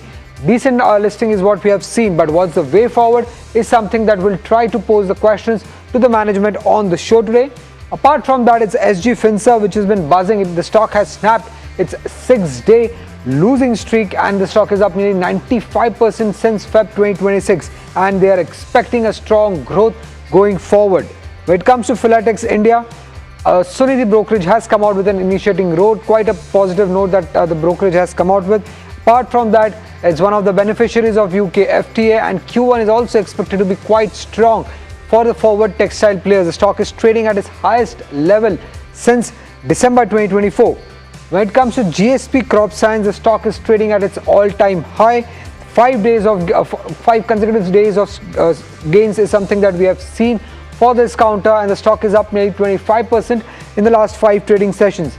And lastly, when it comes to Popular Vehicle, that stock has touched its intraday high since May 2026. It saw its biggest single-day gains since April 2026 and the stock has been buzzing also on the back of strong volumes. So what could be the potential reason behind this move is something that we'll try to decode with our fundamental guest on the show today. Now if you look at the market, for the better part of the trading session, we were trading close to 150 points high in trade. But in the last half an hour, we have seen a sharp decline coming in. Some support around the 24,000 level is something that we have seen and currently Nifty is trading just 20 points higher. If you look at the sectoral indices here, on the top loser side, we have the PSU names and the metal names which have been lagging in trade, but on the gaining side, it's Nifty Oil and Gas, largely led by the oil marketing companies. PSU names, PSU banks specifically, have also been gaining in trade. But despite this volatility in the benchmark index, the Nifty Small Cap, that continues to be high by around 0.6% in trade. But Varsha, which are the key stocks here that have been buzzing? You know, a lot of stocks actually. First, let me start with Vanbury. If you see in the last 5 days, the stock is up 24%. A good upside we're seeing here today. Also, the stock is buzzing almost 5-6% in trade. You have Landmark Cars also buzzing in trade. Now, this is on the back of business update that yesterday company had posted. The stock is up almost 10% in trade. You have Advait Jewels is also buzzing. Recently listed company. Is actually buzzing in trade. You have LN Electronics also, strong volumes over here, 10x of its 30-day average. The stock is up almost, if I'm not wrong, 10 to 12% in trade. LN Electronics, 10x volumes of its 30-day average. You have Carousel also, stock is up almost 5% in trade on the back of volumes. DAM Capital, well, the stock was up almost 5% in trade. Carousel is up almost 3%. DAM Capital is up almost 5% in trade on the back of volumes of 3x of its 30-day average. But NAC Packaging is one such stock which we are going to discuss. Recently listed IPO. Their Borisana facility is actually the next growth trigger for the company. And to tell us more about that, we are here joined by Alpesh Patel, who is the chairman and managing director at NAC Packaging. Mr. Patel, welcome at NDTV Profit. Pleasure to have you. The Borisana facility will materially increase your capacity. I want to understand, do you already have customer commitments for this capacity, and what's when can this capacity go live? First of all, thank you for inviting here for their studio. Thank you, ma'am. Definitely, we have a very good customers. Like right now, we have 1950 customers, and that 13,000 SKU we are taking care of it. And we have a global customer like Cargill. We are supplying to like 8 countries, including US and everywhere. So we have a 3 type of strategy. First of all, customers using the normal packaging, and we have a specialized high-ended pinch bottom bags. So they are shifted to regular production to the pinch bottom bags. Then their individually growth is grow up. Secondly, that industries, like we are supplying to so many pet food industries, rice industries, grain and pulses, many industries like 27 industries. So pet food industries is 2-digit growth. So that is the second growth path of the company. And third, we are exporting more than 71 countries. So we have a very good global presence in all over the globe. So we are increasing that share into individual countries as well as increase the countries as well.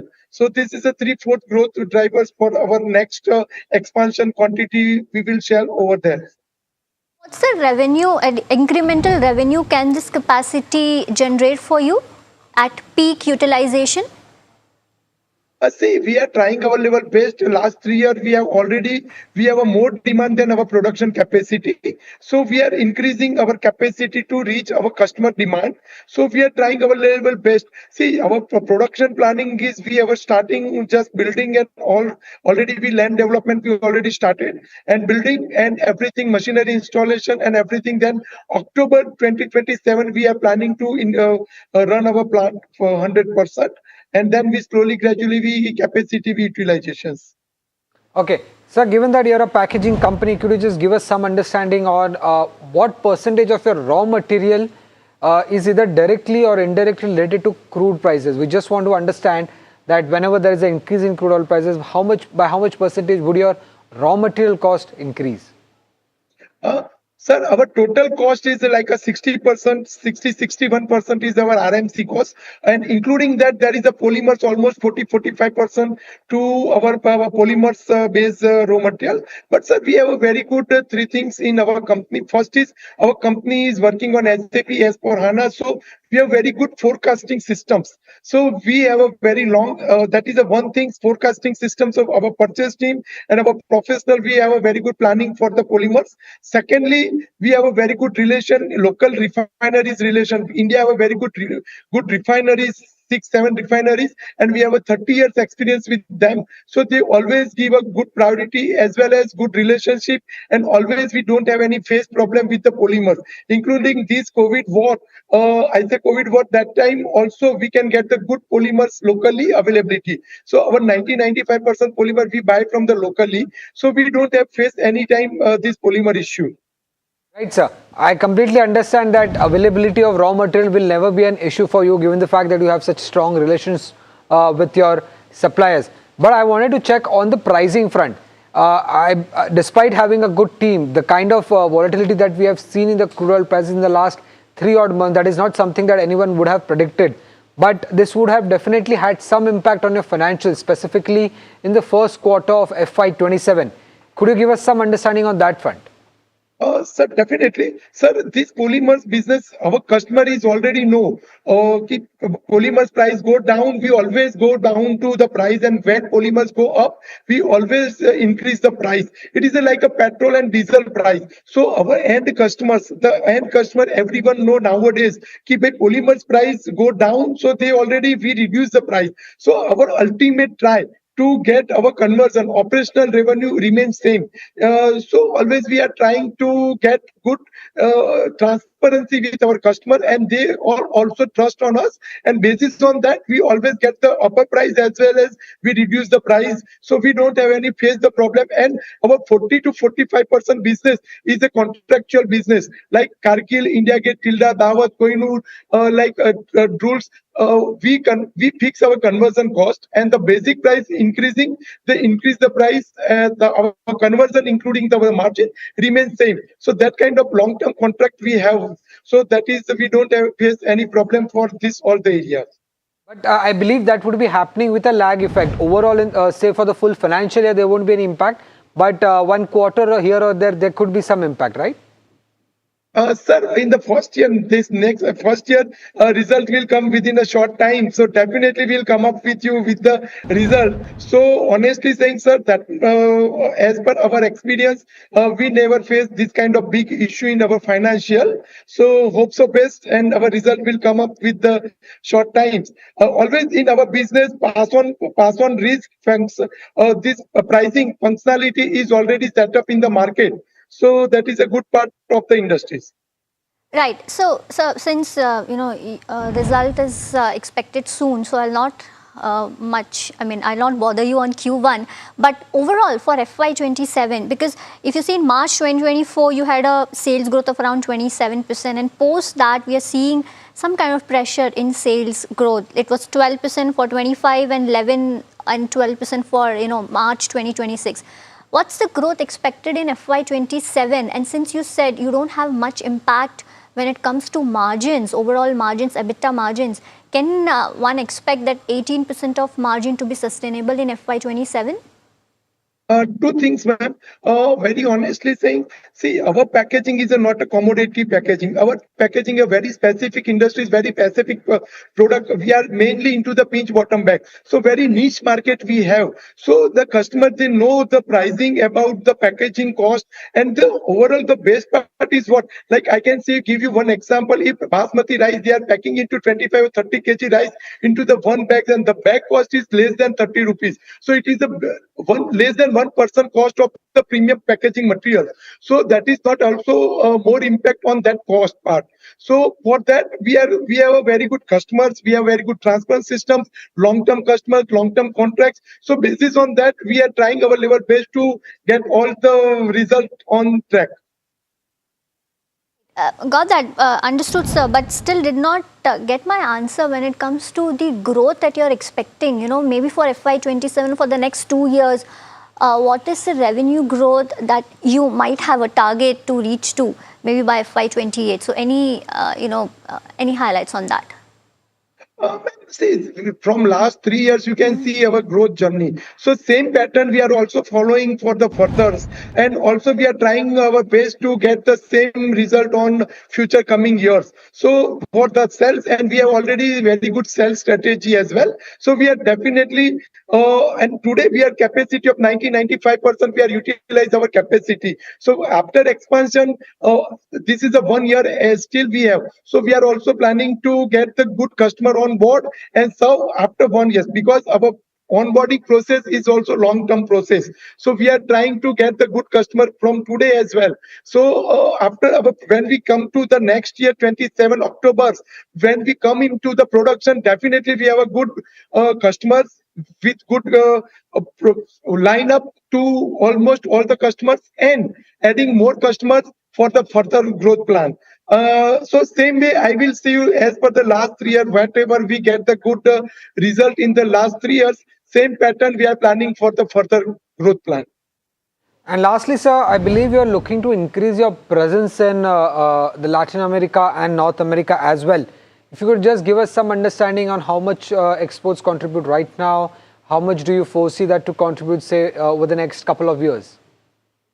So right now we are exporting 71 countries, as I told you, and 56% revenue comes from the our export revenue. And so definitely, yes, our focus is India as well as export. So where we can get the good margin, definitely our company's policies, if we are selling the much more higher volume over there. And we have a very retail kind of customer. There is not a big customer.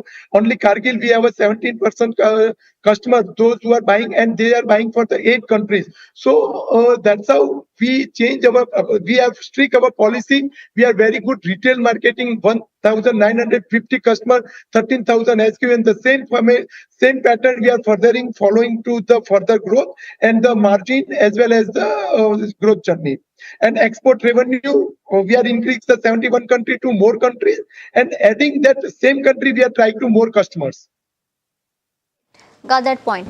Well, thank you so much, Mr. Patel, for joining in and having a conversation with us. Thank you so much. Well,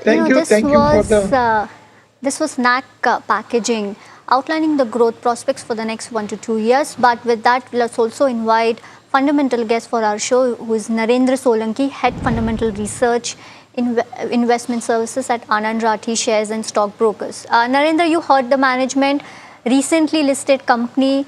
What's your view when it comes to this sector, and of course about NAC Packaging, and what will you advise to investors?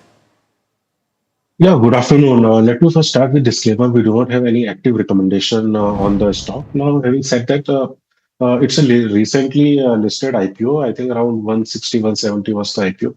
The business is very unique. Also, if you see the overall sector dynamics, there is high transformation happening, especially in our unorganized market, where gradually the players are shifting from unorganized to organized, and this increases the demand for packaging solutions and various kind of innovations into the packaging solutions.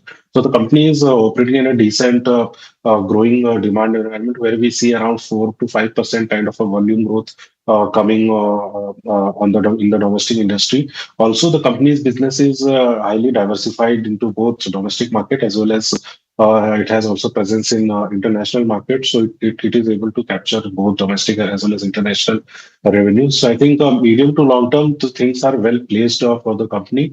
The only concern would be to keep watching the high concentration risk, both in terms of raw material as well as the customer concentration risk, which the company has to manage. I think there's a single customer having presence of around 15% in share of revenues. So that is one of the risks. And if company manages that, then I think it's a decent or medium to long term. All right, got that view. Well, time for a short break. Don't go anywhere. Stay tuned to NDTV Profit.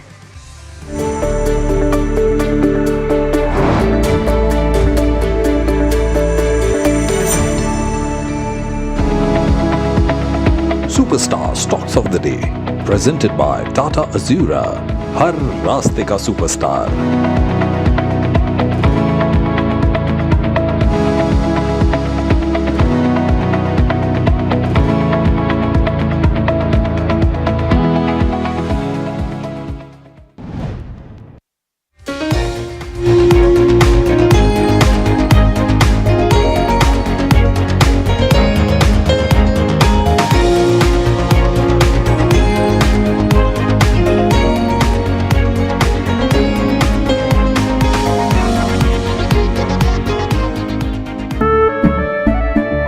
केसरिया से मन जोगी हुआ रे, दिल झूमे देखो मतवारा हुआ रे।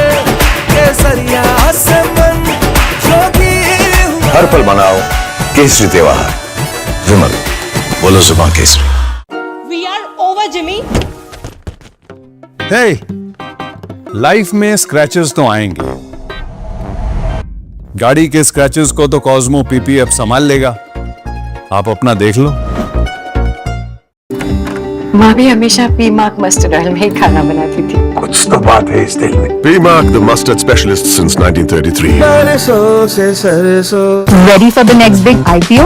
Apply for it on Grow. Open your free Demat account, check all IPO details, apply easily in a few taps. And that's it. Download Grow now for stocks, mutual funds and IPOs.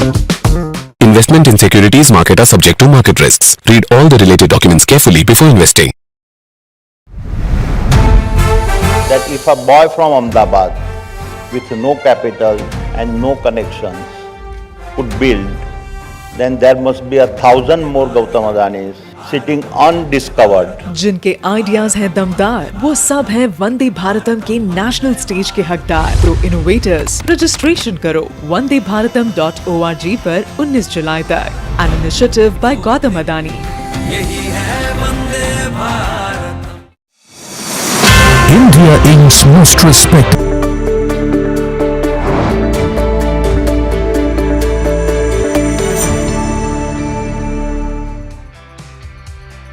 Welcome back. You're watching Small Cap Buzzers on NDTV Profit. The first small cap stock that we'll be discussing right now is GSP Crop. The stock has been buzzing in trade for the last 5 consecutive sessions. Today also it's up nearly 6%. Varsha, anything to do with the fertilizer subsidy that is expected to come in?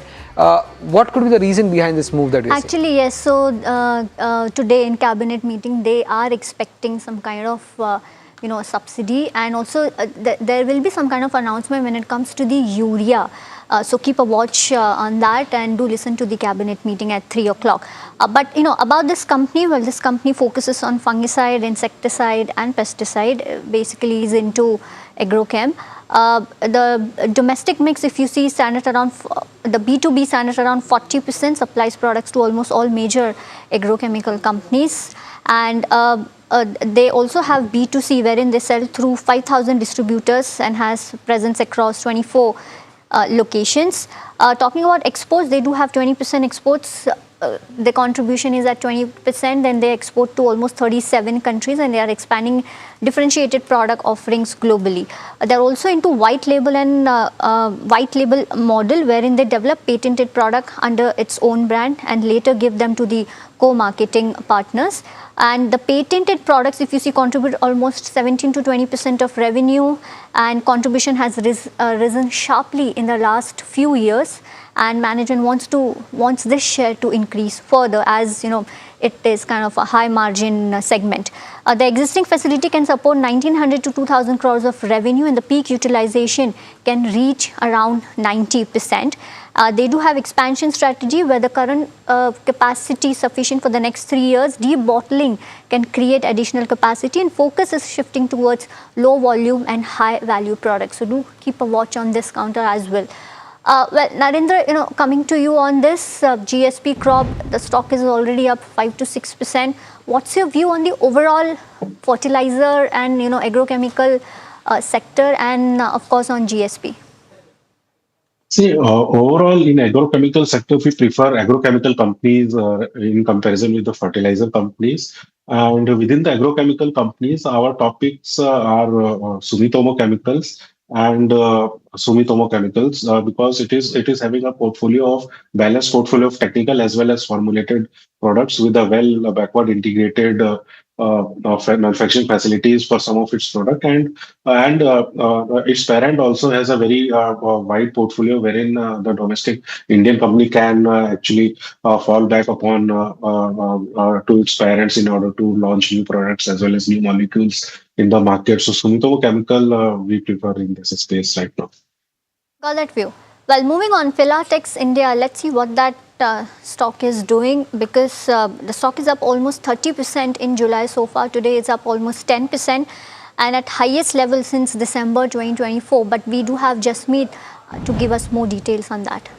Well, Varsha, thank you for that. Let's quickly understand what does the company do. Well, the company operates as a platform which manufactures and trades in synthetic material. Now, in terms of the industry they serve into, they serve textile, apparel, technical textile customers, both domestically and globally. If you look at the stock performance, as rightly said, the stock has been in traction and gained about 30% so far in July. The stock is seeing traction on the back of various fronts.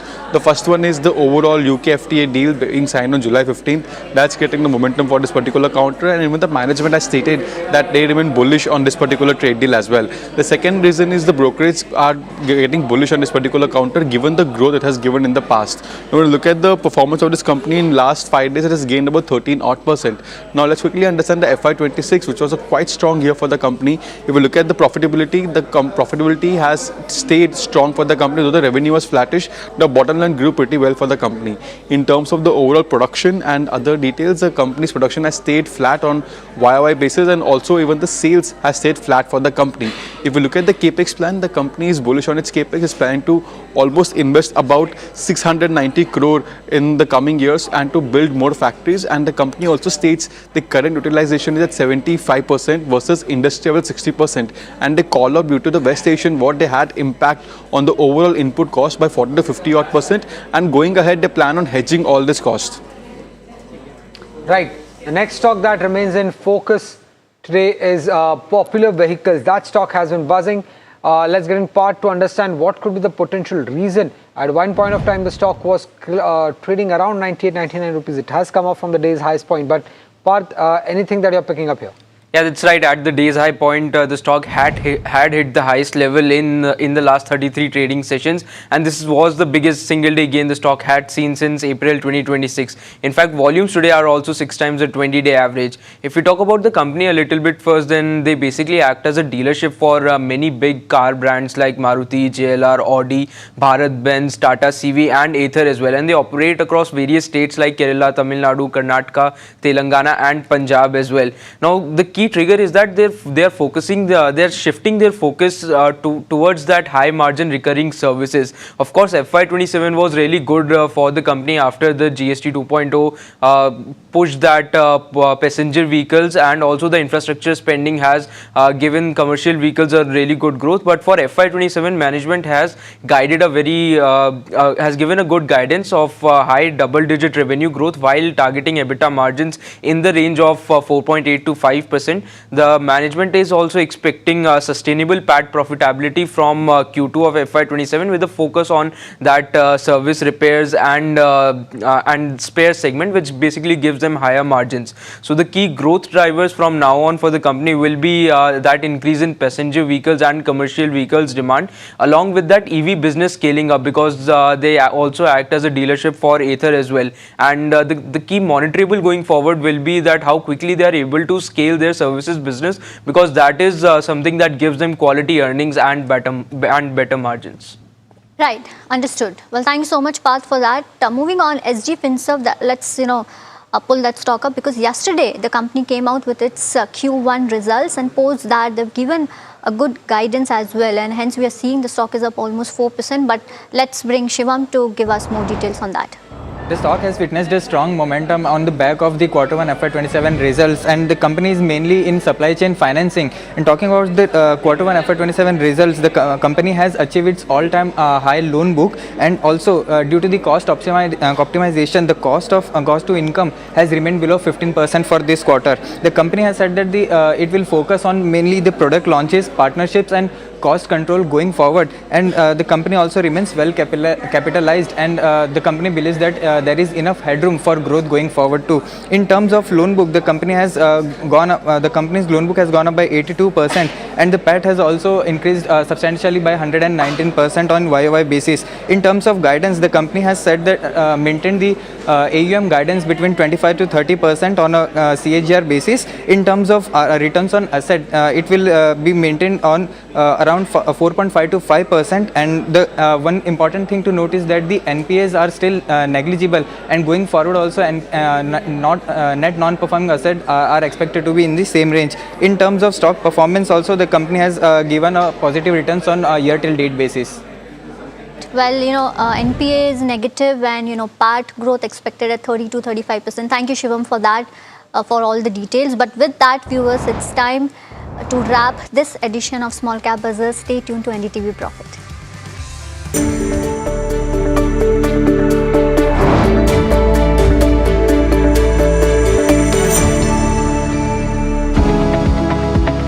Superstar Stocks of the Day, presented by Tata Azura. हर रास्ते का superstar.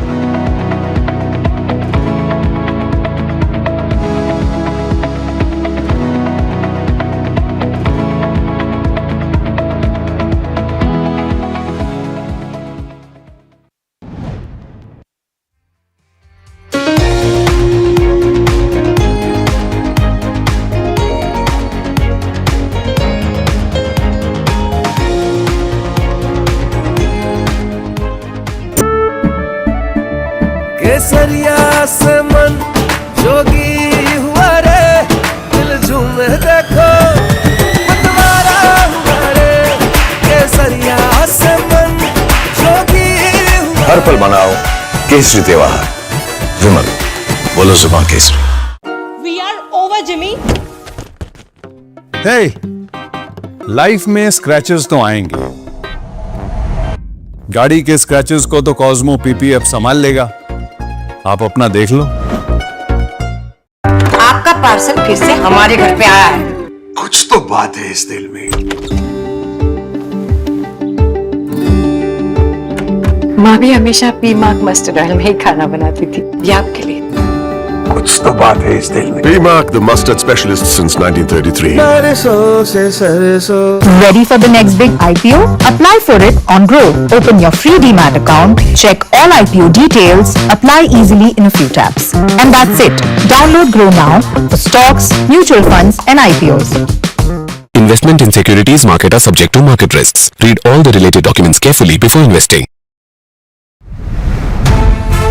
That if a boy from Ahmedabad with no capital and no connections could build, then there must be 1,000 more Gautam Adanis sitting undiscovered. जिनके ideas हैं दमदार, वो सब हैं वंदे भारतम के national stage के हकदार. प्रो इनोवेटर्स, रजिस्ट्रेशन करो wandebharatam.org पर 19 जुलाई तक. An initiative by Gautam Adani. यही है Vande Bharat. As India's mobility story is racing into a new future, it's in search for a new fuel map. Electric, ethanol, hydrogen, CNG, hybrid. What will power India next? India's sharpest mobility minds come together to decode the fuel mix that will define the road ahead. The NDTV Automate Fuel and Future Summit 2026 on 15 July only on NDTV Network. India Inc.'s most respected names chose India Inc.'s best and brightest. These kind of awards and jury lineup, you are truly giving it the right weightage. I think it's heartening to see talent that there is across India Inc.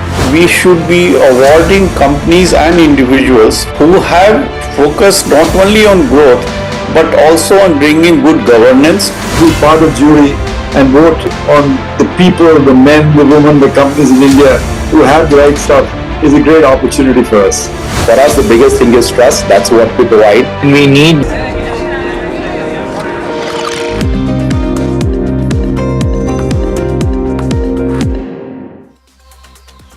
Good afternoon, you're watching Ask Profit Afternoon Edition on NDTV Profit. This is the show where we get all your stock related queries answered from our fundamental and technical guests. Well, before we start that, if you look at the markets for the better part of the trading session, we were trading close to 150 odd points higher in trade. But in the last 1 hour, we have seen a sharp fall coming into the markets. Nifty tried to find some support around the 24,000 level, and right now we are trading just 30 points higher compared to what we were doing yesterday. When it comes to the Nifty Bank Index, that's relatively better placed, up around 250 odd points. 57,700 is the level where we are trading at. And when you look at the indices, Nifty Metal and FMCG are the top sectoral losers in trade.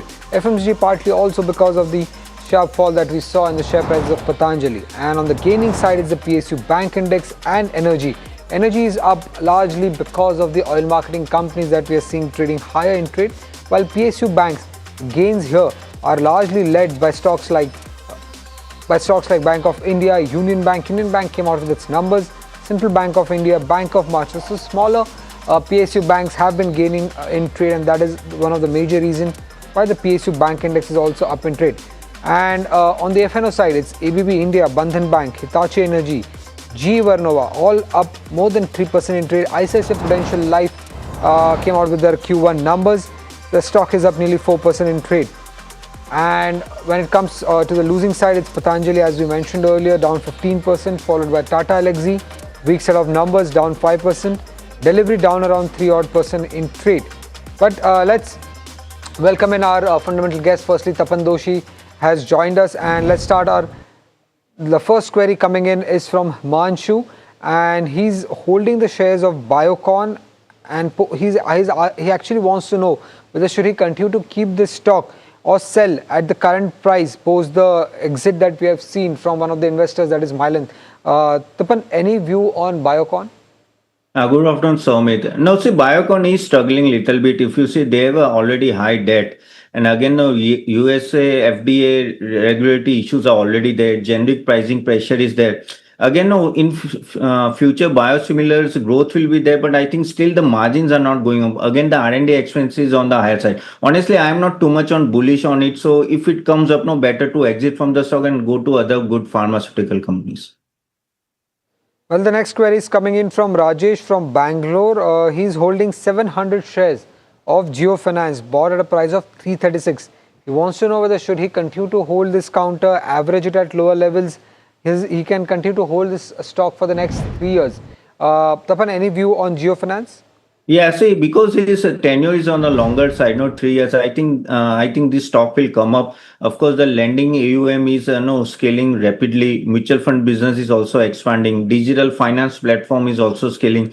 The only thing is the valuation is on a higher side, but I think all these segment will start giving good profitability in future. So maybe 1 or 2 quarter things will be changing. So yes, hold this stock for the longer term. It's this level, yes, you can hold it.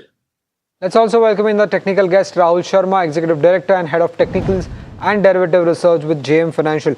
Rahul, the first query coming to you is on Hitachi Energy. Jeet from Kolkata wants to know, he has bought few call options of Hitachi Energy, and he wants to know whether Can the share prices move higher side in the next 7 to 8 days? Any view on Hitachi Energy?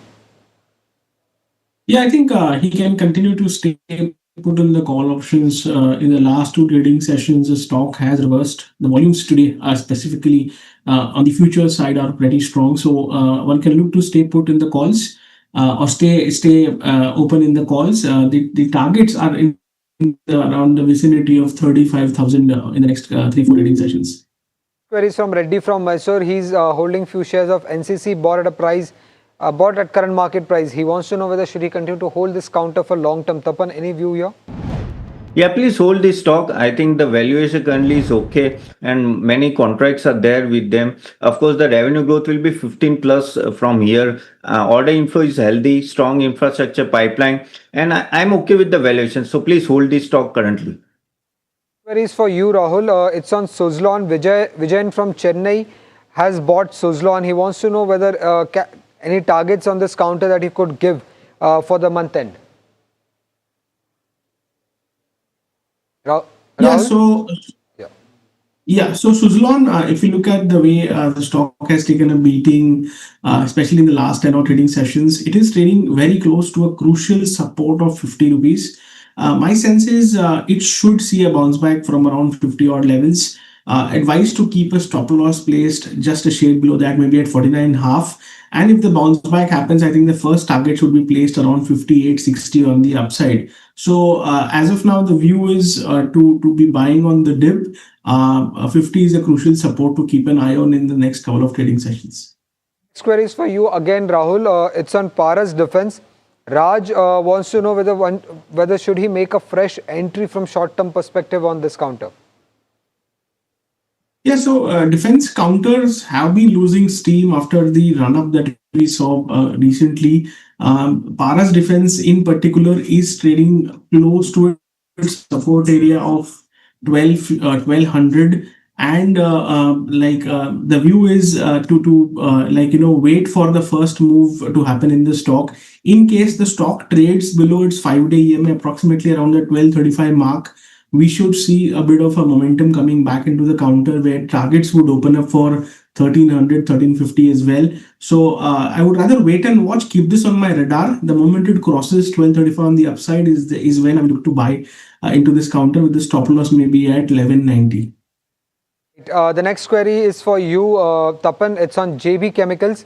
Siddhi Amre has bought few shares around 515.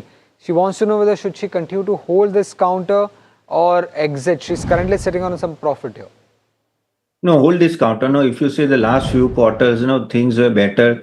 Again, some new patents are coming. Also, the management is quite bullish. They are saying that double-digit growth will be there. Again, across geography, their export is also expanding. So yes, please hold this stock. I think 1 or 2 years, this will give you a good return.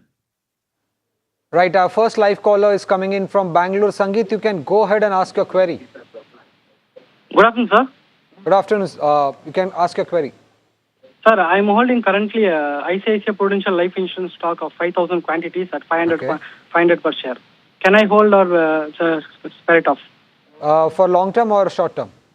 Short term. Okay, Rahul, any view on ICICI Pro?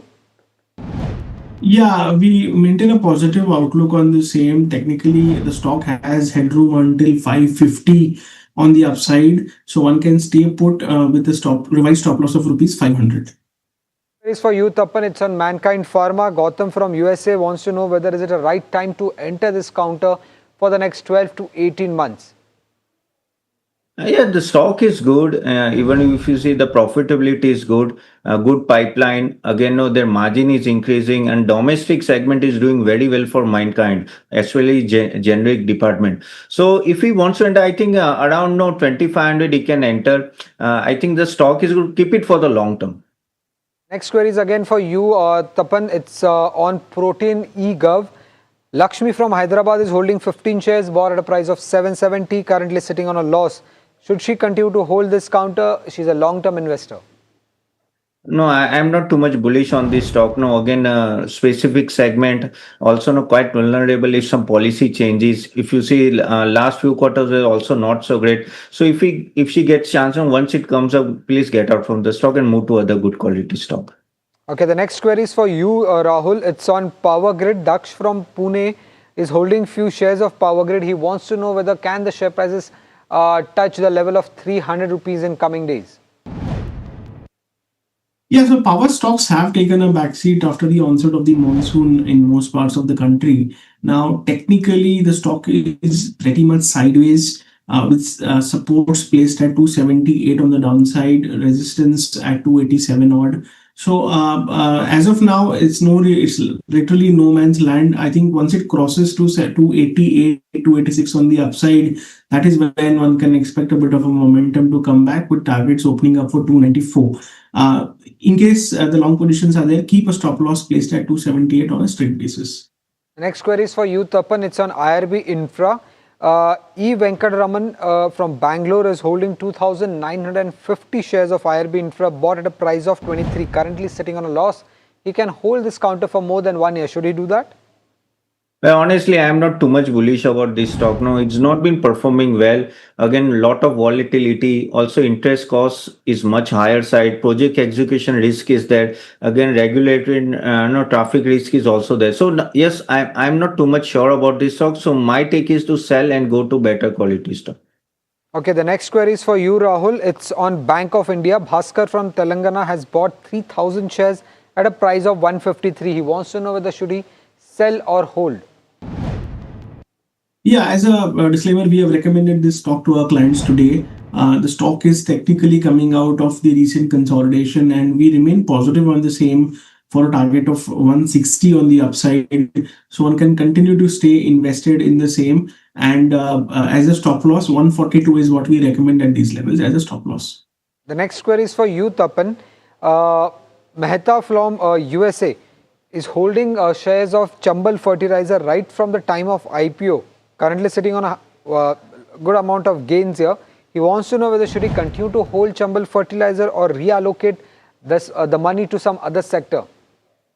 No, better to reallocate. No, if you see, no, it's been very volatile stock. Again, no government policy dependence is there. Gas price volatility also persists for this stock. Again, monsoon variability also risky. So, lot of if and buts are there. So, if he is there for the long term, I think better to sell as he is already in a good gain. I think better like bank, NBFC, defense, power. These are some of the area. Even yeah. So, these are the area where he can enter. The next query is for you, Rahul. It's on HFCL. Krishna from Chennai wants to buy the shares of HFCL around 100 odd shares for the next 3 to 6 months. Should he do that?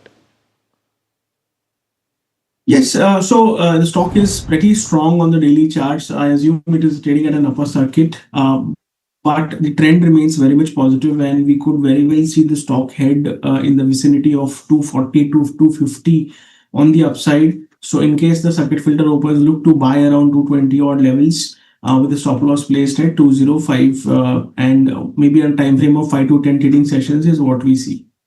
Okay. The next query is from Madhav Ratna. It's again a short-term query coming in for you, Rahul. He has shares of Vinlas Biotech, around 1,100 shares that he has bought and at a price of 845. Should he continue to hold this Vinlas Biotech?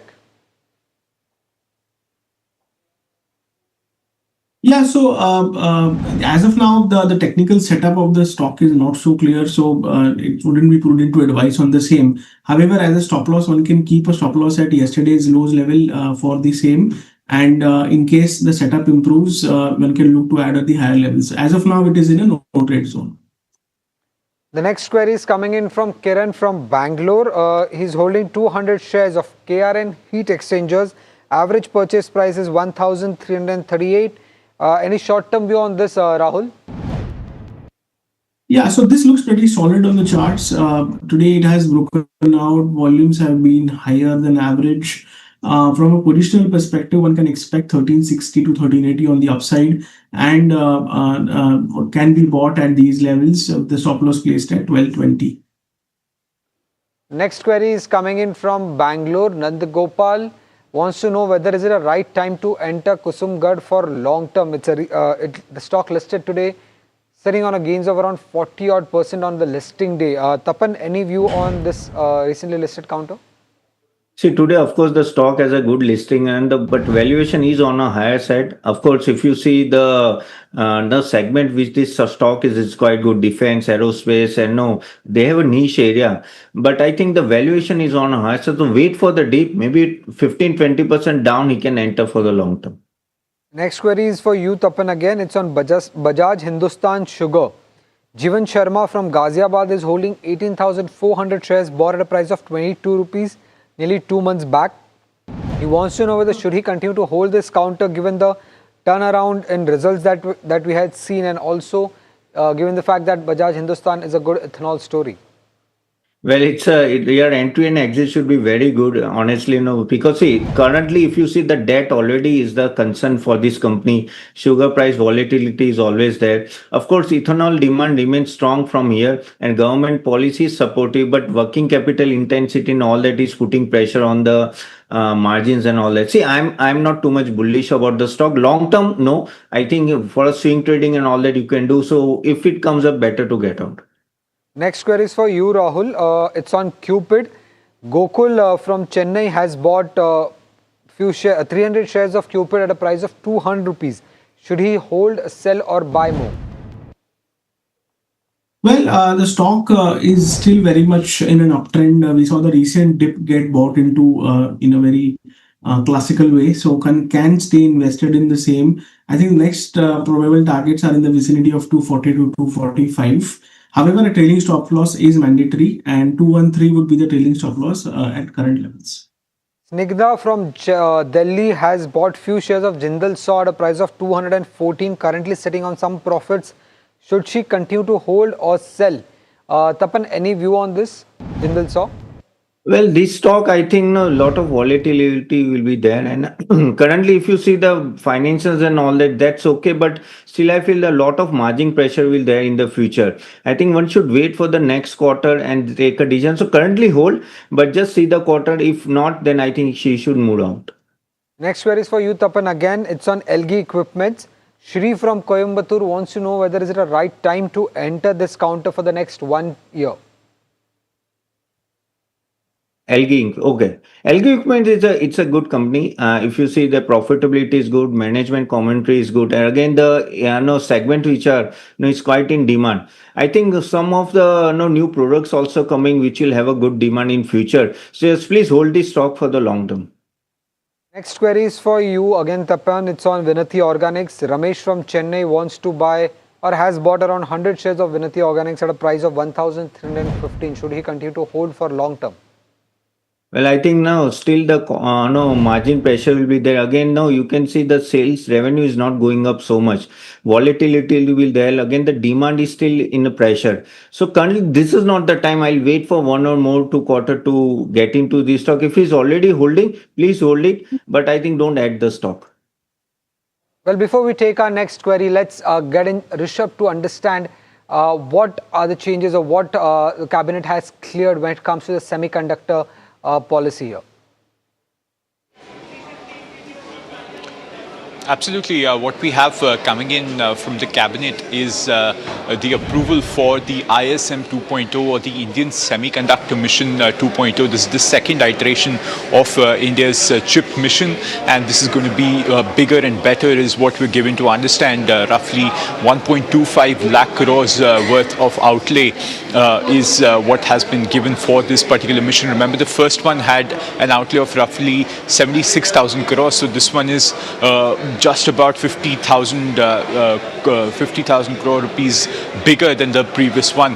The term for this one is also expected to be extended from 5 years to 12 years, so as to give a longer gestation to these projects, because chip projects, chip facilities, they take a lot of time to mature and develop, and that is something that they also want to be doing. What we also have is, of course, the fact that the cabinet has cleared the new investment policy for the urea sector as well. That's what we can confirm here on NDTV Profit. There's the continuation for the urea subsidy that is also being given for the year of FY26 and FY27. That is what we can expect. Apart from these two, another big announcement that is expected from the cabinet is the clearance for a new mobile manufacturing scheme. Now, the exact contours of which will be shared later, but what we are given to understand is that this will be yet another step in India's ambitions to sort of become an electronics big electronics export hub as well as an electronics manufacturer. This is a sector that has done really well over the past 5 to 6 years. Electronics have become a very, very large chunk of India's total export, and now what we'll see is that the mobile manufacturing is set to receive yet another impetus. So 3 key decisions apart from more that could come in from today's cabinet briefing. Right, thank you, Rishabh, for all that information. Moving on to our rapid fire segment, would request both our guests, Tapan and Rahul, to keep your answers short. Starting off with Anant Raj, it's for you, Rahul. The viewer wants to know whether should he buy this counter from medium-term perspective.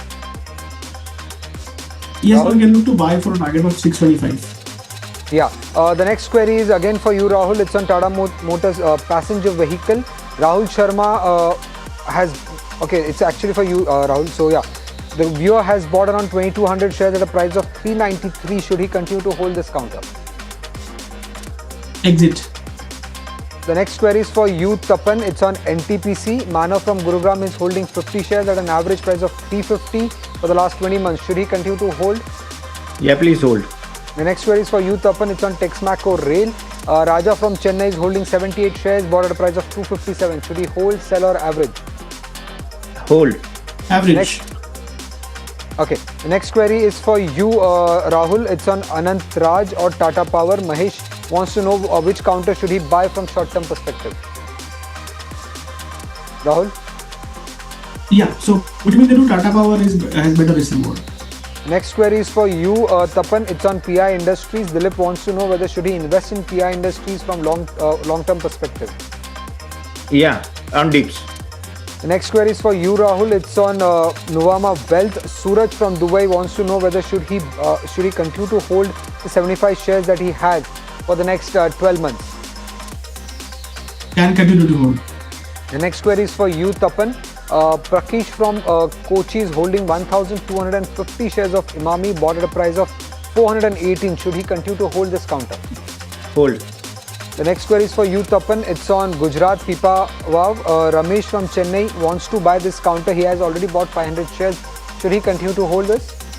Yeah, maybe 5-10% down he can buy. The next query is for you, Rahul. It's on Sansera Engineering. Bindu is holding 30 shares, bought at a price of 1,350. Should she hold, add or sell? Sell, book profits. Next query is for you, Rahul. Again, it's on Chalet Hotels. The viewer wants to know whether it's the right time to buy this counter. Yes. Okay, the next query is for you, Tapan. It's on Paras Defense. Matthew from Bangalore has bought 600 shares at a price of 1,275. He's a long-term investor. Should he continue to hold? Yeah, please hold. The next query is for you, Tapan. Sugunakar from Vijayawada is holding 69 shares of M&M, bought at a price of 2,963. Should he continue to hold or sell?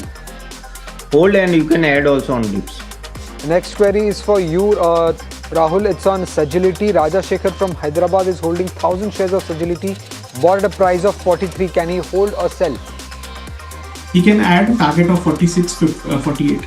The next query is for you, Tapan. It's on Force Motor. The viewer has around 9 shares of Force Motor, bought at a price of 18,817. Should he continue to hold?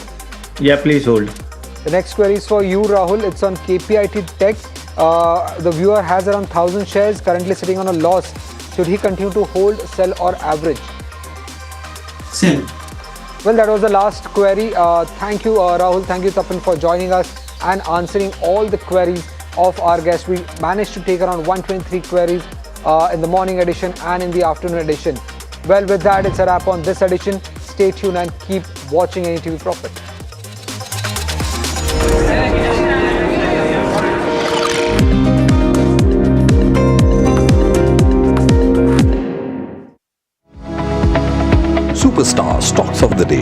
Presented by Tata Azura, हर रास्ते का superstar.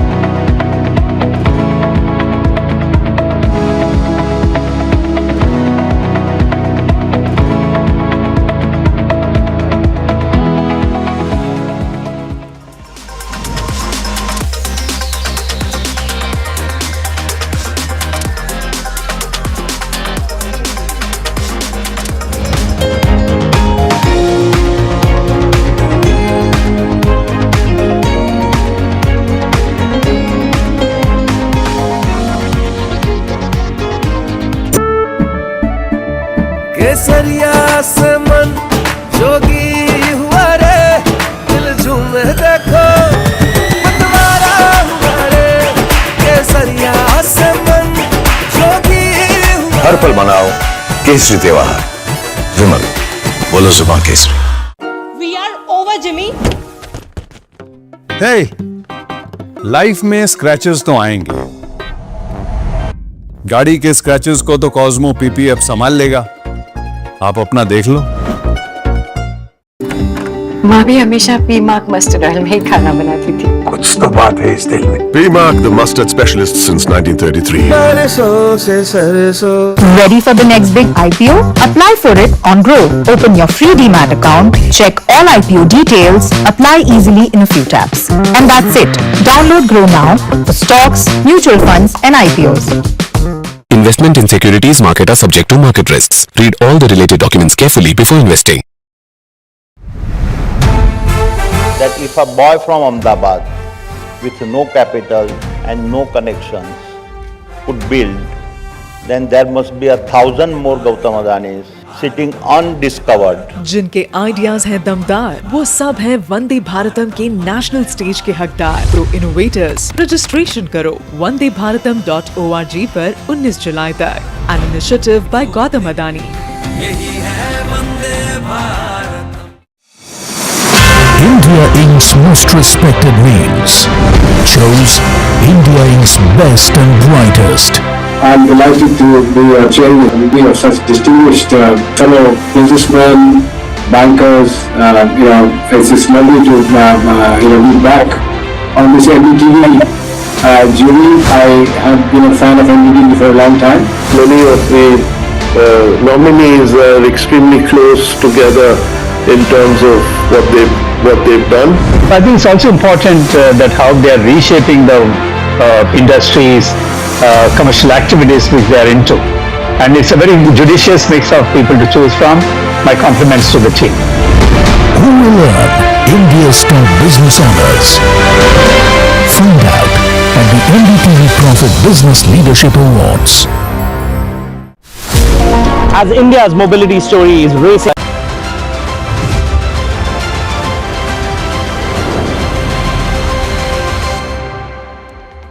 Hi, thanks so much for joining in. You're watching India Market Close. My name is Alex Matthew. With me is Hiral Dadia. We're coming to you live from the NDTV Profit Suzlon studio. It's been an action-packed day so far because we've touched the highs and we've swung all the way to the lows.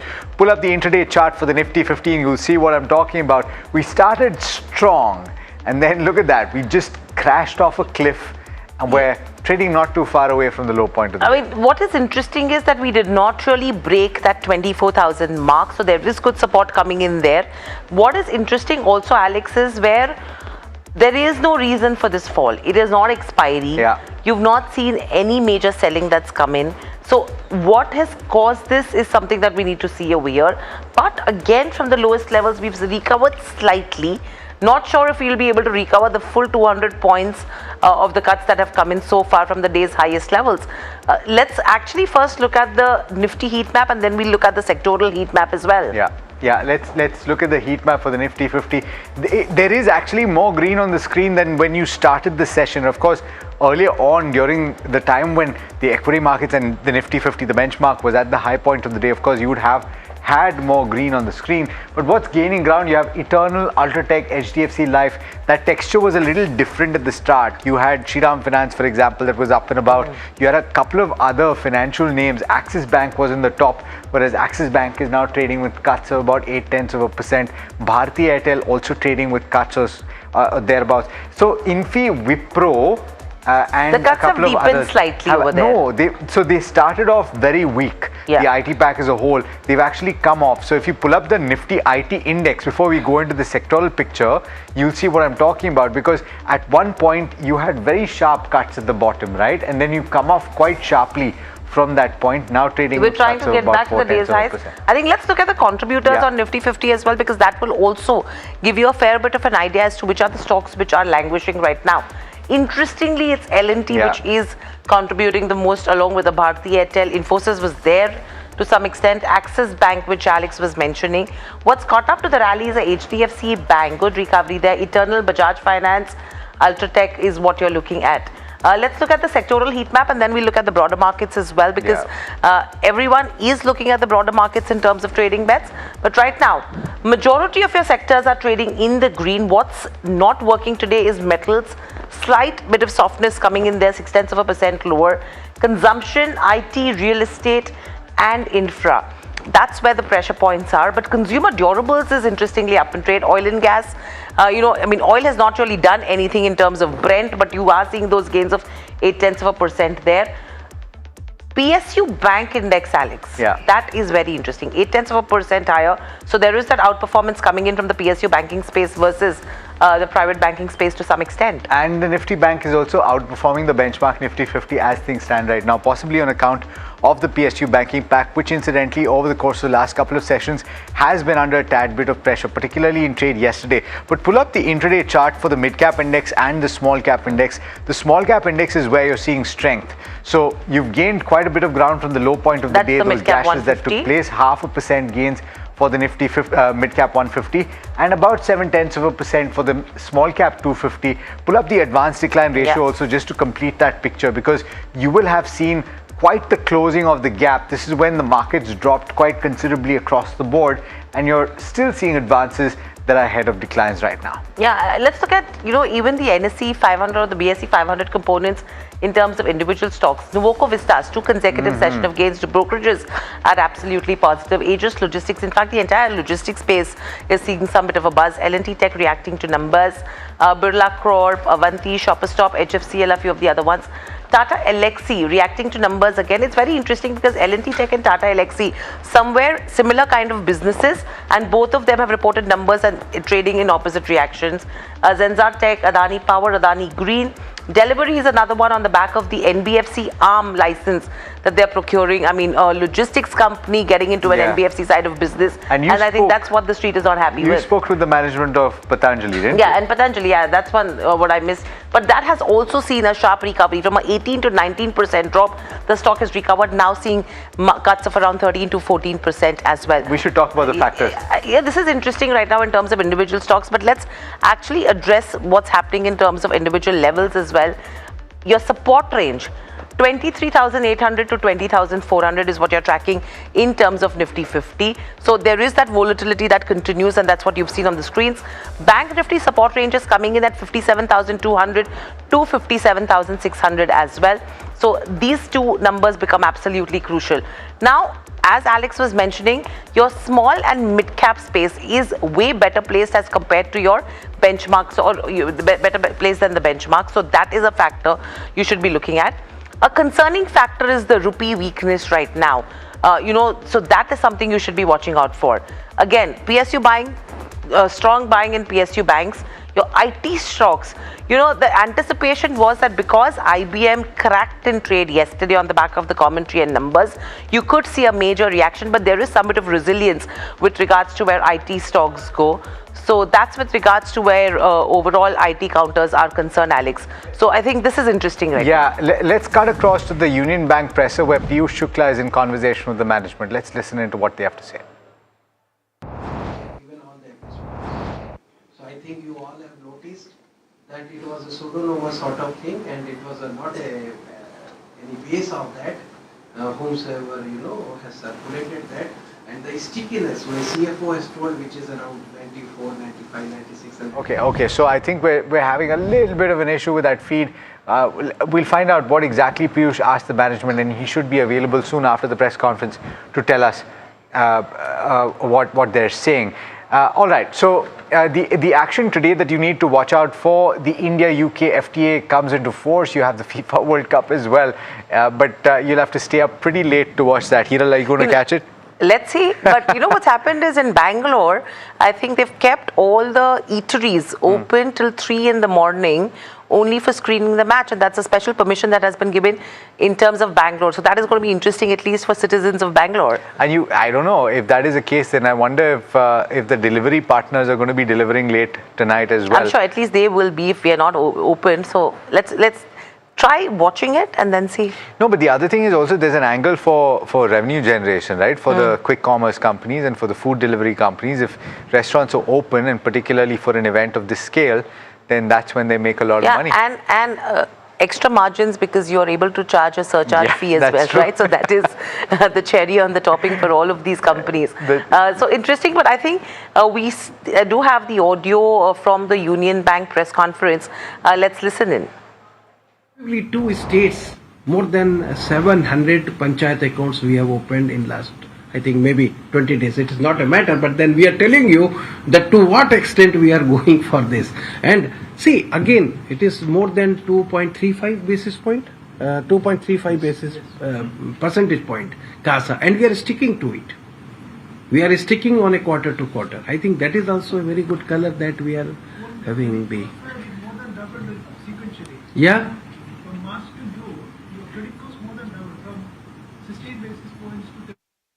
Okay, all right. So Union Bank of India has posted its numbers. By the way, you'll have the ability to listen to a conversation with the management later today. Stock is not doing too much, up about 1.4%. I think it might have reacted initially to its numbers and that's cooled off just a tad bit. We've got Nilesh Jain, who's the Vice President, Head of Technical and Derivative Research at Centrum FinServ, joining us, as well as Deven Choksi, the Managing Director of DR Choksi FinServ. Gentlemen, thanks so much for taking the time. Let me first ask you, Nilesh, what do you think of the benchmark action today and the market action broadly as well, because you saw falling off the cliff midway through the session. What are the reasons why you think that would have happened, and what's the kind of strategy that you would suggest? Very good afternoon to you, Alex. Good afternoon, everyone. Alex, it's kind of a similar move that we saw yesterday as well, where the Nifty has found support at 24,000 and cooled off from the highs. But today it made an attempt to test 24,200 level, but could not surpass the same. If you look at the derivative data, 24,200 on the call side is a strike which has meaningful OI concentration.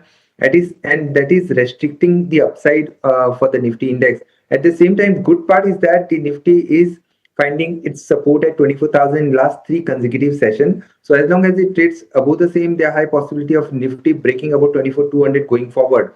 So the broader setup is no doubt looking positive with a buy and decline kind of a strategy, keeping a stop loss below 24,000 on the closing basis. Another positive development is that India VIX volatility index also cooled off by 3%, and it is trading comfortably near about 13 level. The good part, another positive factor is the banking that is showing some bit of outperformance along with the broader markets. So 57,200 is strong support for the Bank Nifty, and we expect a gradual uptick towards 58,000, and a break above 58,000 will attract a short covering towards 58,500 and above the same. So overall, looks like a consolidation going on in the market as of now, and focus should be on stock-specific action. So focus on stock-specific action. There is some bit of consolidation that's happening. In fact, let's get in Deven Choksi as well. Deven, good afternoon and welcome. This is Hiral on the side. My question to you is, in mid-day of trade, we've seen the sudden volatility that has come in. We have corrected from the day's highest levels. What is the setup looking like? Are you seeing any reasons for this correction today? Yeah, good afternoon, Hiral. Not really, frankly. I think this market is going to be volatile market, and that is what is fully understood by all of us for a variety of reasons. I don't think that any particular move has put the market at this point of time, and maybe I always believe that I think this kind of fall in the market in individual stock case, I think is becoming a buy opportunity, because yes, do agree that uncertainty on the in the Iran US related activity, I think is definitely putting many people off. But at the same time, some of the individual stocks, they definitely give you the opportunity during this kind of fall, or maybe I think the kind of volatility that you are experiencing.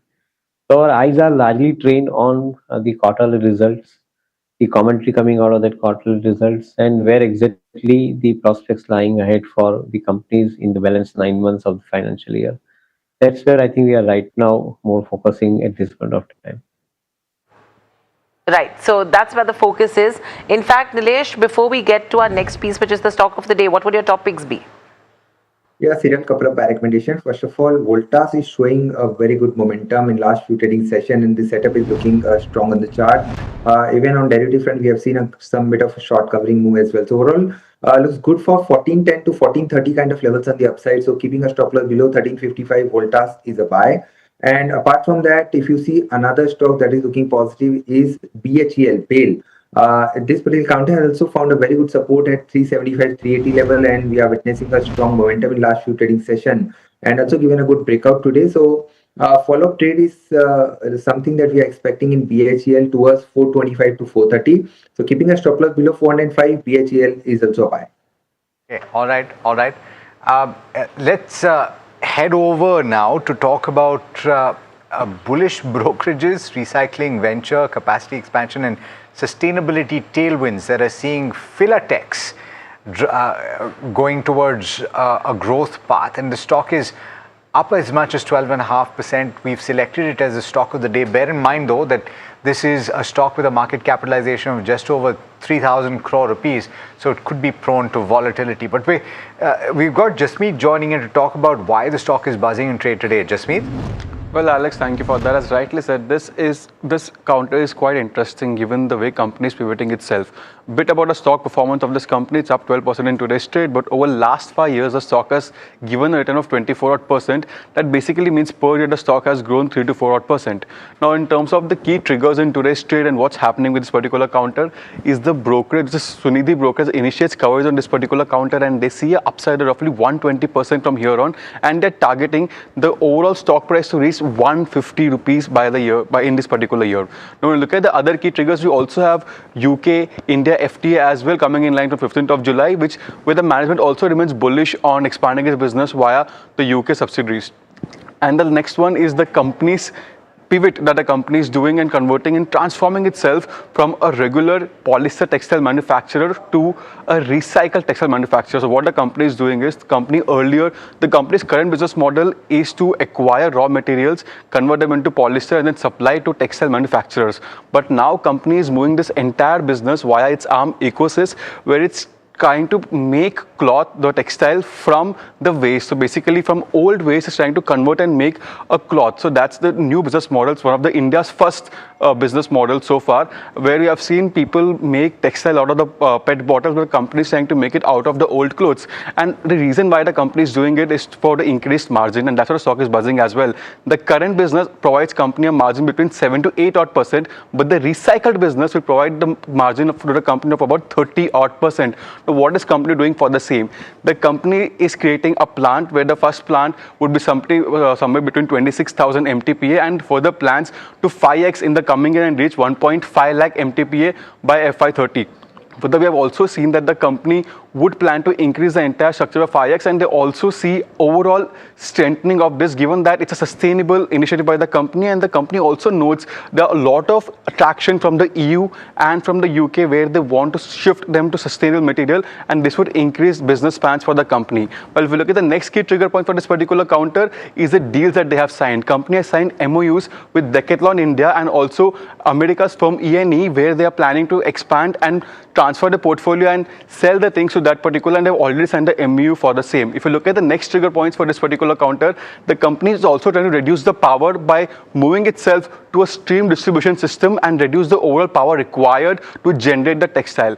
And lastly, the overall combined impact of the margin given the change in the textile portfolio is expected to be between 150 to 200 BPS by FY28. All in all, these are a few key trigger points for the company, and that is the stock is pivoting. And if the ecosystem, what the company is planning on, works out for the company, then the stock would see further hand of growth.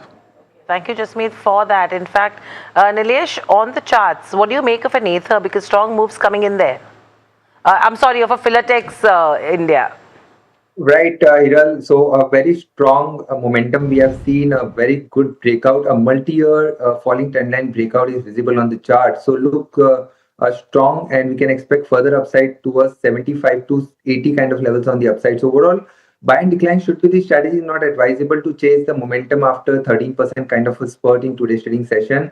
But it is still looking strong. By keeping a trailing stop loss below 65, one can stay invested and fresh entry can be taken on declines.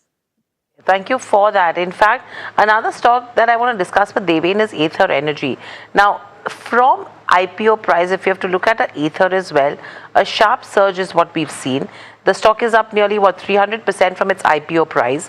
You have Hero Motor, which has pumped another 1,000 odd crores in the company. And as on June 2026, Hero Motor held close to 29.5% stake in Ather Energy, and it is classified as one of company's promoters as well.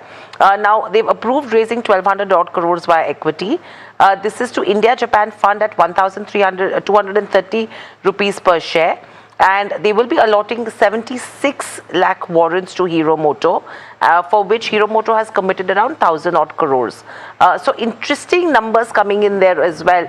But what do you make of Ather Energy, Deven? Because overall you have the EV segment which everyone is focusing on as well in the two-wheeler space. Ather somewhere is trying to catch up in terms of race as well, in terms of market share now.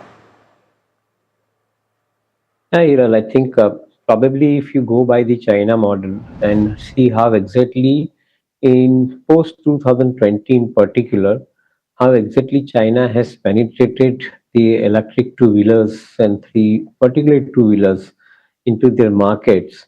I believe that I think there is a cue to be taken from this particular subject out here. The electric two-wheeler ecosystem is now fairly in place.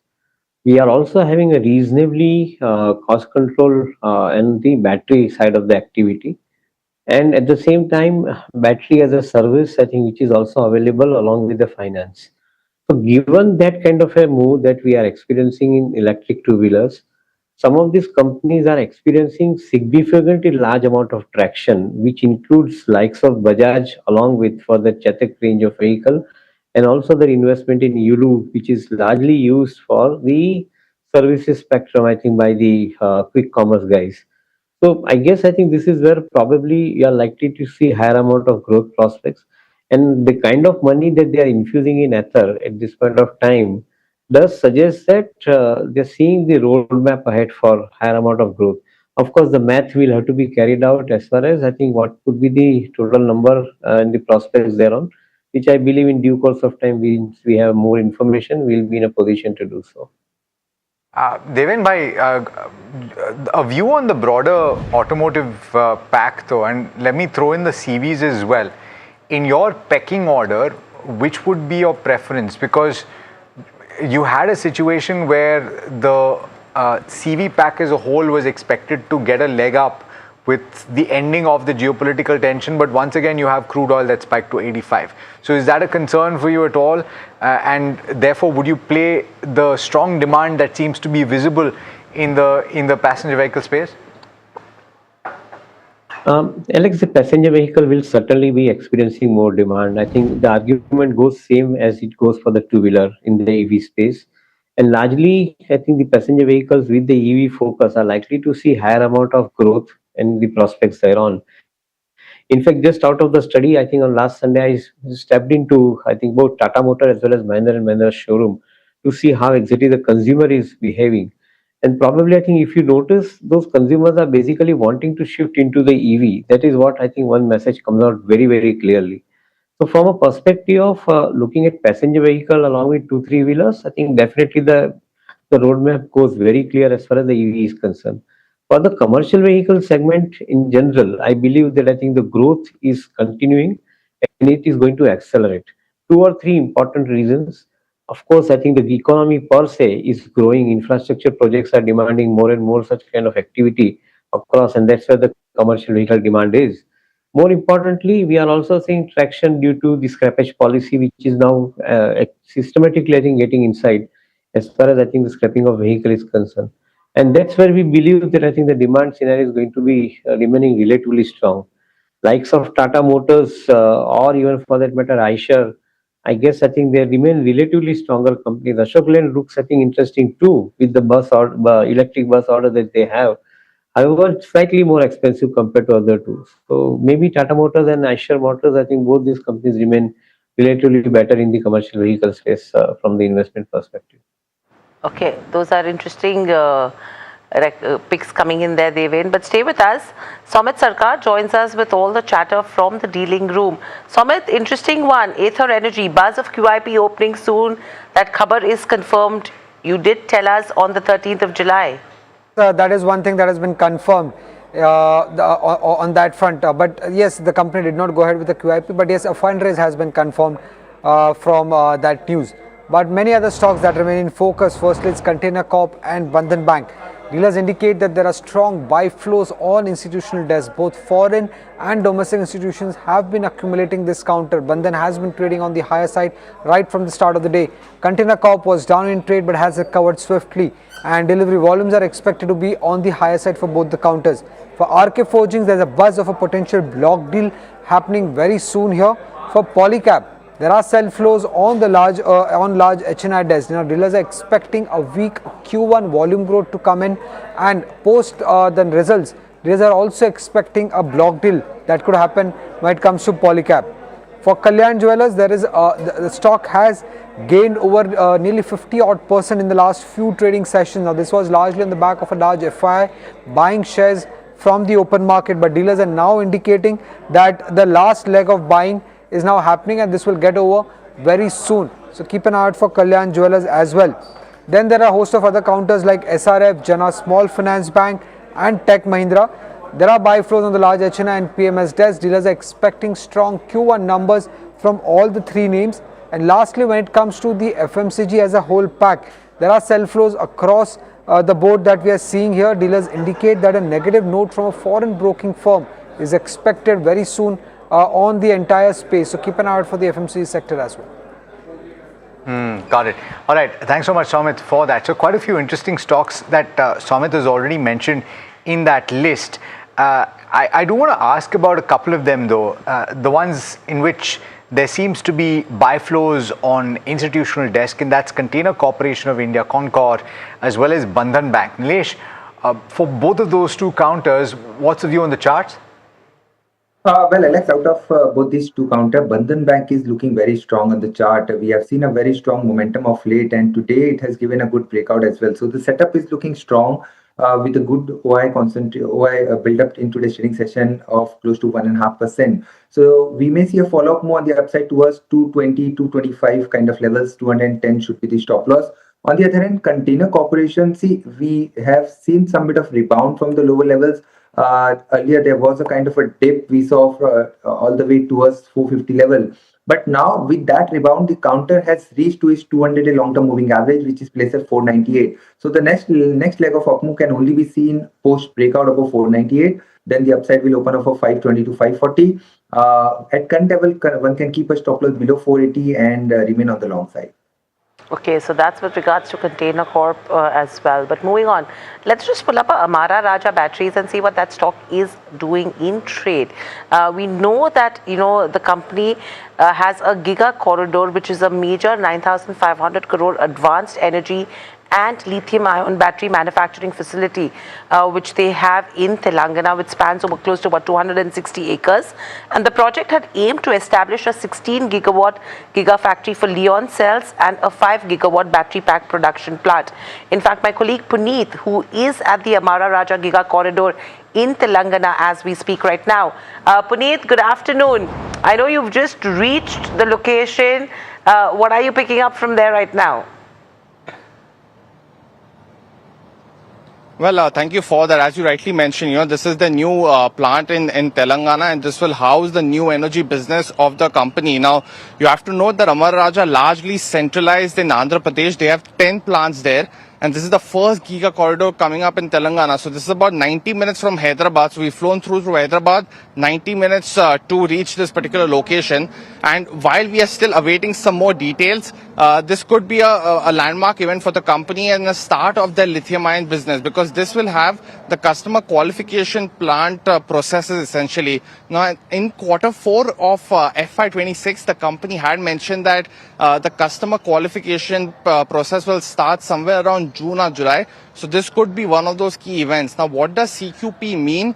Is essentially that the company makes their lithium-ion battery products, which goes into electric two-wheelers and electric four-wheelers in smaller batches. And that is given to the customer to qualify, validate the same in their vehicles. Once that goes through, then come the big orders. So the one timeline that you have to note is that by 2027, somewhere around June, is what Amara Raja has already put this out, that 2 gigawatt capacity of the lithium-ion battery cells will come through. And today might be a landmark event for the start of that. So we're still awaiting some more details. As I mentioned, the Chief Minister of Telangana will also be here to go through the plant as well as the customer qualification process of what that is. But a lot more details will come through and emerge through. We'll also be speaking to the management at 5 p.m. today, Vikram Guruneni, who is the Executive Director of the New Energy Business. And the plant behind me, which you can see, will house this new business venture as well. So a lot more details to watch out for, but it is a key landmark event for Amara Raja today. Thanks so much, and exciting to get those visuals coming through, and also we're curious to find out what the management has to say.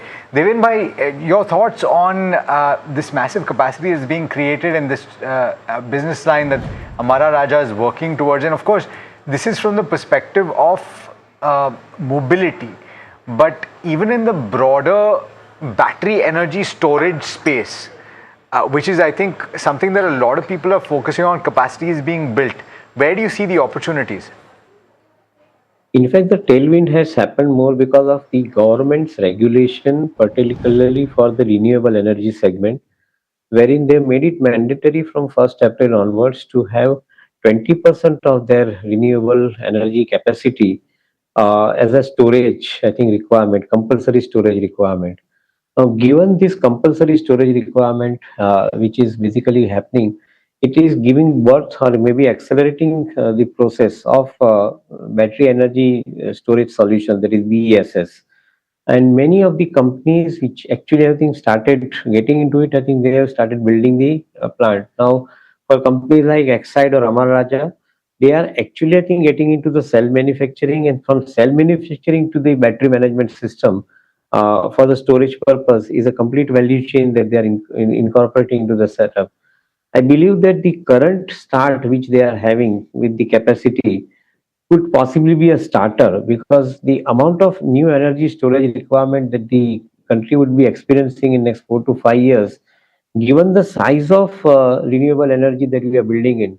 Today we are about 286 gigawatt of renewable energy portfolio in the country, which is likely to be 500 gigawatt, or even in 2030, or maybe even before that. That's what I think we get to hear from the companies. Should that happen, then most of these BESS companies, including the lithium and cell manufacturers and the battery management solution provider, I think will be in significantly high amount of demand. Remember, well, it's a tailwind. Capital investment in this business is really high, and the kind of return that in initial period that you would get, I think, would be really small. That is what I think we calculate from numbers.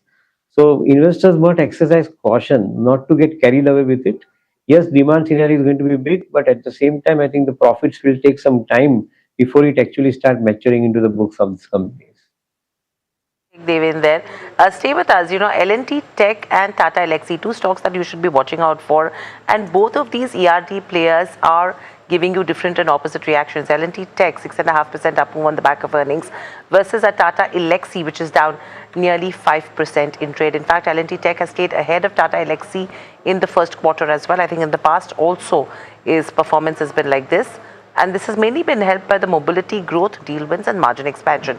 Jasmeet is here to highlight the execution gap between the two ER&D players. Jasmeet, what do you have for us? Because this is a very interesting comparison that we are putting out. Well, Hiral, as rightly said, it's quite interesting comparison to compare LTTS and Tata Elxsi, given both are in the same industry. caters to same type of clients and operates in the same geography, but one Q1 quarter and the reaction is totally opposite. Let's quickly understand what LTTS has done and what worked for that company versus what did not work for Tata Elxsi. Well, the first point, LTTS saw a broad-based growth across its segments. Q4 was weak for the company, but Q1 saw a recovery, and the majority of the growth was led by the mobility, the biggest segment of the company. Now, in terms of Tata Elxsi, we did see a growth coming in through other sectors, but the major sector, that's the overall transportation, that was weak for the particular counter. If we look at the next key aspect, we also have seen the growth trajectory for Tata Elxsi has come in terms of the media vertical, which is smaller than Tata the tech vertical, but still that media vertical has grown for the company. But apart from that, the overall analysis does show that the broad-based growth is something that has led to the growth of LTTS. Let's quickly draw out the main table and understand what's the difference and how it has grown for the company in this particular quarter. Now, look at the CC growth for the company. It has come in at 1.5 for Tata Tech, for Tata Elxsi, and Tata Elxsi is 1.3 for L&T Tech. It's at 1.5%. In EBIT wise, we see a jump of 50 BPS for LTTS, but for Tata Elxsi, we see a downtick of 330 BPS, and this downtick is on the back of extended costs that the management saw in the Q1, and brokers are estimating this cost would solve out in next couple of quarters, but still a sharp margin decline, what was not estimated. The third aspect is the overall growth. In LTTS, the growth was led by the sustainability segment that grew the most, up about 4.3%, and for Tata Elxsi, the growth was led by media and communication, about 2.9%. If we look at the next key hang, the overall European market, the largest market for ER&D space, and even KPIT Tech has come out and given out its opinion that, given out its outlook that the European market is weak for the company. And when we look at something for LTTS, the European market has seen a slight degrowth of 0.9% versus a degrowth of roughly 2% in the previous quarter. That has improved in this particular quarter. But for Tata Elxsi, the overall degrowth in the market of European is 1.2%. In terms of the large deal wins, LTTS had won 6 large deal wins in this particular quarter. Even Tata Elxsi has won the deals, but at a lower margin and low profitability, which would impact the company eventually. Lastly, if we look at the diversification and what has worked for LTTS is a broad-based growth as it caters to various clients across aerospace and auto. That's helping LTTS. But on the other hand, Tata Elxsi is more of a niche client, more of focus towards autos and software development, and that's what is impacting this particular counter. In terms of the overall valuations, if we pull out the chart, we do make a note that LTTS and Tata Elxsi have similar valuation, 23x, but the return potential for LTTS is at 1.7%, while Tata Elxsi is at 3.6% on the current levels. And KPIT, which saw a recent fall, and the one which leads the ER&D space, has a valuation lower than the two players at 18.9x, and the buy call with 10, and the return potential from here on roughly 31%. For that, but that's the reason why you're seeing a KPIT Tech, which is seeing a return potential of 30% only because of the recent fall. Let's also listen in to what Tata Elxsi's MD and CEO Manoj Raghavan had to say during their conference call on their European business. Continental Europe is a little bit of a wait and watch as we speak. Though there are opportunities that we have bid, there are large deals that we have placed. But given the uncertainty in the market, we're not sure on the pace at which some of these decisions will happen. So I think there's a little bit of a wait and watch there. But otherwise, the overall automotive industry, I think we should see some good growth coming in minus Europe. Okay, so that's the view coming in from the management as well. But we'll quickly slip into a short break. Lots more lined up on the other side. Please stay tuned to NDTV Profit.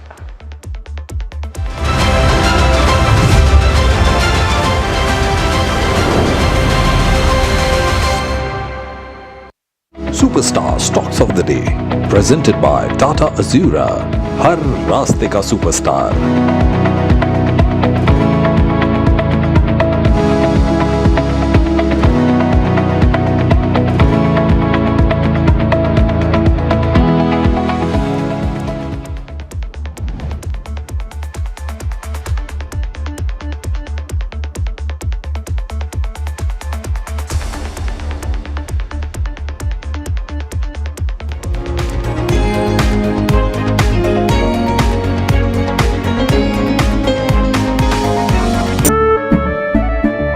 केसरिया से मन जोगी हुआ रे, दिल झूमे देखो मतवारा हुआ रे। केसरिया से मन हर पल मनाओ केसरी त्योहार। विमल, बोलो जुबान केसरी। We are over, Jimmy. Hey, life में स्क्रैचेस तो आएंगे। गाड़ी के स्क्रैचेस को तो कॉस्मो पीपीएफ संभाल लेगा, आप अपना देख लो। याद है ना मैंने क्या सिखाया था? सिल्वर के लिए स्टर्लिंग मार्क, गोल्ड के लिए हॉलमार्क और मस्टर्ड ऑयल के लिए सिर्फ पी मार्क। इस बार तो माँ से भी बेहतर बना। P Mark, the mustard specialist since 1933. बरसों से सरसों। कुछ तो बात है इस दिल में। Ready for the next big IPO? Apply for it on Grow. Open your free demat account, check all IPO details, apply easily in a few taps. And that's it. Download Grow now for stocks, mutual funds and IPOs. Investment in securities market are subject to market risks. Read all the related documents carefully before investing. पर जब इंसान प्रकृति के साथ सामंजस्य को आत्मसात कर लेता है तो वो मधुर और लालन पोषण करने वाली बन जाती है। पी मार्क सरसों के तेल ने प्राकृतिक तरीके से सरसों के तेल को बनाया है शुद्धता और गुणवत्ता के साथ। The mustard specialist since 1933. बरसों से सरसों। कुछ तो बात है इस दिल में। That if a boy from Ahmedabad with no capital and no connections could build, then there must be 1,000 more Gautam Adanis sitting undiscovered. जिनके आइडियाज हैं दमदार, वो सब हैं वंदे भारतम के नेशनल स्टेज के हकदार। प्रो इनोवेटर्स, रजिस्ट्रेशन करो wandebharatam.org।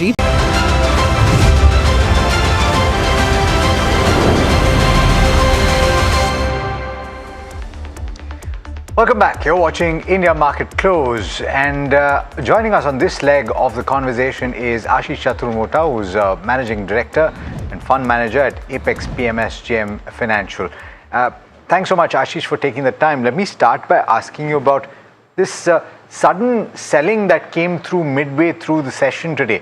What do you make of it? We've actually still stayed within the broader range that we've experienced for the benchmark Nifty 50, and the broader markets are holding out.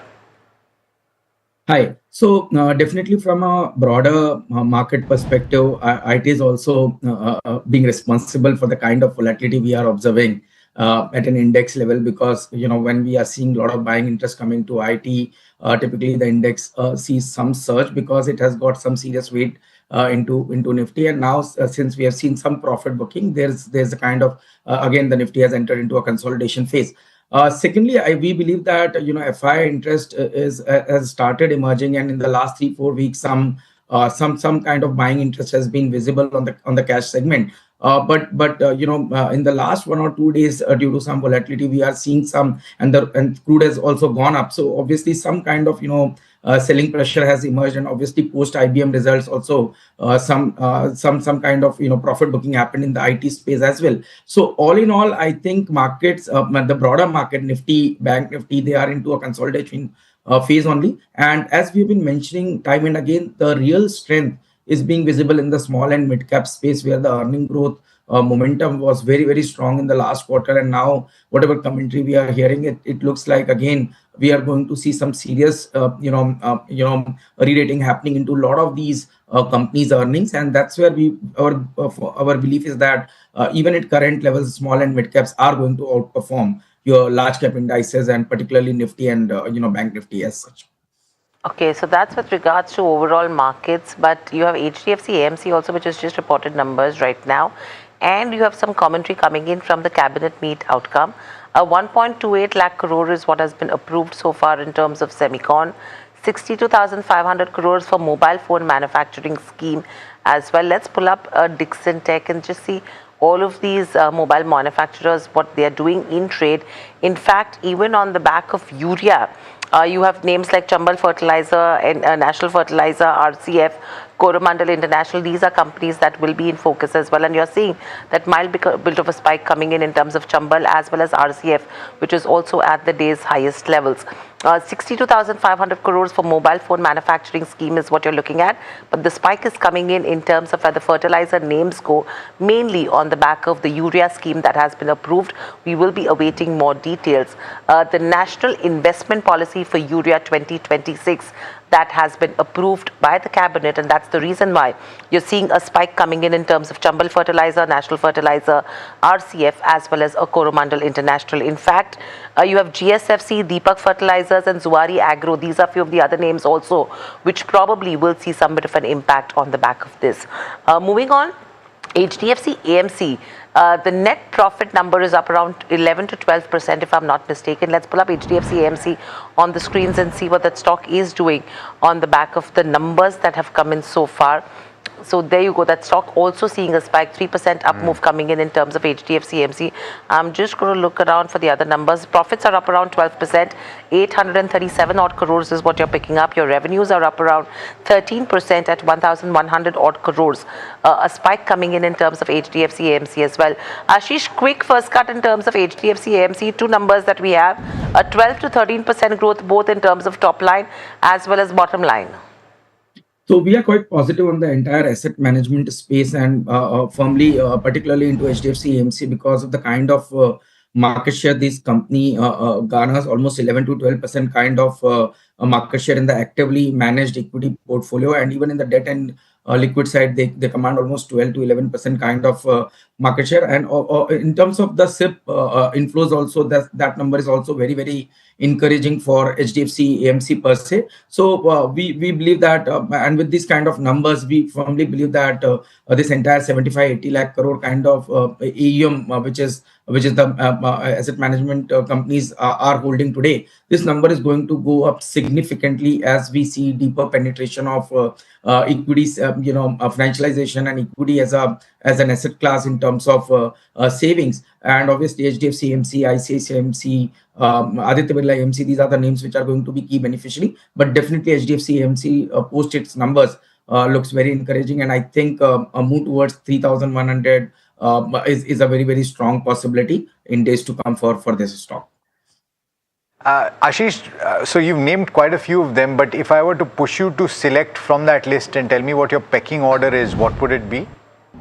So obviously from a large cap name, it would be HDFC AMC. We firmly believe, because the kind of AUM they have on the, not just on the AMCs on the mutual fund side, but also on the alternative side, they are growing very well. And if I have to pick within the smaller name, then or I would say the mid size, then Aditya Birla AMC, because of the valuation comfort, or I would say there's a good discount to this large cap peers in Aditya Birla AMC. That name also looks very, very promising, and we would like to play through these two names the entire AMC companies.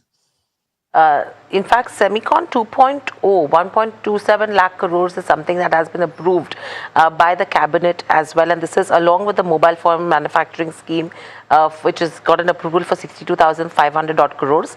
The National Investment Policy for UIDA 2026, that's more of a policy decision that has been taken at the cabinet so far, and we will try getting you more details on that. But staying with the capital market space, you have Guru, an interesting set of numbers, but what came to my radar is the kind of market share gains it has seen in the commodity derivative space as well. Not sure if it has been able to overtake Angel One in this scenario, but if it has, it's an interesting move that stock is at the day's highest levels. Sharad joins us with more on it. Sharad, what are you picking up in terms of what's really worked for a Grow this time around? Well, Hiral, you're right. Largely, you could say Grow has overtaken its peers when it comes to the commodity derivatives market share. There's a lot of competition there, but definitely you could say the M2F business, that is where a good momentum has come in. In the con call, 3 important takeaways which I have actually gathered in. This includes the derivatives business. That is stabilizing in the first quarter. That's a very important point. Also, the management has stated that the MTF business, the growth expectations which was there, it was better than what they had actually expected. And the US segment also, remember, they have got a license in US.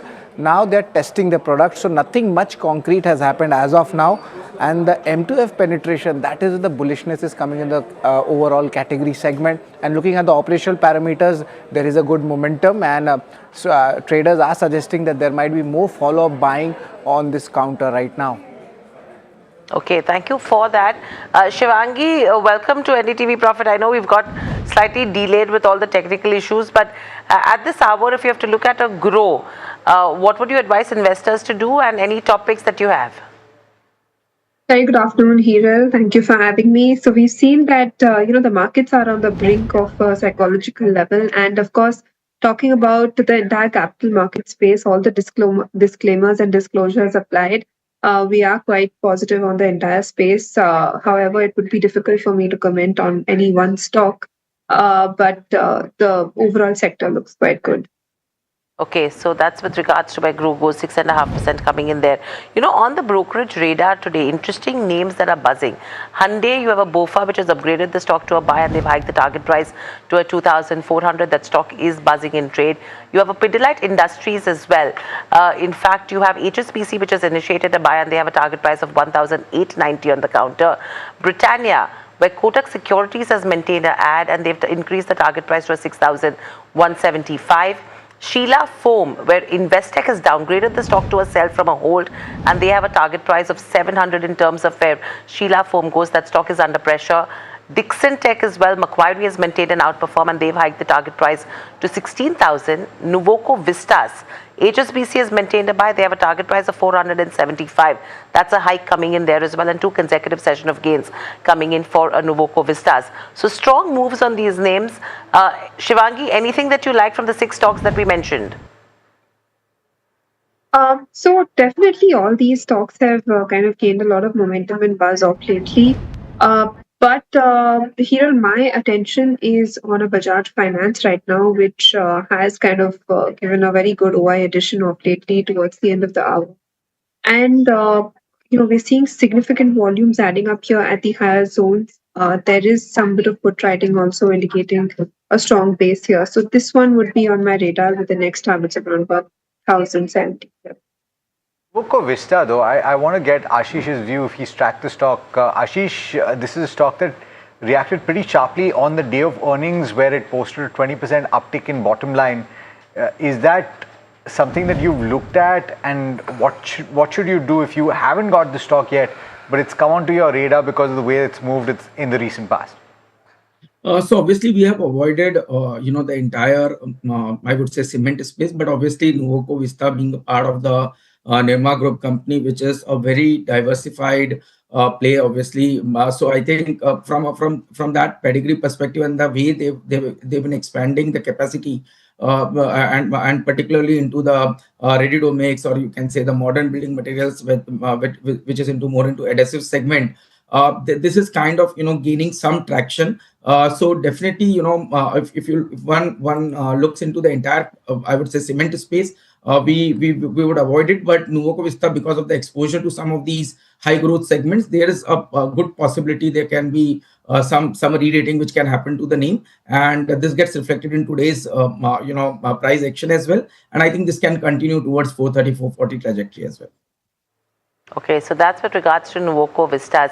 Ashish, what is your view in terms of where Biocon goes? You have the overhang of Mylan. They've gone ahead and sold their entire stake via block deal. That's gone away.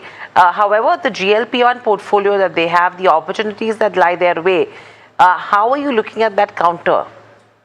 So we are quite positive on Biocon because almost 3-4 years this company has been putting a lot of capabilities in place, and I think now their biosimilar business contributes close to 60% of the top line at this point of time, and almost 20 biosimilar products are they are about to get launched, and almost 3 GLP-1 categories. So clearly, we believe that the numbers are going to look very, very different from what they look today, and we believe that the overall top line, obviously, which is currently at around almost I would say 16,000 crore, is going to see a meaningful expansion going forward, with margin expansion taking place, and with Syngene also doing extremely good from a CDMO business perspective, with this overhang of Mylan selling, and I think a lot of institutional interest which has come in the stock in yesterday's trading session. We have seen a lot of good quality institutional players taking a bet. It looks like that this stock, which was into a consolidation phase for last 4 to 5 years, is going to see a big transition. Maybe some short-term consolidation here and there, but eventually it looks like 550, 600 in the next 6 to 9 months could not be ruled out in Biocon. Okay, so that's the number that you're talking about. So that's a bullish view. But let's head across to my colleague who tracks this space pretty closely, Varsha, to give us the bull and the bear case scenario as well for a Biocon. Varsha, what is more likable right now? So I think I don't think we can see a much growth in Biocon, but let's see what analysts and brokerages are saying. Number one, yesterday if you see, the stock was up almost 6 to 7% because Mylan overhang has been removed and the focus now is on fundamentals. That's what is the basis. But the Y trace, that is Mylan exits, is via block. The earnings outlook remains unchanged, number one. And the overall, if you see, the next trigger for Biocon is, of course, the DAM capital is actually expecting biosimilars turning the corner, and this is the next leg of growth when it comes to the Biocon. But the approvals, as per Bernstein, are not translating into US market share, which is what Bernstein is saying, and hence Bernstein is bearish when it comes to this. But Biocon biologics revenue is expected to grow at around 13,790 crore by FY28 from almost 10,400 crore in 26. But Bernstein is not expecting almost $2 billion of biosimilar target in next 4 years as well.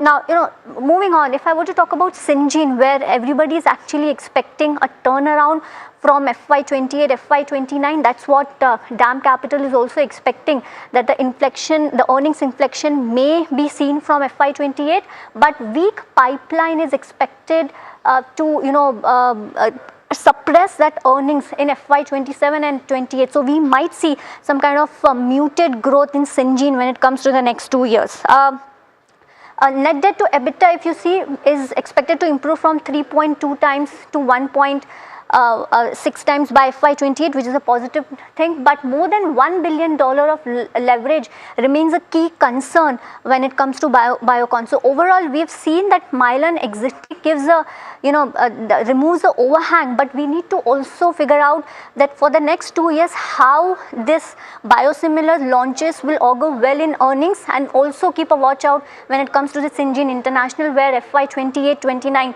is expected to be turnaround. Got it. All right. Thanks so much, Varsha, for getting us those details.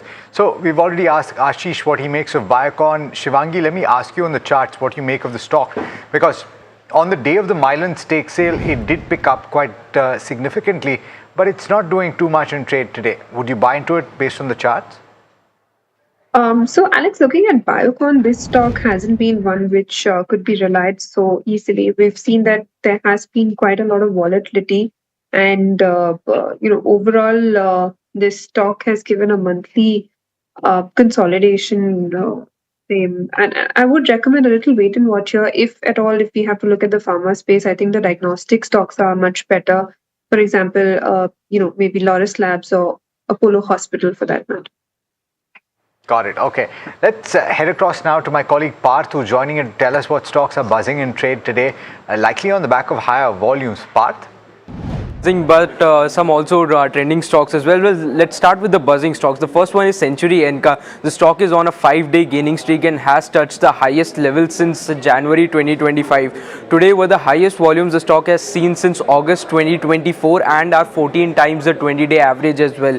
The next one is Carousel, which touched a new all-time high today and has gained over 70% since April 2026. Also, the volumes in this counter are 7 times the 20-day average as well. The next one is Aurum PropTech, which is also on a 5-day gaining streak, touching the highest level since January 2025. The stock has gained over 40% in the last 1 month, and volumes today are 9 times the 20-day average as well. Now let's move on to the trending stocks. The first one is Novoco Vistas, which posted a good set of Q1 numbers, registering a 5% growth in its volumes and margins remaining intact despite the cost increases that the company saw during the quarter. Today the stock has gained over 12% 20% and has touched the highest level since November 2025. The stock has now gained over 25% in the last 2 sessions. The next one is Landmark Cars, which also reported its highest ever first quarter sales during the first quarter of FY27, during which the vehicle sales were up by almost 24%. The stock had gained almost 10% today, hitting the highest level since November 2025, and this means that in the last 2 sessions the stock has gained over 20%. And the last one is Bajaj Consumer, where management has said that margins will be under pressure from Q2 onwards due to high cost inventory flows, but they've also said that from Q3 they might see some revival that might come on from Q3 onwards. The stock is on a 3-day losing streak and has lost almost 20% in the last 3 days. So these are some of the buzzing and trending stocks as well that you should keep on your radar. Okay. Bajaj Consumer in particular stands out. Thanks so much, Parth, for that. That last counter, because of the kind of gains it has had year to date. Pull up the year to date chart for Bajaj Consumer, and it's had quite the run.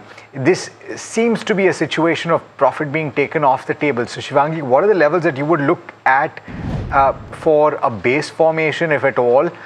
It's currently at 560 or thereabouts. Would you hold if you bought earlier in the year? Would you book out?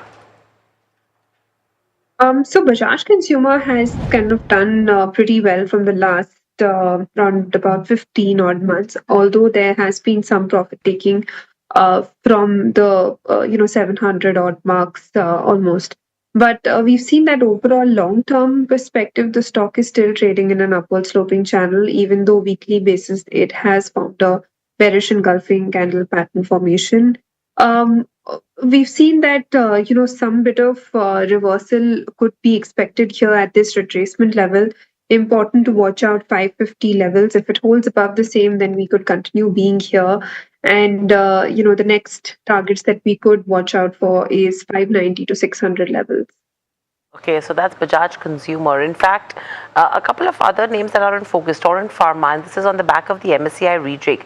Now, MSCI will increase their weight in the MSCI Global Standard Index, and the change will be effective close of 16th of July, which is tomorrow, 17th of July. They will increase the number of shares and foreign inclusion, and they will see a passive inflow of close to $167 million, which is 5.5 times its average daily volumes.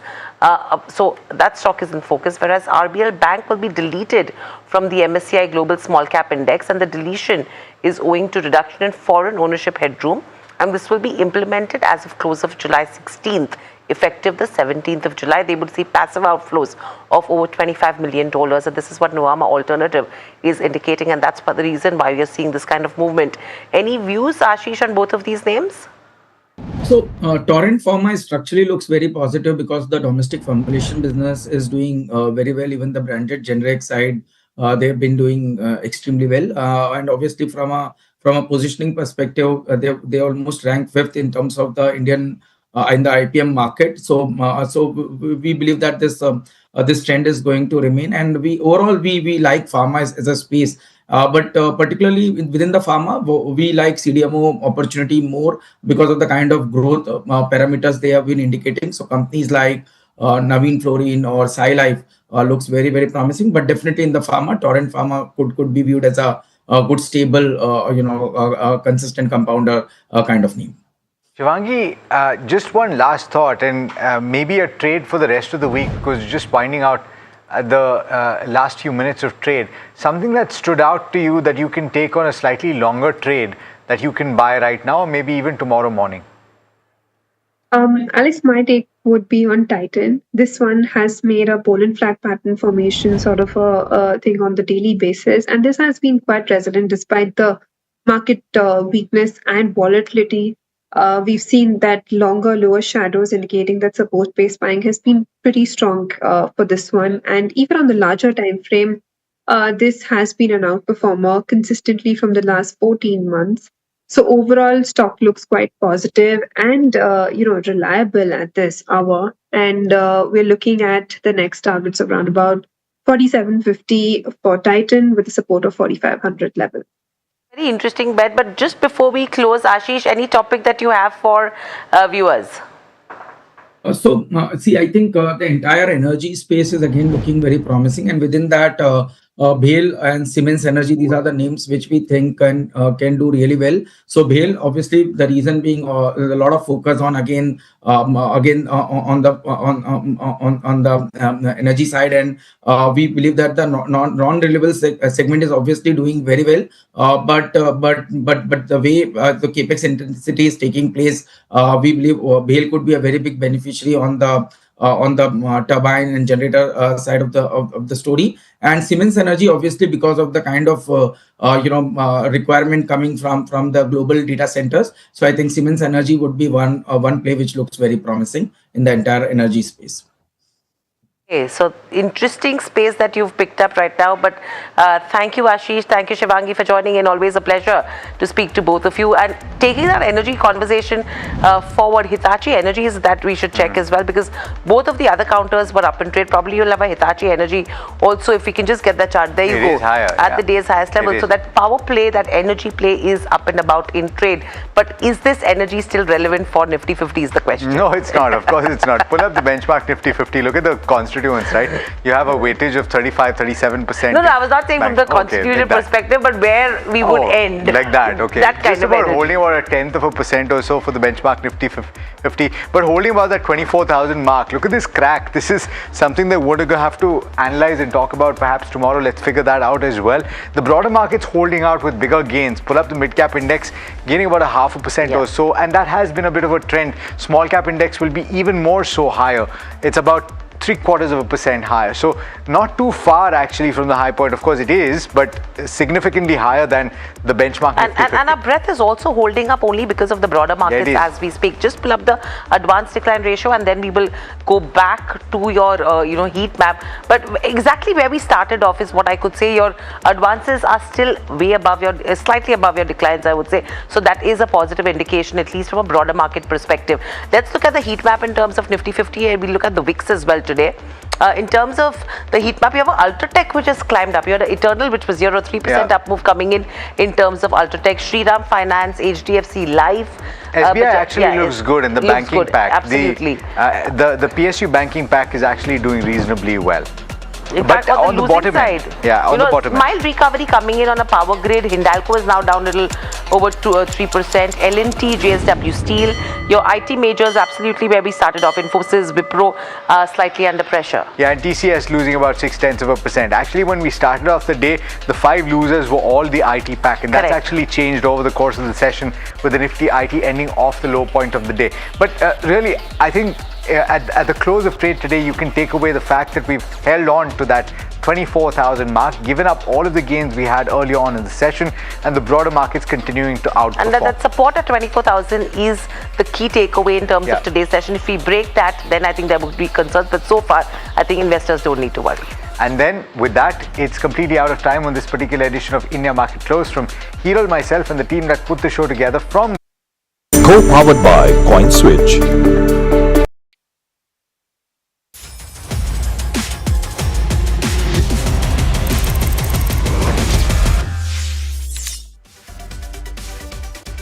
Hello and welcome to NDTV Profit. You're tuned into Crypto Minutes powered by CoinSwitch for your daily dose of news and updates from the crypto world with me, Sharad Dubey. Now let's take a look at the top headlines. Bitcoin gains on soft US inflation data. Ripple secures MiCA approval. And US-UK unveil tokenized assets roadmap. Lastly, South Korea maintains blockchain economy push. Well, those were the top crypto headlines at this hour. But how should you navigate the crypto when it comes to taxation? Let's hear it from Pratyush Shah, Head of Investments, CoinSwitch Ventures, for more details on the most common mistakes crypto investors make while reporting their VDA transactions. Listen in. Thanks, Sharad. One misconception we continue to see is that investors assume the 1% TDS deducted on the crypto transaction means their tax obligations have already been taken care of. In reality, TDS is simply a reporting and tracking mechanism. Investors are still required to calculate and report all taxable VDA transactions while filing their income tax returns. Another challenge emerges as portfolios become more diversified. Many investors today transact across multiple exchanges and wallets, but only begin consolidating their records when the filing deadline is around the corner. That increases the likelihood of mismatches between exchange records Form 26AS, the annual information statement, and the information reported in the income tax return. Reconciling these records well before filing makes the process far smoother and also helps avoid delays in claiming eligible refunds. Finally, investors should pay close attention to the basics such as selecting the correct ITR form and ensuring the reporting accurately reflects all the VDA transactions. Tax compliance has become an important part of the investing journey, and approaching it with the same discipline as investing itself can help avoid unnecessary complications later. And also listen into what Pratyush had to say about the role crypto platforms can play for tax compliance. As crypto investing becomes more sophisticated, tax compliance is becoming a much more data-driven exercise. Investors today often have transactions spread across multiple assets and in some cases multiple platforms. That makes reconciliation one of the most important aspects of filing an accurate return. This is where crypto platforms can add real value. By giving investors easy access to consolidated transaction histories, quarterly TDS certificates, and tax-ready reports, platforms can significantly reduce the time and effort involved in organizing records before filing. At CoinSwitch, for example, one can find ready-to-file tax reports so users can reconcile their transaction history more efficiently and approach tax filing with greater confidence. Ultimately, platforms can't file taxes on behalf of investors, but they can make the compliance journey far simpler by ensuring users have accurate, organized, and easily accessible information throughout the year.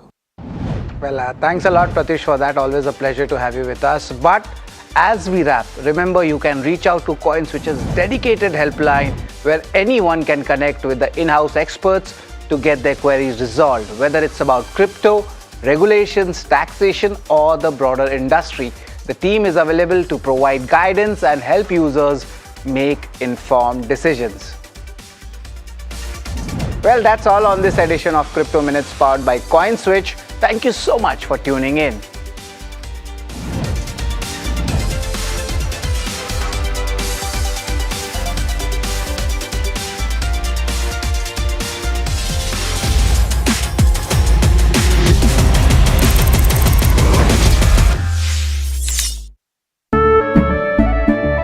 केसरिया से मन जोगी हुआ रे, दिल झूमे देखो मतवारा हुआ रे।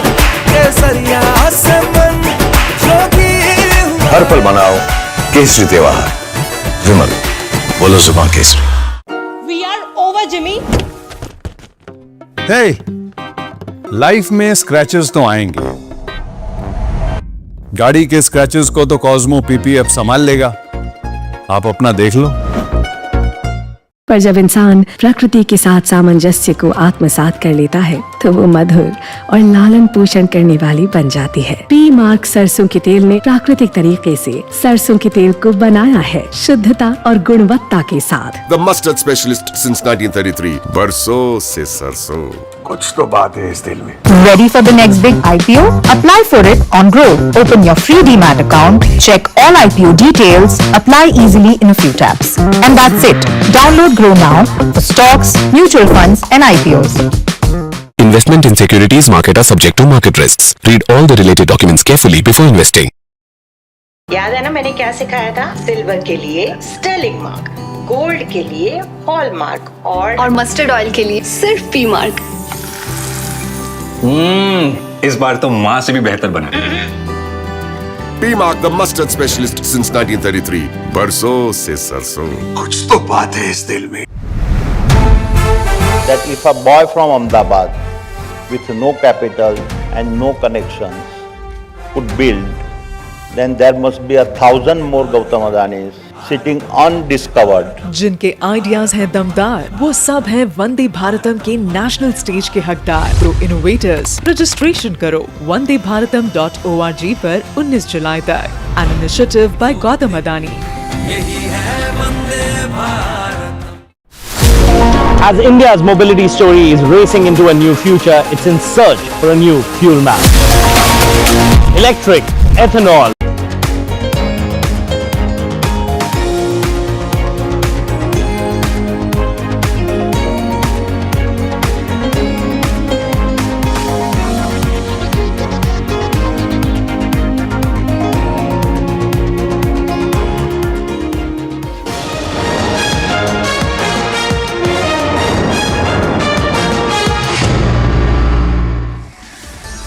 Hello and welcome. You're watching Market Express and I'm Himakshi Bahugna. Let's get straight into the show and see how the markets are really fared today.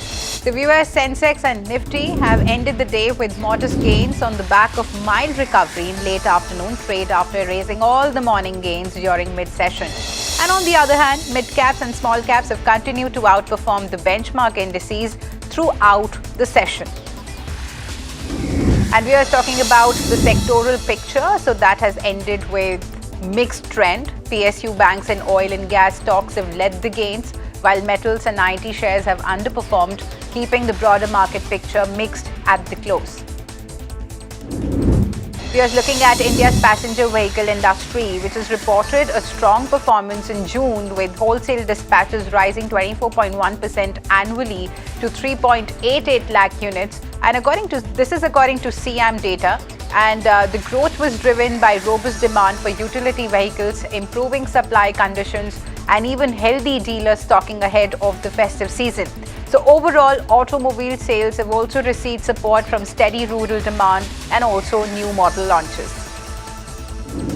Looking at some brokerage notes now, Jefferies has reaffirmed its buy rating on Nuvoco Vistas and also raised its target to 430 from 410 rupees, following the company's strong quarterly performance. Now, the brokerage has said that better pricing and strong execution has helped cement maker beat the expectations despite a challenging operating environment. And it has also highlighted that a sharp reduction in the petcoke costs have really helped offset the input cost pressures. While Jefferies expects some seasonal softness in EBITDA during the second quarter, it believes the ramp-up of the Vadraj plant will remain the key trigger to watch going forward. Next counter that was buzzing away in trade was Tata Elxsi. So the shares have fallen nearly 5% after the company has reported a mixed set of quarter one results. And while revenue has crossed the 1,000 crore mark for the first time and net profit has also rose on a year-on-year basis, investors were disappointed by the sequential decline in the profit and margin compression. So operating margins have came under pressure due to higher transition costs and also investments in sales and delivery capabilities. Next counter to look at is Bellrise Industries, which has launched a qualified institutional placement, that is the QIP, to raise up to 1,200 crore rupees from institutional investors. Now, the company has also fixed the floor price at 230.79 rupees per share for this issue. So the fundraise is really expected to strengthen Bellrise's balance sheet, also support future expansion plans and provide additional financial flexibility to the company. And the QIP comes as the auto components maker looks to capitalize on the growing demand from both domestic and global automobile manufacturers. Next counter to look at is Texmaco Rail and Engineering, which has announced the resignation of its Chief Financial Officer, Kishore Kumar Rajgarhia. So the company has said that the resignation has been submitted due to personal reasons with no other reasons disclosed, and Texmaco has added that the effective relieving date will be announced in due course. So the company has not yet really named a successor yet, and investors will be watching for further updates on the leadership transition in the company. Next counter to look at is Ather Energy, which has approved a plan to raise up to 1,200 crore rupees through a fresh equity issue. Now, as part of the fundraise, the company will allot 16.3 lakh equity shares to the India-Japan Fund at 1,230 rupees per share. So it will also issue 76.2 lakh warrants to Hero MotoCorp, which had earlier committed 1,000 crore rupees to the EV maker. And in addition, founders Tarun Mehta and Swapnil Mehta will receive 3.17 lakh warrants at 1,260 rupees per share. So the capital infusion is expected to really support Ather's expansion and also strengthen its financial position. Next counter to look at is Jain Resource Recycling, that has reported a furnace explosion at the company's second unit in Tamil Nadu. Now, the incident has claimed the life of one worker, while several others have sustained injuries and are receiving medical treatment. Now, following the accident, production at the affected unit has been temporarily suspended. The company has said that it is assessing the extent of the damage and also added that the losses are covered under insurance. Next counter that was buzzing away in trade was Dalmia Bharat Sugar, which has approved a $132 million investment to set up an integrated sugar project in Tanzania. Now, the project will include a sugarcane plantation, a 3,500 ton per day sugar manufacturing plant, and also a 20 megawatt cogeneration facility. Now, the company will also invest additional capital in its subsidiary as it expands its international presence in the sugar business. Here's the SBI Funds Management IPO has crossed full subscription with strong participation from non-institutional investors, while demand from the qualified institutional buyers or the QIBs remained relatively muted in the early phase. So the issue has attracted healthy interest from retail and high net worth investors, reflecting confidence in India's growing asset management industry. And market participants are also keeping a close watch on the grey market premium, which indicates a positive listing sentiment. Viewers, the cabinet is giving a fresh push to two key sectors, and sources tell NDTV Profit that the government has cleared Semiconductor Mission 2.0, extending the program and also significantly raising support for India's chip-making ambition. Now, the cabinet has also approved a new urea investment policy and also continues fertilizer subsidy support. Because China's economy has lost momentum in April to June quarter, with growth slowing to 4.3%, which is below the government's target range. So while exports remain strong, weak domestic demand and the impact of the Iran conflict on energy prices, they have really weighed on the world's second largest economy.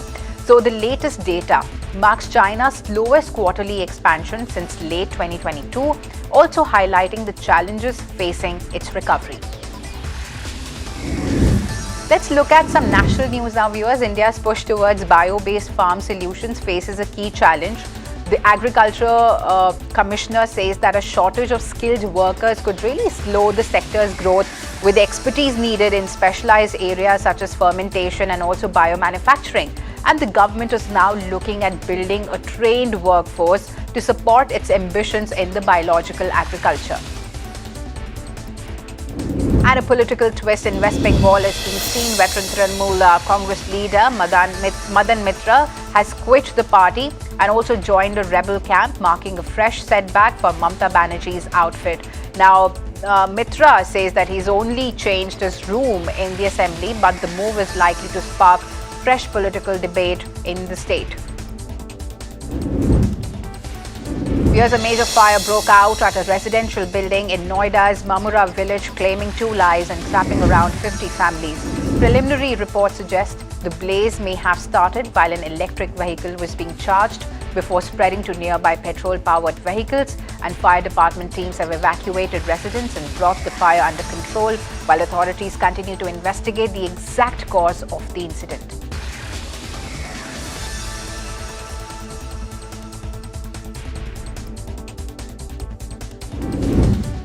Here's exiled Bangladeshi author Taslima Nasreen is set to return to Kolkata nearly 2 decades after she left the city amid violent protests over her writings. Now, her autobiographical book, had triggered allegations of blasphemy, now leading to its ban by the then left-front government.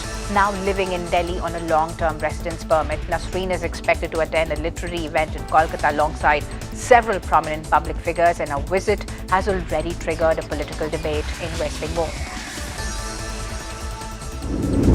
Here's now, let's look at some global news. The US-Iran standoff is escalating further. President Donald Trump has declared that American strikes on Iran will continue until I say enough, while warning of more action if Tehran refuses to return to talks. Now, Washington has also reinforced a naval blockade on Iranian ports and coastal areas, reversing the last month's easing. So, Iranian media continues to report explosions across the south, including near the Strait of Hormuz, with threats now extending to the Red Sea. Markets are really growing increasingly concerned about the global energy supplies and the risk of a broader economic shock. Whereas Iran has escalated its warning to global energy markets, with the Islamic Revolutionary Guard Corps threatening to disrupt other export corridors that benefit the US and its allies. Now, the warning comes after Iran has closed the Strait of Hormuz and the US reimposed a naval blockade on Iranian ports. So the latest threat raises the risk of wider disruptions to regional energy flows and also adds to concerns over a global oil supply. Whereas oil prices have continued their upward march as the security situation in the Gulf has deteriorated. Brent crude rose to around $86 per barrel range, while Goldman Sachs has warned that Gulf exports have fallen to below half of pre-war levels. So the brokerage says that if export disruptions persist, Brent could really climb above 100 and $10 per barrel in the final quarter of the year. Whereas political divisions over the US military campaign against Iran are deepening in Washington. Now, Senate Democrats have blocked a $1.15 trillion defense policy bill, accusing President Trump of launching the conflict without congressional authorization or a clear strategy. So the move really underscores growing demands in Congress for greater oversight of US military actions as the Iran conflict continues to escalate. Yes, the UK government has announced new social media restrictions for 16 and 17-year-olds, including a default overnight curfew from midnight to 6 a.m. Apps such as Instagram, TikTok, and viewers, I beg your pardon, let's talk about the world of sports now. Spain are through to their second FIFA World Cup final after 16 years. A clinical 2-0 victory over France in the semi-final seals another historic chapter for La Roja. Now, calm under pressure and ruthless in front of goal, Spain has really outclassed the French to book their place in football's biggest match. Now, with the World Cup title just one win away, all eyes turn to the grand finale as Spain chase ultimate glory once again. And here's football's most iconic rivalries return to the biggest stage as England and Argentina clash for a place in the FIFA World Cup final. England have the chance to take a giant stride towards immorality when they really face Argentina in the World Cup semi-final in their biggest match since winning the 1966 final at Wembley. Now, from Maradona's hand of God to Beckham's infamous red card, this fixture has delivered some of the sport's most memorable moments. So both the sides have overcome knockout challenges to reach the semi-finals, and now just one win stands between them and the World Cup final. So expect a high drama, high intensity, and even another chapter in this storied football rivalry. Viewers, as we wrap this edition of Market Express, UK Minister for Trade Policy Chris Bryant spoke exclusively to NDTV Senior Executive Editor Aditya Rajkol. From tariff cuts on Scotch, whiskey and automobiles to the sensitive politics of dairy, immigration fears around the double contribution convention and the shadow cast by the Strait of Hormuz crisis, Mr. Bryant has offered a wide-ranging account of what the deal really means for both the economies and even for global trade at large. Let's listen in. How big do you think, Minister, is this remarkable achievement for the ties between the two countries? Will this be clearly a game changer in the bilateral cooperation? Well, first of all, I know you used the word finally a couple of times because this is it's the entry into force of a deal that we struck last year. But actually, it's the fastest we've ever gone from signing a deal to actually bringing it into force. So I'm really pleased because there's been lots of work that had to be done on the Indian side and on the UK side to make that happen. And I think that's a symbol of the energy and the determination that both sides have to make this a really ground-making groundbreaking rather moment for relations between our two countries. Look, the truth of the matter is, of course, we've got strong historic ties, but I know I've not been to many Indian weddings in the UK, certainly, where there hasn't been quite a lot of Scotch whisky consumed. And I'm really glad, for instance, that the tariffs on Scotch whisky are tumbling from 150% already to 75% from immediately and then further over the next few years. But it's also about automotives and beauty products being cut by from 22% to zero. So, companies like Charlotte Tilbury and so on, who are already present in the Indian market, will be able to be much more available to lots more consumers in your growing economy.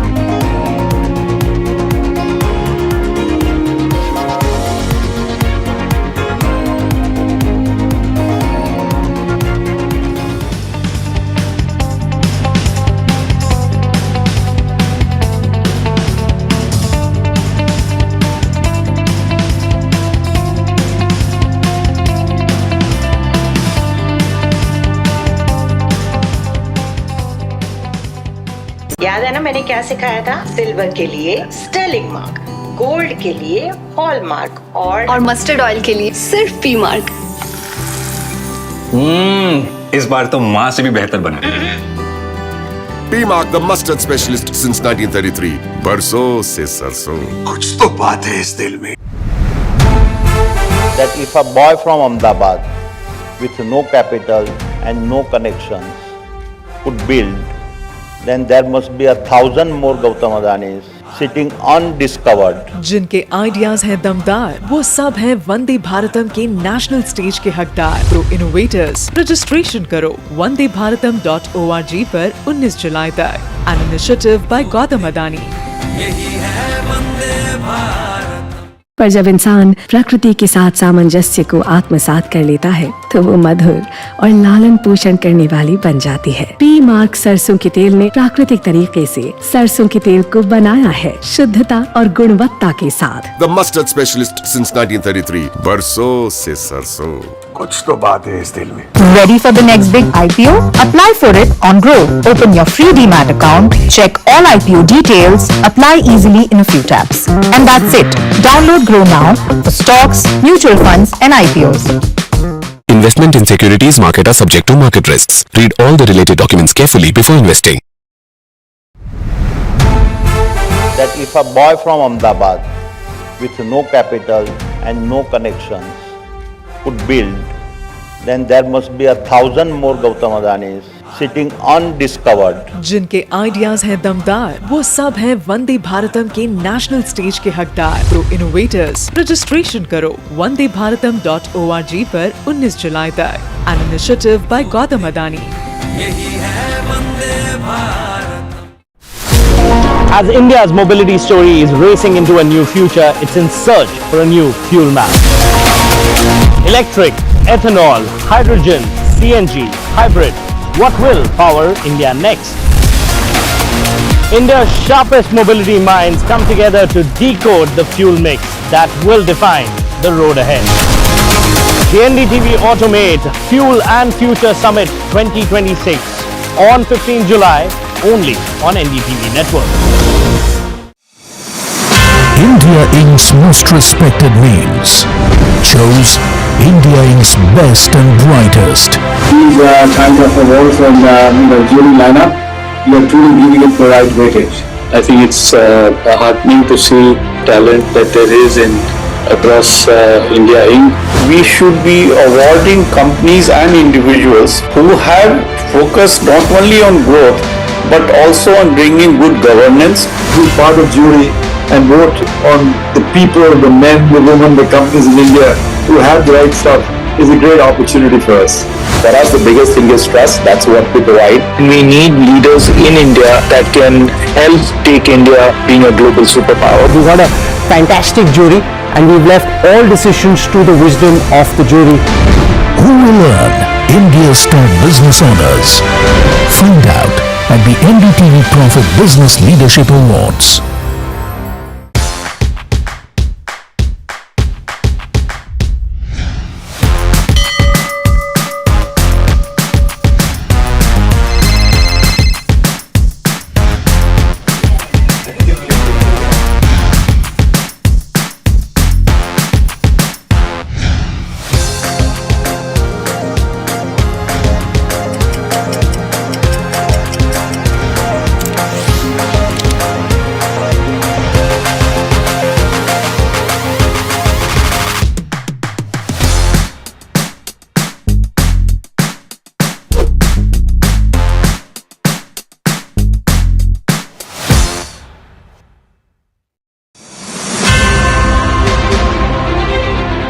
I got blooded in the stock market in the early 90s when Narayan Murthy and Infosys went public, and forever after that we've been spoiled. We look for businesses run by entrepreneurs like Narayan Murthy who have boldness, who have vision and a great sense of corporate governance.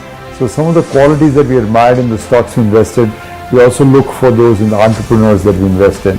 So those are the best qualities to look for.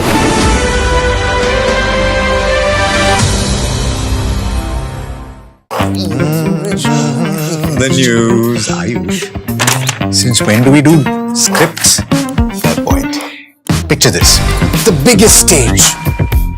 Floodlights. Wow. 4K, the works. Where's the hook? There's going to be celebrities and guaranteed eyeballs. Where's the hook? Think about this. Front page advertisements and hoardings. Bro, where's the hook?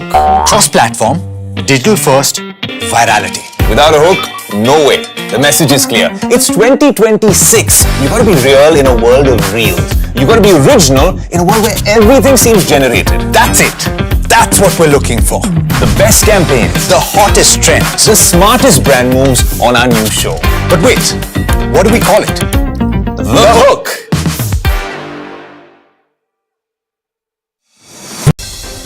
Market ends just above the flat line as broader indices fare better than the benchmarks today.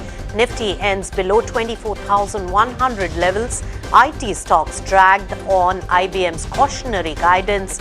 Rupee also weakens today to 96 rupees 20 paise against the US dollar. Oil prices extend their rally as US President Donald Trump threatened further strikes unless Iran resumes the talks, with crude hovering above $86 per barrel as US maintains its blockade through the Strait of Hormuz. US Senate unveils a revised Russia sanctions bill that softens its proposed tariff penalties from 500% to 100% on major buyers of Russian oil, including India and China. India-UK trade deal comes into effect from today. Prime Minister Narendra Modi hails the agreement, calls it significant moment, asserts pact will give fresh momentum to India's farmers. Cabinet clears India's semiconductor mission 2.0 for sector with an outlay of 1.27 lakh crore rupees, aims at covering the entire electronics value chain. Cabinet also approves mobile phone manufacturing scheme.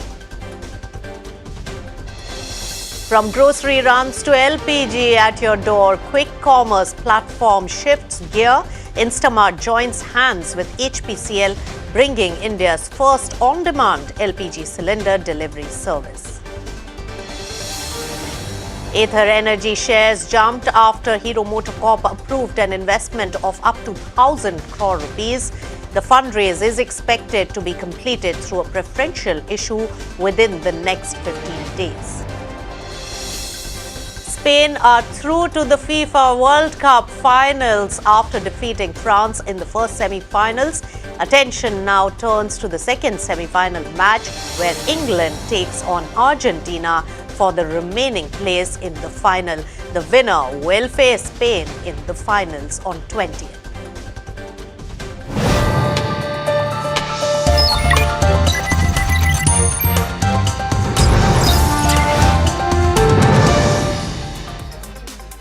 Hello and welcome. You've tuned into Profit 360. I'm Nisha Poddar and here's your lowdown of all the important stories and developments of the day. First, beginning with the equity markets. Now, Sensex as well as Nifty ended the day with modest gains on the back of mild recovery in late afternoon trade after, remember, erasing all the morning gains during the mid-session. Now, on the other hand, remember, mid-caps as well as the small-caps universe continued to outperform the benchmark indices, and also throughout the session, the momentum was seen in the broader market and not on the benchmarks. But one thing stands out is that the IT stocks were dragged, and that index really lost a lot of sheen because of the IBM's cautionary statement, which was yesterday. Let's take it straight across to my colleague Jasmeet, who's standing by with the entire market action for the day. Jasmeet, tell us. Well, a flattish set of markets today. Nifty 50 ends in green and gains about 0.1%. Well, if you look at the top gainers in Nifty 50, we have stocks like Eternal gaining the most, and also we have stocks like Ultratech, which has gained over 3%. If you look at the broader market, while that outperforms the benchmark into rest trade, Nifty Midcap 150 and Small Cap 250 both end in green. In terms of top gainers in Midcap 150, we have stock like LTTS, which was in green and buzzing on the back of that result. Or we also have Gujarat Fluoro, which ended in green. Now we look at the Small Cap 250. We have stocks like Nuvoco and Aether both gaining the most in small cap 250. Both gained, Nuvoco gained about 10% while Aether saw an uptick of nearly 7.5%. In terms of the sectors end on a mixed note. In terms of top gaining sector, we have Nifty PSU, which gained the most, gained about 1%. And the top gainer in PSU Bank was Bank of India. Now in terms of top losing sector, we have Nifty Metal, which lost about 1%. In terms of top losers in Nifty Metals, we have stocks like Vedanta and Hindalco both losing the most. Now look at the key trends across sectors. We do note that overall Nifty IT closed in red for the second consecutive day, while Nifty Realty ends in red for the third consecutive day, and Nifty FMCG ends in red for the fourth consecutive day, while Nifty Pharma ends in green for the second consecutive day, and lastly Nifty Oil and Gas snaps its 2 days of losing streak and ends in green in today's trade. All right, Jasmeet, but the first set of IT earnings has really largely met the lowered expectations of the street. While HCL Tech really retained its guidance and TCS added deal wins, AI execution, deal momentum, as well as the demand trends really remain the key monitorables for the sector. In fact, Jasmeet, take us through what's really working and what's not working for the IT sector so far. For the Indian IT, this has been a roller coaster year, and where Nifty IT is down about 20 to 25% on YTD basis. Now, when you look at the earnings season, we're seeing a churn in the overall IT space, and the results what we have seen so far of TCS, HCL Tech and LTM, they have been in line in terms of the estimate. Now, for something like a TCS, the numbers have come in line, where we also see a good deal momentum for the company, and also company was added recently by Kotak into the model portfolio as well. And since then, we are seeing a good momentum in the stock as well. Now, when you look at HCL Tech, the company has retained its FY26 guidance, where a lot of street was divided and they were expecting the HCL Tech might cut its guidance, as Accenture has cut on the back of the slowdown, but HCL Tech has maintained its guidance, and also the overall valuation perspective, HCL Tech is in line with what TCS and Infosys are, and it's slightly expensive compared to TCS and Infosys.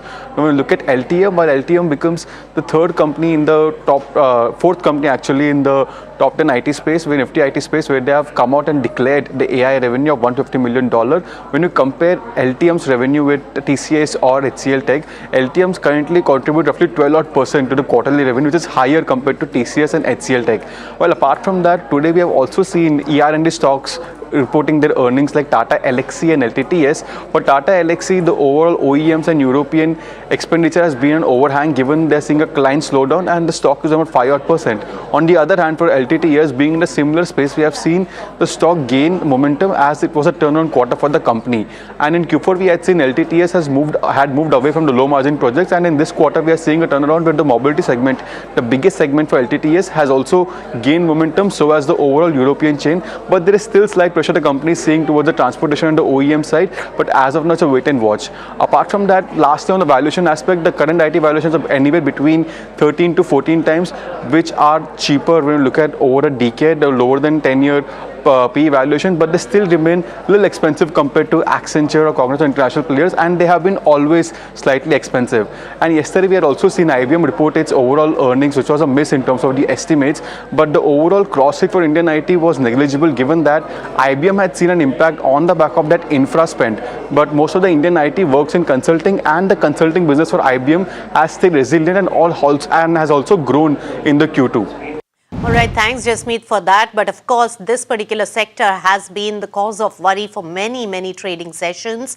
We earlier spoke to an IT analyst and a specialist in the sector, Sandeep Agarwal of Sovilo Investment Manager, who says that the worst of the deflation in the IT sector could be behind us, and he also expects growth to start picking up from the December quarter, while also explaining why periodic disruption has always been a part of the IT services industry.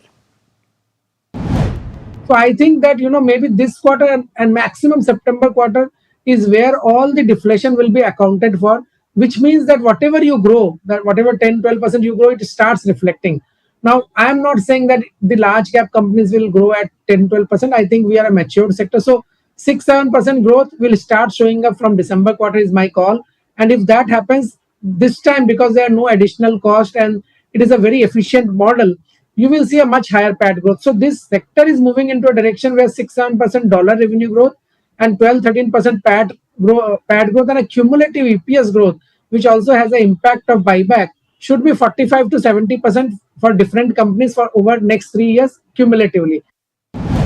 All right, so that's the view on the IT sector, but let's also check the health of the money market. Well, the rupee closed at 96 rupees 26 paise against the US dollar and remaining near the day's lows as elevated crude oil prices and persistent geopolitical tensions really kept pressure on the domestic currency. So this is a cause of worry. Meanwhile, remember, Brent crude really continues to trade above $85 per barrel mark, while WTI remains near the $80 per barrel mark, keeping the energy markets on the edge and a worry for India's import bill as well. All right, all that is on account of the resurfacing and resurgence of the West Asia crisis really coming in.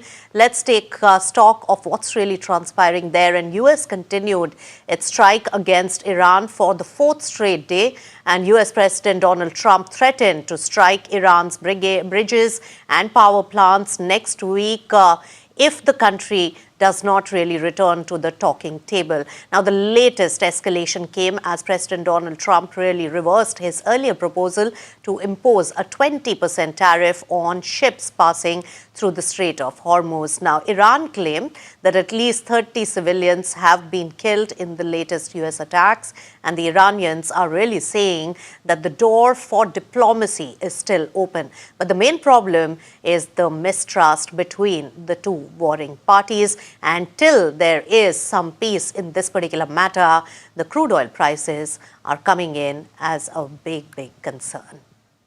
All right, let's take it to another important development. US senators have unveiled a revised Russia sanctions bill that eases the proposed tariff penalties on countries importing Russian oil and gas. Now, the revised bill lowers the maximum tariff on key buyers to 100% from the earlier proposal of a blanket 500% tariff. Now, the measure really targets the 5 largest purchasers of Russian energy. That includes China, India, Slovakia, Hungary, and Azerbaijan. Now, the bill seems to really tighten the sanctions on Russian officials while using the trade pressure to encourage major buyers to reduce reliance on Russian energy supplies. Listen in to the US Senator Richard Blumenthal on this particular development. This sweeping sanctions bill has been long in the works. It took painstaking, sometimes painful negotiations and discussions, but it meets a pivotal moment. It's been referred to as a tariffs bill, but actually it imposes full blocking sanctions on wide swaths of the Russian economy, including its energy industry, financial industry, defense industrial base, oligarchs, business people, and Vladimir Putin himself. All right, more news from the overseas and India's trade with other countries. Well, India-UK free trade agreement has officially come into force today, marking a major milestone in the bilateral economic ties between the two countries. Alongside the FTA, the Social Security Agreement has also become operational, offering the relief to Indian professionals on temporary assignments in the UK, while also boosting the market access for key Indian exports. As the landmark trade pact really takes effect, UK Minister for Trade Policy has really spoken exclusively to NDTV Senior Executive Editor Aditya Raj Kaul on the opportunities, challenges and the roadmap ahead for India-UK trade. Listen in. How big do you think, Minister, is this remarkable achievement for the ties between the two countries? Will this be clearly a game changer in the bilateral cooperation? Well, first of all, I know you used the word finally a couple of times because this is it's the entry into force of a deal that, we struck last year. But actually, it's the fastest we've ever gone from signing a deal to actually bringing it into force. So I'm really pleased because there's been lots of work that had to be done on the Indian side and on the UK side to make that happen. And I think that's a symbol of the energy and the determination that both sides have to make this a really groundbreaking moment for relations between our two countries. Look, the truth of the matter is, of course, we've got strong historic ties, but I know I've not been to many Indian weddings in the UK, certainly, where there hasn't been quite a lot of Scotch whisky consumed.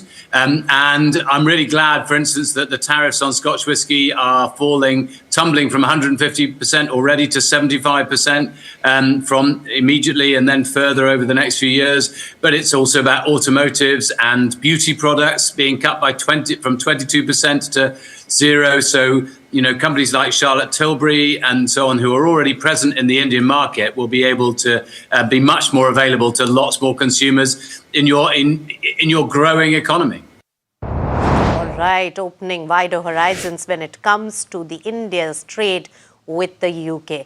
Now, Cabinet has also approved the second phase of the India Semiconductor Mission with a total outlay of 1.27 lakh crore rupees. Now, the new program expands incentives across the chip value chain, including the raw material suppliers, to strengthen India's semiconductor ecosystem. Let's listen in to the Union Minister Ashwini Vaishnav's remarks on this path-breaking policy. ये micron plant का जो 12 plant अपने approve हुए हैं Semicon 1.0, उसमें से 3 plant का commercial production अभी स्टार्ट हो चुका है।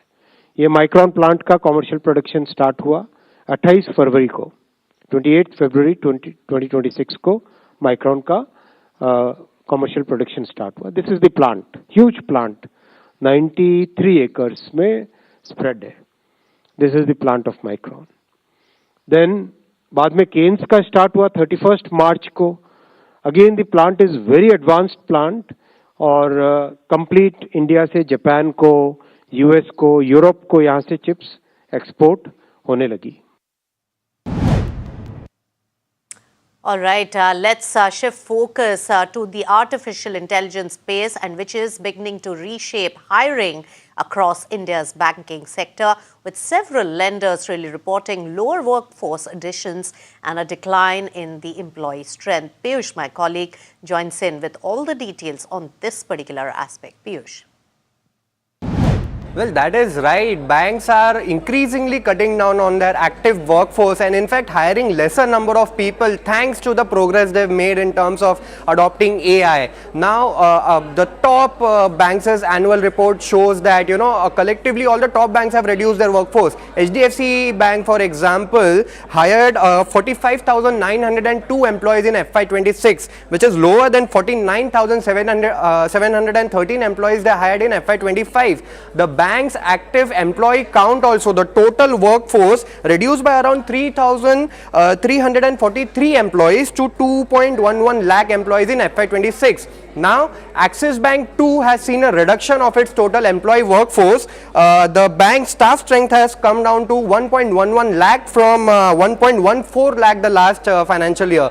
Kotak Mahindra Bank also has seen, employee workforce going down by around 1,000 employees. Its its employees as on March 31, 2026 stood at 74,054, which is lesser than 75,323 last fiscal. Now, what are banks using AI for, and how are they able to cut these employee roles? First is, a majority of the banks are using AI for customer servicing. They are generating fresh leads from AI. HDFC Bank, for example, is saying that it is using AI for real-time credit decision making. They are able to, AI in some cases is able to approve real-time loan request. The loans are being sanctioned instantly because of AI. Further, it is reducing manual intervention for HDFC Bank, and the bank is using AI across document processing, advanced customer analytics, and credit card generations as well. Axis Bank is now saying that it is moving away from pilots to bringing new projects which are fully backed by AI. The bank is using AI across its operations, call centers, software development. In fact, the bank says it will use 40 to 50% all of its operational journey, 40 to 50% of it will be backed by AI. Further, in terms of call centers, the bank is saying it will cover 50% of its call via AI by the end of current financial year. Kotak Mahindra Bank CEO Ashok Vaswani says AI is a clear inflection point, and the bank is implementing first the guardrails for governance and the cyber risk that comes along with AI. Back to you. All right. Thank you so much, Piyush, for all those details. Now, Union Bank of India has reported a strong set of first quarter numbers, with net profit rising nearly 30% year-on-year to 5,332 crore rupees, driven by healthy growth in net interest income, fee income, as well as the lower provisions. Earlier today at the post-earnings press conference, my colleague Piyush asked the Managing Director Ashish Pandey about the granular deposit as well as CASA growth. Listen in. In March quarter, we saw the deposits bump up quite high, CASA also going quite high, and there were certain reports also flowing that the bank had, garnered deposits. The pace at which it garnered in the last weeks of the quarter was too high. So just to get, do you have any comments to make with regard? So I think this time very transparently we have given all the average figures. So I think you all have noticed that it was a pseudonymous sort of thing, and it was not any base of that whomsoever has